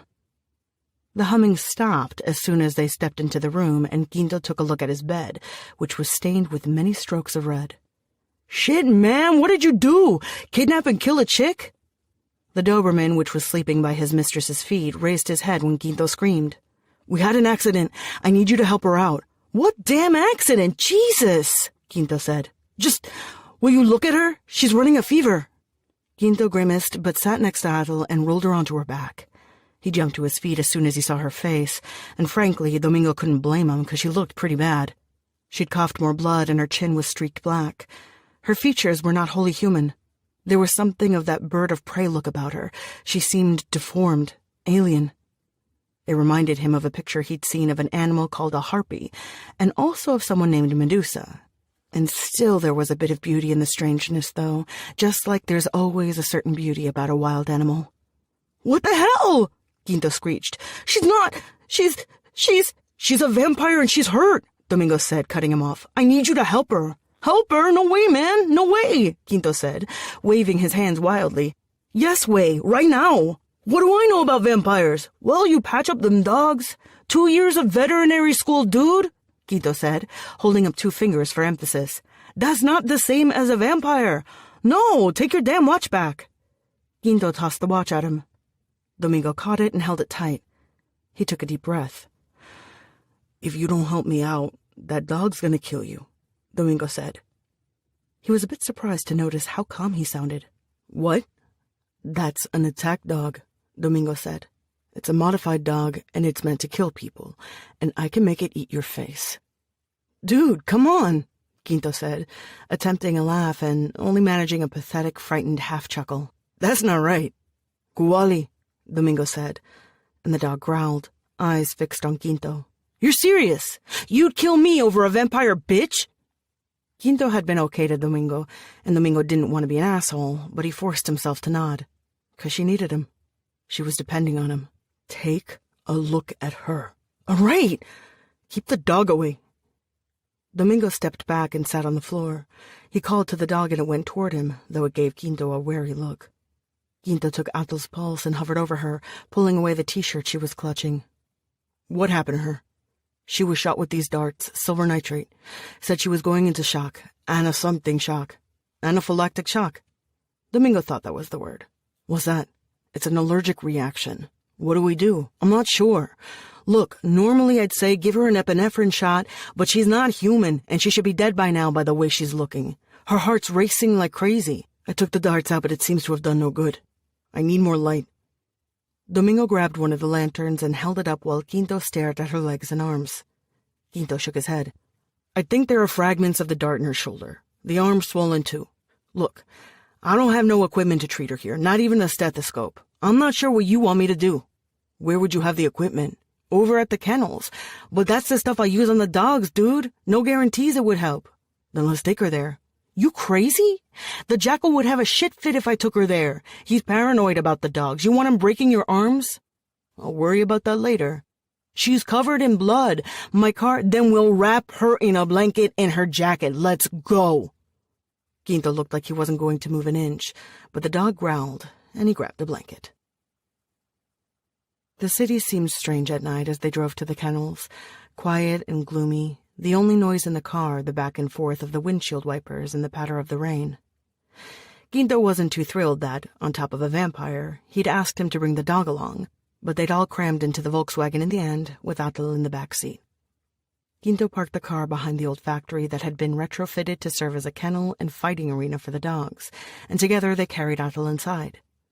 The place was a major disaster zone, a jumble of crates littering the main entrance.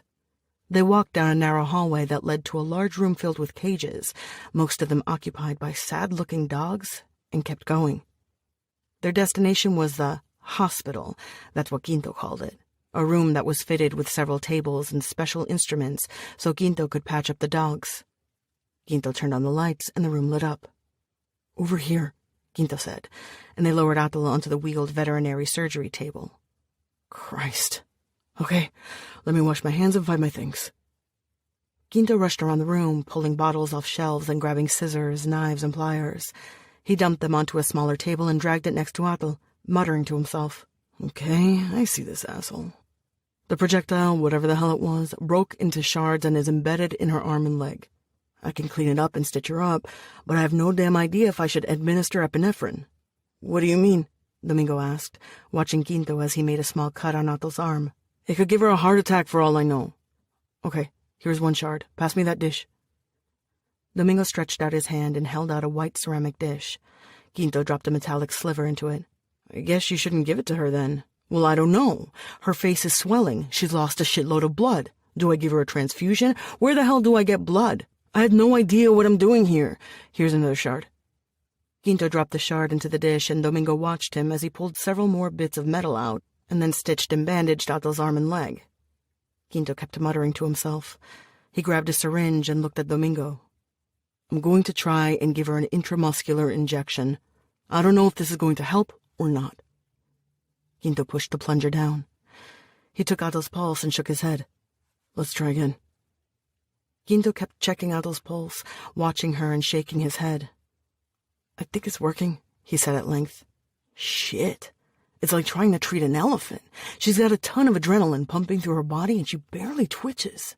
Is she going to be okay? I don't know. There's nothing I can do about the blood she lost. Domingo smoothed Atul's hair away from her face. It was starting to change, slowly morphing into a more human shape. And now? What do we do now? Domingo asked. I think you ought to let her sleep. This is so wrong. Damn, what is it with you and girls? First you get your ass beat because of Belen, and now you're hooking up with a monster? She's not a monster. Vampires. They suck people's blood, man. Come on, you know that. She's not going to hurt me. Quinto gave him a skeptical sigh and crossed his arms. The light in the room was harsh, drawing stark lines upon Atul's face, so that he felt he could almost see every bone underneath her skin. I'm off, Quinto said. What? Where? You can't leave her alone. What if she needs help in a couple of hours? Domingo protested. Yeah, I need to shower and go straight to bed. Quinto, look. I'm just going to pull out the old cot you slept on a few times and nap. If she needs me, come and look for... All right. Thanks, by the way. Quinto didn't reply. He moved toward the door, but paused to give Domingo one last look. She's a vampire. You need to get rid of her before it's too late. Domingo did not reply. He bent down to pick up Atul's jacket, which Quinto had tossed to the floor, and placed it on top of her, also drawing up the blanket they'd wrapped her in. He guessed he ought to find her clean clothes and a clean blanket, but there wasn't much in terms of that around the room, and he was afraid of looking outside and Athel suddenly having a relapse while he was gone. She was looking better now, but there were no guarantees she wouldn't need more medical attention. He patted her hand and pulled up a chair, sitting by her head. He supposed he was dreaming, because he was standing in the middle of the desert and there was a tortoise crawling next to him. Domingo looked at it. The sun bleached the desert white. The animal looked like it was made of porcelain. He turned and saw a fire burning in the distance. Smoke billowed up, black, staining the sky, but when he approached, the fire had stopped burning and there were only ashes left. A pile of ashes blanketing the desert, which was now gray. And that's when he saw them, under the shadow of a dead tree. 3 bodies. 2 teenage boys. Someone had inflicted tiny cuts on their faces and bodies, then cut off their heads, and the severed heads stared at him, their eyes bulging out. The third was a pregnant woman. A shot had blown off half her head. Her belly was a bloody mess. He knew, in a corner of his heart, that this was a true memory and no nightmare. It was Athel's memory. Domingo opened his eyes and lifted his hand, glancing down at Athel. She was breathing slowly, eyes closed, and her face now was that of a normal young woman. Just a girl, asleep. But for the first time, he felt apprehension, the trickle of fear upon his shoulders. And then he heard it. Footsteps. Several people. He whirled around to find himself face to face with Quinto. He wasn't alone. The jackal and 2 of his buddies were with him. "Hey, asshole," the jackal said. "I came to meet your new girlfriend." "Fuck," Domingo whispered. Chapter 23. Athel waited for Isel to scream. She waited for her to wail. She waited for anything except the calm, restrained look on her sister's face, as though someone had dragged an eraser across a blackboard, cleaning the slate. "Aren't we doing something?" Athel asked. "I am making arrangements for the funeral," her sister said. "I'm not talking about the funeral. I mean something." Isel was standing beside the large axolotl tank, observing the white and black salamanders as they swam up and down. You know, people tend to focus on the neoteny of the axolotl. It reaches sexual maturity without ever undergoing metamorphosis. But its more interesting aspect, the reason why we've always kept a few as pets, is their healing ability. They are capable of regenerating whole limbs, even vital parts of their brain. We are able to do that too, of course. In that sense, we are like cousins. "What the hell are you talking about?" Athel said. "We will grow anew. We have been damaged, but we will heal." Athel circled the axolotl tank. "Yeah, and that's fine, but what are we doing about them? What are we doing with Godoy? What are we doing with the assholes? We do nothing," Isel said. Athel did not speak, could not find the words, any words, for the span of a good couple of minutes. "Mother has been murdered. They delivered her head to us," Athel said. "I know. The elders spoke yesterday. I am the Siwatlatuani now, and I say there shall be no retaliation." "No retaliation," Athel repeated. "They sent us her damn head." They hadn't even bothered returning the remains of their 2 cousins who had been with their mother. Rumor had it they'd fed the corpses to their dogs. They did write a note to go with the head. "Godoy controls this town, bitches." Isel's nails were pressed against the glass. She tapped them once, twice, thrice, and raised her head to look at her sister. Her eyes were 2 pieces of onyx. "They'll send us more heads if we attack them. Our cousins, our aunts. Our cousins, our aunts, they want revenge. Revenge is too costly." Athel scoffed and stared at her sister. She acted so strong, so sure of herself, and now here she was, unable to make what should have been a simple decision. "You think if we stay here with our arms crossed, they'll magically leave us alone? They took out Wu last year, and they've kicked out 2 of the Naxira clans. If we don't make a stand now, we'll be next." "I can probably negotiate a solution," Isel said. "You'd speak to them? You'd barter with the men who killed our mother?" Athel asked, aghast. "They broke the rules." Athel inched closer to her sister. The rage she felt could have filled the stupid tank, the whole damn room, while Isel looked indifferent, as if their mother were on vacation and everything was fine. "We are in a vulnerable position. My resources are limited." "To hell with your resources. What about the family?" Athel asked. "Our hearts want nothing but a war death." It was a line from a poem they had both learned as children, but Isel, rather than looking uplifted by the words, seemed disgusted. "You don't give one shit about this family," Isel said. "You never have. And you're probably glad Mother's dead so you can boss us around like you've always wanted," Athel said, her voice rising shrill and strange, like she'd never heard it before. She was at the edge of panic. Isel slapped her, hard, her ring cutting Athel's mouth. Athel tasted her own blood and glared at her sister. Isel turned back to the axolotl tank, while Athel grabbed her jacket and barged right out of the room, hurrying downstairs. 3 days later, Athel killed 2 of Godoy's nephews and his favorite concubine. It was easy. They had a couple of bodyguards with them in the apartment, but the guards were human, and there were old codes against slaying enemies' wives or concubines. They were not expecting Athel, safe in their expensive nest. Godoy had violated those same codes when he killed Athel's mother on neutral ground, but apparently he feared no retaliation. She pounced on the guards from above, dispatched them in a minute, and then dosed the vampires with UV light. They shrieked and shrieked, but she bound them tight and injected them with allicin. They quieted down after that, and she continued cutting them with ease. She chopped off the boys' heads. It was messy work, although the boys were small, just teenagers, and that helped. The concubine was considerably older and pregnant. Athel stabbed her in the womb 12 times. The woman pleaded for mercy, but Athel grabbed one of the guns that the guards had been carrying and blew off most of the vampire's head. She convulsed for a long time before dying. Athel watched the whole performance, impassive. She'd never killed a vampire before, and had only harmed a couple of humans one other time at a club, but it had felt natural, and she knew she'd behaved the way she was supposed to. She believed she regained what she'd lost. Dishonor. Honor. She told Isel what she'd done right away. "They'll come for us," her sister said.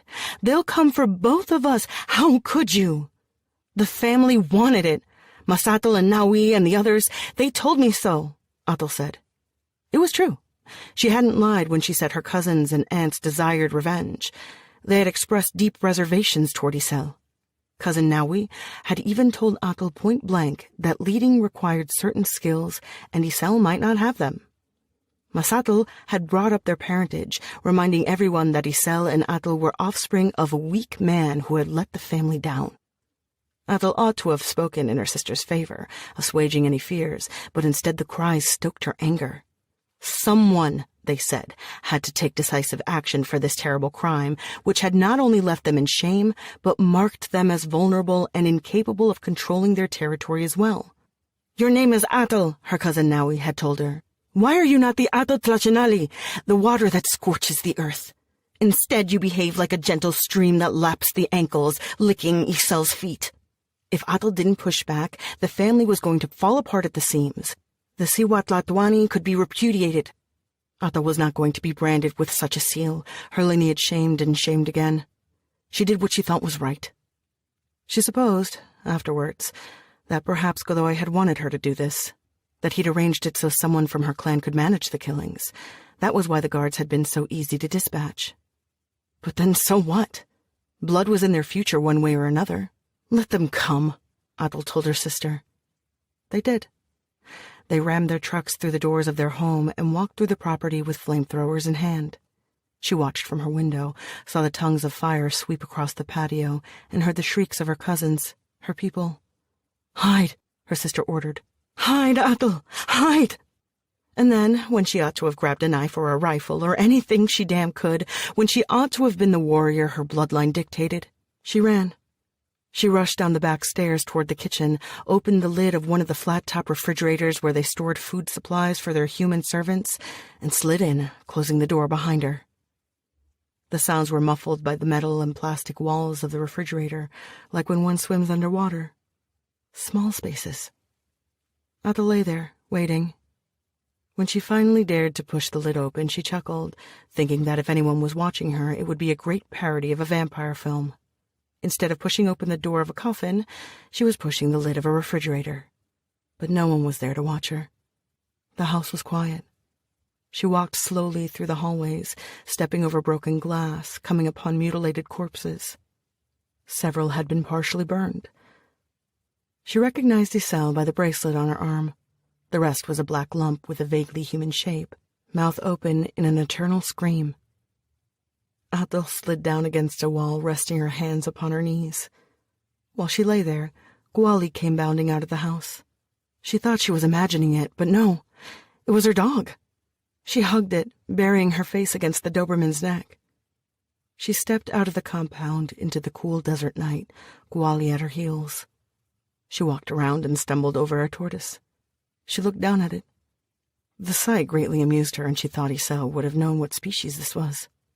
She watched it walk away from her, slowly tracing its steps across the desert, though the desert was strange that night. The sand was red beneath her feet, and the moon had disappeared. She coughed, and this black, disgusting substance oozed from her mouth, and she knelt upon the sand, a river of black bile and blood streaming out, and she tried to stop it, but it would not stop. It just did not stop. Someone touched her shoulder, and she stood up, opening her eyes, and she was no longer in the desert. She was crouching on the floor. Athel tried to slow down her breathing.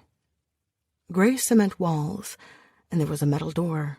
No, a mesh wall with a door. Across from her she saw a dog, not Gwali, but a mutt. She was in a cell, just like the dog across from her was in a cell. "You're awake.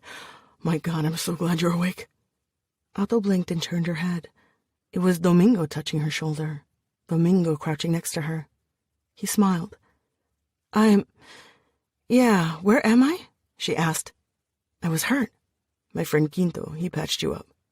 Athel glanced at her arm and saw the bandage. She remembered the darts. If she was awake, it meant they'd taken them out, though much of the damage had already been done. She'd had a noxious substance pumping through her system, and her body was still struggling to come to grips with it. "But then, we are in the Jackal's place. It's the kennels where he keeps his dogs." "Why?" "He thinks he can make money off you." Athel looked around at the small space they were sitting in. They dragged a mattress in, stained and lumpy. Athel's balled-up jacket lay on it, also a blanket. "He's not great on hospitality, is he?" Athel muttered, wiping her mouth with the back of her hand and sitting on the mattress. She flexed her fingers with some effort. She felt slow, tired. Pain radiated from every muscle in her body. "How's he making money off me?" "He says there are people looking for a vampire. After that fight in the street, they, I guess there's a price for your head." "Gee, a price," Athel chuckled. "I'm becoming very popular." Domingo did not seem amused by her comment. He licked his lips and stared at her. "Where's my dog?" Athel asked. "I heard it barking a while back. It's nearby, but I can't see from this cage," Domingo said. "They better not have hurt him. I'll cut their balls if they have." "I imagine the jackal wants to keep your dog for the fights. I think it's safe. So are we, if he thinks we are worth something alive." She touched the bandage on her shoulder, slipping it off and glancing at the wound. The arm was stained black from the silver nitrate, with wild streaks radiating from the place where the dart had pierced the flesh. When she touched the skin, it hurt, and she winced. She slipped the bandage back in its place. "Damn it, they had to go with silver nitrate," she said. "We need to get out of here. I can kick that door down and we can make a run for it," she said. "That's probably not a good idea." "Do you have a better one?" "No. I don't think you're supposed to move a lot." "Bullshit." She stood up and took a step forward. One step was all it took, and she felt the bile gathering in her throat and started coughing again. She almost lost her balance and fell down, but Domingo hurried to her side, steadying her. Athel croaked, and black bile spilled down her shirt. He helped her back to the mattress, and they sat down side by side. She was filthy. She smelled of blood and vomit. She could barely keep her eyes open. She began to cough again. Domingo took out a rag from his pocket and handed it to her. Athel pressed the rag against her mouth and frowned. Finally, the coughing subsided. "Yeah, I get your point," Athel whispered, tossing the rag on the floor. The coughing fit had robbed her of her energy, and she let herself sink against the mattress. Her only weapon was her switchblade knife, and she wasn't sure if she still had that. It should be in her jacket, but maybe they'd looked for weapons, or maybe they hadn't cared, with her so weak. She had, perhaps, a knife. She had Domingo, too. Though he might be willing to protect her, she doubted he could smash the door down, carry her in his arms outside, and evade the people keeping them in the kennels. "Are you hungry?" Domingo asked. "Do you need to?" Food. She did not want to think about that. The pain was so bright right now that she could not even consider eating. The pain erased any other concern. But once the pain died down, once her body began to heal in earnest, the hunger would arrive in full force. She was not sure what she'd do at that point. She remembered the old man she'd killed in Guadalajara. She wasn't even able to keep his blood down, and yet she'd killed him because she had been in too much of a frenzy to care or notice what she was doing. If that happened again, she didn't know if she could keep herself from harming Domingo, or if she would even want to. If it came to it, she didn't want to die. He can be replaced, she told herself. But she wouldn't think about that now. Later. I'll consider it later. I need to feed, yes, but right now I'd probably barf it out again, she said. "What do we do then?" he asked. What do we do? She was a girl who had played at murder and only succeeded in getting her sister killed in the process. A girl who could not be relied on to provide good counsel. A girl who ran off into the night, launched herself into a wild escape. A girl who was sick and tired. A girl who couldn't pretend she was a tough cookie who could get through this intact. She looked at him, and he seemed really interested in her answer, with that open, eager look on his face he seemed to get quite often.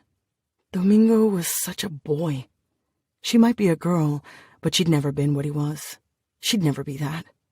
"We wait," she told him. "All right," he said. "It'll be all right, you know. I got a hunch about it." A sweet boy with a goofy smile and hair in his face and such faith in Atul, or the universe, or something. She wondered how he managed to keep believing in anything. "Yeah," she said, and her mouth had an acidic, unpleasant taste to it. "It'll be all right. I'll kill him, later, if necessary," she thought. But no, she didn't want him dead. She looked away from him. "Dear God, don't be stupid." Chapter 24. The dogs barked, announcing the arrival of people. Domingo stood up and approached the door, nervous. Atul had heard the noise too, and she was sitting up, reaching for her jacket. Quinto appeared and gave him a sheepish smile. He was carrying a backpack, which he set down on the floor. "Hey, Domingo," he said, lifting his right hand in greeting. "Hey?" Domingo asked, pressing his hands against the mesh door. "You lock me in this cage and you hey me. Look, dude, I didn't have a choice. The jackal was mighty curious about you after you went to find me at the party. He phoned me and I had to tell him." "Awesome. Your girlfriend is still alive, ain't she?" Quinto said. "Besides, you told me you were going to kill me with your damn dog. Fair is fair." Domingo curled his fingers around the mesh, staring at Quinto. Quinto bent down to unzip the backpack and rummaged in it. He found clean bandages, opened the little panel they used to feed the dogs, and handed them to Domingo. "You need to change your dressing." Domingo scowled but went to Atul's side and began bandaging the wounds anew. The old dressings were completely soiled and useless, so he tossed them aside. When Domingo was done, Quinto spoke again. "You thirsty?" Quinto asked, holding up a flask. "I also have a sandwich for you, Domingo." "What if you poison them?" Domingo asked. "Don't be an idiot." Domingo grabbed the flask and the sandwich and went back to Atul. Her hands were not steady enough to hold the flask, so he had to press it against her lips. When she was done drinking, he drank and took small bites from the sandwich. "Who is the jackal trading with?" Atul asked. She sat with her back against the wall and did not look at Quinto. "I don't know for sure. Rumors have been spreading that there was a vampire on the loose and some northern guy was willing to pay for her. And the dog."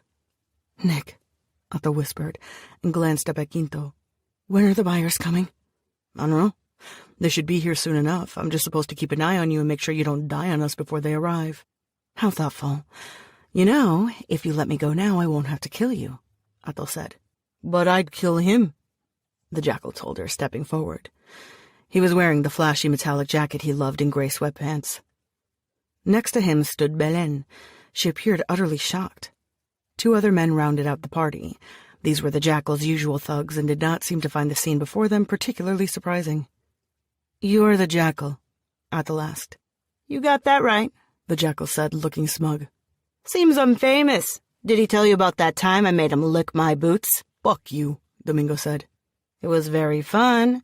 Maybe we can have some fun with you too, sweetheart. Although I have to say you're not looking too hot." The Jackal frowned. "Quinto, what the fuck is this? They said they want her in one piece and she looks like shit. You sure she ain't gonna keel over and die? If she dies, I'm cutting your balls." "No, don't be thinking that. She should be able to make it." "I need blood," Athel informed them. "I need it now." The Jackal gave Quinto a questioning look. "That true?" "I don't know. I'm not an expert in vampire medicine. What am I supposed to do, stop by the Red Cross for plasma?" Quinto said, looking at Domingo. "If she's really hungry, there's Quinto trailed off, but Domingo understood well enough. The Jackal chuckled and his men smiled. "What's Nick paying for me?" Athel asked. The Jackal shrugged and took out a toothpick, picking at his teeth. "Something or the other? Doesn't matter." "I have money, too." "Doesn't look like it, sweetheart. I'll stick with the guy who owns the Mercedes." "I'm Athel of the Istak clan. You should let me go now, immediately." The Jackal moved closer to the mesh door of their makeshift cell and wagged a finger at Athel. "Bitch, you ain't going nowhere, and if you know what's good for you, you better shut your mouth before you harsh my mellow." There was a loud buzzing sound, and the Jackal took out his phone while biting down on his toothpick. He pressed an ear against the phone and barked a loud yes twice, then hung up. "You guys keep an eye on her. I gotta go greet our friends." The Jackal walked away. Domingo sat on the mattress and placed an arm around Athel's shoulders. Her breathing had suddenly sped up as though she were running. She began to cough again. Domingo had to let go of her because her body was contorting in such a violent fashion. He watched as she coughed again, spewing bile, and then she fell on her back. Her mouth was overflowing with blood. "She's choking," he told Quinto. "She's choking on her own blood." Quinto, Belen, and the 2 men looked at him with mute incomprehension. Domingo tossed himself against the mesh door, shaking it hard. "She's going to die! Quinto, help her!" Quinto took out his keys and with shaking fingers opened the door. Belen and the 2 men just stared at the unfolding scene, watching as Quinto dragged his backpack inside the cell and began rummaging in it. "Do something! I'm trying to find the damn epinephrine!" Quinto managed to pull out a syringe and drove it into Athel's chest. She immediately yanked it out and rammed it into Quinto's eye. Domingo stepped back and lost his footing. Athel pulled out a knife from between the folds of her jacket and threw it at one of the men, hitting him square in the middle of his forehead.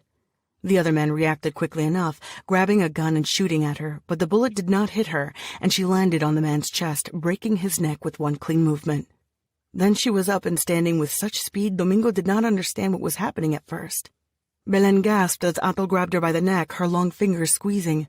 "What are you doing?" Domingo asked. "I need blood," Athel said. "Don't hurt her." Athel turned her head and stared at him. Her voice was hard. "I won't. Get my dog," she said. Domingo scrambled toward Quinto and pulled the keys out of his pocket. Quinto was moaning in pain, but Domingo had no time to help him. He hurried down the hallway, looking at each of the mesh doors. Kuali was way down the hallway, and when he came back with the dog, he found that Athel had Belen pinned against a wall, her mouth pressed against the girl's neck. Belen gave her a panicked look. "I told you not to hurt her!" he cried.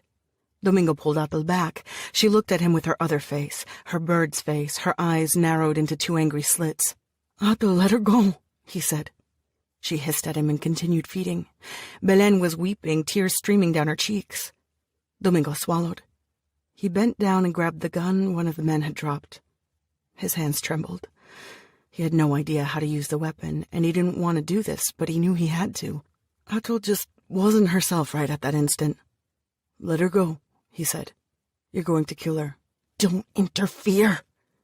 He pressed the gun against her back. "Athel, stop. I mean it."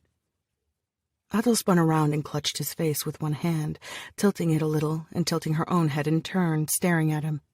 Her eyes were dark and hard as obsidian. "You mean it? Have you ever pulled a trigger, "Athel," he muttered. "You said you wouldn't hurt her. This won't kill her." "Fine. Let her go now," he said, and somehow he managed to speak calmly. She seemed to respond to his tone, her hand sliding down his face and pulling away. "Very well. Atul said, and she shoved the girl aside like she was a wet rag, then walked into the cell where Quinto lay whimpering. Domingo caught Belen in his arms and held her as she sobbed. For a moment he thought Atul was going to kill Quinto, but all she did was grab her jacket from the place where it lay on the mattress and put it on with the greatest care, as if it weren't stained and filthy. Then she walked out, pulled her knife from the corpse where it was lodged, and hid it between the folds of her jacket. When she raised her head to look at Domingo, her face had shifted and seemed human again. "You should run now, girl," Atul said. Belen disentangled herself from Domingo's arms, and obeying Atul, rushed down the hallway away from them. She knew the building, and Domingo was confident she'd find her way out safely. Or she'd hide until it was safe enough to exit. "Do you want to follow her?" Atul asked him, her voice a challenge. "No," he thought, and another part of him cried a definitive, "Yes, I want out of this." And he wondered why he was doing this, why he was sticking to her. The answer was not a coherent thought, merely the thump of his heartbeat. He shook his head and offered her the gun he was holding. She snatched it from his hands. "You know a way out?" "There's a loading area," Domingo said. "We can get out from there." Atul raised her head as though she were listening for something. "They're here. We need to hurry." Chapter 25. Rodrigo said he had a team of people ready, but in Nick's opinion, the 7 goons that comprised the team looked damn shitty. Nick didn't know what sewer the new recruits had crawled out of, but they certainly didn't seem very skilled. Hell, none of them had even met a vampire before. They were Mexico City lads, cocooned in their shit city for far too long. Nick looked at their weapons scattered over the living room and smirked. Regular guns, as if that could kill one of his kind. Nick grabbed a rifle that had been left on a large dining room table and held it up, pointing at one of Rodrigo's paintings. He quickly turned his attention toward the knives, which were more interesting, and the stun batons. Now that was real vampire hunting gear. "I told you not to touch anything," La Bola said. "I'm not breaking it. You have to stay in your room." Nick rolled his eyes and snorted. La Bola was pathetic, stammering whatever words were put in his mouth. This was what his bodyguard amounted to, a fidgeting moron. Nick wished Justiniano had not died in Guadalajara. He'd been a smart cookie. The girl's stupid dog killed him. When they found Atul, he was going to skin the dog before her very eyes. "Look, Bola, either I get out of this apartment or you get out in a body bag. Don't be so melodramatic," Rodrigo said from behind him. Nick turned around and stared at the old man, scowling. "If you want to go out, we are making a business trip and could use your company. I might have found our lady friend." "You found Atul?" "Maybe. I imagine you want to come along for the ride. Unless you'd like to stay here and watch a few cartoons, the team is ready to go." Nick gave Rodrigo the finger, but followed him down to the car anyway. Bola and the shitty team were just behind them. "When were you thinking of briefing me?" Nick asked, once they were inside the car. No one ever told him anything. "I got the news only a little while ago. I've been sharing Atul's photo and description with every lowlife in Mexico City I've ever had dealings with, and apparently we hit the jackpot." Rodrigo handed Nick his phone, and Nick looked at the picture on the screen. It wasn't a terribly good image, but it looked like Atul, her eyes closed. "Who's got her?" Nick asked. "A nobody who got lucky. She's alive and badly injured. It should be a piece of cake then." "Don't get cocky," Rodrigo warned him. They drove for a while, and when the lights turned red at an intersection, a young kid sprang forward with a rag in his hand, ready to wash their windows. Nick was going to shoo the kid away, but Rodrigo spoke up. "I'm looking for the jackal," Rodrigo told the boy. "Sure, mister," the boy said. "Keep driving. Turn right after 5 blocks and ask for him again."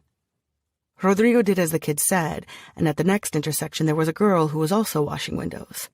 She approached the car and the game was repeated again. In total, they had to speak with 3 kids in order to reach their final destination. An old factory with the windows on the first floor shuttered. The outside had been painted and repainted with graffiti. They parked their cars, and the 7 goons, along with Rodrigo, Nick, and La Bola, assembled before the factory's doors. Nacho and Colima were told to remain in the cars, just in case a quick getaway was necessary. Only a couple of minutes after they had parked, two teenagers opened the door of the building and let them in, guiding them to a room with nothing but peeling walls and a few chairs. Half a dozen young men, including a kid who could not have been older than 13, were sitting on the chairs, smoking cigarettes and chatting with each other. When they walked in, one of them stood up, tall and strong, his head shaved. Up close, Nick saw he was noticeably older than the rest. The man shook their hands. "I'm the Jackal," he announced. "I'm Rodrigo, and this is Nick. We have the reward." Rodrigo took out a briefcase and opened it, showing its contents to the Jackal. The Jackal seemed very pleased, chuckling. He had an unpleasant voice, a bit high-pitched. "Good. I have your girl and your dog." "I'm eager to see them both," Rodrigo said. "She's over here," the Jackal said, and started walking. They followed him. The Jackal's men were chatty, while Rodrigo and Nick remained silent. They rounded a corner, and even before he could see anything, Nick knew something was wrong. He smelled the blood. The Jackal was going to open a door, but Nick shoved him away. The Jackal protested loudly, but Nick slammed the door open and walked into a hallway lined with cages. Just as he thought. He spotted two men on the ground. Nick spun around, glaring at the Jackal. "What the fuck is this?" Nick asked. "Well, I'll be damned. I didn't think your lady friend could manage this. No worries. They'll be trying to head out through the loading bay or the side entrance," the Jackal said. "We can cut them off if we split up." "Well, let's cut them the hell off!" The Jackal barked orders at two of his men. Rodrigo ordered 4 of their own goons to go with the Jackal's boys. The other 3 remained with them. "All right, let's nab 'em," the Jackal said, chuckling some more. They rushed back the way they had come. Rodrigo's goons had their guns and stun batons out, but Nick hadn't bothered bringing anything. He cursed himself for this basic mistake. This way, the Jackal urged them. They stumbled into what must have been a large loading area, now littered with broken crates and garbage and perfumed with the scent of blood. And there she was, killing a man, one of the Jackal's boys, who'd obviously tried to bar her escape. He also spotted a young man and Adel's dog, though they were both of little importance and seemed to be cowering in a corner. His focus was the girl. Nick stepped forward, ready to smash her to shreds, but Rodrigo grabbed Nick's arm. "Get her! Hurry up!" cried the old man. He looked at the Jackal. "You two, you morons! There's no payment if she gets out of here!" The Jackal yelled a few orders, and the 3 young men, teenagers, men was not the right term, escorting him, quickly rushed to surround Adel, no questions asked. She kicked one away, sending him slamming against a bunch of old crates. Rodrigo, meanwhile, was still holding Nick by the arm. "Let go," Nick muttered. "They can handle it. No need for you to get your hands dirty. I'm not a child. This is their job." The Jackal was yelling into his phone, telling someone to hurry to the loading bay, and Rodrigo turned to speak to the goons. Nick watched as Adel pulled out a gun and shot 2 of the teenagers who were trying to seize her. Her gun emptied, she tossed it away, then turned around and evaded one of Rodrigo's goons. As a Tlahuipochtli, Adel simply did not possess the greater strength of a Necros. But what Adel might not pack in strength, she made up for in speed. It was not impossible for a human to take her down in her current state, but it wasn't that easy either. And the man trying to get a good shot at her now was woefully unprepared. She yanked the rifle out of his hand and blew his head off with a single shot. Nick's nostrils flared, the whiff of blood making him salivate. They were doing it wrong, bunch of amateurs. "I don't care," Nick said, shoving Rodrigo away. "You want something done right, you do it yourself." "Nick, you asshole!" He gave Rodrigo the finger and headed straight toward Adel, snatching a stun baton from the nervous hands of one of Rodrigo's goons. Man, he was going to have fun. She saw him approaching, and her eyes narrowed in recognition. "Yeah, bitch, it's me again." "Hey," he told her, "how've you been? Long time no see, you cocksucking whore." Chapter 26. The moment Nick stepped forward, Adel knew things were about to get very messy. Humans were one thing. A vampire was quite another. She was really in no state to fight anybody, with just a bit of that girl's blood coursing through her body. Adel was running on adrenaline and bravado, and both of these were evaporating fast. "Hey," he told her. "How've you been? Long time no see, you cocksucking whore." "Fuck yourself with your glow stick," she shot back. Nick leapt toward her, slamming the stun baton in the direction of her head. Adel barely had time to raise the rifle and repel the blow with the weapon. Nick was strong, damn strong, and she felt the strength of his blow as he hit the rifle's barrel. She spotted a young man creeping behind her and shot him smack in the chest, jumping back as Nick lowered the baton a second time, missing her by a couple of inches.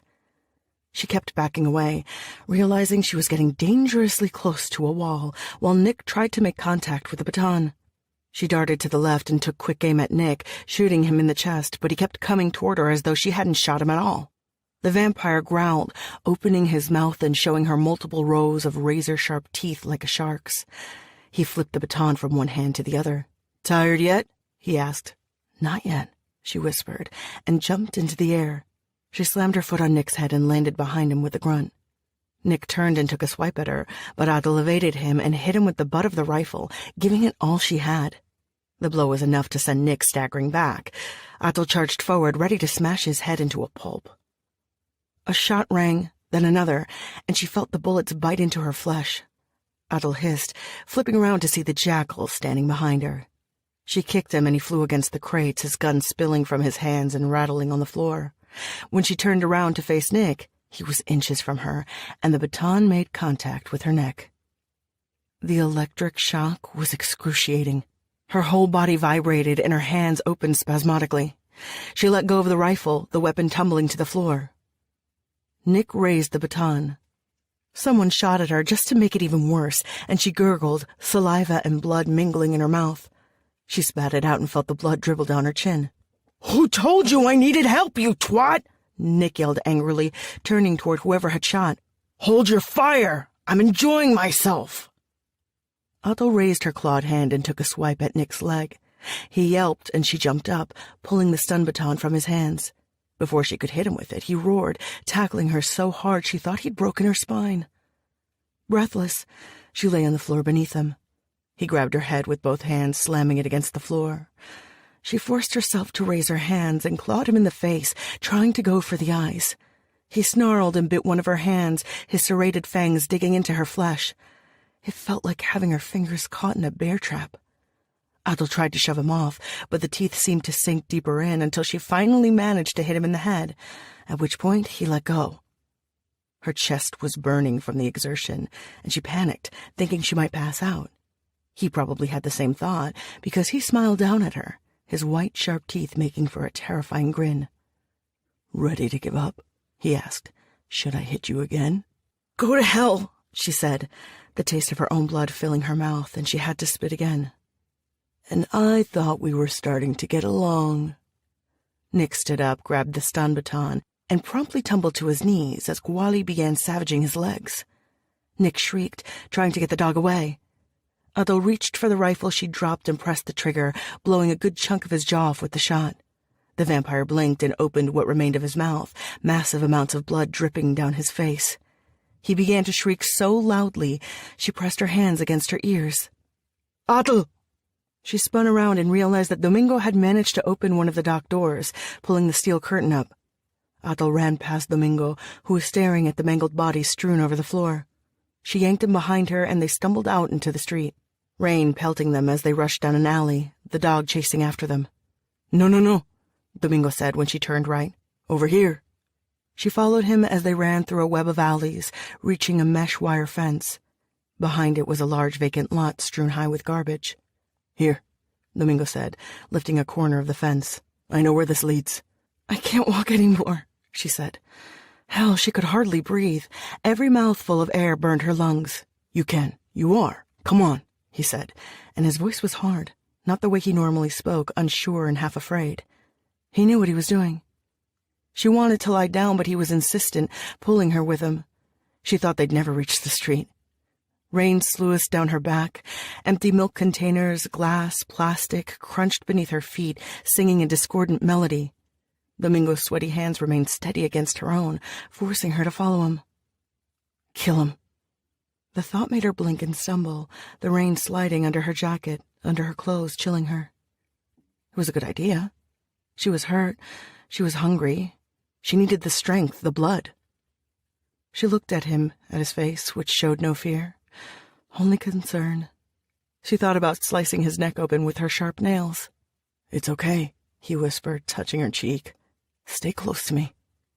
She shivered and found that she was able to keep following him, though there was also that nagging thought, the desire for blood pooling in her belly, until she finally gave up, decided to hell with it, with him.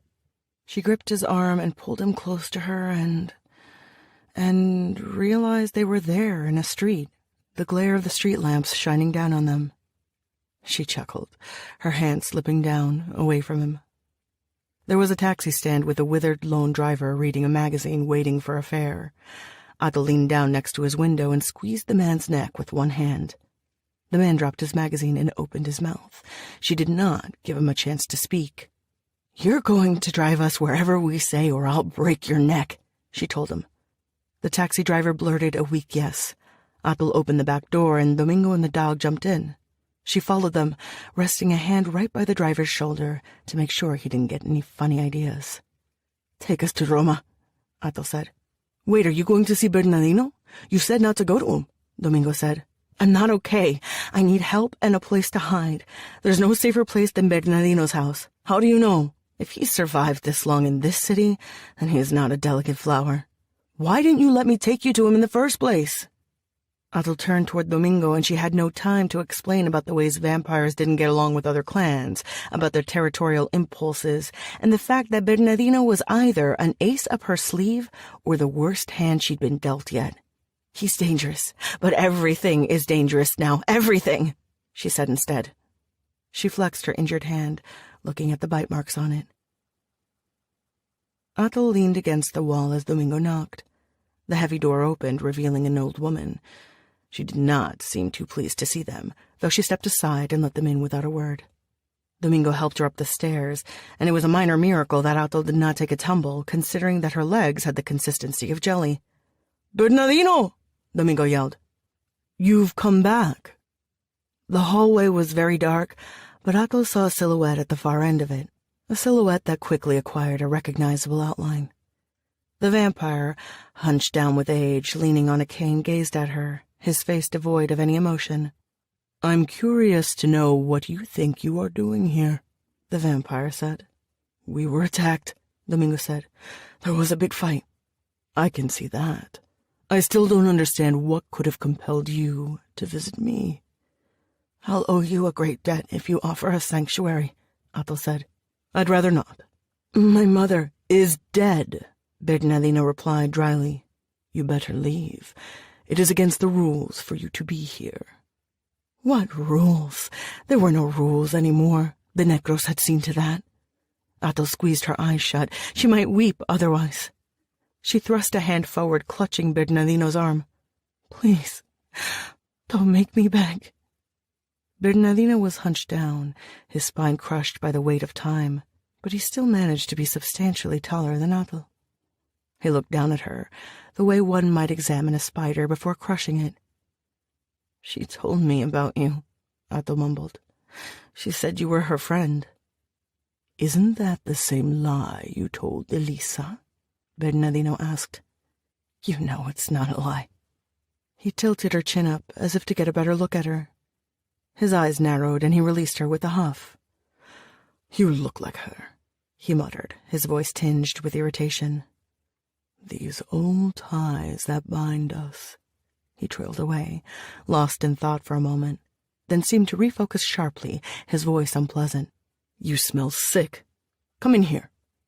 Otto shuffled after him into a room lit with numerous candles.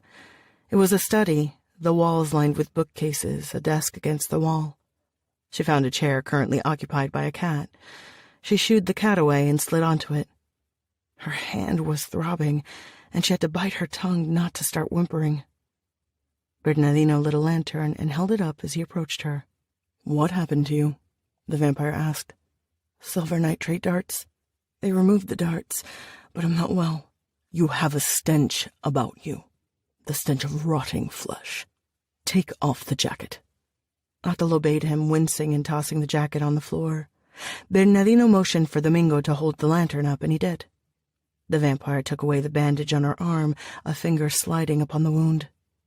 He grabbed her hand, which she had squeezed into a fist, and made her open it, causing a new wave of pain to hit her. He stared at her palm. You were bitten. Yes. By a necros. Yes. He released her hand. The wound is infected. You can't heal properly with this, and it can quickly spread, killing you, Bernardino said in a matter-of-fact voice. Infected? Athel mumbled. It seemed she could not manage more than staccato answers. A necros bite in your debilitated state is a sure recipe for death. Do you understand? What do we do?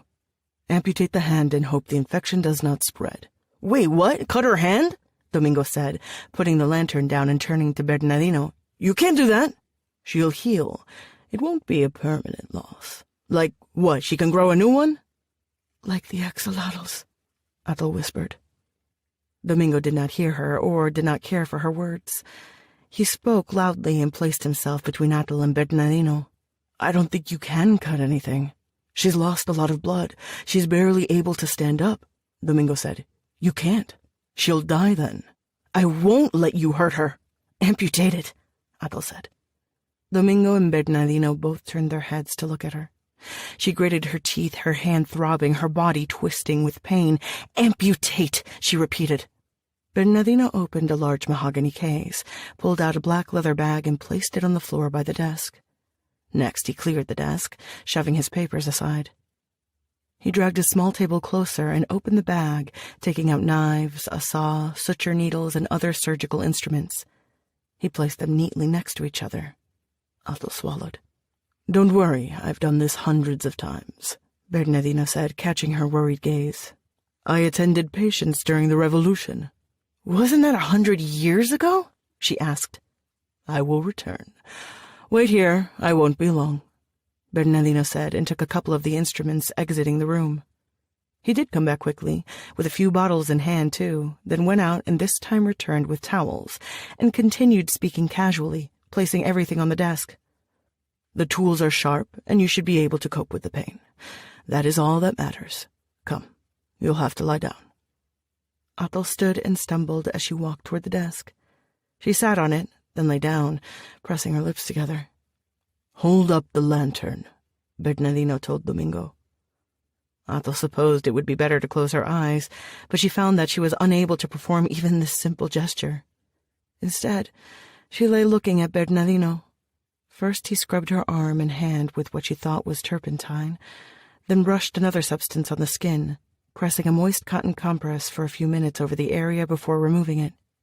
She assumed he was trying to sterilize the hand, but he wore no gloves, and she really didn't want to look at his instruments closely. He applied a tourniquet to stem the blood flow. It was a curious contraption consisting of 2 metal plates, something that looked like a buckle and a screw. Ready? He asked. She nodded. He clamped his hand around her arm and with a sharp knife made a few quick incisions, lifting the skin as though it were the cuff of a coat. He cut her muscles down to the bone, cut nerves, and even though she could withstand pain much more efficiently than a human, she was terrified. Bernardino grabbed the saw, and she did not want to see this. She did not, yet she watched as her bone was exposed, and then came the firm and slow saw. She did close her eyes when it sliced through. She closed her eyes tight and tried hard not to flinch. The scent of chemicals, of clean linen and gauze, of her own blood, the pain, made her eyes water, and she wanted to cry out. She bit her tongue instead. Somehow she remained stiff as a board, terror cleaving her as Bernardino's fingers fluttered against her skin. Mother, sister, she thought, save me. But they were both dead, and with her good hand she could feel the hard surface of the desk beneath her and dug her nails into it. The soft caress of thread dragged through her flesh was almost soothing after the saw. He threaded quick, methodical stitches. Sister, she thought, and wanted to weep, but she swallowed her sob. Bernardino touched her mouth, and she opened her eyes. She had no idea how long the operation had taken. It seemed to her it had been forever. Don't be scared, he said. You are weak and need sustenance. I will feed you. It will hurt. No other way, she asked, understanding what he meant and feeling she would not be able to withstand any more pain. Like a battery, her mother said. Like a charge. Tonali, the life force. You've lost too much blood, Bernardino said. He glanced at Domingo. You might want to look away. Atul nodded, and Bernardino leaned down, his face coming close to her own until his mouth was almost touching hers. And then he exhaled, pressing a hand against her neck. Atul had kept still during the operation, but she jerked wildly as Bernardino touched her. She felt she was being burned alive. It was like pouring hot coals into her mouth.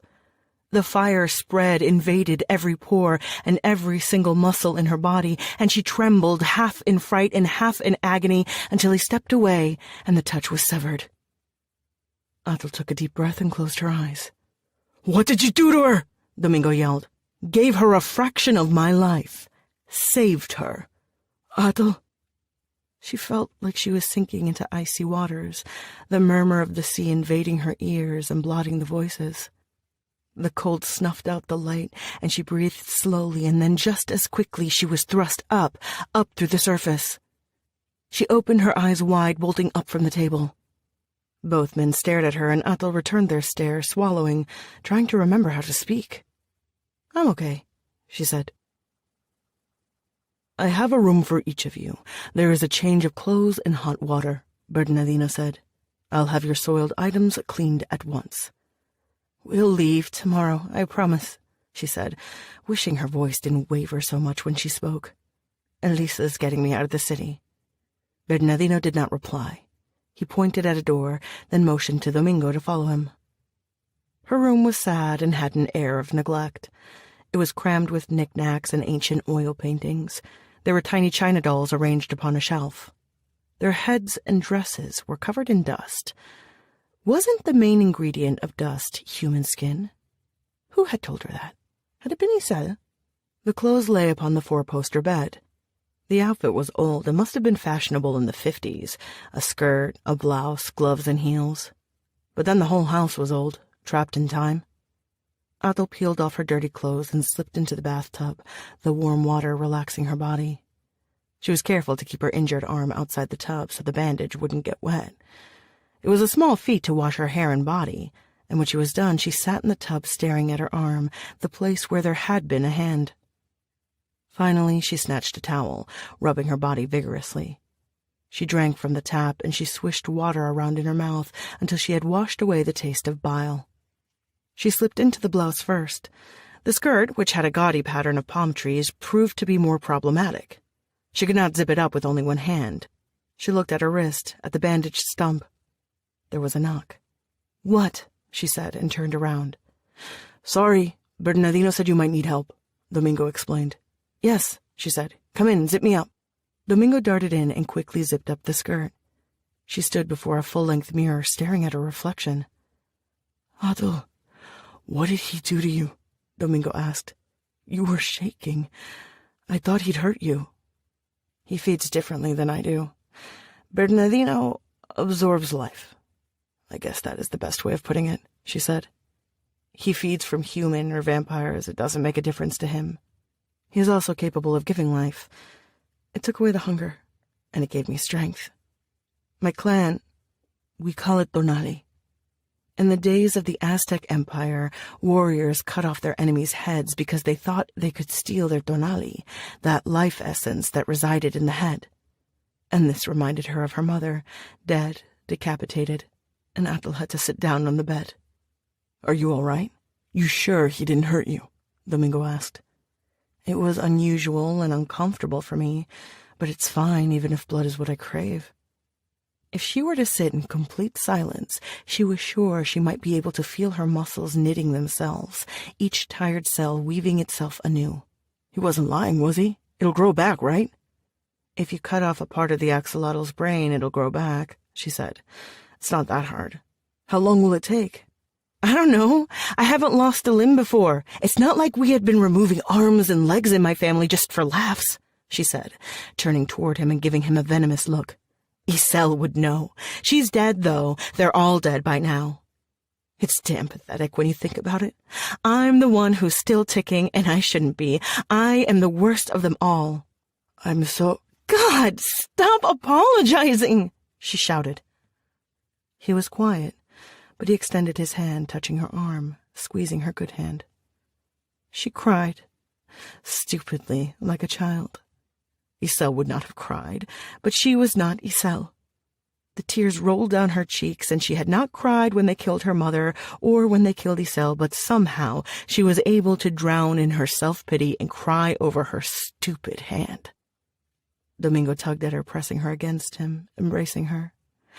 A hug, a ridiculous hug, as though that could offer her any comfort.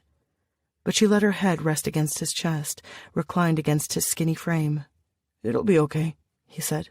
"They're not going to catch us." "How do you know?" "It's a hunch. I'm really good at hunches, you know?" she said. Atul tilted her head slightly.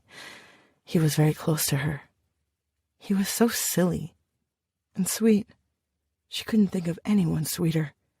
"I'm looking for a friend," she told him, and she hadn't meant it like this, but maybe she had. She was lost and looking for someone to hold on to. She shifted, moving closer still, her lips against his neck. He clutched her good hand.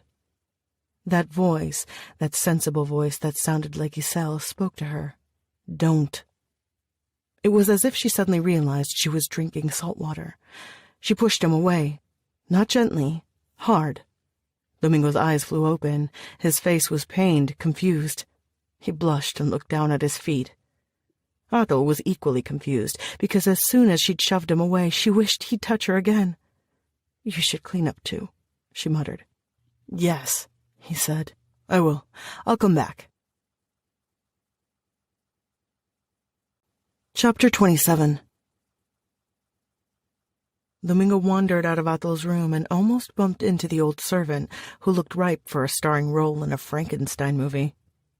She handed him a bundle of clothes, and Domingo went to his room, which Bernardino had shown him before. The bathroom was huge, intimidating. The tub was made of porcelain, although time had eroded its shell, revealing the cast-iron interior along different patches. He spotted silverfish scuttling inside it, but when he opened the tap, the water was nice and warm. He appreciated the soak, and he liked even better the clothes that Bernardino had picked for him. The shirt had mother-of-pearl buttons, and the trousers were of a nice black material. He put a vest on top and thought that he looked very polished, and the sizing wasn't too bad. She'd like me like this. Of course she wouldn't like me dirty and smelly. No wonder she pushed me away. In the kitchen, he found bread and cheese and ate quietly by the sink. But then, glancing at his reflection in a pot, he felt doubt. It doesn't mean she's going to like me. He reached the living room, which was gloomy, lit by a number of candles, and sat down on an overstuffed couch. Kuali followed him in, lying at his feet. Domingo patted the dog's head, letting out a sigh. A cat sat high upon a bookcase, eyeing the dog with an irritated stare. A big clock stood against the wall next to him, ticking loudly. He'd never quite seen a clock like that in real life. It had a wooden case and everything. Domingo listened to it, following its ticking. The tick-tick went on for a long while, and its rhythm gave him enough courage to stand up and seek her out. "Bad idea, you and Atul," Bernardino said. "Your attempt at a romance." Domingo raised his head and looked at the vampire, who was standing by the door, holding an oil lamp between his hands. He looked the part of a vampire who had ventured forth from Dracula's castle. "I'm sorry," Domingo replied. "Don't bother denying it." Domingo shrugged, unwilling to commit any words. Bernardino set his lantern upon a table and smiled at Domingo, though the smile was hollow and held no mirth. It was a copy of a smile, a fake. "She seems to enjoy your company. She may even like you. And yet, don't deceive yourself, my boy. This is not a love story." Even in this dim light, he knew the vampire could probably see the silly expression on his face, his open mouth, the surprise that made his cheeks burn and then quickly turn his face away. Too late, though. Bernardino rested a hand against the lantern, and this time when he smiled, it was different. It was a cutting gesture, real and full of mockery. Vampires, we are a diverse lot. So many differences. Yet we are united by one simple, unavoidable fact. We are our hunger. It is no surprise when you consider it. We have been surviving for a very long time against a rather cunning and adaptable foe. Humans are nothing if not adaptable. I can't claim the same of us, though we are persistent. Yet we make it through, despite being outnumbered by your folk, despite times that change too quickly because of that undeniable truth. In the end, we are always our hunger. Bernardino's hand, splayed against the glass of the lantern, generated strange shadows that darted across the walls. "I don't understand what you mean," Domingo said. "Hunger. It is the primal instinct, the vector that guides our actions. Do you know, boy, what Athel would do if faced with a choice between saving her life or preserving yours? She'd kill you. Love is a strange thing to us. We do not revel in it. We only know hunger." "That's a load of crap," Domingo said. "Because she has not killed you yet?" Domingo knit his hands together and stared at them. He remembered what Bernardino had said just a little while before about ties that bind. "Your kind loves. You, for example," Domingo said. "You must have cared about Athel's mother. She must have been your friend. Why would you help Athel if not for love? Love for her mom, maybe, but love. You felt something for her. You are confusing friendship with duty. Vampires have been governed by codes for ages and ages. The young ones, they've forgotten this. They forget the old rules, dismiss our ways, but I still live by my code. Why do you care how I feel about Athel? I don't. Moths, flames, it's an old story. I'm merely making an observation. Something to pass the time, you might say," Bernardino said. Domingo slumped forward. Bernardino lifted his hand from the lantern, and the odd shadows vanished. The vampire tilted his head slowly, as though he were trying to get a better look at him. Domingo could see the veins running across Bernardino's face. His skin seemed as thin as the wing of a dragonfly. Bernardino was alien, completely different from Athel. When Domingo looked at Bernardino, he saw the vampire of movies and legends. When he saw Athel, all he could see was a girl. "Of course you see wrong," Bernardino said. "We are both exactly the same." It didn't surprise Domingo that the vampire had read his thoughts again. He wondered what the whole point of talking was if the vampire could simply know what he was thinking. But maybe it wasn't as precise as words. Maybe it was just fun. Something to pass the time, as Bernardino said. "Ask me the question you want to ask me," Bernardino said. Domingo frowned. He was wondering if there were ever any exceptions. If maybe once in a while vampires could love. If that love might extend to a human, or if it was restricted to members of their own kind. The question sat on the tip of his tongue, and then all of a sudden Domingo decided he wasn't going to ask it. He needed to talk to her, not this man. He stood up, walking past Bernardino. "She is my responsibility now, at least for a little while," Bernardino said. "That pesky code I told you is at work." Domingo paused at the entrance. "Meaning?" "It's stakes and sunlight in the stories, isn't it? The vulnerabilities, the things that can get one of us killed. Stakes, sunlight, garlic, those old trusted weapons. But those are just things. The trouble comes if you make the mistake of forgetting the hunger, forgetting what you are." Bernardino moved to occupy the couch where Domingo had been sitting, tangling his long fingers together. "She's young. It's easy to forget if you are young. Easy to become confused. Be careful, Domingo. She'll consume you if you let her. But you could also end up costing Athel her life. We wouldn't want that, would we? Stay down here, Keep your distance. Let her be." The clock began to chime, marking the hour.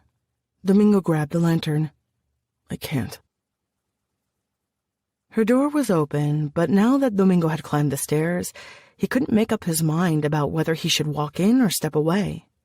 He elected to lean against the doorframe, looking at the bed where she slept. He understood what Bernardino had said, and yet he also had understood nothing. All he knew was that he liked this girl, and maybe she liked him. And yet, Bernardino said, and she... "It's really weird when you stare at me like that," she said, eyes closed. "Huh?" Domingo said. I'm, come in." "That's a bit of a reverse, you know." Athel shifted in bed, turning to look at him. "Reverse what? Of vampire stories? Humans are supposed to invite vampires into their home, otherwise they can't walk in. It's like that, but the other way around." "I wonder exactly how much nonsense you read about vampires before you met me," she said. He loved the sound of her voice, like incense. It belonged in vast, elegant rooms lit with candles and strewn with fragrant, pale flowers. "Quite a bit," Domingo said. He placed the lantern on a side table and approached the bed, although he stopped short of sitting on it. He simply hovered next to her, biting his lip. "Most of it was probably wrong, but you never know." "Sit down, you're making me nervous," Athel muttered. He sat down and tried to recall exactly what he was going to tell her before he walked into the room, only to find he'd forgotten. If he'd known poetry, he might have attempted to recite Neruda, or at least express in some small fraction of a way how she moved him, how he wished he could rescue her, kiss the ground beneath her feet, anything, he'd do anything for this woman. But he was a kid from the slums who didn't understand much of poetry. "I took a bath," he said instead, lamely. God, he was so lame. "Good," Athel said. "Do you have a room, or are you going to take the bed? I plan to sleep there." She pointed at a large chest sitting at the foot of the bed. Domingo supposed that Athel could fit inside it, although it wouldn't be too comfortable. "'Cause it's a small space." "Yes," she said. "I guess it's better than a coffin. Less morbid." She smiled, went toward the edge of the bed, and lifted the chest's lid. "Athel, wait," he said, raising a hand as if to signal her to remain still. "What is it?" He thought about what Bernardino had said about hunger, and he also thought about the pretty shape of her mouth. And although he didn't quite remember what he was going to ask, he realized he had a different question entirely. "When we met, you said you hadn't killed people, but you've killed a bunch of people in the past couple of days. Did you lie to me?" "I thought you'd be scared if I told you," she replied. "It's scary, all right, but you could have explained." "No, I couldn't." "Why not?" "Because of the way you're looking at me." "I'm just looking at you, that's all. It's nothing weird. It doesn't change stuff. We're still friends." Athel gave him an angry huff and crossed her arms. "Who'd you kill?" "What do you care? It doesn't change stuff," she replied, mocking him. "I've seen things. From your memories. It's ugly. I know it's ugly. I'm just asking." "What do you really want to know?" she said, her voice harsh and unpleasant. She had not asked a question. It was a challenge. He realized he should keep his mouth shut and just let her be. He realized Bernardino was probably right. Domingo walked toward her, brushed her arm, gently seeking her attention. "Athel, just tell me," he said. "Please. You'll see me as a monster." "No." "Of course you will. You'll be repulsed, and I'll deserve it. I'm a dishonorable coward and an idiot." He reached out his hand and touched her cheek, and, thankfully, there was a confidence to the movement of his hand that he had not thought he possessed. Athel held his gaze, but made no attempt to move away or closer to him. He tilted his head slightly and planted a kiss on the corner of her mouth, very brief, like the question mark at the end of a sentence. It was probably unfair of him to do a thing like that when she was tired and injured, but he had no idea what was going to happen the next day. Things were crazy, with people trying to kidnap them and kill them. God knew if he'd ever get a chance later. Maybe she wouldn't like it, and she would get mad at him, and he wouldn't blame her if she did. Athel didn't seem angry, though. She looked lost, like she'd been running through a winding labyrinth and couldn't find the exit. She made fun of him in his naivety, but she didn't know anything either. I killed 2 vampire boys and a pregnant vampire. And then later, I killed an old man and a young woman. Humans, those 2, she said, her voice soft like he hadn't heard it before. I've killed many people, and I'll continue to do it if I must. Domingo looked down at her. Otto's eyes were very dark, filled with something that seemed grim, close to resignation. "But you're a good vampire," he blurted out. Of course, there was no such thing, and he knew it even before he said it. But he liked to believe it. He liked to think that there were heroes and villains. He liked picturing Atul as a damsel in distress. He liked the black and white of the comic book panels, the simple speech bubbles above the characters. Good vampires, bad vampires. And she had to be good because she was attractive and young and his friend. Right? I needed to kill them. No, I wanted to. I thought about killing you too, more than once. You understand now? She asked, the softness of her voice turning to iron. No, of course you don't. I can't expect you to. Atul pulled away from him and crossed the room to stand by a window, though she could see nothing outside since the curtains were drawn. Words failed him. Not that he'd ever been particularly good with them. He stood in the middle of the room trying to make sense of everything, and though his brain had arranged the pieces very neatly, his heart was in a complicated knot. I understand. She gave him an exasperated sigh. You could leave, you know, she said, looking at him over her shoulder. I wouldn't blame you if you did. I've known that all along. Maybe you should go. There is a point when a man may swim back to shore, but he was past it. There was nothing left than to be swallowed by the enormity of the sea. Anything. He wanted her to know he didn't care, and he'd give her anything. Not now. Why not? She asked, sounding exasperated. I wouldn't expect you to understand. She held his gaze for a beat, and then she smiled, just a tiny bit of a smile, and he thought he'd never seen anything as glorious as that smile ever, and who cared about the rest if he could look at it a little longer? It was madness. Having successfully kept himself from all vices, he had managed to intoxicate himself with her. Chapter 28. Rodrigo waited a while, but he spoke when Nick started gnawing at a boy's face. I think that's quite enough. We need to get going before the cops come poking their heads in here, he said, looking at his watch. Do you have her? No, I don't, Rodrigo said, knowing that he might have caught Atul if he hadn't had to pause next to Nick to make sure the bastard didn't suddenly die in the middle of a damn factory. But pause he did, and by the time he ran outside, the girl, the boy, and the dog had vanished. He walked around the factory hoping to find a trace of them.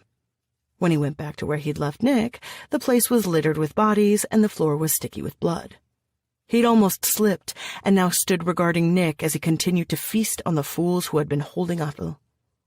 We're down 3 men, he said. It's time we left. Look at me! I need to feed! Nick yelled, raising his head. She'd blown off half his jaw and part of a cheek.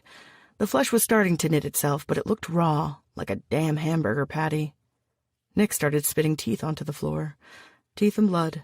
It's not a corpse buffet, Rodrigo said. We need to head back to the apartment. The boy Nick had bitten wasn't dead yet, despite missing a good deal of his face. He moaned pitifully.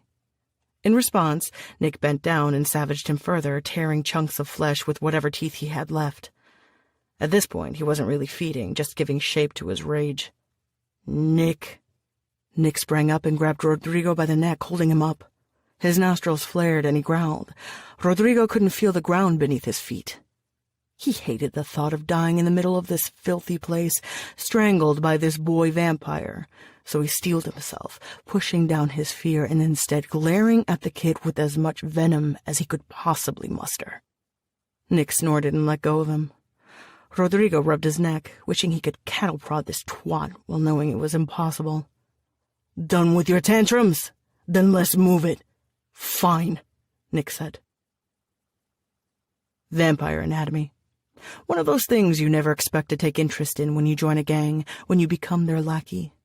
Though to be fair, Rodrigo had always been interested in how cars worked, so it wasn't that surprising he discovered how vampires worked too. It had come in handy a few times. This was one of them. Nick hissed and complained, but Rodrigo was able to disinfect the wound, apply an ointment, and apply a dressing with ease. Then he had to pull several of Nick's teeth. It was better this way. New teeth would come in quickly. If you left the banged-up ones in their places, it would only slow down the process. When Rodrigo prepared a shot, Nick frowned. "What's that?" "The painkiller. Do you want to feel the skin and muscles growing?" "It'll make me sleepy," Nick complained. God, what a whiner he was. "You need to sleep." "I don't want to. I want to find her. You let her get away." Rodrigo didn't bother to inform Nick that he was the fool who had lost a fight against the girl. He simply held the syringe up. "Would you prefer if I kissed it better?" "Fuck you." They stared at each other. "Do it," Nick muttered. His voice sounded funny due to the damage to his face, and Rodrigo almost wanted to smirk. He injected Nick 3 times. The boy began lolling his head after the 3rd shot, and Rodrigo called for La Bola. Together they carried Nick to his bedroom. Rodrigo had a tremendous headache. He was exhausted. He poured himself a glass of whiskey, dragged himself to his bed, and fell asleep almost instantly. When he woke up, it was near dark. Rodrigo walked to the kitchen to check on their blood supplies. They were down to 3 bags. It wasn't going to be enough, not with Nick in this state. He grabbed the phone and dialed a contact of his. "I need more of the last delivery," he said. There was an uncomfortable pause. "You watched the news yet?" "No." "Turn the TV on." Rodrigo grabbed the remote and flicked through the channels, stopping at a news station. They were showing footage of the outside of the factory where they'd been. The TV was on mute, but the words "Vampire Attack" were superimposed upon the bottom of the screen. "What does that matter?" Rodrigo asked. "It's gnarly, bro. The cops are looking for you." "What else is new?" "Deep Crimson is also looking for you. I don't want no problems. Price is not an issue. Sorry, bro." His contact hung up. Damn it. Procuring blood would become a lot more difficult now. Nick was going to wake up with an appetite, and all he had were 3 measly bags of blood. Of course, he only had 3 bags because the damn kid went through them like they were candy. Shit. He wanted to get into his car and drive away. Drive until he reached a solitary beach down the Pacific coast. Trade his suits for T-shirts and shorts. Rent a house. Adopt the anonymous, boring life of a retired old man. He couldn't. Rodrigo took a deep breath. He was used to solving problems. All that was required was a little creative thinking.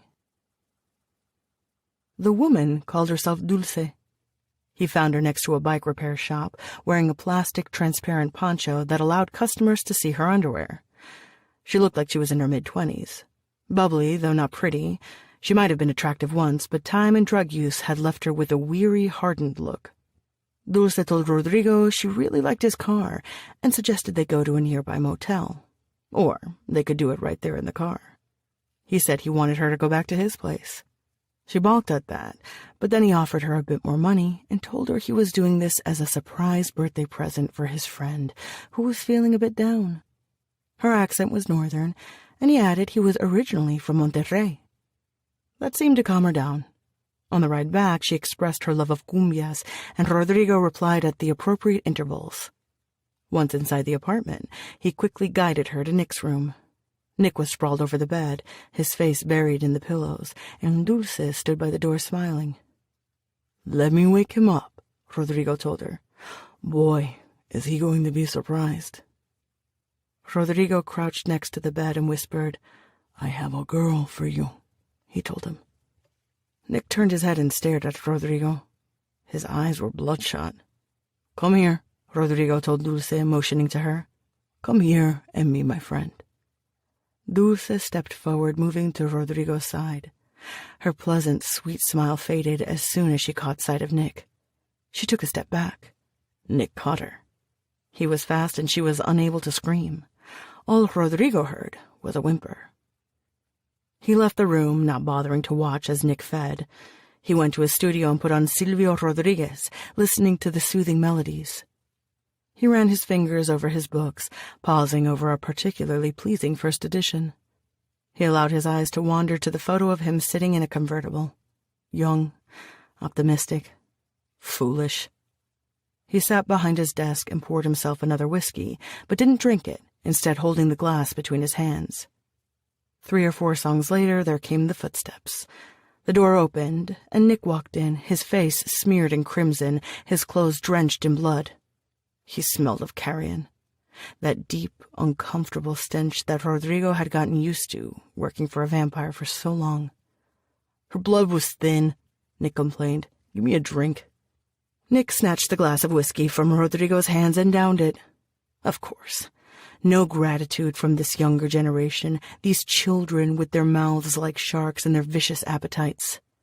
None whatsoever. I want Atul. I want Atul's blood and Atul's flesh. I want her alive for 100 days and 100 nights, skinned and bleeding. Someone else has the same idea, Rodrigo said. What do you mean? The jackal said she was suffering from silver nitrate poisoning, and that one of his guys pulled several darts out of her arms. How do you think she got those? Not from us. Cops, Nick said, rubbing the back of his hand against his mouth. Not exactly standard equipment. Then who? Does it matter? There's a detective who might know. Ana Aguirre. He'd been thinking about Aguirre as the boy fed. From what his contact had told him, and from Rodrigo's own quiet inquiries, Ana Aguirre hailed from Zacatecas, where she developed a reputation as a vampire killer, and one who seemed to know what she was doing. While most cops thought the best way to deal with vampires was to spray them with as much lead as possible, and that did help, but wasted ammunition and manpower, Rodrigo looked at her file and saw cases of vampires who had bitten the dust thanks to anaphylactic shock, electrical shock, UV burns, and the like. It was possible, he thought, that Ana Aguirre had found Atul before Rodrigo and Nick did. It was also possible she had knowledge that would prove useful. Nothing like a vampire hunter to help them hunt a vampire. You said it wasn't the cops. I know what I said. Do you still feel hungry? I'm thinking you could use a snack. Nick smiled, a ghastly painted smile. A child's grin set upon a horrid mask. He handed Rodrigo the empty glass. I'm always up for takeout. Chapter 29. Music. Atul knew she should rest, conserve her energy, sit and heal. The music, however, made it hard to keep her eyes closed. That and the burning headache that threatened to split her skull in two. She opened the lid of the trunk and followed the music straight into a room that seemed colder and more humid than the rest of the house, if that was possible. A phonograph was playing, the needle running across the worn surface of a record. She'd never seen a real vinyl record before and stood mesmerized, watching the disc spin and spin. It's called Stardust, Bernardino said. Most music is like nails on a chalkboard to my ears. It drives me mad. This isn't like most music, though. He was sitting on a couch upholstered in brocade, a tabby on his lap. His clothes, just like the couch, were from another era. It was as if he were keeping the current century at bay. It's nice, she said. Bernardino nodded, his hands resting against his cane. His fingers were long, his eyebrows joined in the middle, and he was terribly pale, his skin reminding her of a deep-sea-dwelling creature. She'd never had a chance to meet one of his kind, not that she'd wanted to. How did your mother die? He asked. Decapitated. The Necros did it. Godoy, he killed her. Your sister, she is also dead. Atul nodded. I imagined as much. I think everyone else is dead too, she muttered. Probably not. Your lot is hardy. He gently put the cat on the floor and stood up, shuffling to her side. There were stacks of records by the table, and he grabbed one, switching it. The singer was a woman this time, talking about a man she loved. "How was the arm feeling?" he asked. "Fine, I suppose. Let me see." Atul raised her arm and he removed the bandage, running his fingers along the stump. Atul glanced away. She didn't want to look at it. "It heals well and fast," he said, slowly placing the bandage back in its place. "Not fast enough for me. I need my hand." "There's nothing I can do about that." She didn't want to seem ungrateful, so she gave him a small smile. "Thank you, by the way, for helping us." He returned the smile with a stiff nod and hunched over his records, as if looking for something else, though he made no effort to go through them. "My mother said you were a surgeon," she said. She really had no idea why she had said that, since she did not want to start much of a conversation with him. Bernardino had helped them, but he still scared her. Yet there was also something fascinating about him. He was uncanny.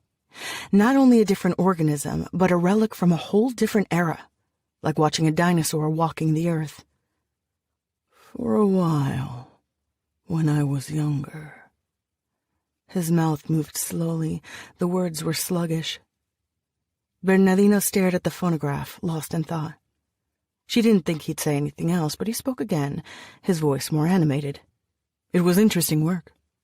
In the late 19th century, during the Porfiriato. That was as much as she knew. Mother liked to talk about the past, but not her own past. The family's past, the clans, everything was narrated in a collective manner." "Did your mother tell you how we met?" he asked. "No. It was during the Revolution. She was only a few years older than you, I think. Or younger. Perhaps she was younger. The city was going mad. It was when the soldiers rose in arms and Madero was killed. The city was ringing with the sound of bullets. Corpses were burned in the middle of the streets. I was afraid I'd be killed and had gone into hiding." "What happened?" she asked. "I was found out and managed to run away, though they were catching up with me. I can't recall who they were by now," he said, waving his hand dismissively. "I ran into a street thinking they'd catch me and burn me, and then there came a rider on a galloping horse. 'Come, come on,' she yelled. She gave me her hand and I jumped behind her, though for a good full minute I didn't realize she was a girl with that hat upon her head and the gun at her hip. When we were safe, she introduced herself. At first I was suspicious, thinking maybe she'd saved my life only to rob me and toss me on the side of the road. But she had not. Like I said, she was young, she was naive. She thought it was important to do the right thing, even if that meant saving a vampire she owed no allegiance to." Atul had a hard time picturing her mother as young or naive. She'd been the leader of their clan for nearly 3 decades. A determined, stern woman, but not one she could see socializing with this man or spending any time in this cold house. Her mother loved the desert, its warm days and the nights when they could count the stars. "The last time I saw her, it was 1979. Yes, she'd come to Mexico City for a visit, but the country was changing. The vampires were leaving. It was not good for us anymore. She came here to see me and told me I ought to head north, where things were much better.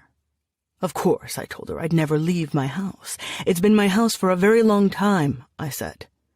She told me I'd get myself killed, like I almost did during the Revolution, but I wasn't afraid. I knew I'd probably never see her again, so I gave her a gift. She liked to collect Aztec artifacts, your mother, didn't she?" Atul remembered the house back north, with its ancient pots and figurines, her mother's fascination with archaeological digs, the talk of the old clans, the old ways. It was gone now, shattered, burned. "I found this old jade necklace, very beautiful, an authentic relic. I gave it to her as a parting gift, but she was angry at me and simply broke it. The beads spilled over the floor." So that's where the bead came from. Her mother had explained nothing about its provenance, simply telling Atul and Isel that it would get them a meeting with Bernardino if they ever needed to meet with him. "Perhaps she might have mentioned that time with the soldaderas," he said, bobbing his head up and down. Atul had no idea what he was talking about. She did not tell me about what happened during the revolution. What did she tell you? Only that you'd been her friend, Athel said.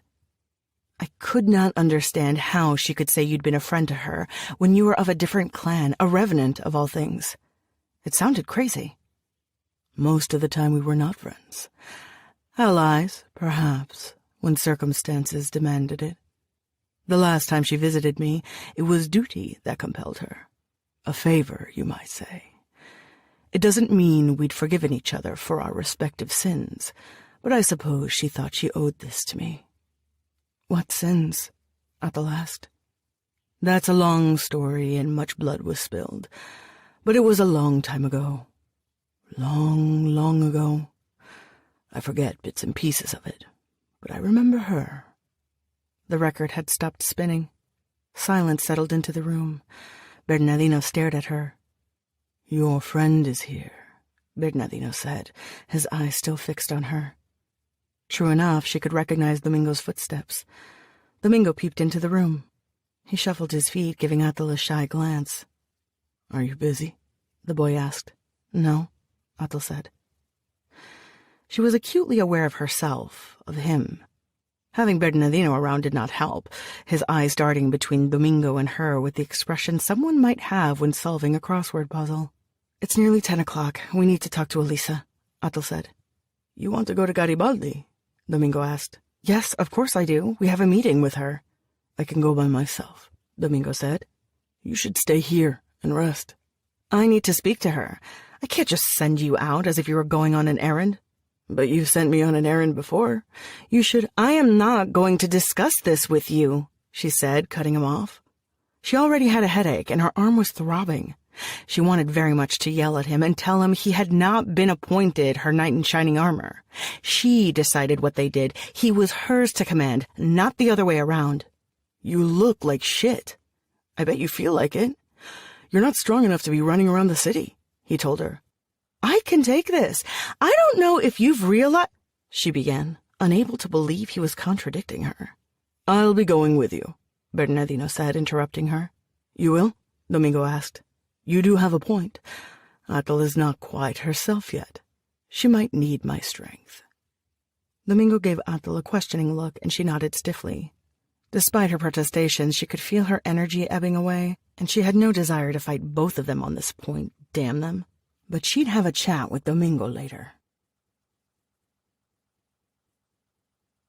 Chapter 30. It rained like a motherfucker. Anna stared out the window while the other detectives typed on their computers. Several of them were probably playing online poker or watching porn. She doubted any one of them did any real work. Anna certainly couldn't work, not today. Castillo had screwed her over again. Now that the case had grown bigger, she wasn't the main detective handling it. It had gone to Luna, and the fool was spending his time giving interviews, happy to be getting his name out there. Typical attention whore. Anna smoked her cigarette and watched the rain fall, turning everything gray. They weren't supposed to smoke inside the building, but it didn't matter. Nobody enforced it. Her phone rang. I'm feeling like we could use a talk, Kika said. She sounded way too chipper, considering the circumstances. I'm working, Anna muttered. Take a break. There's a Chinese cafe a few blocks from you, the Blue Lotus. You know it? I've walked by it. See you soon, doll. Anna opened the window and flicked the cigarette butt outside. She grabbed her umbrella and walked 6 blocks until she reached the ratty, narrow cafe that Kika had mentioned. Maybe it had once been a Chinese cafe back in the 40s, when such establishments, a cross between a bakery and a restaurant, proliferated and popped up through downtown Mexico City. But little remained of its heritage except for its name, written on a flickering neon sign. Inside, sad, sparse paper lanterns hung from the ceiling, and a calendar proclaimed it was the year of the snake. She had the impression the calendar was wrong, but she didn't quite remember the Chinese zodiac. Kika sat near the back. She smiled at her and handed her a menu that was bent and stained. Chop suey sat next to enchiladas, a cacophony of dishes with no rhyme or reason. How's your day going? Kika asked. Shitty. Did you see the news this morning? How could I miss it? The words psychopath vampire were splashed over El Universal, Kika said, moving her hands as if she were holding an invisible newspaper. Yep, that's exactly what it had said. The reason why Castillo had dragged Ana into his office and yelled at her, quickly blaming her for the mess. If only she'd caught the rogue vampire quickly, none of this would have happened. He told her she obviously did not know her asshole from a good lead and would now be assisting another detective. He'd also accused her of tipping off the reporters about the story, when she knew without a doubt it had to be one of the photographers trying to make an extra buck by selling crime scene pictures, or a prick like Luna. Maybe both, in conjunction. I imagine it was as bad as the papers made it seem, Kika said, glancing down at her own menu, running a finger down each item. Worse, a bloodbath. There'd been a fight, so you had the people who died during it and the people the vampire killed after. He was hungry and very pissed. He ate one guy's face. You have any witnesses? Anything? I have a witness, a person who survived the mess. Apparently a bunch of entrepreneurial folks found Atul, and since she was injured, managed to lock her in a cell. They were making a deal with Nick. He was coming to collect her. She broke out, there was a big fight, and the result is I'm not sure whether she's dead, he's dead, or they're both dead somewhere. Kids. They'd found a bunch of dead kids. And they were also chasing kids. 2 deadly children, not much older than her own daughter. A waitress arrived and gave them a tired glance as she pulled out her notepad. Coffee, Ana said. Cream, too. Beer and pork chops, and bolillos. The waitress looked rather skeptical about their choices. I don't think our collaboration is working as planned, Ana said. That thing with Atul? It was a mistake. She got away, and all we had was a bunch of dead people in the street. I'm lucky I'm here. Life's unexpected detours take us to our destination in the end, Kika declared, as though she were a walking, talking greeting card. Well, what's unexpected is that after the massacre at that factory, my boss has sidelined me. I gave him Atul and Nick's pictures. Luna is doing some shit with checkpoints and distribution of the images. I'm not leading the investigation anymore. I'm probably of no use to you now. I wouldn't say that. You got us very close to her. I have faith in you. You want the other half of the money, right? I want a decent night's sleep, is what I want, Ana said. The waitress returned with the coffee and the beer. She forgot to bring any cream, and Ana stared at her drink, irritated. You're the closest thing to a vampire hunter in this town, Ana. We don't have anyone else to go to. Why don't you just let them kill each other? Ana asked, utterly exhausted by the conversation. They'll manage it eventually. Ana grabbed a napkin and folded it in half, then in another half, while Kika drank her beer, looking cool and chill. If the young woman ever had a bad day, she didn't let it show. I told you why already. It's disrespectful. Vampires start getting the idea they can just waltz into Mexico City. How soon before they're snacking on us and messing it up like they do in the rest of the country? It's a question of pride. Yeah, I don't give a fuck. I'm worried someone thinks I'm working with you, or at least suspects something's up. You're imagining things. I'm not imagining shit. I got a phone call the other day, very unsettling, asking why I was researching Nick and Atul. Ana had not breathed a word to Marisol about what she was doing in her spare time, but she had checked the locks on the door and made sure the electronic peephole was in good working order. Marisol was under strict instructions to never open the door when Ana was away anyway, but it didn't hurt. As an extra precaution, Ana had arranged for Marisol to ride the daily school shuttle back and forth from school, which she normally didn't do because it cost an extra fee. Since it was a private school, the shuttle carried an armed guard. Come on, you do give a fuck, Kika said, brushing away Ana's concerns like they were useless garbage. My boss is going to fire me if he figures out I'm working with you, Ana countered. Who cares? Kika took another swig of beer and smiled at Ana. Don't start with the lame excuses. You won't need your stupid job soon enough. Are you scared? It's scary when you're going against vampires. Maybe you don't care because you think this is a staff barbecue, but I know what they can do. If the pictures in the papers are correct, I also know what they can do. Disgusting. The reporters are enjoying it, Ana said. Naked girls on page 3 and a guy that was gutted on the cover.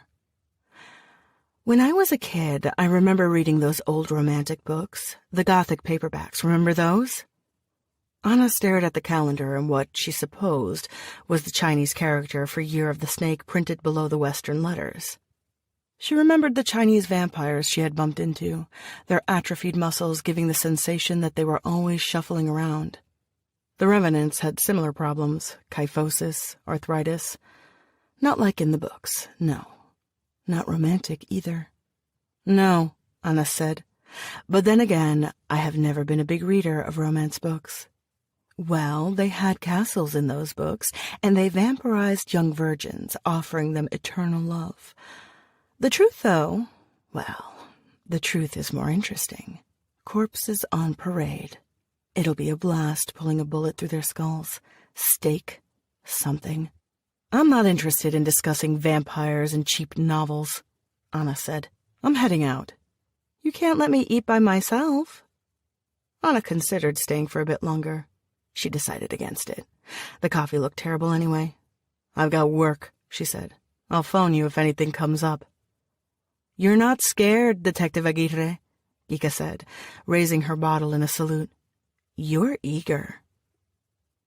Anna took out a bill and left it on the table. The walk back to the office had her thinking more about types of vampires. She balanced between reciting their characteristics in her head and remembering the faces of the two young ones who were responsible for the bloodbath she had been staring at on her screen. Deny it as she wanted to, Anna knew Kika had a point. Anna was good at one thing, and that thing was dealing with vampires. They fascinated, repulsed, and obsessed her. She was disgusted by this whole business, but she also needed to see this case to the end. Try as she might, she couldn't turn her head away. And yet, by the time she reached her desk, she was ready to go home. The office zapped her life. It was the real vampire. Tops 5 minutes after she sat down, another officer came walking by. Hey, Aguirre, I've got a guy who says he saw something in connection to your case. Tell Luna about it. He's a lead on it, Anna muttered. Like I wouldn't have tried that. Luna's not here. He was probably banging his mistress in a cheap motel that charged by the hour. Will you talk to the damn guy? Yeah, sure, send him over, Anna said. She pulled out the voice recorder and her notepad. A man in a striped shirt sat down across the desk from her, looking nervous. I'm Detective Aguirre. They tell me you want to speak with me, she said, and did not even bother sounding like she was interested. She should have had the damn coffee and a bit of food. It was a terrible stench, just awful, like rotting meat, he blurted. It was that psychopath vampire from the papers. She could smell the booze even from across the desk. Anna looked into the old guy's face and hoped this wasn't an alcoholic who'd had a vivid hallucination. The crazies came out in force any time a big crime took place. Sir, let's slow down. You say you saw a vampire? They were riding in my car. Okay. How did they get into your car? How do you think they got in? The man spluttered. I drive a taxi. They just got in. I had no idea until she grabbed me by the neck and threatened me, and she smelled bad, terrible, like meat that's gone bad. There was a boy, too, and a damn dog. Anna held her pen up, pausing. A dog? Yes, a big dog. They made me drive them around. She leaned forward. Do you remember where you took them? To the Roma? Where in the Roma? I don't know, a house? He shook his head. I was too spooked to pay attention to it. But my friend, he told me today that you guys give rewards for this stuff. How much are you giving? Sir, does your taxi have a geolocator? Taxi companies use it nowadays to track where the vehicles are. No. What do you think? I'm rich to be having this fancy geolocator shit. She bet he was driving an illegal taxi. I don't think anything. You think hard. Can you remember anything about the street you dropped them off at? Anna asked. It was in the Roma, is what I know. The Roma. It had been a big vampire quarter once upon a time. They'd all left, except she remembered hearing a rumor from Archibaldo Ramos, who'd been in hot water, well, more than usual, a couple of years before when they busted him trying to run a prostitution ring near Coyoacán. Cops weren't very nice when people weren't paying their bribes, and Ramos thought he could just pull the wool over everyone's eyes and not have to pay anyone off. Ramos, whom she'd met several times before, was aware she had an interest in vampires and tried to gain brownie points by regaling her with vampire stories. He'd mentioned the vampires of the Roma and hinted one remained there. At the time, she thought he was just bullshitting her. She wasn't so sure anymore. "All right, that's good. I'll file your statement," Anna said. "What about my money?" "There's no reward money." "That's bullshit, lady. Plain bullshit." Several officers turned their heads to look at them. Anna could have the guy arrested, but it would mess up her plan. She reached into her wallet and found a bill. "Here's 100 and get out," she said. The guy took the bill and crumpled it, but he didn't say anything else and walked out. Anna logged into one of the databases and scanned it for info. She then grabbed a few papers and went over to the officer who had sent the taxi driver over to her. "I'm heading out again. If Castillo asks, I was sick, all right?" The officer, who was busy browsing ties on the internet, she could see the site on the monitor behind him, sneered at Anna. "Suddenly got your period, Aguirre. I think you're the one who's PMSing, asshole," she said. She was sure that was going to go under her file under lack of team spirit and cooperative skill building, but she didn't give one fine fuck. Chapter 31.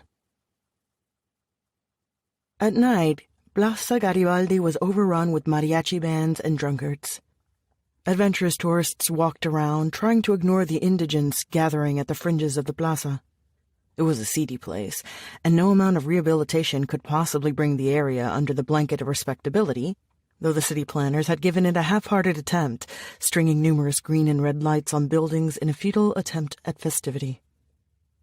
There were a lot of bars near the plaza. The Tinampa stood out due to its yellow facade and its history. It harked back to the 20s, and the story went that Frida Kahlo used to hang out there. It was, like anything else in the area, a little tacky. The Tinampa was also crowded, though Domingo imagined it had been crowded for decades. 3 mariachi groups and a jarocho band played in the joint, while roaming mariachis walked around the tables looking for customers willing to pay for a song. There were men walking around selling electric shocks, holding up their boxes with jumper cables. It was an attraction imported from up north, from Tijuana and Juarez, but it had caught on with the drunk patrons. A variant was called the Mexican Roulette, which had 4 people passing the contraption around until one of them was zapped. A mariachi asked them if they wanted a song for what must have been the 3rd time, and Bernardino waved him away. The vampire looked miserable, hunched over a glass of mezcal, a hat shadowing his face and a thick scarf around his neck, but not bothering to take a sip. Domingo was nursing his first beer, too nervous to do much drinking. Athel, on the other hand, had downed 3 glasses of tequila. Domingo thought they painted quite the picture. A surly old hunchback in black, a young, bright-eyed woman with her arm in a sling, a teenager in a fancy vest. Though, to be fair, everyone was too drunk to pay them much attention. "I don't quite believe it," Elisa said as she approached their table, a backpack slung over her shoulder and a dainty purse dangling from her right arm. "Bernardino, here. Aren't you averse to people and noise and, well, everything?" "I would have preferred that we met at a different place, but yes, here," he replied.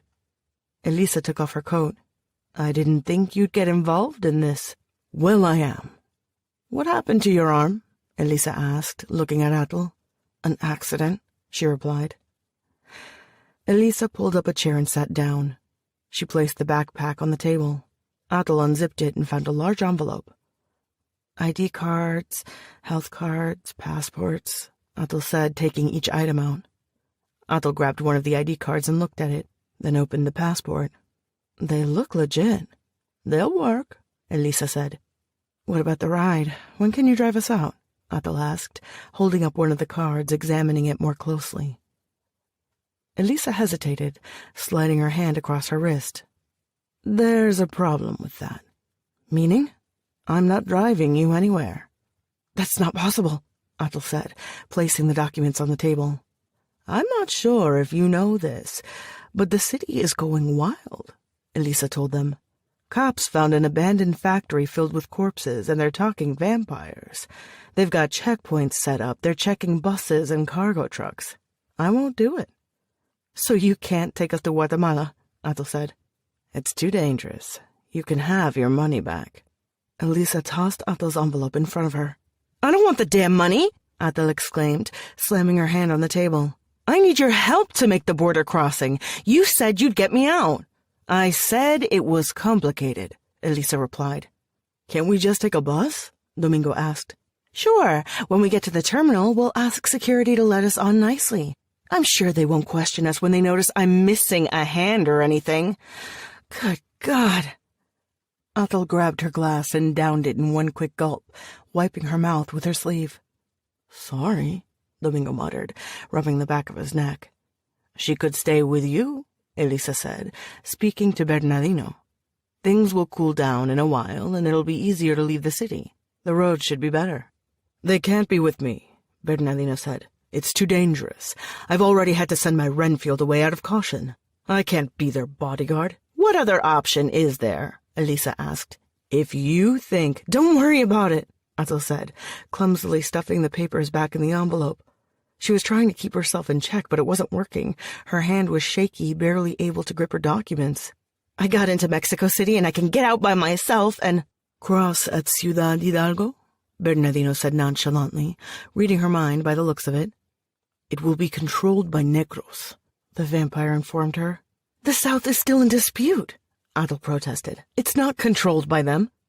"After what has recently happened, I'm sure Godoy has shared your picture with as many associates as he can. I'm sure it's even been shared with people who are not his associates at all. One way or the other, there are going to be too many people interested in you. You can't manage on your own. Not if Elisa's right and this has exploded the way it has. You fucked up, and the situation has changed." "What do you suggest?" Athel asked. "There are old trails in the jungle, stuff only villagers use," Bernardino said. "You can get far if you know the right person. I do. I can help you get into Guatemala, but I can't get you out of Mexico City. Not that I wish to, but I see no other option at this point." "I hopped on a truck to get in," Athel said. "I could hop on another." The group of mariachis had begun to play at a nearby table. They were singing the corrido of El Caballo Blanco. People started to sing with them. Athel had poured herself another glass of tequila, spilling much of it. "I've seen what the checkpoints are like," Elisa said. "They're not going to let the truck through without a search." "So, we keep quiet," Athel said in a clipped voice. "And if they have thermal scanners, every bus, every car, anything with wheels is going to be searched. This stuff's too hot right now."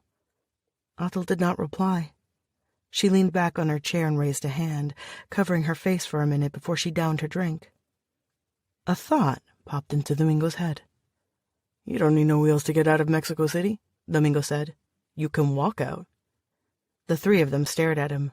"Walk out," Athel said, sounding incredulous. "They're not going to have people at the landfills." Athel straightened up in her chair, raising her chin. "Go on," Bernardino said. Domingo licked his lips. "Bordo Blanco overflows into the state of Mexico, okay? It's not supposed to, but that's the way it is. In theory, there's the containment wall and the canal running by to divide it neatly, but that doesn't happen. Once you get across the drainage canal, you're outside Mexico City pretty fast. You can keep going from there. All we have to do is walk through the landfill and cross the canal. And there's a way to do that. There's a path." "And there'll be no security?" Athel asked. "No. Look, the landfills are not ruled by cops. They're ruled by the people there. Zamora is the boss at Bordo Blanco, and I've bought garbage there for the Rag and Bone Man. I've hauled stuff, and I've been across the entire landfill. I can take you." Bernardino raised his eyebrows and glanced at Domingo, giving him a smirk. "You've managed to surprise me, boy," he said. Domingo smiled. He drank his beer. "Well, it seems you are in good hands, and you have the papers you need. There's nothing else I can do," Elisa said, pushing her chair back abruptly, like she'd left a cake in the oven and her house was about to burn down. "I trust I won't be meeting with you again." "No," Athel said. "Thank you." Elisa grabbed her purse and her coat. "Lovely seeing you," she told Bernardino. "Likewise," Bernardino said, showing his yellowing teeth, a note of derision punctuating his words. Elisa paused to incline her head towards Athel in what Domingo thought was a microscopic salute. Then she walked out of the joint without another word. A waitress came around to ask if they wanted more drinks. 3 mariachis were headed to their table, eager for business. Bernardino tossed several bills on the table and grabbed his cane. "Let's go. I can't stand this infernal place. My head feels as though it might burst," Bernardino said. Domingo took a final sip of his beer and stood up. Despite the cane, Bernardino moved surprisingly fast, evading drunkards and servers, leaving them behind in a heartbeat. Once outside, Atul and Domingo were able to catch up with him. "Who's the right person?" Atul asked. She sounded anxious, and the way she walked next to Bernardino only seemed to reinforce this impression, something about her reminding Domingo of the incessant fluttering of a hummingbird. "You said you knew the right person." "Manuel Tejera. Can he get me into Guatemala?" "If he wants to. He'll want to after I've spoken to him," Bernardino said firmly. "Do we go see him now?" "Yes." Atul slowed down for a second, then lost her balance and stumbled. Domingo grabbed her, steadying her. Her eyes seemed glassy, and she winced. "Bernardino, she's not looking too good. Maybe we should do this tomorrow? Or we can come back together, you and me, while Atul rests." "I'm fine," Atul said. "No, you're not," Domingo said. "You shouldn't even be here." They evaded a puddle of barf smack in the middle of the sidewalk, and Domingo leaned down, closer to her. "Atul, you can't send me home for a warm glass of milk," she said, irritated. "I'm not trying to be a dick. It's just I don't like seeing you in pain," he said, a hand resting against her shoulder. "Atul, you can trust us. We can do this for you." "Make up your mind and tell me if you're coming or not," Bernardino warned them. "I said I'm fine." Atul elbowed Domingo away and walked next to Bernardino. He followed them with a sigh. The symbol at the subway station at La Merced was a basket filled with apples, clear commemoration for one of the most famous, or infamous, markets in Mexico City. In the time of the Aztecs, it had been home to the House of the Birds, and after the Spanish conquest, it was the place where authorities determined the prices of grain. The displays in the subway stations had informed Domingo of this fact. During the day, the market sprawled across dozens of blocks where merchants, sex workers, and buyers spent their days haggling. At night, the street sellers of La Merced had packed their wares away. The stores were closed, but it was still a lively place, with the prostitutes working the streets. Rows and rows of women in miniskirts, high heels, and pounds of makeup stood texting their friends. When they walked by, they looked up for a second at them or flashed them a crimson smile. Bernardino led them to the doors of a vecindad, which, like most other buildings in this quarter, hailed from the previous century or two. There was no buzzer, and Bernardino did not even pull out a key. He simply pushed the door open, and open it did. The interior patio smelled heavily of dry shrimp, and Domingo realized, looking at crates piled high, that it was because there was quite a lot of shrimp there. La Merced belonged to merchants, and Domingo wasn't surprised to see someone had decided to store goods in the patio, forcing people to walk around the crates. The shrimp made him think of the sea, which he'd never seen. He guessed he might see it now, with Atul. Bernardino led them to a door that had been decorated by attaching dozens of plushies and plastic toys to it. There were naked dolls, plastic figurines without their limbs, and a one-eyed teddy bear. It was creepy as hell and made Domingo give Atul a worried look, but she stood stoically as Bernardino rapped on the door. There was a faint movement of the curtains in the window to the left of the door, and then an old man opened the door for them. He was gray, this man, as though he'd been placed in the washing machine too many times. Even his lips seemed gray. His T-shirt, of a color that only approximated white, was stained yellow at the neck. "I didn't think you left your home anymore," the old man said. "I thought you'd turned into a regular old hermit." "Invite us in," Bernardino replied. "I like that about your kind, Bernardino. You are polite. You don't break windows and storm into a house. Come in, then. Come." The apartment was tiny. The living room, kitchen, and dining room were in one spot. A curtain with the pattern of daisies dangling over a piece of rope divided the small space. Domingo figured behind the curtain was both the man's bed and the bathroom. "You look good." "I don't think I can say the same," Bernardino said smoothly. "My liver," the old man replied, patting his swollen belly. "I'll be dead next year. It doesn't matter. High time, I say. Sit down." They sat around the table. Its surface was covered with a yellow and white piece of plastic instead of a tablecloth. A statue of San Judas Tadeo sat next to the salt and pepper. On the wall, dirty with age and spotted with humidity, there was a green cross, Jesus resting on it. Several dolls had been nailed to the wall, like butterflies in glass cases. "You got yourself new Renfields." "No, they are friends, of a sort. Manuel, meet Atel and Domingo." "Hello, young folks," Manuel said. "Do you want coffee? I drink it with a smidgen of mezcal myself." Domingo looked at the man's dirty shirt, his greasy hair, and shook his head, though it was not his hygiene that held him back. He'd already had booze and did not want to attempt more, never having been the best at alcohol. "No, thank you," Atel said. "Suit yourself." Manuel dabbled in the kitchen, opening a cupboard and pulling out a cup, a box with sugar, a spoon. "I need you to do something for me. A delivery." "Didn't think you were still in that business," Manuel said, setting down his cup and sitting down. "What do you need to get across?" "The kids." "People? That's a bit of a pickle, isn't it? As if you never trafficked people," Bernardino scoffed. "Usually I was trying to get them into Mexico.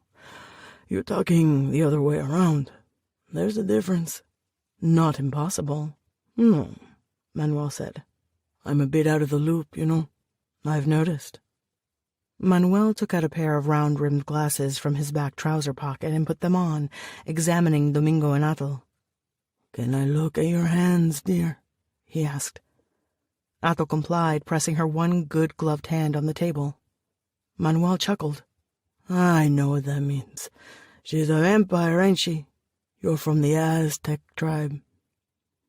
Manuel took off his glasses, using them to point at Bernardino. "Shit ain't like it used to be. They're real paranoid at the border nowadays. Next thing you know, they'll be having thermal scanners there too." "I doubt it." "Doubt it all you want." "It doesn't matter. I want you to employ the trails like you used to. Elisa wouldn't take the gig. I thought you had more balls," Bernardino said. "Elisa," Manuel said. "That chit. Good for nothing. She never could make a run across without messing something up. I'm not surprised." "And then?" "I told you. My liver is killing me," the old man said, rubbing his belly for emphasis. "I want to stay here and watch TV, not run around a dusty road into Guatemala. What would that get me? Me? Money? A bit pointless now." "You owe me a favor." "I know." Manuel sipped his coffee. Domingo noticed that there were more toys on the refrigerator. They were everywhere, sad and broken, much like the old man. Was this a former Renfield? He didn't seem like much. Domingo had a hard time picturing him next to Bernardino. The old vampire was aristocratic-looking, not the type who would associate with a bum. Domingo realized that he himself didn't look like much either. Was he like this guy, only younger?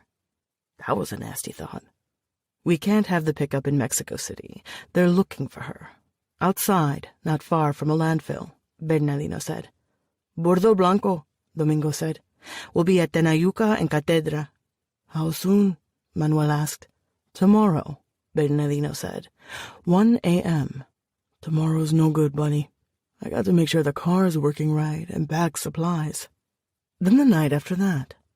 "I'll need a bit of money, Bernardino, for business expenses." Bernardino placed several bills on the table. Manuel grabbed them quickly, crumpling and placing them in his pockets.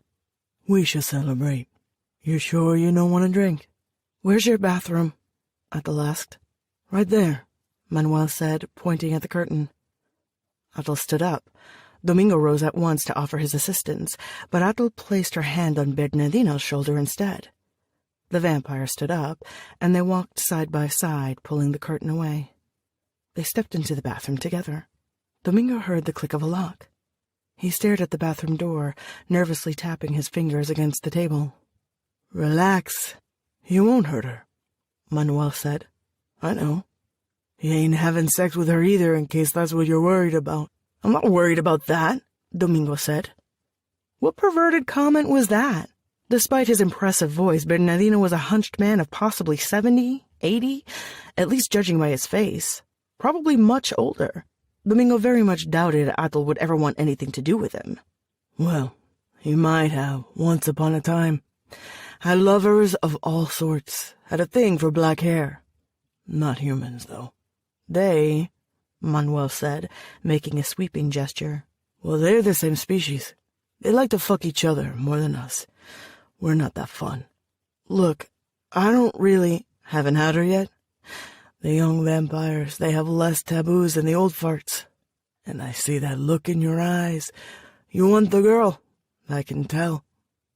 The old man laughed, showing him a gap-toothed grin. Domingo felt himself flushing, mortified by the very thought of admitting such a thing to the old man.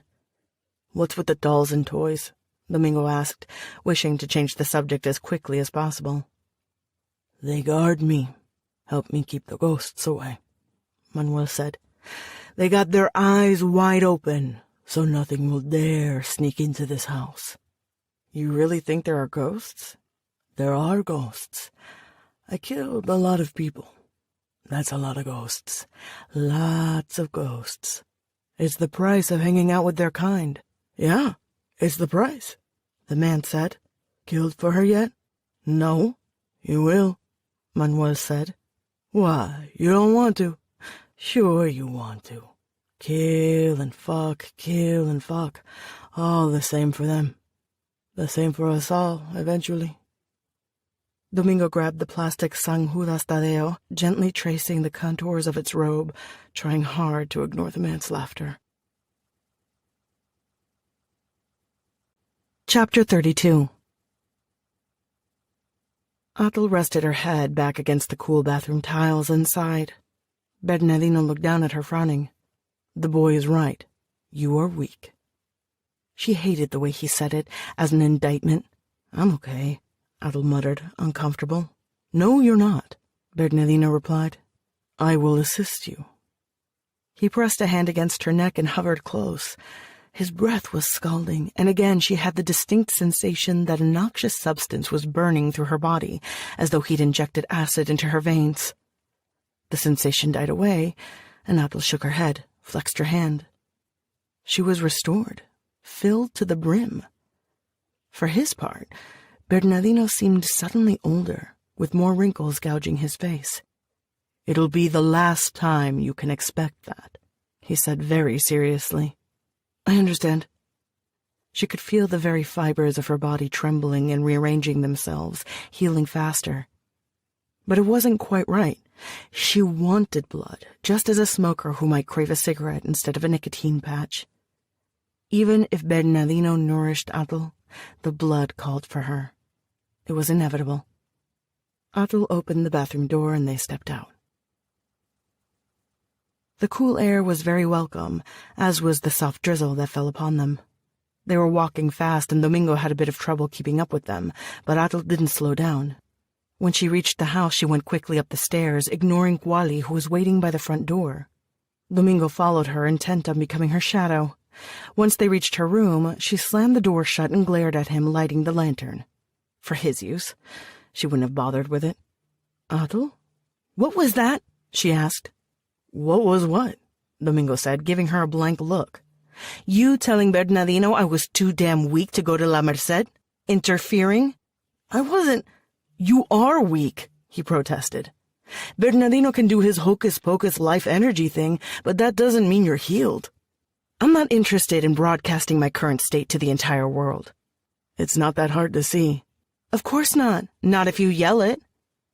Domingo bit his lip, looking stung. Not angry, just deflated. It was irritating watching him fold onto himself like a piece of origami. He's not my kin, Atul said. You can only trust your kin. I thought you could trust me. I wouldn't let you down. And aren't you trusting Bernardino right now? She turned away from him. It was too difficult to explain to Domingo the intricacies of family and clans, of blood ties that bind, and she did not feel she had enough patience to begin to map it out for him. I'm trying to help you, he said, all youthful vehemence. Yes, I know. You're always trying to help me, she replied, wishing her voice were not so brittle. Why is that so bad? You have no idea what it feels like to suddenly be completely dependent, completely helpless, she whispered. She grabbed the change of clothes that was waiting for her on the bed and held it up for him to see. I can't even change out of my clothes without your help, she said unkindly, though he was guilty of nothing but kindness. Adel tossed the clothes on the floor, wanting very much to tear them to pieces. She kicked them away instead. I hate needing you, she said. That's what it is. I fucking hate it. And the loneliness. She hated that too. That feeling that she no longer belonged to anything greater than herself, the lack of kin and company. I need you too, he said. Adel slowly raised her head and scoffed at him, at the earnest quality of his voice. The way he cringed at her anger, the wounded look washing over him, they were almost infectious. It's not the same thing, she replied. Yeah, I know, he said, and for once his voice held a different note. Hurt, yes, but also something decisive. His eyes cut her, got under her skin sharper than glass. Adel whirled away, and Domingo summoned enough courage to pull her toward him. She rested her good hand against his chest, frowning. I don't want you getting hurt, he said. That's all. I'm sorry. She nodded, found the buttons of his shirt, toying with the top one, undoing it and doing it again, her fingers sliding to touch the hollow of his throat. His blood, she could almost hear it cresting up to meet her caress. Adel, he whispered. What? Can I kiss you again? You didn't kiss me the first time, she replied, remembering the pitiful peck he'd given her the previous night. He attempted a second kiss, this one a proper one, though, truth be told, he wasn't terribly good at kissing. All he could manage was to part his lips and stand stiff as a board. She pushed back against his kiss, challenging him until he seemed to relax, placing an arm around her waist, and she reciprocated by resting a hand on his nape, her fingers tangling in his hair. When the kiss ended, she did not distance herself, her body flush against him. Her irritation had faded. There was comfort to be had in his nearness. You're shaking, she said, realizing it sounded like an accusation and not bothering to sweeten her voice. Yeah, well, you're very pretty, he mumbled. They were quiet.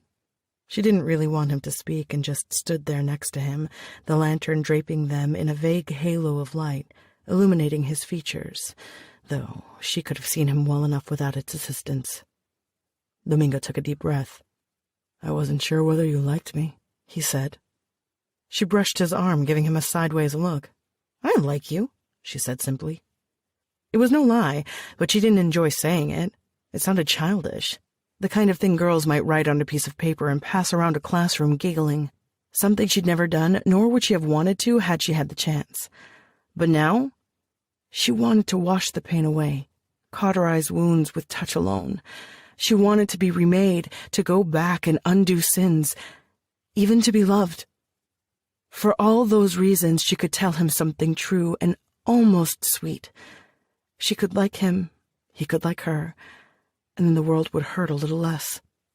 Adel took off her jacket, attempted to take off the blouse, and found her fingers fumbling the job. Thankfully, he didn't ask if he could help her. Instead, he wordlessly pulled the blouse from her shoulders, undid the zipper of her skirt. The shoes should have been no problem, but he had her sit on the bed and pulled them off anyway. He managed to avoid looking at her the whole time, his eyes darting to the far corners of the room. It made her grin. Maybe I should turn the lantern off, he offered. No, you shouldn't. Domingo removed his vest, shirt, and belt, though he hesitated at the trousers and shoes, and Adel wondered if he was going to get in bed with them on. Finally, he kicked the shoes away, undressed entirely, and sat next to her. Adel looked at him, first a clinical examination of his neck, shoulders, arms. He was a rangy thing, nothing but bones, though she didn't find this displeasing. She discovered a scar upon his collarbone and touched it. I liked you since I first saw you in the subway, he whispered. I'd have done anything to meet you. Never thought you'd speak to me. She tilted her head. She'd liked him, too, the moment she'd seen him sitting in the subway car, wrapped in his yellow jacket. She liked how he looked terribly unsure of himself. She liked the way his hair fell over his face, and she liked his smile, which seemed so honest. And he was beautiful, didn't even know it. It was charming. Adol, She silenced him with a kiss, weary that he was going to say something dumb, and pushed him down on the bed, pressing her lips against his neck, not for a kiss, but to feed. When she raised her head, she did kiss him on the mouth, the sweet taste of copper on her lips. He let his breath out in one long, shaky exhalation. Chapter 33. A look at the computer's database had shown Anna that Archibaldo had stayed out of trouble for the past year. When she phoned his number on file, she got his ex-girlfriend, who, upon learning a cop was looking for him, gladly told Anna that Archibaldo had opened a tea shop on Darwin Street, at the edge of Ritzy Polanco. It was his newest front. The tea shop was called Safari, and the outside was painted a deep purple. The inside was pretentious, with a zebra skin, no doubt synthetic, hanging from a wall. Long, glistening metal tables stretched from one side of the joint to the other. The attendant told her there were private drinking cubicles in the back and asked if she was interested in renting one. "Yes," she said, "and please tell Archibaldo that Ana Aguirre is here to see him. I'll be in the back." The girl looked at her skeptically. "The owner is not around." Anna sighed, taking out her badge and showing it to the girl. "Tell him and give me a cubicle." The girl quickly handed her a plastic chip with a peacock painted on it. Anna went to the back and found a bunch of doors set along a narrow hallway, each one with a different animal on it. Lion, panda, monkey. The peacock was at the far end of the hallway. The room had a divan and an assortment of blue and green cushions on the floor. The head of a peacock had been mounted on a wall. Archibaldo had wallpapered the room with peacocks, as though the theme were not clear enough to even the most clueless spectator. "Ana Aguirre, you beautiful woman, you," Archibaldo said cheerily as he walked into the room. "You look younger than ever." "I don't feel young," Anna said, giving him a dismissive look. Archibaldo was a diminutive fellow, balding and sporting the same mustache. Mugshots testified to this. He'd worn since the 70s. He had no charm, though he considered himself a smooth Don Juan. "You should have told me you were coming over. What tea do you want to drink?" "How many girls do you have working here?" she asked, extending a hand and touching the peacock's beak. It felt real. "What? We both know you're fronting." "I don't know what you mean." "Come on, Archibaldo. Do I have to remind you what happened last time you tried this?" The little man took out a handkerchief and wiped his forehead with it, his eyes darting around the room. "You need money?" he asked. "You're in luck. Today it's just information." "What type?" "Last time I saw you, you told me stories about vampires. I'm interested in hearing the one about the vampire in La Roma. Where does he live?" "Wait," Archibaldo said. "I only told you because you like to hear about those things. It was just talking, passing the time, you know. You said there was a vampire left in La Roma. Are you sure you don't want tea? I can tell the girl to bring tea. Sit down." Archibaldo obeyed her, sitting at the edge of the divan. Anna leaned against the wall, lit a cigarette, and crossed her arms. "Tell me." "I told you there might be a vampire still in La Roma. God knows I haven't tried to verify it." "What's his name?" Archibaldo toyed with his handkerchief.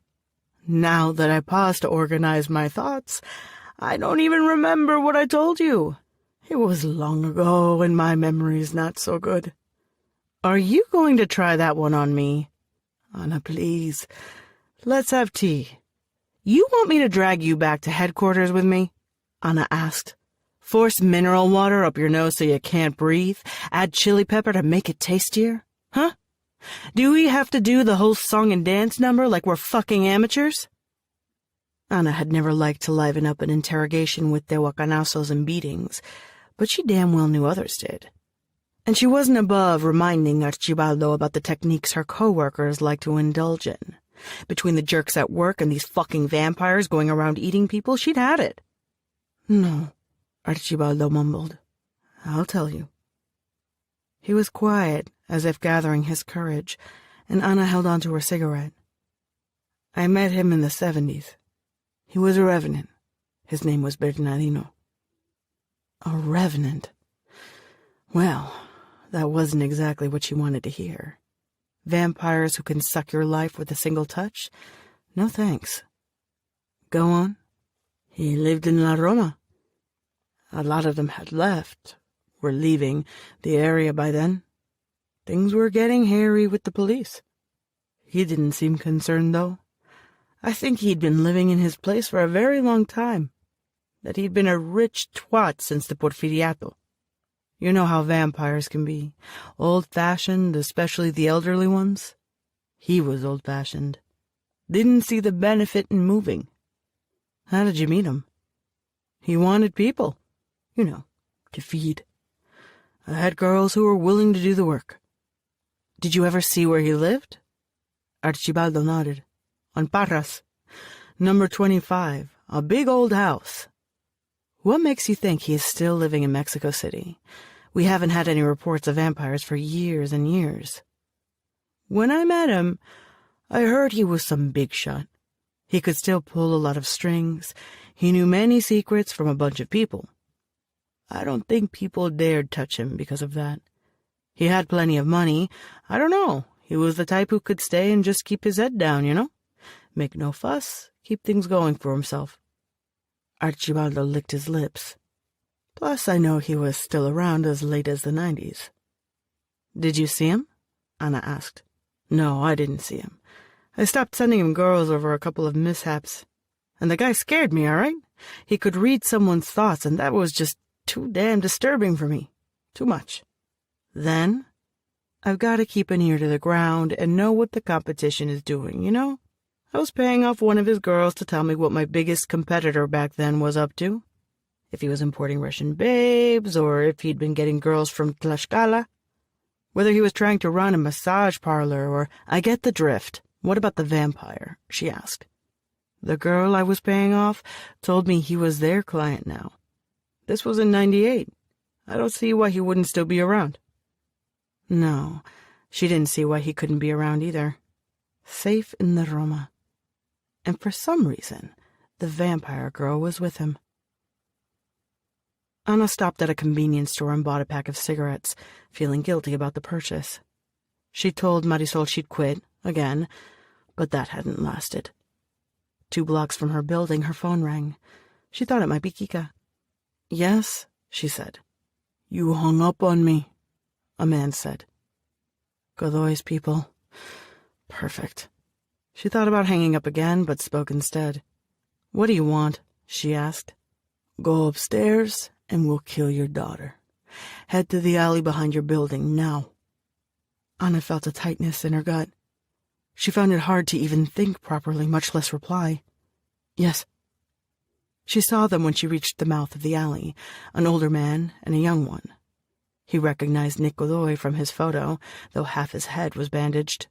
He looked more like a monster than a ladies' man now, even if he was wearing sunglasses and a hoodie to try to hide the damage. Ana Aguirre, the older man said. He was leaning against the wall of the alley, arms crossed. I've been wanting to meet you. I'm Rodrigo. This is Nick. What do you want? She asked. Information. You're investigating the so-called vampire murders? Luna is the lead on that. You should talk to him, she said, her voice leaden. She gave him nothing. You couldn't show emotion near these pricks. How'd you find the girl? I have no idea what you're talking about. Wrong answer, Rodrigo said, brushing a hand against the lapel of his suit. Nick? He pounced on her, but Anna had years of dealing with his kind, and she pulled out her silver knife just as quickly, slicing at his arm. The kid growled, showing her a multitude of teeth. Anna sliced again, aiming for the chest. She thought the odds were in her favor, but then Rodrigo spoke, slow and measured. Drop it, or a friend of mine is going to break the door to your apartment down and beat your daughter so badly you'll need dental records to ID her. You wouldn't... Didn't you see the news? The factory? We would. We are past being discreet. She believed him. The fear she'd pushed down bubbled up, knitting in her gut. Anna dropped the knife. "She cut me," Nick said, sounding outraged, and then, without preamble, he bit her neck. This is it. Killed by a vampire kid, she thought. However, the bite wasn't terribly deep, and it was the restraint that alarmed her. And then the boy bit into his own wrist, and she panicked, trying to punch him. He held her tight, pressing the bloody wrist against her mouth.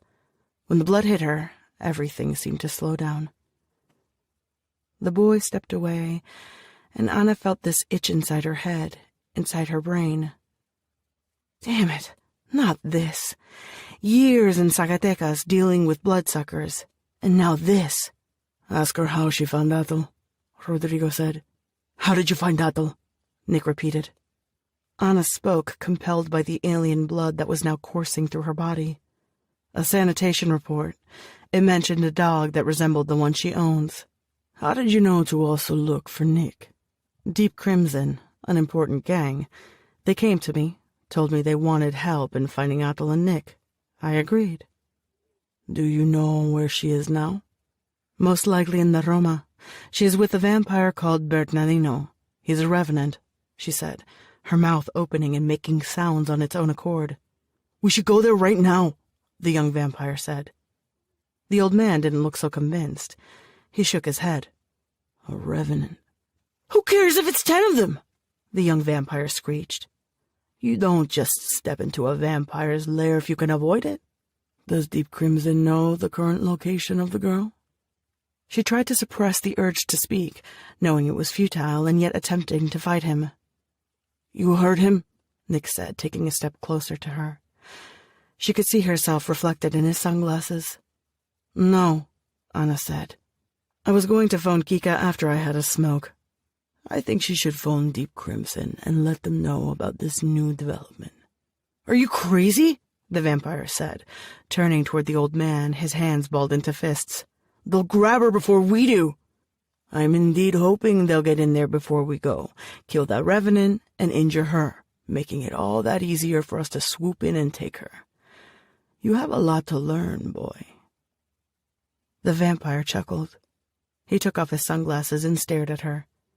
"Phone your contact and tell them where they can find Atul," he told her. Anna's hands trembled as she grabbed her phone and pressed the right numbers. Chapter 34. Sex always looked damn impressive in the movies. Domingo wondered how the actors managed to make it seem so effortless, pretty even, when it was terribly chaotic in real life, and he fumbled it when he had the fleeting chance to sleep with a girl. Though he supposed he hadn't fumbled it too badly this time around. Well, he hoped he hadn't, or that at the very least he wasn't as clumsy as usual. Atul lay curled on her side, naked, her back to him.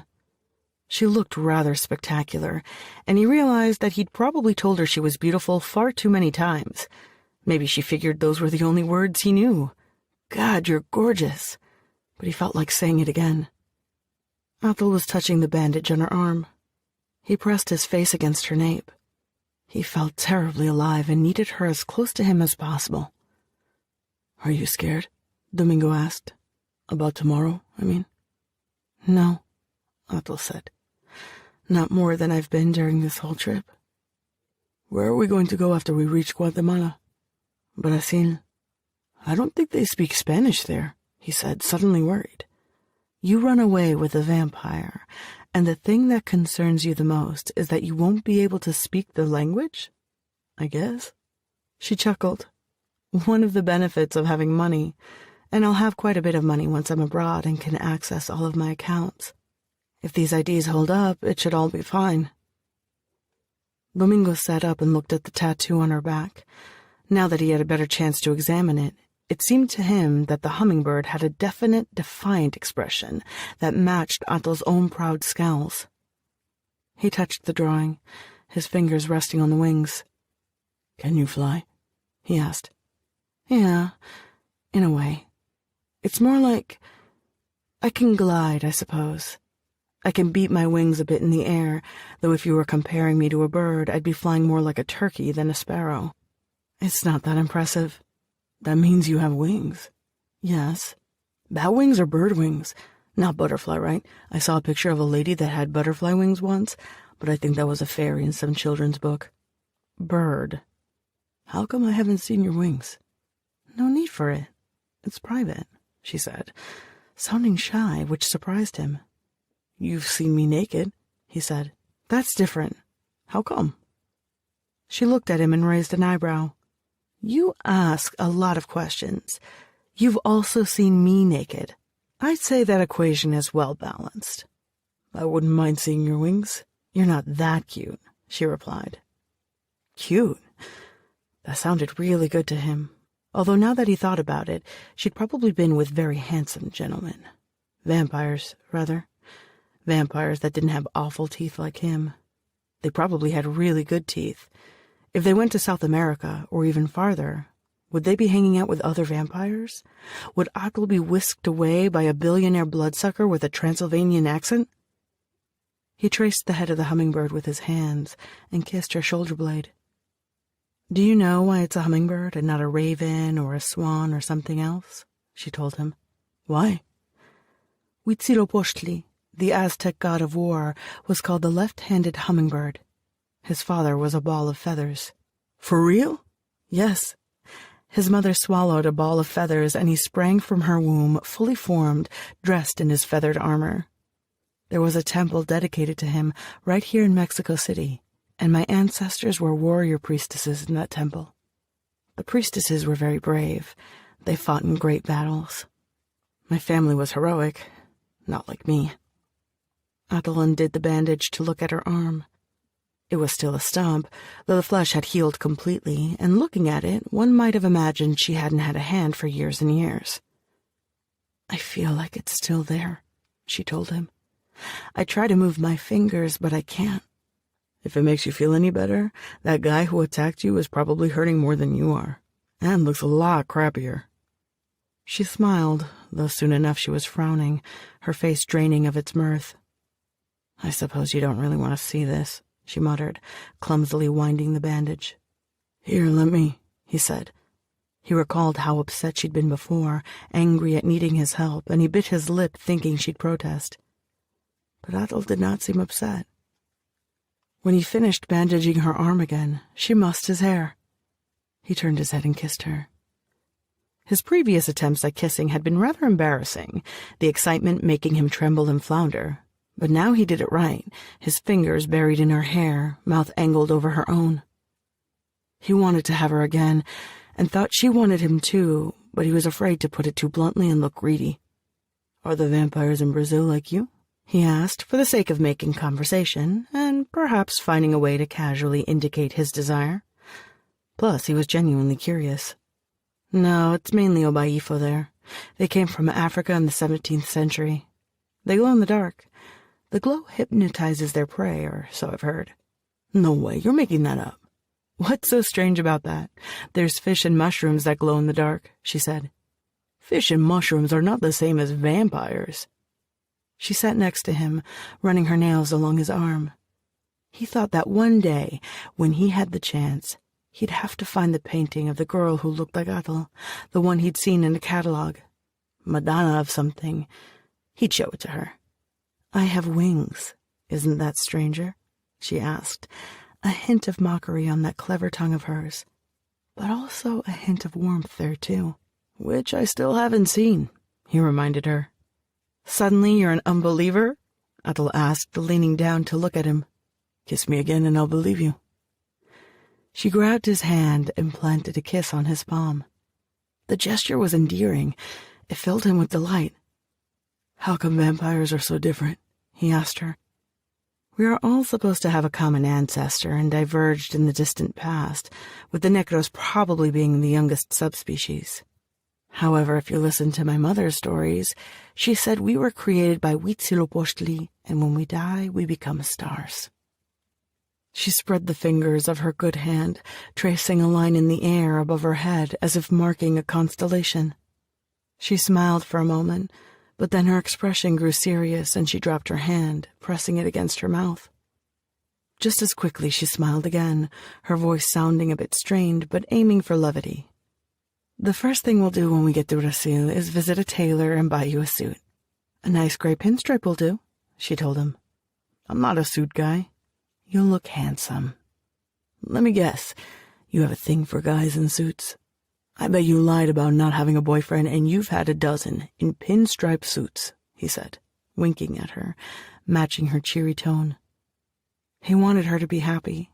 He didn't want shadows or fear or anything to taint this moment. You've found me out. I'll keep your secret. Hope to die, he said, pressing a hand against his chest. She watched him, her mouth curving into a grin. Something new there, sweetness dancing at the corners of her lips, a detail he couldn't have known existed before. I'll show you a real secret, she whispered. Athol sat up and turned around. He watched in amazement as wings started sprouting from her back, unfolding, forming. Bone and tissue and feathers opened like a fan. They weren't small wings, no little white fluffy cupid wings. The wings were massive, and seeing them like that, he realized why she'd never shown them to him before. They would have been impossible to hide under her clothes. Feathers of a shimmering black that was almost blue also sprouted along her spine, ending at her tailbone. Wow, he said. Definitely not a butterfly, she said, looking at him over her shoulder. He wondered how she did it. He was going to launch into a dozen questions, one after the other. Athol wrapped her arms around him, and then her wings also wrapped around him. He figured he'd ask some other time. Right that second, his breath had caught in his chest, burning fast, and he couldn't have uttered a single word even if he wanted to. He was mouthing her name against her skin and begging for something he couldn't even put into words. Athol lay on the bed. Her wings had disappeared, folded back into her flesh. He caressed her back and was struck with sharp, quick images of the desert, a turtle, dead bodies, more dead bodies, a young woman dragged into the darkness. He withdrew his hand as if he'd been shocked by an electrical socket. He remembered what the old man said, that he'd kill for her soon enough. God, he hoped not. God, it didn't matter. After a couple of minutes, gently, he pressed himself against her body, nestled against the curve of her back, and closed his eyes. Chapter 35. They were sitting together in the kitchen, Domingo's hand resting on her knee. He was eating a sandwich, she was drinking tea. Domingo looked at her and gave her a smile and a peck on the cheek. Athol thought that if anyone should walk in, they might think this was a regular happy couple. Bernardino did walk in, throwing them a guarded look. He was carrying a black case. I'm coming to check on you, he said, to see how the flesh is healing today. He walked out without another word. Athol followed him. Domingo stood up as if intending to go with them, but she motioned for him to sit down. Athol and Bernardino went to the study, where he unrolled the bandage and looked at the hand. Bone and muscle were starting to grow, and she had a palm and the beginning of 2 fingers. Bernardino observed them carefully, bending the fingers, even pricking the skin with a tiny needle. He applied a salve to her skin. Sometimes the flesh twists and the scarring is poor. It's not the case. You are doing fine. That's a relief. There's been a development, hasn't there? He asked. Athol frowned as he changed the bandage, but did not reply. What would your mother say if she knew you were sleeping with a human? She's dead, so her opinion doesn't matter. Athol thought about Isel and what she'd told her about humans, Neanderthals. In Bernardino's eyes, she'd let a monster rut between her legs. She would have agreed with him just a few days before. Even if he's a Renfield, like you've never... No, Bernardino said, his voice clipped. I don't play with my food. That is for the necros. I thought you had more pride. They burned, his words, and she felt herself branded by them. Athol might have given him a good kick in the gut if they still didn't need his sanctuary. She took a deep breath, composing herself, though she couldn't help the defiance in her voice. It doesn't make a difference, she said. You should be thinking with your head. I have yet to lose my head over a boy. It was only a fancy. the alchemy of danger and exhaustion that somehow had kindled desire. I expect a certain degree of naivete from him, but not from you, my dear. As I explained to our mutual friend, ultimately, we are entirely selfish creatures. What did you tell him? She asked, her voice almost a hiss. I told him we are our hunger. I don't think you'd deny that. It was the kind of thing Isel might have told her, and Isel had always been right. Have you thought about killing him? No, she said. You have. No, she cut him off, knowing that he was reading her mind and that he was very much right. After they escaped Nick and his men just a few days ago, she'd wanted to hurt him.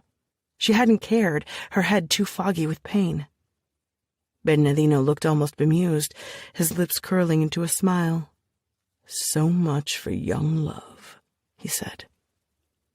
She opened her mouth and then shut it, uncertain how to respond, or if she should even attempt a response.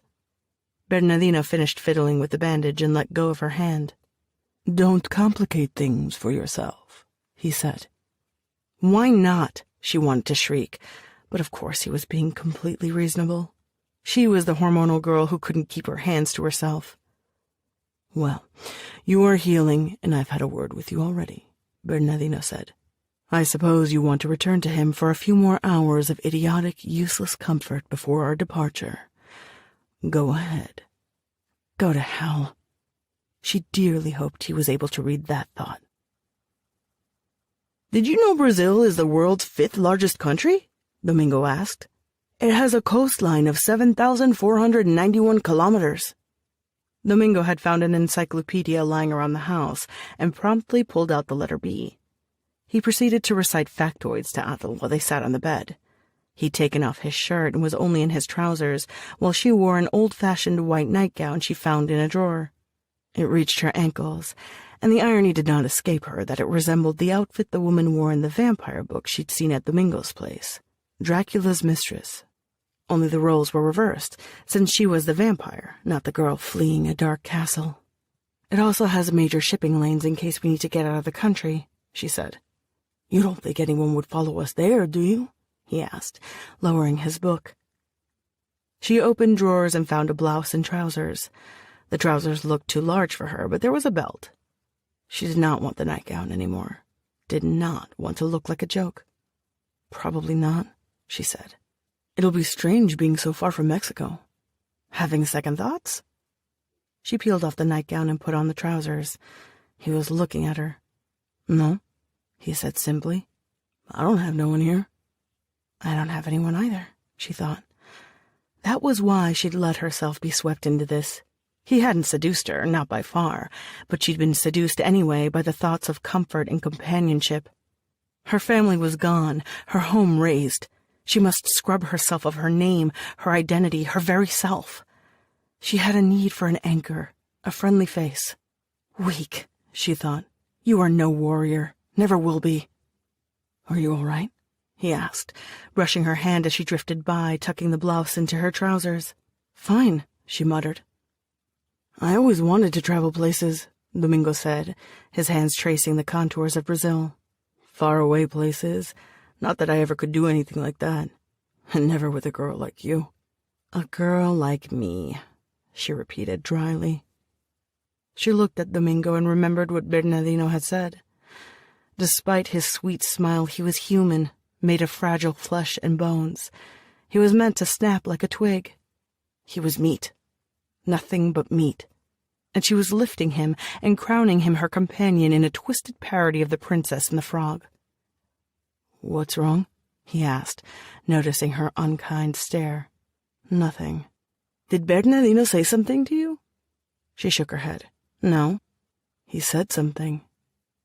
Athel walked across the room, her arms crossed.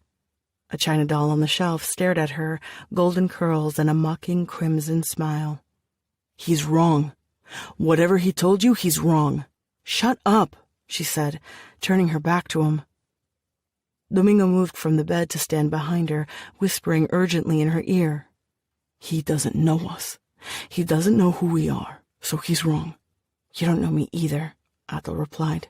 Then tell me every single thing and I'll learn it. She moved back to the bed, sitting at the foot of it and staring at the sheets. On his wrists, his neck, she'd left the faint marks of her feeding, as all vampires do. She thought he was going to leave a mark on her, as idiotic as that sounded, since he had no fangs or stinger. Yet she was sure of it, that it'd be on her skin. He was quiet, but the silence hurt more than any recrimination. Athel sighed. She no longer had any idea what she was doing. She was drifting. It was easy to be pulled by the current. It was pleasant. "Come here," she said. He stretched next to her on the bed and held her with his quiet, easy affection. This is what she wanted, for everything to be simple, quiet, gentle, like she'd never thought anything could be. To have something good, even if she didn't deserve it. She traced the bones of his arms, his rib cage. She knew the names for each of them. She listed them in her head. Bones that couldn't heal like her own, flesh that wouldn't knit itself back together. Had Nick maimed him, had they shot him, he'd be gone in a second. And then there came that other nagging thought. Bruises heal, marks fade from purple to blue to yellow. But what about the damn mark he was making right now? How do you get rid of that? Fingerprints that cannot be wiped, and incisions that don't cut muscles or tissues. How? She had no idea. Bernardino was correct. She was losing her head over a boy. But it'd be him who'd lose his life, or them both, depending on how things went. The thought made her feel cold. Domingo had lain perfectly still so far, but when she dragged her knuckles against his clavicle, he pushed himself up on his elbows, kissing her, dragging her down.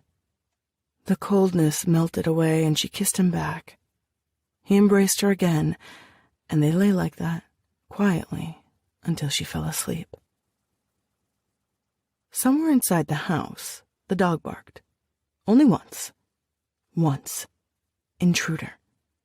It made her jump in bed. Her sudden movement awoke Domingo, who stirred and raised his head. "What? Quiet," she whispered. "Put your shirt on." She now had 2 fingers and the beginning of a third. When she put on the jacket, she pressed her hand against the pocket where the switchblade was nestled and took it out, handing it to Domingo. "Grab it," she said. "What's going on?" he asked. "Someone's in the house," she said, putting on the backpack. Domingo reluctantly took the weapon, and she stepped out of the room, observing the darkened hallway. Bernardino's room was past the staircase, but she didn't think he was there. She could hear music playing downstairs, an old record spinning. When they reached the ground floor, she saw them coming down the hallway. She jumped up, reaching the ceiling and dangling from it like a lizard and scuttling forward. She looked down to see 2 men looking up at her in turn with puzzled expressions right before she let go and pounced on them, slashing their necks with her good arm and swiping their guns.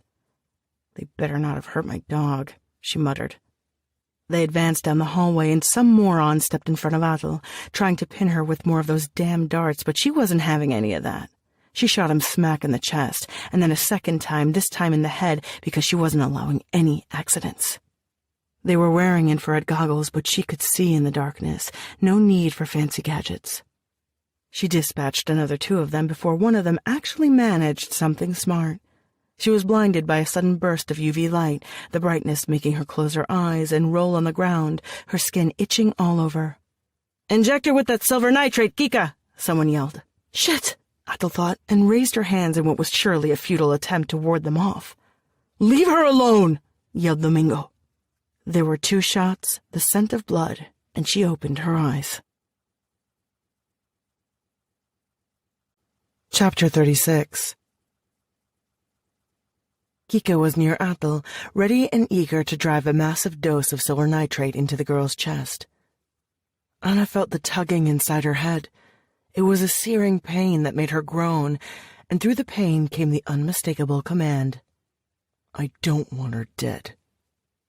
Nick, inside her mind, like a parasite. She'd felt him during the drive here, and she'd stared at Kika, unable to warn her about what had happened, unable to tell her that Nick and his friends had decided to make cannon fodder out of them.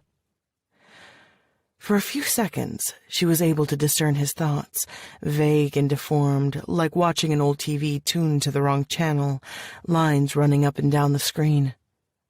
She had the impression of a strong, sickening hatred, and then images of blood and mayhem, and the girl he was after. Atle. Cut, mangled, violated, tortured.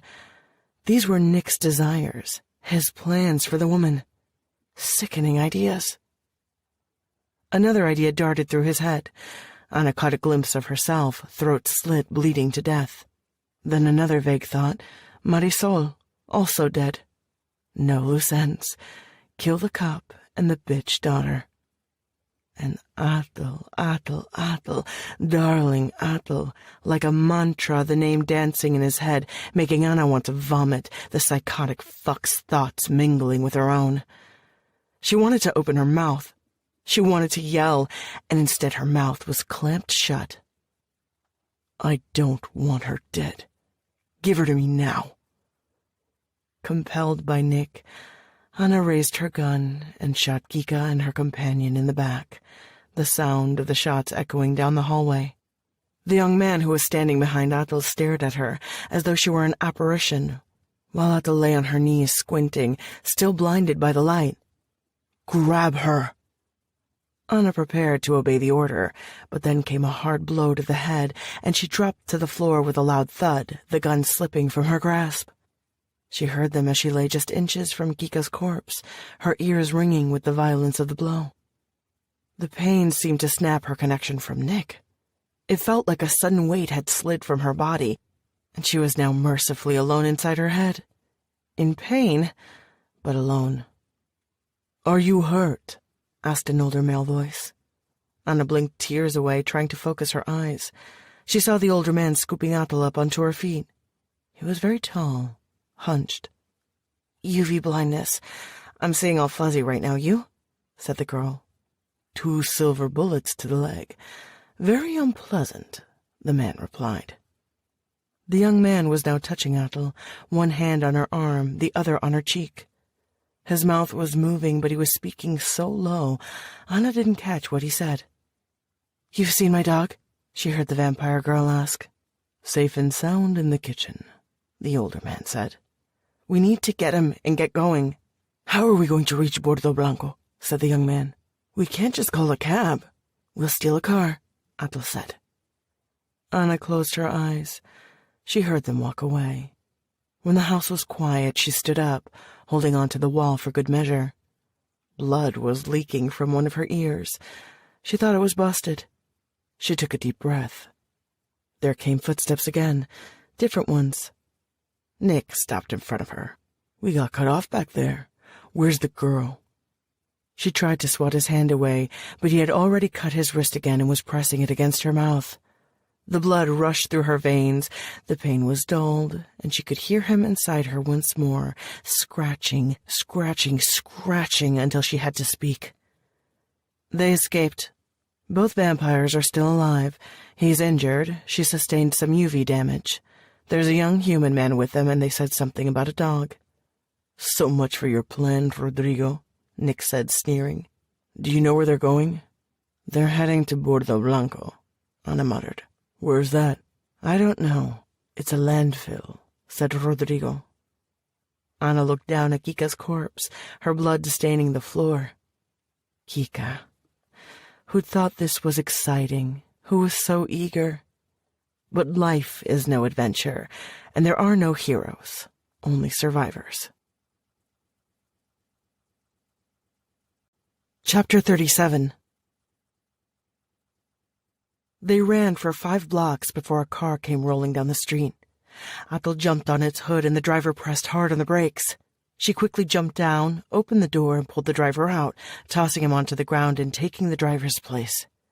Bernardino took the front seat, while Domingo sat in the back with the dog. You tell me where to go, Atle said, taking off the backpack and tossing it to Domingo. Bordo Blanco was a great valley of darkness. No streets here, no lampposts, Just a vast swath of gray and black, interrupted only by the faint light emanating from the shacks of the trash pickers who lived there, rummaging through the mountains of garbage and selecting items suitable for recycling. Broken computers, diapers, soda cans, plastic bags, orange peels, the corpses of dead dogs. They formed hills of different sizes, some tiny and others monumental.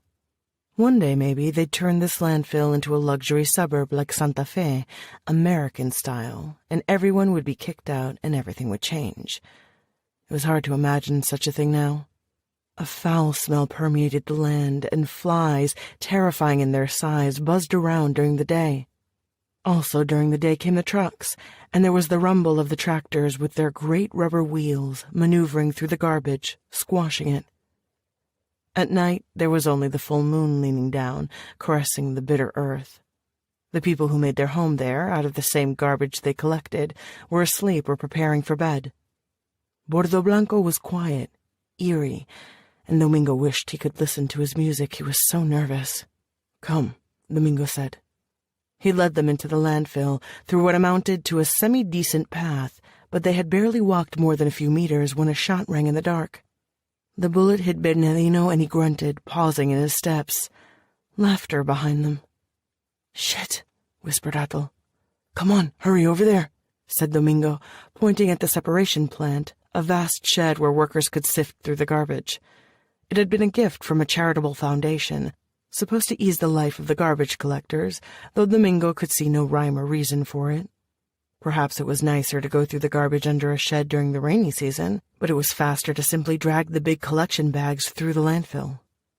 He'd heard that they had a real separation plant at another landfill, one that had a conveyor belt fed by the hands of hundreds of garbage workers, but Bordo Blanco was smaller, more modest in its intent.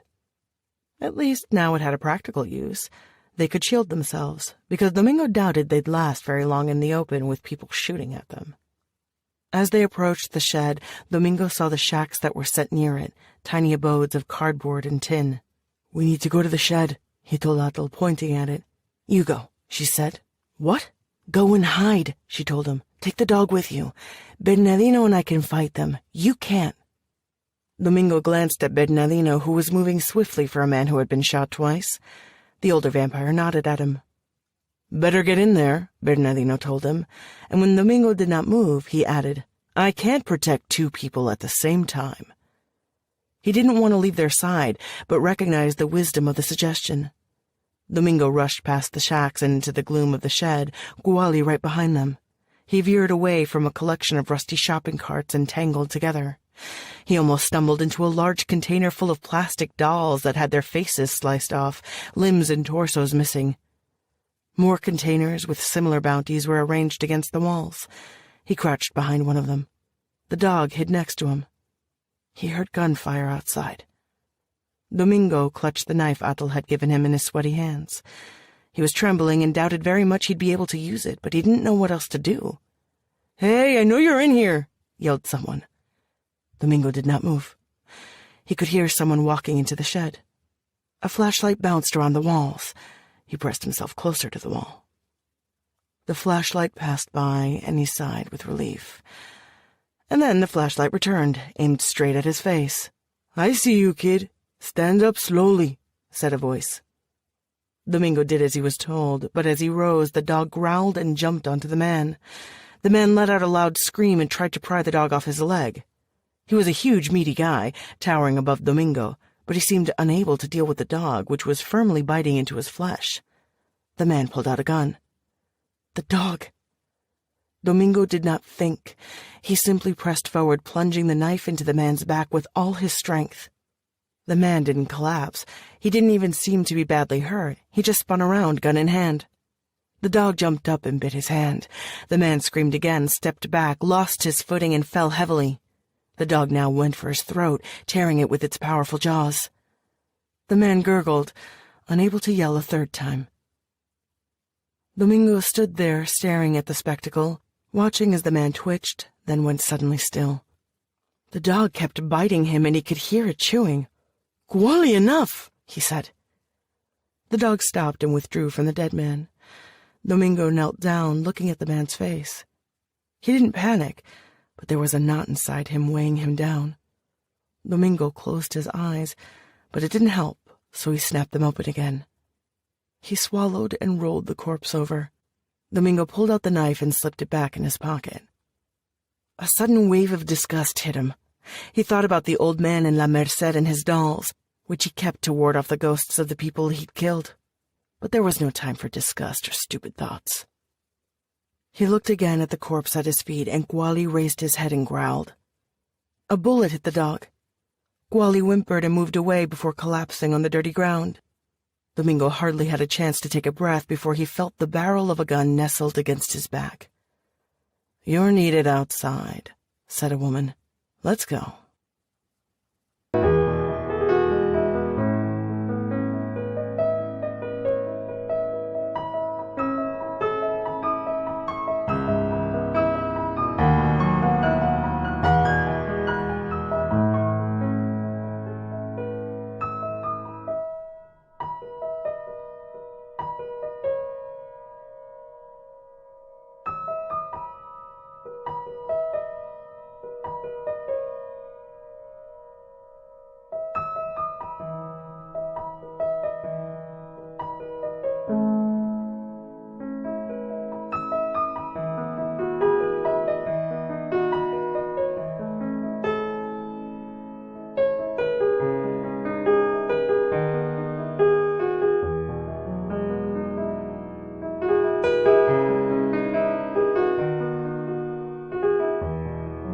Chapter 38. Nick ripped the bandage from his cheek, irritated by the way it itched, and scratched the new skin as he walked around the shacks.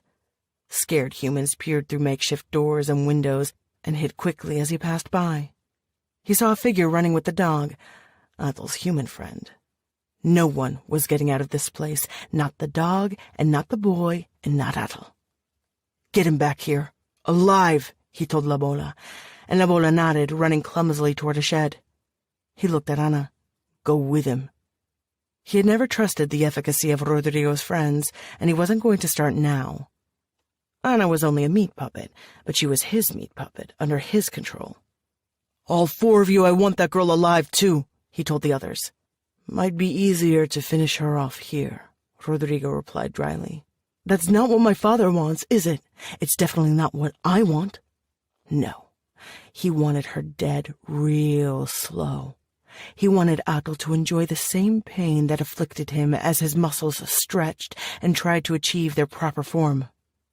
"As you wish," Rodrigo said. He snorted. They split up, Nick and two of the men heading in one direction, Rodrigo taking the others. They stomped through the landfill, the men raising their flashlights while Nick scanned the darkness for the girl. Broken glass crunched under his shoes. The overwhelming scent of rotten food filled his nostrils, and Nick wished he had a damn handkerchief. And his clothes? His clothes and shoes would no doubt be ruined. He could never wear this again, not after walking through such a shithole. That was another item to add to Athel's list of sins. She dragged him from his home, across the country, all the way to Mexico City, and into a fucking landfill. She had insulted him, she had kicked him, she had tried to blow his head off. That bitch had a tab a mile long, and Nick was going to collect. Suddenly, he heard 3 shots in rapid succession, followed by Rodrigo's piercing scream. Nick spun around and ran to the place where the screams and shots had come from, the 2 men rushing after him. They arrived in time to see a vampire draped over what had once been Rodrigo and was now a sack of flaccid flesh and bones. It was feeding. Nick recoiled in horror and then stood still. He had the stun baton with him, but he'd forgotten how to wield the weapon, too disgusted to process what was happening. His men seemed equally shocked, their hands trembling. He took a deep breath. "Kill him," he told the men. They stared at him, utterly horrified. Nick bared his fangs at them. "Go now, or I'll gouge your eyes out," Nick ordered. The men still looked terrified, but they obeyed. They carried short-barreled, pump-action shotguns, and the bullets were silver-coated. But even though they peppered him with bullets, the Revenant didn't seem too concerned, darting forward and pressing his hand against the face of one of them. The man began to convulse, and Nick watched with sick fascination as the victim's whole body quickly shrank, the skin turning yellow and wrinkled as life was drained out of him. The other man had lost his composure and now began shooting without any finesse, shooting both his twitching friend and the vampire. The vampire let go of the man he was clutching and jumped onto the fool with a shotgun, ripping it from his hands, then shoving him against the ground and squatting over him. Nick, who had been holding back, pressed against the wall of a sad shack, crouched on the ground, and grasped a long, rusty piece of metal, perhaps once part of a fence, that was being used to support a clothesline. He pulled it out and walked behind the vampire. The creature was too busy feeding to notice him coming. He jammed the piece of metal down into the vampire's back, pinning him down as though he were a butterfly on top of the dead goon. "Stake this through your damn heart," Nick said, feeling terribly accomplished as he did this. A muffled groan made Nick turn around. Rodrigo, now closer to a mummy from Guanajuato than a real person, was still alive. He opened and closed his mouth. His hand scrabbled the dirt. "Huh," Nick said, glancing down at the old man who had pestered him for years and years. "Look at you." Rodrigo moaned. Nick raised his foot and brought it crashing down into Rodrigo's head. The skull cracked like a porcelain teacup, bits of bone spilling and jumping through the air. "Idiot," he whispered. The night air felt good against Nick's face, and he grinned. Anna came then. She was not alone. The teenage boy was with her, his eyes wide with fear. "Good work," Nick said, clapping his hands. "Bola?" "Dead." "So much for that," Nick said. His father might regret the loss of Rodrigo and La Bola, but Nick considered this a great victory for himself. Father would look at him with a newfound respect after this, after he brought him the girl. "You're her Renfield or what?" he asked the boy. The boy did not answer, but the way his eyes darted away told him he was right. Why else would Atul be dragging a human around with her? He threw his head back and yelled, "Atul! Come out, you bitch! I have your buddy!" Nick squeezed the young man's face between his hands and tilted it, looking at it thoughtfully. "Say something to the lady," Nick ordered. When the boy did not reply, Nick sighed, grabbed the electric prod that was strapped to his back, and pulled it out, lowering the voltage and pressing it against the human's chest. The kid squealed like a pig. "Oink, oink! I'm going to fry him and squeeze his brains out if you don't show yourself, Atul! You've got 3! Chapter 39. Atul had no idea where she was headed, only that she had to run. "Hide, Atul, hide!" This mantra, which she'd been following for weeks, comforted her. She was good at running. And then she heard the loud voice, clear across the field of garbage. "Atul, come out, you bitch! I have your buddy!" She paused, looking back. A ruse? Domingo had the dog, and there was Bernardino back there. Then she heard Domingo scream, a shriek that ripped through the darkness. "Oink, oink! I'm gonna fry him and squeeze his brains out if you don't show yourself, Atul! You've got 3! "You moron," she whispered. She couldn't head back. She remembered the night Isel had died, the wait inside the refrigerator, her desperate efforts to evade Godoy's men after that. She'd come too far to let herself be captured. 1. She hadn't saved Isel. Domingo was nothing. A child from the slums with only the most tenuous connection to her. He could easily be replaced. 2. She was not a warrior. She was not brave. She was none of the things they said about her ancestors. She wasn't even anything like the fantasies of vampires Domingo spouted, picturing powerful creatures who roamed the night. 3. She was not... "I'm here!" she yelled. "Wait!" Leaving him behind. She walked back the way she'd come, back toward the shacks. Fear made her stumble, but fuck it. Fuck it. "Don't be stupid," Isel said in her head. "You're dead," she replied. "You too, soon. Let him die. Better him than you. We are warriors, remember? Let's fight for something worth a damn for once," she told Isel. And the murmur of Isel, of doubt, cleared from her head just as she stepped behind the shacks. Nick had a hand on Domingo's shoulder, locking him in place. In his other hand, he was holding an electric prod. A woman accompanied them. A couple of meters behind the trio were corpses splayed on the ground. Humans, but also Bernardino, impaled on a long metal pipe. "Thank you," Nick said. "I was thinking I'd have to chase you. It's getting very boring." "No need for that." "I'm glad to hear it." "You can let him go," she told Nick. "I can?" Nick asked. His face was a parody of a human face, and his smile was full of savage mirth. "Maybe it would be more fun to torture you both." "Let him go." "I think not," the vampire said. There was a flash of metal, and Domingo rammed the switchblade knife into Nick's stomach. Nick's grip on Domingo relaxed, and he looked down, more shocked than angry. He didn't seem able to process the thought that a human boy had just plunged a knife into his belly. Atel didn't quite believe it either, but then Nick roared, and there was no time to think, and she pounced on him, pulling the knife out and plunging it into Nick's left eye. She was hauled back by the woman. Atel felt the pressure of a gun at her side, and then she heard the shot, felt the pain as the bullet, silver, damn it, lodged in her body. She slammed her elbow against the woman's ribcage with such force she was sure she had broken a couple of bones. Good, she thought.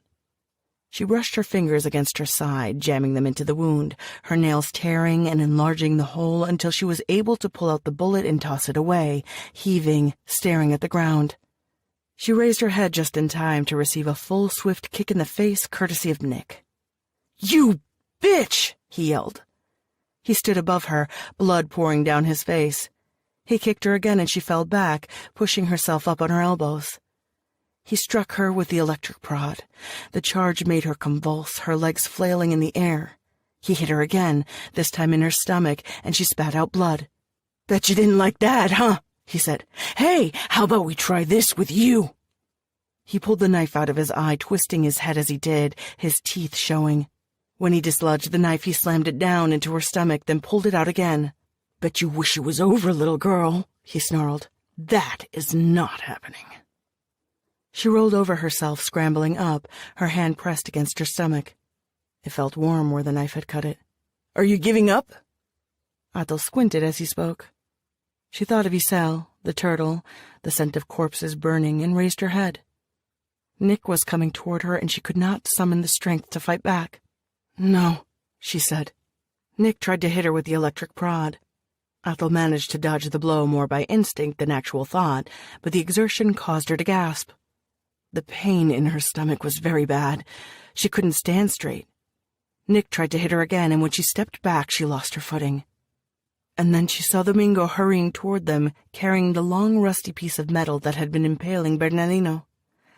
Domingo swung it with all his strength like a bat. It hit Nick in the head. The crunch of bone made her blink. Domingo let go of the metal bar and stared at her. Nick rose. There was so much blood pouring from his head. He opened his mouth, showing her his teeth, and turned toward Domingo with a shriek that left no doubt of his intention. He was going to kill Domingo. She jumped up in the air, unfurling her wings, tearing her jacket in the process. She pounced on Nick, landing on his back. He tried to shake her off, but she dug her nails into his face and flapped her wings, pulling him up into the air. Just a few meters. A few meters was all she could manage, but it bought Domingo enough time to scuttle away. Nick tried to bite her, his mouth chomping at the air. She released him and he fell down, sprawled upon the floor like a marionette. Atel landed next to him, resting a hand against the ground and wincing, the pain in her body a blinding hot coal. She really shouldn't have done that. Nick stood up on shaky feet. His face was even more butchered than before, a mess of unsettling crimson. But the teeth were still sharp and eager, his maw opening, ready to take a bite of her. "I was going to take you back alive, but I changed my mind," he said. Atel retracted her wings. Anna groaned. The pain was excruciating. She couldn't breathe properly. She was dizzy, and yet she was grateful. The pain was so strong it suddenly made everything clear. The weight that had been stifling her, the young vampire's mind control, had broken. A temporary reprieve, she knew. But enough, she thought. She watched Nick as he walked toward the girl. He had taken a lot of damage, but he would not stop. Bastard, she thought. Her hands were shaking. From the corner of her eye, she noticed movement, a shadow unfolding. She didn't pay it attention, instead focusing on Nick. She thought about her grandmother's lessons, the way to hold the gun, how to align the target, how to press the trigger. Breathe, Anna, breathe. She thought of herself younger, glued to the TV set, watching the thrilling conclusion to the midnight movie. The good guy always had time to fire one last crucial shot. But Anna was hurting. Anna wasn't in a movie, and she couldn't keep her hands steady. The weapon seemed to slide from her grasp. For a moment, she considered lying there and letting this end without her intervention, without bothering about what happened to that fucking vampire bastard. But she couldn't. Not when she'd seen what he was planning. She breathed in. Anna did what she could, took aim and managed to hit Nick in the chest. The vampire hissed and looked over his shoulder at her. "Stupid woman," he growled, and she felt his control over her again. She pressed the gun against her own chest, her fingers slowly finding the trigger even though she didn't want to. The gun went off, and she rolled onto her side. As she lay dying, the connection from the vampire now forever severed, she smiled. Because now she could see the shadow. It had contours, a face, and in the shape of that face and the contours of that gaunt body, she recognized a vampire shuffling forward. Revenant, she thought. Nick was staring at Atul again, his eyes as red as the blood covering him. Behind him, she noticed a figure slowly rising, slowly moving toward them. Bernardino. But Nick had been too busy looking at the human woman to notice him, and now he was too busy looking at Atul. Atul licked her lips, standing still. "You look pretty banged up," she said. "I thought your kind was strong."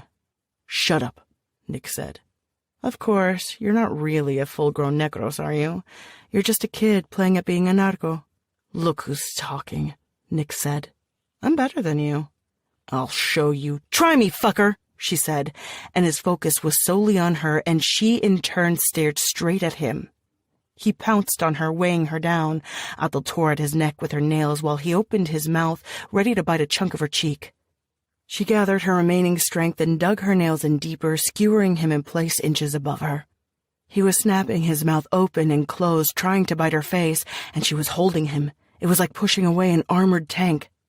Her arms trembled, and he drove down harder. She was beginning to feel dizzy and didn't think she could keep him at bay anymore. Then Bernardino leaned down and placed both hands around Nick's head. The young vampire opened his mouth, possibly to yell or try to bite the person holding him, but he didn't manage either thing as Atul dug her nails into his jaw, stopping him from turning his head. Nick then tried to push himself up, away from her, but she grabbed him by the shoulders and held him tight in a mockery of an embrace to prevent him from escaping the touch of the revenant. Nick trembled. His mouth grew slack, and she watched as his eyes dimmed and sank into his head. His hair fell out. Even his teeth started popping out of his mouth, the nails sliding from his fingers. Finally, Atul scuttled away from under the vampire, an arm pressed against her belly. He slid onto the ground, slid as though his bones had melted away, and Bernardino bent over him, covering him completely like a shadow. When Bernardino was done feeding, Nick was nothing more than an empty carcass, while Bernardino's face appeared less wrinkled, his hair almost devoid of any gray, returned to its lustrous black. He was still hunched over, disturbing in his appearance, though. Certain things would not change. Bernardino approached her, and Atul recognized the dangerous glint in his eyes. "We are our hunger," she thought. Bernardino was still weakened. He needed more life. What better life than a vampire's? This was exactly why they feared his kind, why she'd hesitated to meet him that first time, why she'd sent Domingo instead, thinking that if he was displeased, Bernardino would eat her messenger instead of herself. Ironic.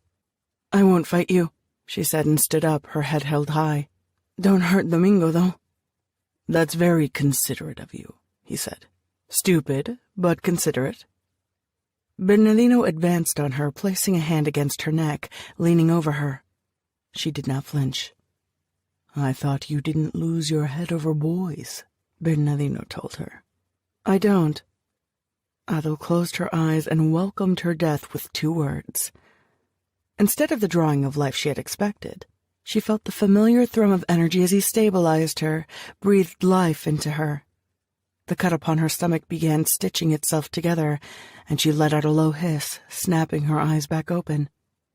Bernardino staggered back, older again, his hair gone gray, and smirked at her. "Adel, are you okay?" she heard Domingo say. Domingo rushed toward Adel. She felt a kiss upon her brow and then his arms around her. She looked at Bernardino. "You did lose your head," Bernardino's eyes told her. She could not deny it. He'd warned her about this. She could smell the blood from the dead humans, Nick's blood, her own blood. "I'm fine," she said, staring back at Bernardino. She looked at Domingo. He seemed tired, but he was still like a freshly minted coin, and she knew all she'd ever be able to give him was this. The scent of blood and death, nothing new or clean. And he wouldn't mind. Sacrifice. The face of all earthly things at one point is sacrifice. She'd never known what that really meant, parroting the words of others, and now she understood. "And you, Bernardino, are you all right?"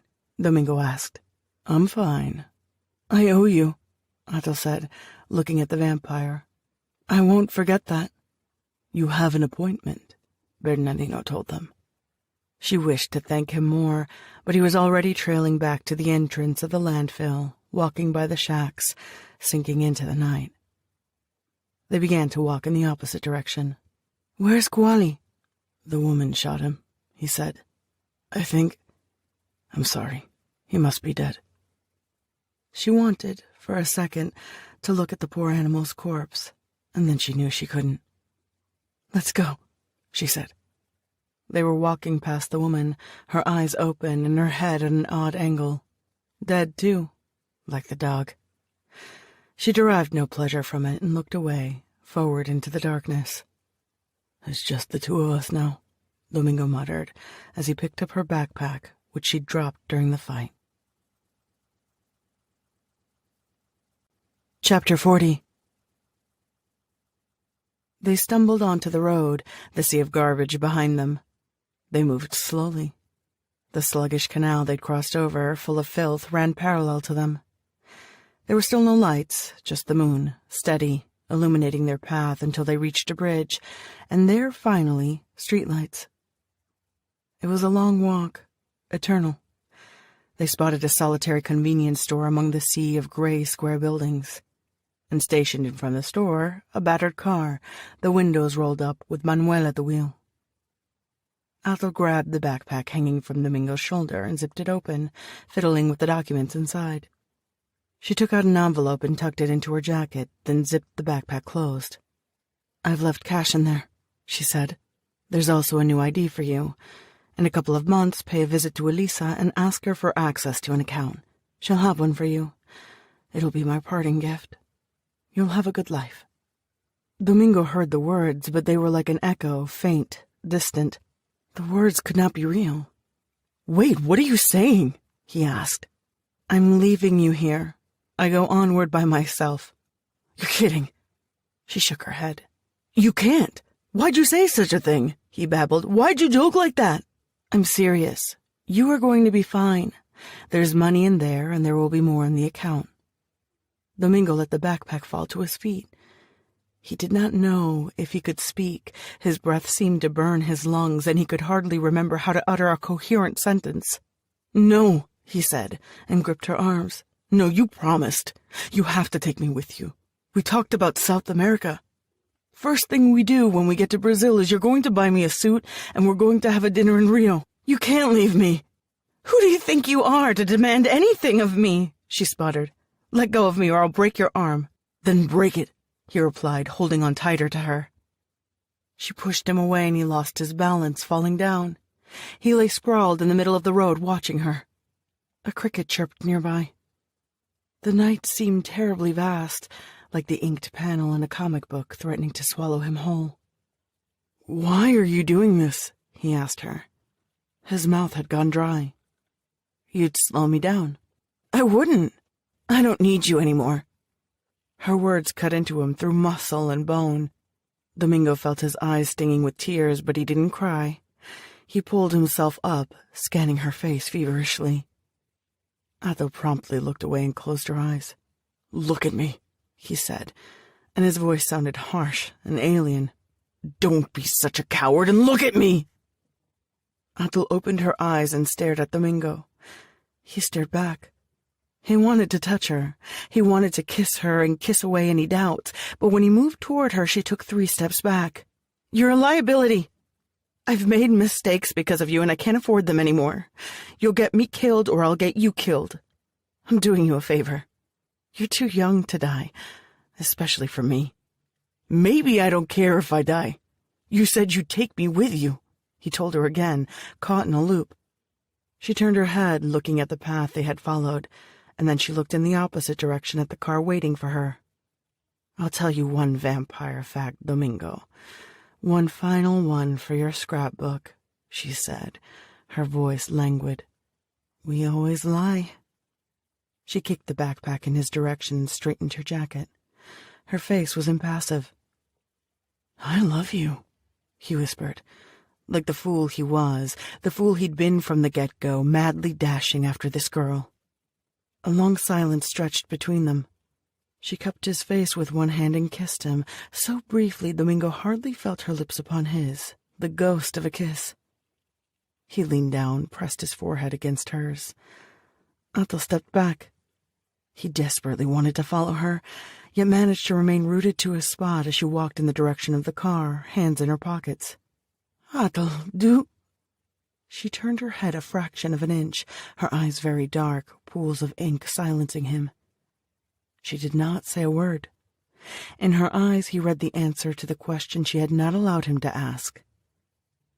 No one had ever looked at him like that, like he was every star shining down on them that night, and the ground beneath her feet, and every other ridiculous phrase found in books that he'd never believed could possibly be true. And he knew she hated herself in that moment, and he knew she loved him precisely because she did not speak a single word. The car sped away, and her gaze stayed with him as he slowly walked back through the landfill. When he passed by the shed, he heard a soft whine. Domingo paused at the doorway of the building and went inside. The dog was alive. It lay behind a bunch of plastic bags. Domingo kicked the bags away and Kuali stared at him. Domingo walked back toward the entrance, pulled out one of the shopping carts until it came free from the others, and rolled it back next to the dog. He placed the dog inside the cart. It looked confused. Domingo patted its head. "It's all right," he said gently. "You're in luck today." His player still worked, so he switched it on and dug out his headphones. He began rolling his cart away. Epilogue. Domingo dreamt of her a few days later. In the long, long hours before the dawn, the dog curled up next to him. He dreamt she'd stepped out of a car at the end of a dusty road. She took out a compass from her pocket and held a machete in her other hand. Her hand. It was fine and whole. She was fine. Athel stepped forward into the jungle, the trees rising very high above her head. There were many noises, the faint chirping of birds, the roars of howling monkeys, the buzzing of insects, the patter of rain as it slid down the leaves and trunks of the trees. The rain reverberated, resembling the steady sound of drums. "Athel," he said. She hacked through the jungle, her machete swinging back and forth, opening a path. She paused for a moment, raising her head as if someone had called her name. She smiled. Almost immediately she pressed forward, sinking into the endless greenery of the jungle. The chatter of birds spread as if they were welcoming the girl. In dreams, he smiled too.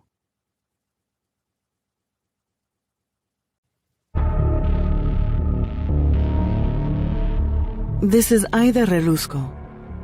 Thank you for listening to Certain Dark Things, a Macmillan audio production from Tor Nightfire. This program was produced by Lepton Films, executive produced by Katie Robitsky. Text copyright 2016 by Silvia Moreno Garcia. Production copyright 2021 by Macmillan Audio. All rights reserved.